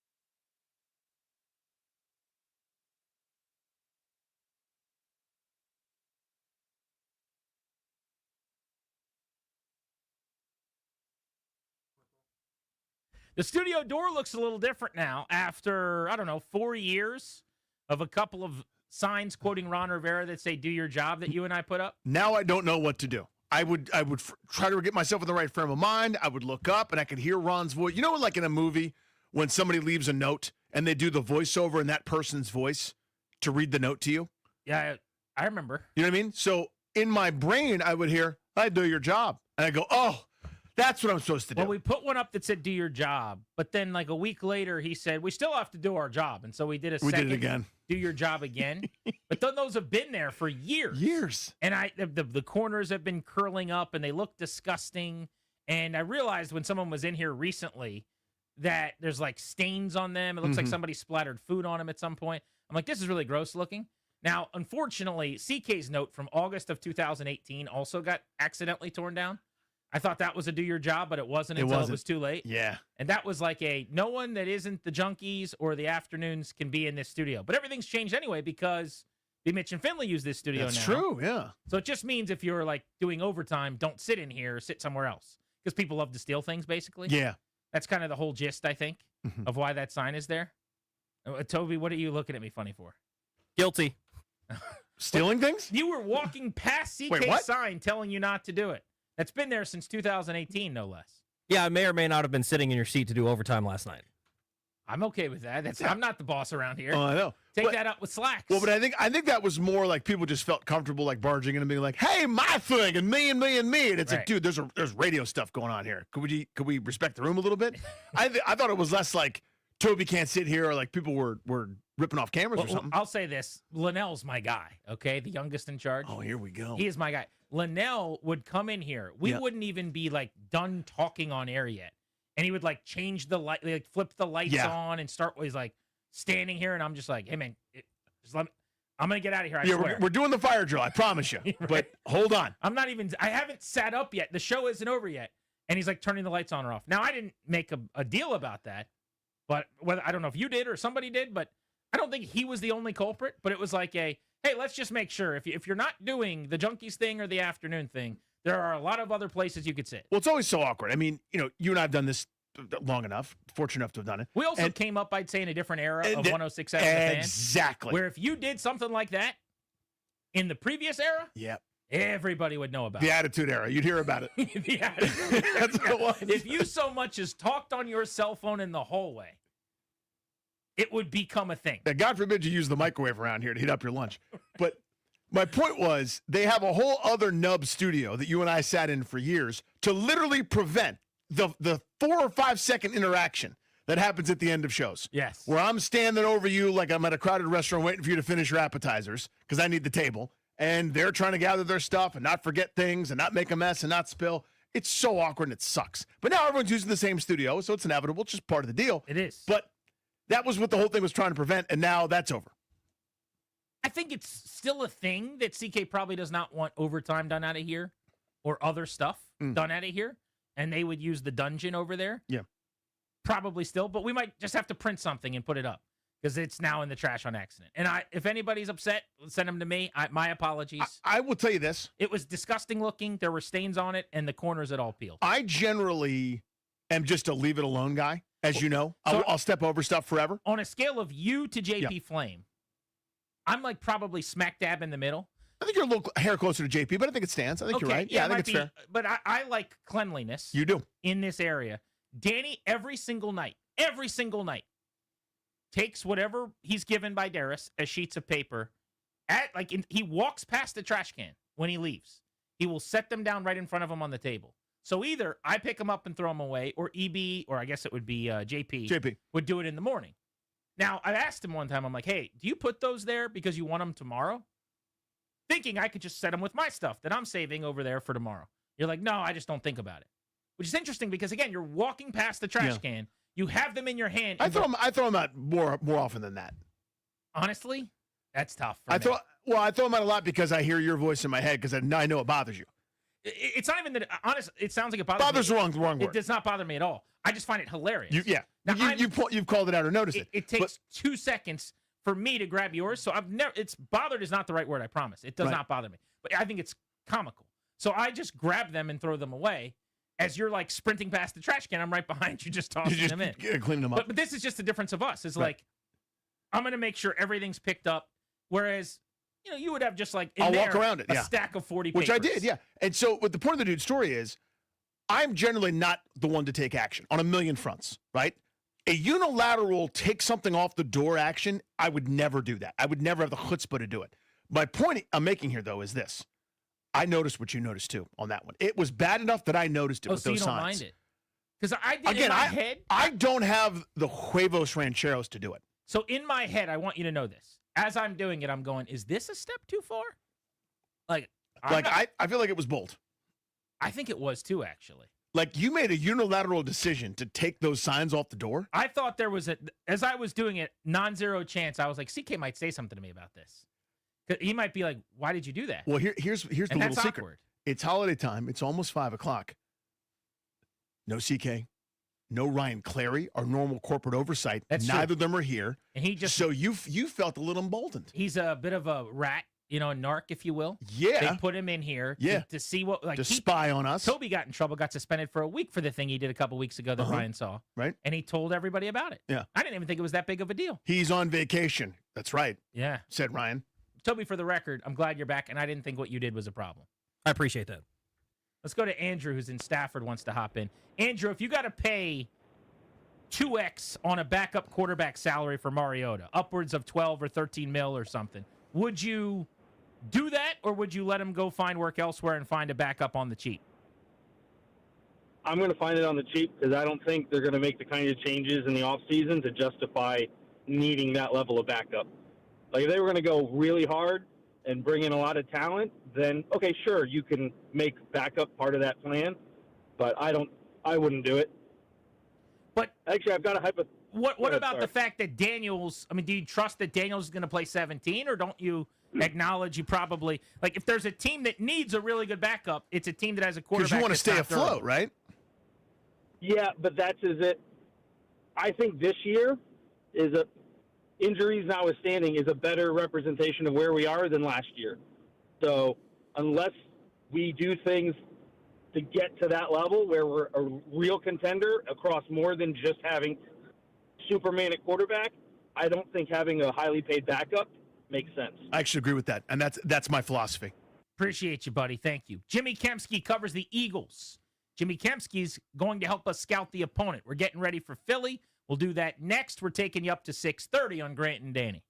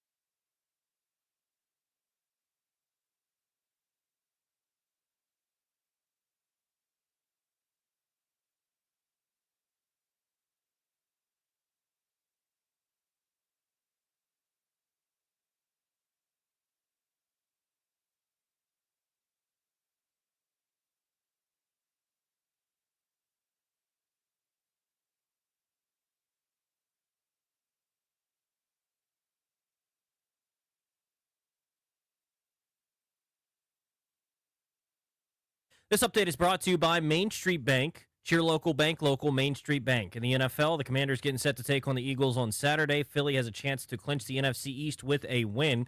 Taking a look at the injury report, Jaden Daniels, Laramie Tunsil, Eddie Goldman, and Colson Yankoff all out for Washington. For Philly, Lane Johnson and Jalen Carter are both out. Also for the Commanders, Bill Krosky-Merritt was named Rookie of the Week for the third time this season after his 18-carry, 96-yard, and a touchdown performance on Sunday. The Bears have ruled out Roma Dunze and Luther Burden for Saturday's game against the Packers. Tonight, Week 16 gets underway. Rams and Seahawks at 8:15. You can hear that game over on the Team 980. Devontae Adams is doubtful for the Rams tonight with a hamstring injury. Basketball, Wizards and Spurs tonight in San Antonio. 8 o'clock tip-off on Bloomberg 99.1. Caps look to right the ship tonight as they look to end their 3-game losing streak tonight at Capital One Arena against the Maple Leafs. 7 o'clock puck drop right here on the Fan. Main Street Bank is a business-focused community bank proudly serving the DMV since 2004. Visit mstreetbank.com to learn how to put our team in your office. Main Street Bank, member FDIC, Equal Housing Opportunity Lender. From the Crop Medcalf 5-Star Sports Desk, I'm Toby Altizer on the Fan.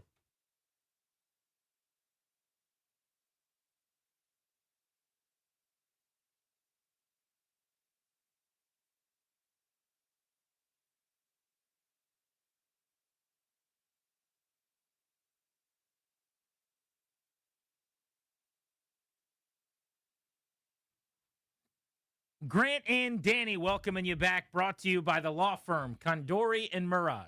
They ask, what are you doing to protect your family's assets? As the exclusive sponsor of our show, the law firm of Condori and Murad can help you draft your last will and testament, set up a living trust, or put together a medical power of attorney. Schedule a free consultation with their attorneys today by visiting kmlawyers.com, and be sure to let them know that we sent you. That's kmlawyers.com. Tomorrow's show's on the road. We're out and about in Leesburg. Leesburg, we are coming your way. We're going to be live from 2 to 6:30 at Pupatella Pizza in Leesburg. So come on out and get some pizza. Bring the family. Very family-friendly place. They also do have an open bar, though.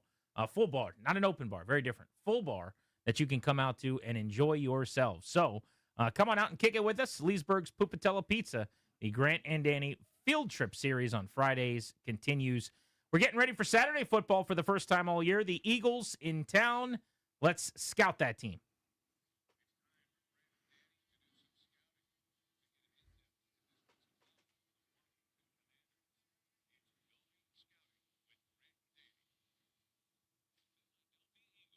And to help get us up to speed on the Eagles, Jimmy Kempski, Eagles writer, the Philly voice, joins us here on the Fan. Jimmy, thanks for a few minutes. We appreciate you. How are you? I like that recorded intro, and I was gonna maybe come down to DMV area early to get that open bar. But yeah, the bar is open, but it's not an open bar. It's not closed, but it's not the kind of open you want it to be. You know what I'm saying? Yeah. Well, Jimmy, we appreciate you hopping aboard. Thank you for the insight in advance. But we're trying to get to the bottom of this Eagles matchup. Let's just start with the 31-0 beatdown of the Raiders. Did they just happen to play a bad team for a day, or did they fix some of their issues? That's the worst team I've seen in years, that Raiders team that they played last week. And, yeah, I mean, they were better on offense. They've struggled really since their bye, which was 4 or 5 weeks ago. Offensively, they struggled to run the ball all year. They, their passing game has been predictable and bland and boring. So, they have some problems on offense. Defensively, I don't care if you play. Like if you shut a team out, you hold them to 75 yards. That's impressive. So, I think they played really well. They played really well the week before too, in their Monday night loss to the Chargers. Nothing they can do about Jalen Hurts throwing 4 interceptions in that game and fumbling and having a 5th turnover with a fumble. So yeah, the defense is playing really, really well right now. The offense is still trying to find their footing, really deep into the season here in December. I still think they're good, but it doesn't feel like great like last year, where there's always drama, there's always something swirling around, and last year it was fuel. This year it seems to be maybe an impediment. I still think they're good. A, do you agree with that? And B, do you think they kind of are able to get over whatever this is and turn it up? So the big difference for me between last year and this year is the run game for a lot of different reasons. First of all, the interior of the line, well, really the whole line, isn't playing as well as it did last year. So Landon Dickerson, left guard, Cam Jurgens, center, they're both banged up, have been banged up all year. And they're playing through a lot of different things, and they're just not as good. I mean, just very simply, they're just not as good as they were a year ago. Tyler Steen is now the right guard. He's good in pass pro. He's not as good a run blocker as the guy that was there last year, Mekhi Becton. And then Lane Johnson's kind of been in and out of the lineup all year. He's out still. This will be the 5th game in a row that he'll miss. And then left tackle, Jordan Mailata, still a very good player. But in my opinion, he hasn't been as good as he was a year ago. So Saquon Barkley, his numbers are obviously way, way, way down. I mean, you guys saw what they did to the Commanders really in all 3 games last year. They had over 200 rushing yards in all 3 of those games. And, I don't think that the Commanders' run D has improved really at all from last year to this year. But that'll be equalized some by this Philadelphia run offense that it's just not even close to what it was. And I think another factor, too, is Jalen Hurts, I've heard that he doesn't want to run the ball. Like, he doesn't want to have a lot of designed quarterback runs in the game plan, is my understanding of what's happening there. They've called more of that in recent weeks, but for the majority of the season, they haven't really run a lot of that. And I think that's a big part of their identity offensively in the run game, is that he's a threat to run, takes a lot of the pressure off of Saquon, draws the defender toward Hurts on those read option plays, and really just hasn't been the same. So, we'll see if they can get it going the last 3 weeks of the season, but that's been the biggest difference. We're getting the down low on the Eagles from Jimmy Kempski, who covers the team on Grant and Danny. Speaking of Jalen Hurts, well, before I even get into my questions on him, why doesn't he want to design runs? Well, I mean, he got concussed in the game in Washington last year. He suffered a shoulder injury in 2022, late in the season against the Bears. So that's just my speculation. I haven't gotten any reasoning on, again, like I just heard that he doesn't want to allow runs in the game plan. I haven't gotten any reasoning on why, but it stands to reason that it's because he's gotten hurt a couple times in late in the year when they've had design runs. So I think that's part of it. And I think the Eagles coaching staff has kind of been on board with it because they don't want to get their quarterback hurt either. So, I think they're kind of just waiting to unleash it maybe late in the season when the games are starting to mean a lot more. I don't know if maybe that affected their chances of, getting the 1 seed or the 2 seed or whatever. They're probably going to end the season being the 3 seed in the NFC. So I don't know, maybe that's a part of that, but certainly they have ramped it up a little bit these last 2 weeks, and will probably continue to do so from now until however they last in the playoffs. Jimmy, why does it seem big picture that there's always something swirling there with this group in Philadelphia? I mean, last year, the coach is yelling at fans, and they won the Super Bowl. Like, you know what I mean? Like, if my coach wants to yell at me for a Super Bowl, that's totally fine. But it always seems like there's extra dramatics. I know it's the league, and I know there's always something going on, but it always seems like that's a little bit extra there in Philly. Is that just coverage, or is that really there's always something swirling? I think in a different market, a lot of it would be hidden a little better. Mm-hmm. So part of it is coverage, but I mean, it's hard to, when you have as much talent as they do, it's hard to keep everyone happy, in my opinion. A.J. Brown's not getting the ball as much as he did his first 2 seasons here in Philly in 2022 and 2023. He didn't get the ball a ton last year either when they won the Super Bowl. It was a little over 1,000 yards on the season. This year his targets were down significantly until really about 3 or 4 weeks ago. And he wants the ball, and that's just kind of the nature of that position. When you're a really good receiver, you want the ball to come your way, and it wasn't, and he wasn't thrilled about it. And that's kind of where most of the drama has been this year between, Hurts and A.J. Brown and A.J. Brown's unhappiness with the offense. And it never ends. Like, they're a very fun team to cover in that way because there's always something going on. But you're right. It does always seem to there does always seem to be some kind of drama with this team, whether they're winning or losing. What is your evaluation of Hurts? I find him to be one of the most polarizing and just complicated guys to actually, when you watch, like, decide how good is this player. It would seem to me like they won a Super Bowl. He's been lights out incredible in both of their Super Bowls. He's played huge in some of their biggest playoff games, there's no doubt.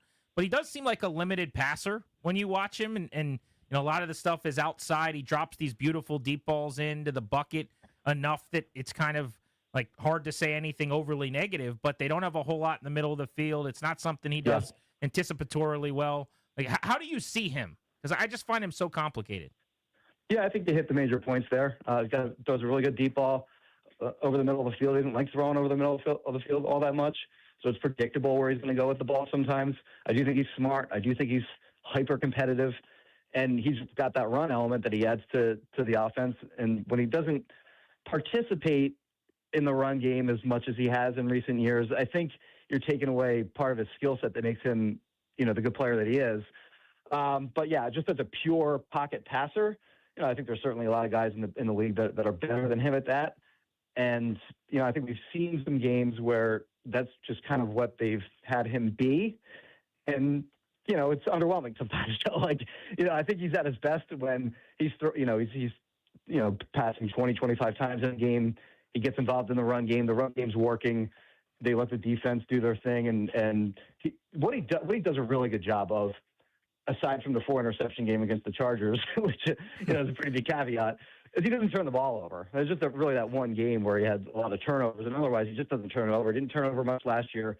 He didn't turn over. I think he only had 1 interception, 1 or 2, leading into that Monday night game in L.A.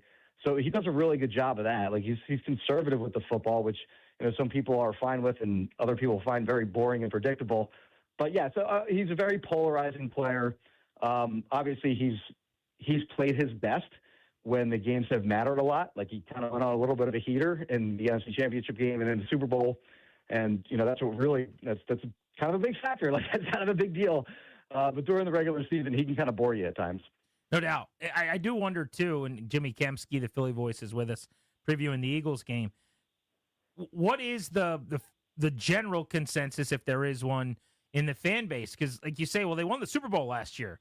And you can kind of end the conversation there, but that's as talented a team. You were talking about how bad the Raiders are. I mean, you can make the case that Eagles team, top to bottom, 1-53, was one of the 5 or 10 most talented teams of the last decade or something.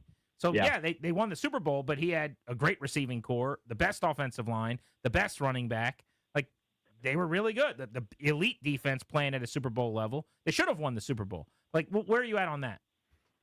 Yeah, I think there's a general feeling nationally anyway that he got carried to a Super Bowl, and I don't necessarily agree with that because he really did play well in the playoffs. I don't know if they do what they did throughout the playoffs without the way that he played. Locally, you can put any quarterback in the spotlight, and there's going to be people that don't like them, and there's going to be people that like them. I'll give you an example. Sam Bradford stunk when he was the quarterback here, and he had fans that would defend him to the death. And there will be fans of Jalen Hurts that do that. And then there will be people that just hate whoever the quarterback is, whether it's Carson Wentz or Sam Bradford or it's, Michael Vick or Kevin Cobb or Donovan McNabb or Jalen Hurts. So it's always in this town, it's always, the quarterback's always going to be polarizing. I think the one exception is Nick Foles, who won their first Super Bowl, of course. But him aside, I think there's always going to be a polarizing effect with the quarterback. Jimmy, a few years ago, Philadelphia boat raced everybody in terms of sack totals. I think it was 70 in 2022. I don't remember a season like that. That was just unbelievable. Where they were the second place team, I think, was further behind them than the last place team was to the second place team. If that quantification made any sense, just unbelievable. The pass rush this year doesn't feel the same. Is it just a totally different defense at this point? Obviously, I know the personnel have changed dramatically, but they don't seem to get after the passer to the same degree.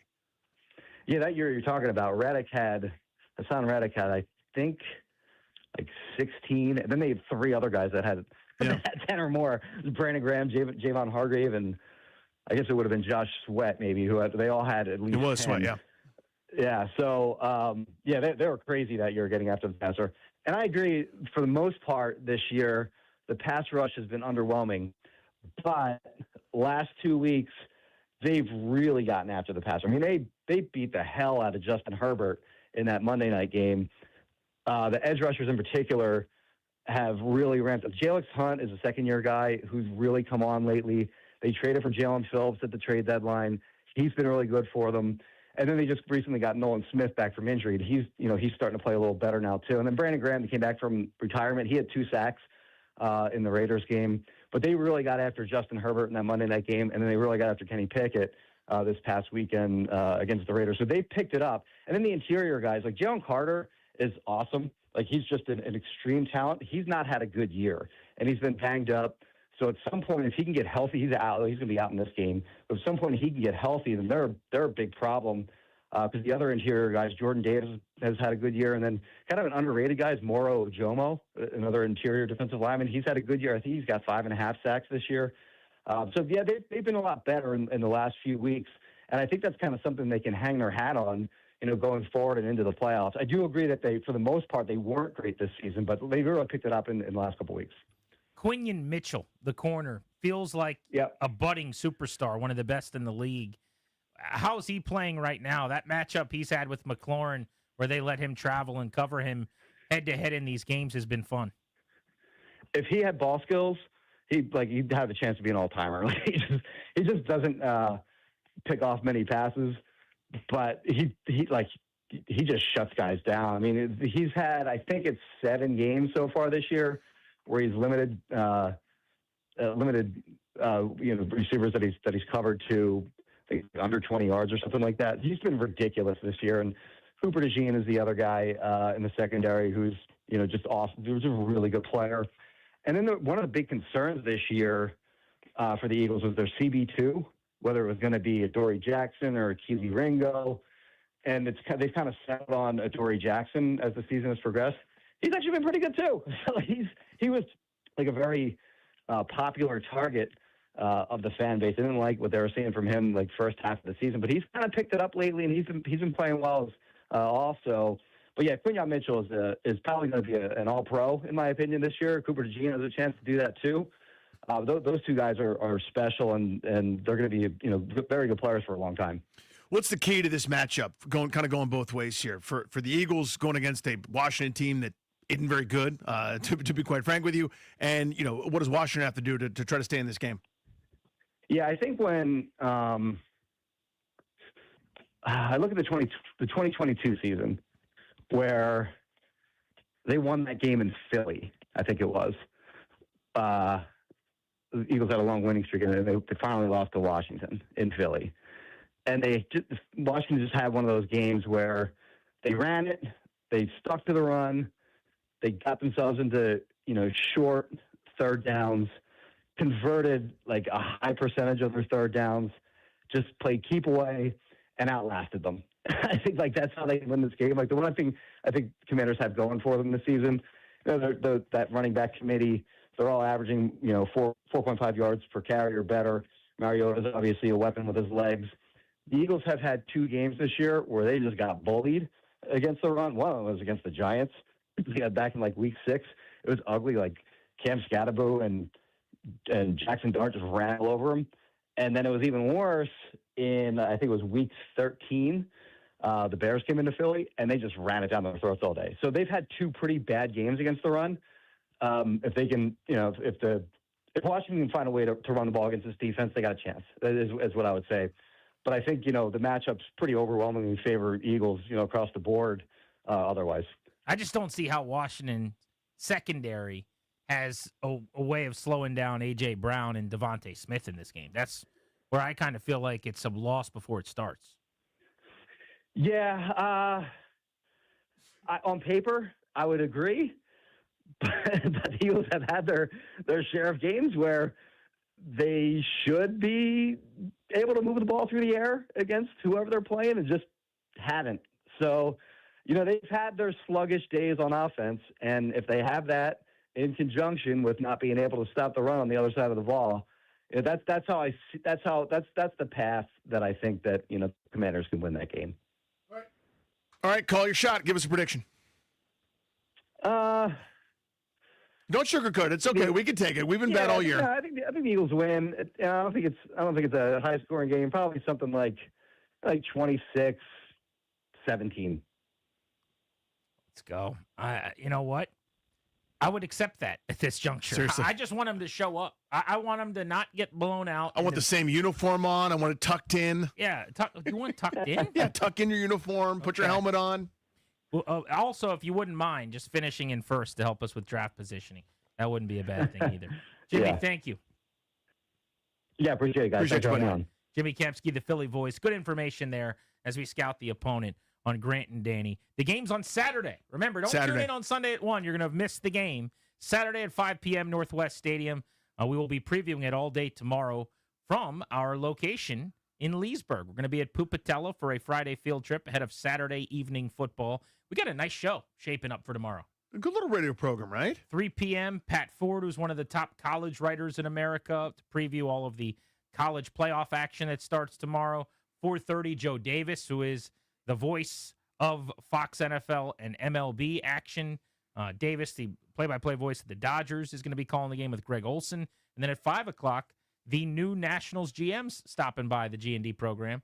Ani Kalambi came over from the Phillies, 31-year-old R&D analytics guy, who's going to be the GM of the Nats moving forward with Paul Taboni. So all of those guests and pizza, what could be better? I was going to say, shucking and jiving, talking to guests, eating nappies and pizza. Sorry about it. It's the Christmas season, and it's time for a installment of Is It Weird next on Grant and Danny.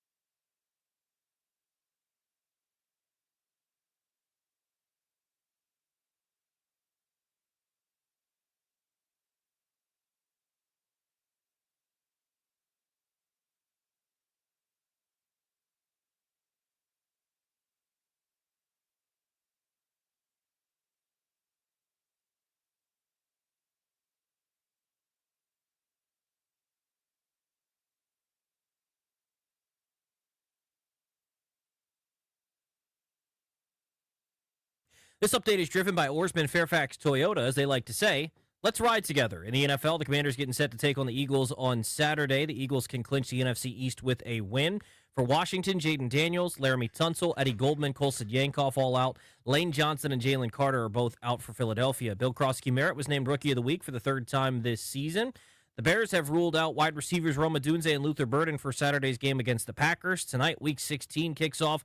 Thursday Night Football, Rams and Seahawks in Seattle. 8:15 kickoff. Can hear that game over on the Team 980. Devontae Adams is doubtful tonight for the Rams with a hamstring injury. Basketball, Wizards and Spurs tonight in San Antonio. 8 o'clock tip-off. Can hear that game on Bloomberg 99.1. Capitals looking to snap a 3-game losing streak tonight at home against the Maple Leafs. 7 o'clock puck drop right here on the Fan. Oarsman Fairfax Toyota keeps their customers happy by offering great deals in the area's best selection of new Toyotas, each backed by the Oarsman Lifetime Edge, featuring up to $1,500 in extras. As they like to say at Oarsman Fairfax Toyota, let's ride together.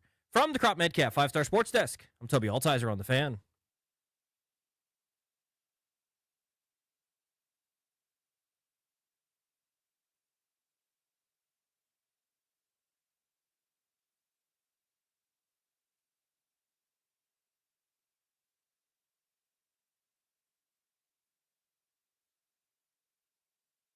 Thanks to Toby for the update. Welcome back, Grant and Danny on the Fan.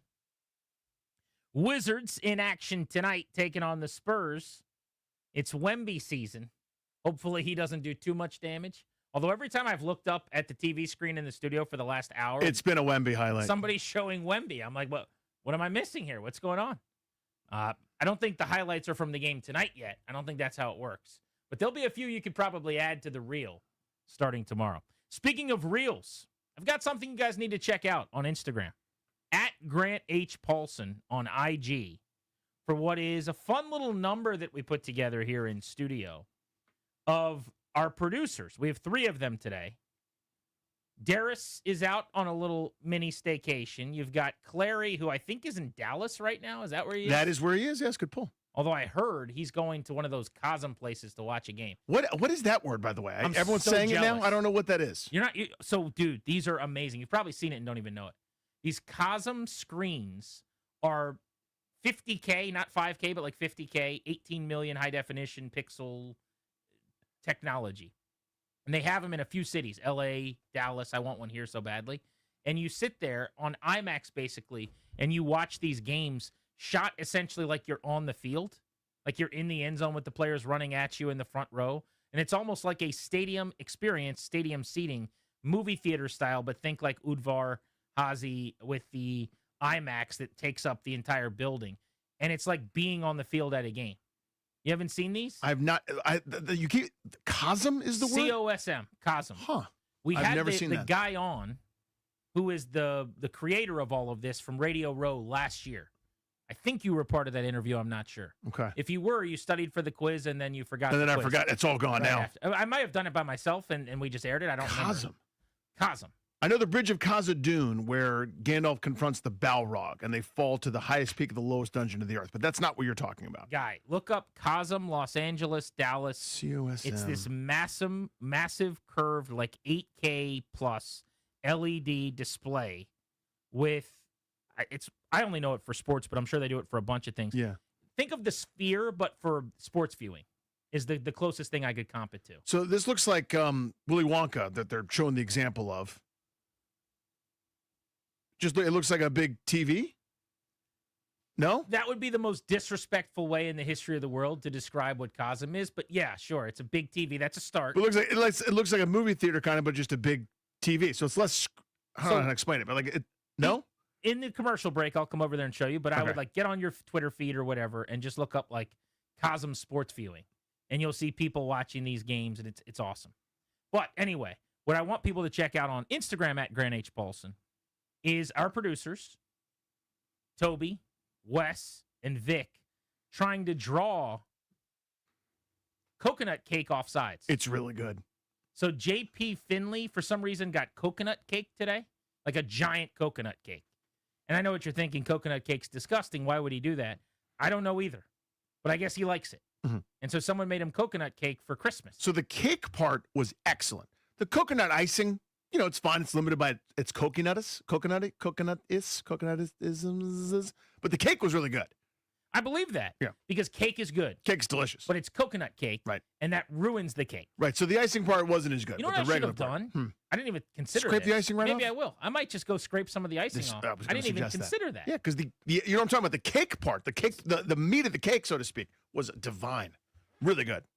But if you guys have seen this trend online where you try to draw things off sides, so they were trying to draw coconut cake off sides, and I posted a video of Toby and Wes and Vic doing it and asked you guys who wore it best, who did it better. Do we have the audio, a little behind the scenes? The video adds to this at Grant H. Paulson on Instagram, but let's just, based on what you can hear, let's see who did the best job trying to draw the coconut cake off sides. 58's the mic, 58's the mic. Grade 19, set, go. Can. Study, set, go. Let's go. Okay, so stop. So it right Toby there. had to burn a timeout there. So Toby canned it, which I liked, with the can on the headphones. Mhm. That was good.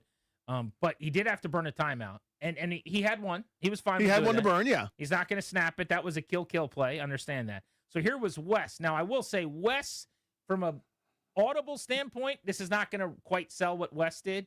Wes went with the hurry up to the line like it's a tush push situation. Good body language on Wes on this one. So here's Wes. Let's go. That was good. Run in! Go down! Ready. Hurry. Grenade team! That's pretty good. I mean, that was good too. I also like the voice changing a little bit there. And if when you watch the video, you think he looks a lot like Luigi, the bad guy who did the bad thing. Yep. He does look a lot like Luigi, the bad guy. If you're saying to yourself, does he look like? The answer is yes. It's not Luigi Mangione or whatever that guy's name is. Right. It's Wes. Very different person. Yeah. Although the first time I met him was like a couple of days after what happened. The timing was pretty crazy. And I was like, oh my God, do I have to call someone? Do I have to say something? What am I doing here? Like, hey man, nice to meet you. Is anyone looking for you? And I felt bad about it. And I said to Wes, I was like, dude, I got to tell you something. I don't know if anyone's ever said this before. I feel uncomfortable. He's like, I know. He goes, look I like know. Luigi. And then he showed me a side-by-side that his buddy had made for him. It's like, oh my God, dude, you look just like that guy. Has your life been terrible for the last 48 hours or what? I mean, you didn't. Did anyone ever call the cops? Like, did you ever get investigated or anything? No, I didn't get investigated, but at Virginia Tech, they posted it on like their bar stool. So people were coming up to me at bars, taking pictures with me. That's a weird thing.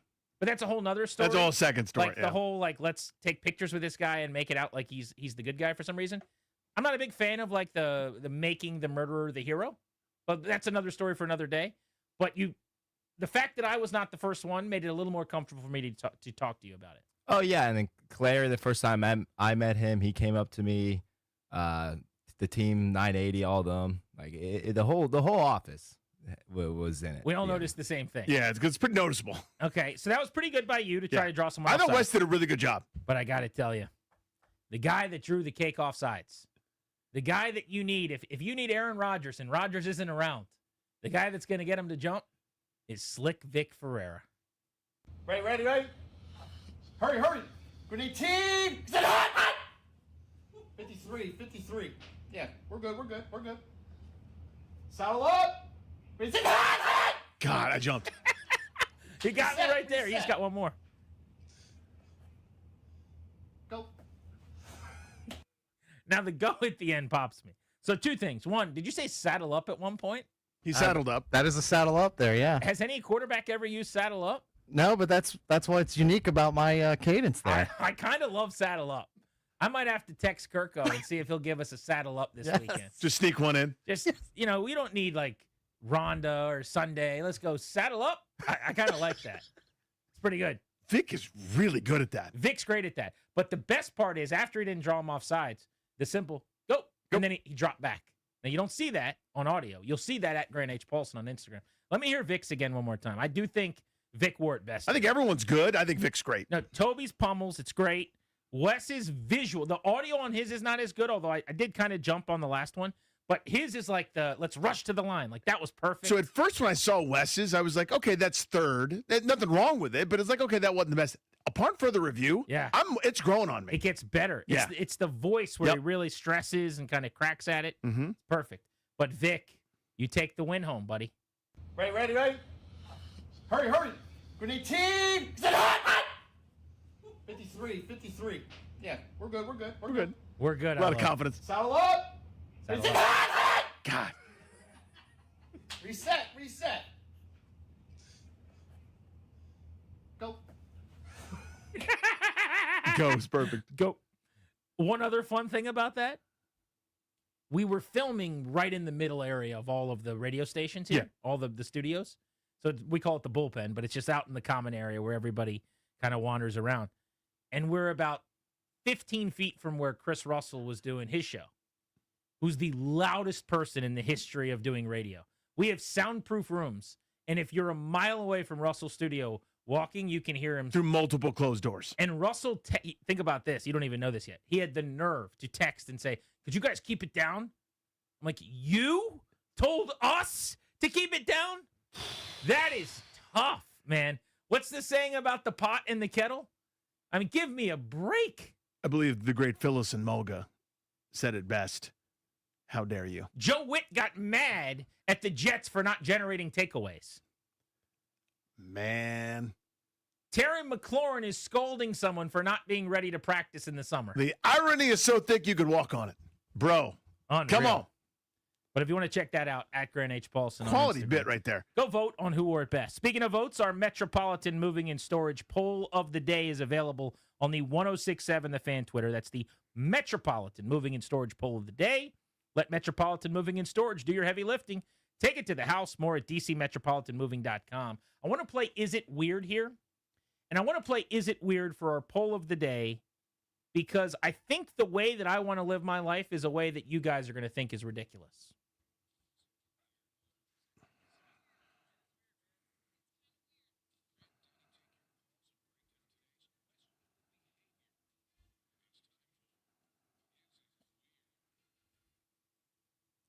I don't enjoy shopping for Christmas presents online. Not only that, I much prefer to join the rat race. On a night like tonight, I get excited to drive, even in a little bit of traffic, into Tyson's Corner to go to Tyson's Mall to walk around, to hear the Christmas music playing on the speakers, to see everybody getting their bags, to see the lit up tree and Santa seeing what people want, that one little corner of the mall where he's going to be sitting. I like the hustle and the bustle. I like the chaos and the madness. I know I can conveniently sit at home a month out, order everything, and make sure it gets there, pay a little extra for shipping if you wait too long. I want to shop in person. We've actually made this our poll of the day.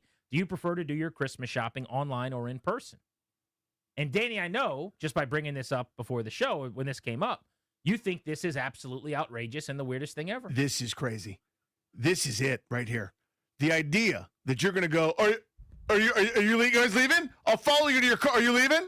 Just slowly driving around a parking lot, getting in 7 near accidents, hoofing it around that mall, looking at the map, going, do I need to go to KB Toys? Or wait, which one do we need to go to? Here's the thing. Not knowing where to go. Guy, I'm not going to have a list of things I'm grabbing.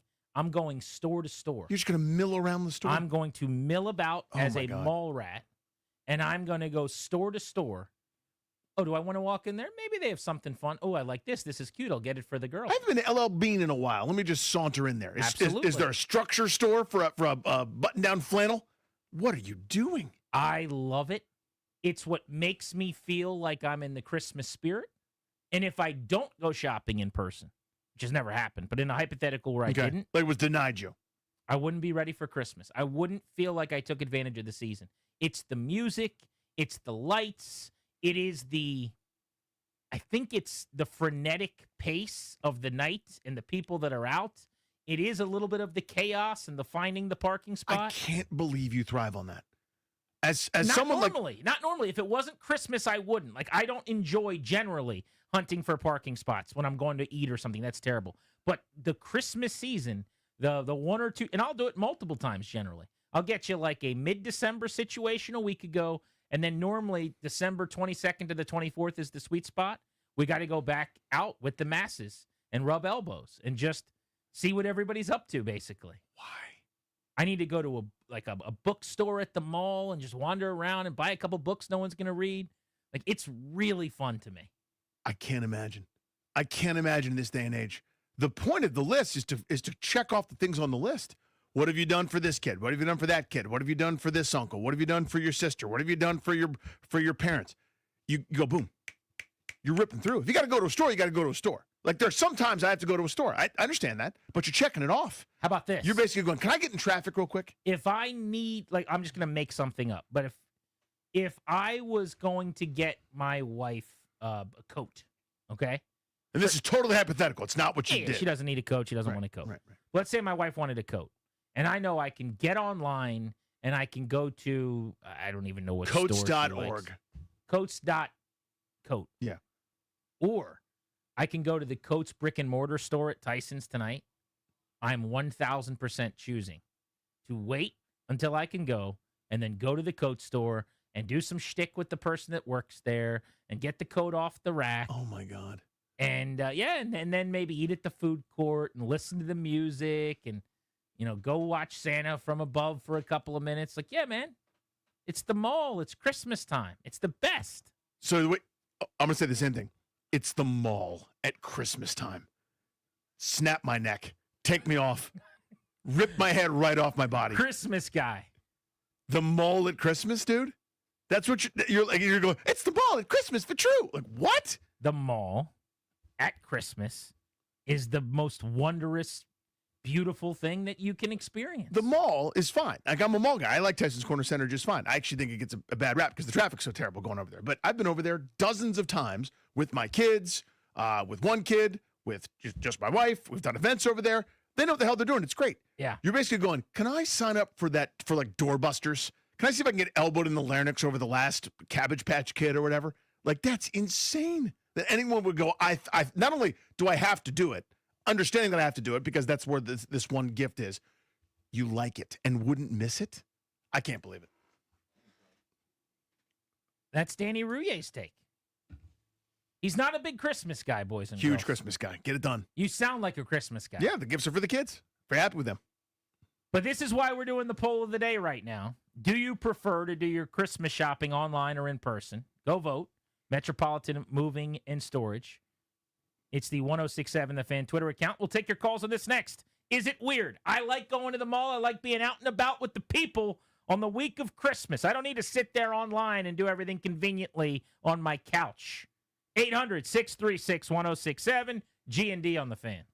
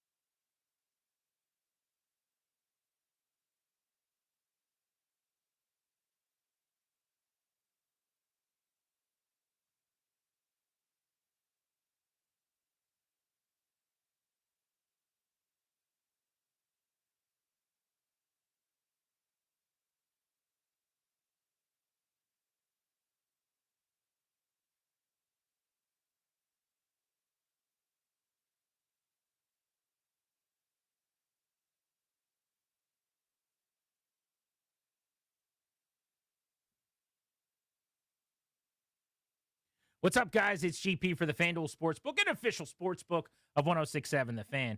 FanDuel's Thursday touchdown jackpot is back tonight with Thursday Night Football, a great Thursday night game, the Rams and the Seahawks. You can get a share of $2 million in bonus bets each week on Thursdays by picking an anytime touchdown scorer and then having that scorer actually score the first or the last touchdown. That's how you win. FanDuel.com/GP to take a shot at the jackpot. That's FanDuel.com/GP for your chance to win a share of $2 million in bonus bets. Play your game with FanDuel, an official sports betting partner of the NFL. Must be 21 in Virginia. Opt-in, must apply profit boost token on select market. Prize pool to be split equally among all eligible participants who made the correct first or last touchdown pick. Bonus issued non-withdrawable bonus bet. Expires 21 days after receipt. Restrictions apply. See terms at sportsbook.fanduel.com. Gambling problem? Call 1-800-GAMBLER.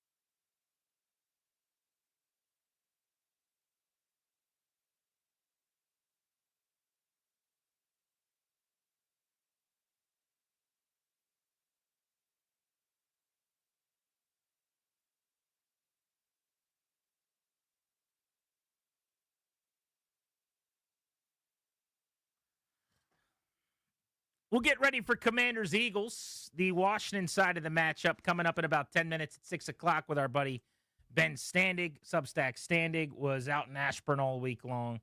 Talk Jaden Daniels shutdown with him, Laramie Tunsil being ruled out, and what kind of chance he gives Washington to hang around in this game. But as we welcome you back on G&D right now, little Is It Weird in our poll of the day via Metropolitan Moving and Storage. I am a go to the mall over shop online guy. I want to go to the brick and mortar store. I like to be out in the chaos around Christmas time with the lights and the music. And frankly, I want to people watch and just see everyone else going crazy, going shopping. That's part of the fun too. I'm a little surprised by the results. I thought this would be like 90-10 against me, Danny. It is way closer than you would have thought. Wow. What would you guess? Like, what do you think the results should be? Honestly, like, shtick aside, 65-35. Okay. You know, there are just some people that just are kicking and screaming. Go, no, I'm not going to do the convenient, easy click thing, right? Which I understand. You know, everybody's got their proclivities. But some folks like to be oot and a boot. 56% are online shoppers. 44% prefer to do their shopping in person. Yeah. We're closing in on meeting right there in the middle. That's a sampling error right there. All of a sudden you're in. 56% to 44%. Let's go to the phones at 800-636-1067. Question being, you got to get your shopping done. You're knocking the items off the to-do list. You like to do it online, make it easy, sit on the couch, have it brought to you over the course of the month? Or are you going to the store to enjoy the holiday season out and about? And by the way, we should say goodbye to our friends in Richmond who have been listening to us here on Grant and Danny. Let's go to Dan in Maryland. What's up, Dan? How are you? Hey, Grant, Danny. How you doing today? Good, buddy. Awesome. I'm on Grant's side here. I just got to say, and I'm surprised. I thought, just like you, nobody would love going out and doing that shopping experience, and that's what it is. It's an experience now, not a chore, right? This is why we like it. Oh, that's a great call, Dan. It is an experience. And by the way, you're by yourself, right, generally. So you're just kind of, you're able to just go. floating around place to getting place. stuff for the wife, the kids. No list. Exactly right. Wandering around. Exactly. I don't know if you guys did this in Minnesota when you were on the trip. I was on a plane with you guys going out there. I went right to the mall right when we landed. Mall of America, best spot ever. That's an experience. I mean, hopefully you guys were able to get out there and do some shopping. Did you do some putt-putt? Did you ride the roller coaster? Did you do anything like that? I did not ride the roller coaster. Just people watched, went to the locker room, got some drinks, and did that kind of thing. That's the other thing, by the way. So I'm wandering around at Tyson's. Oh, there's a great American restaurant. Do I want to go sit down and have an appy? Do I want to do a 2-restaurant move where I go somewhere else for an entree? Oh, there's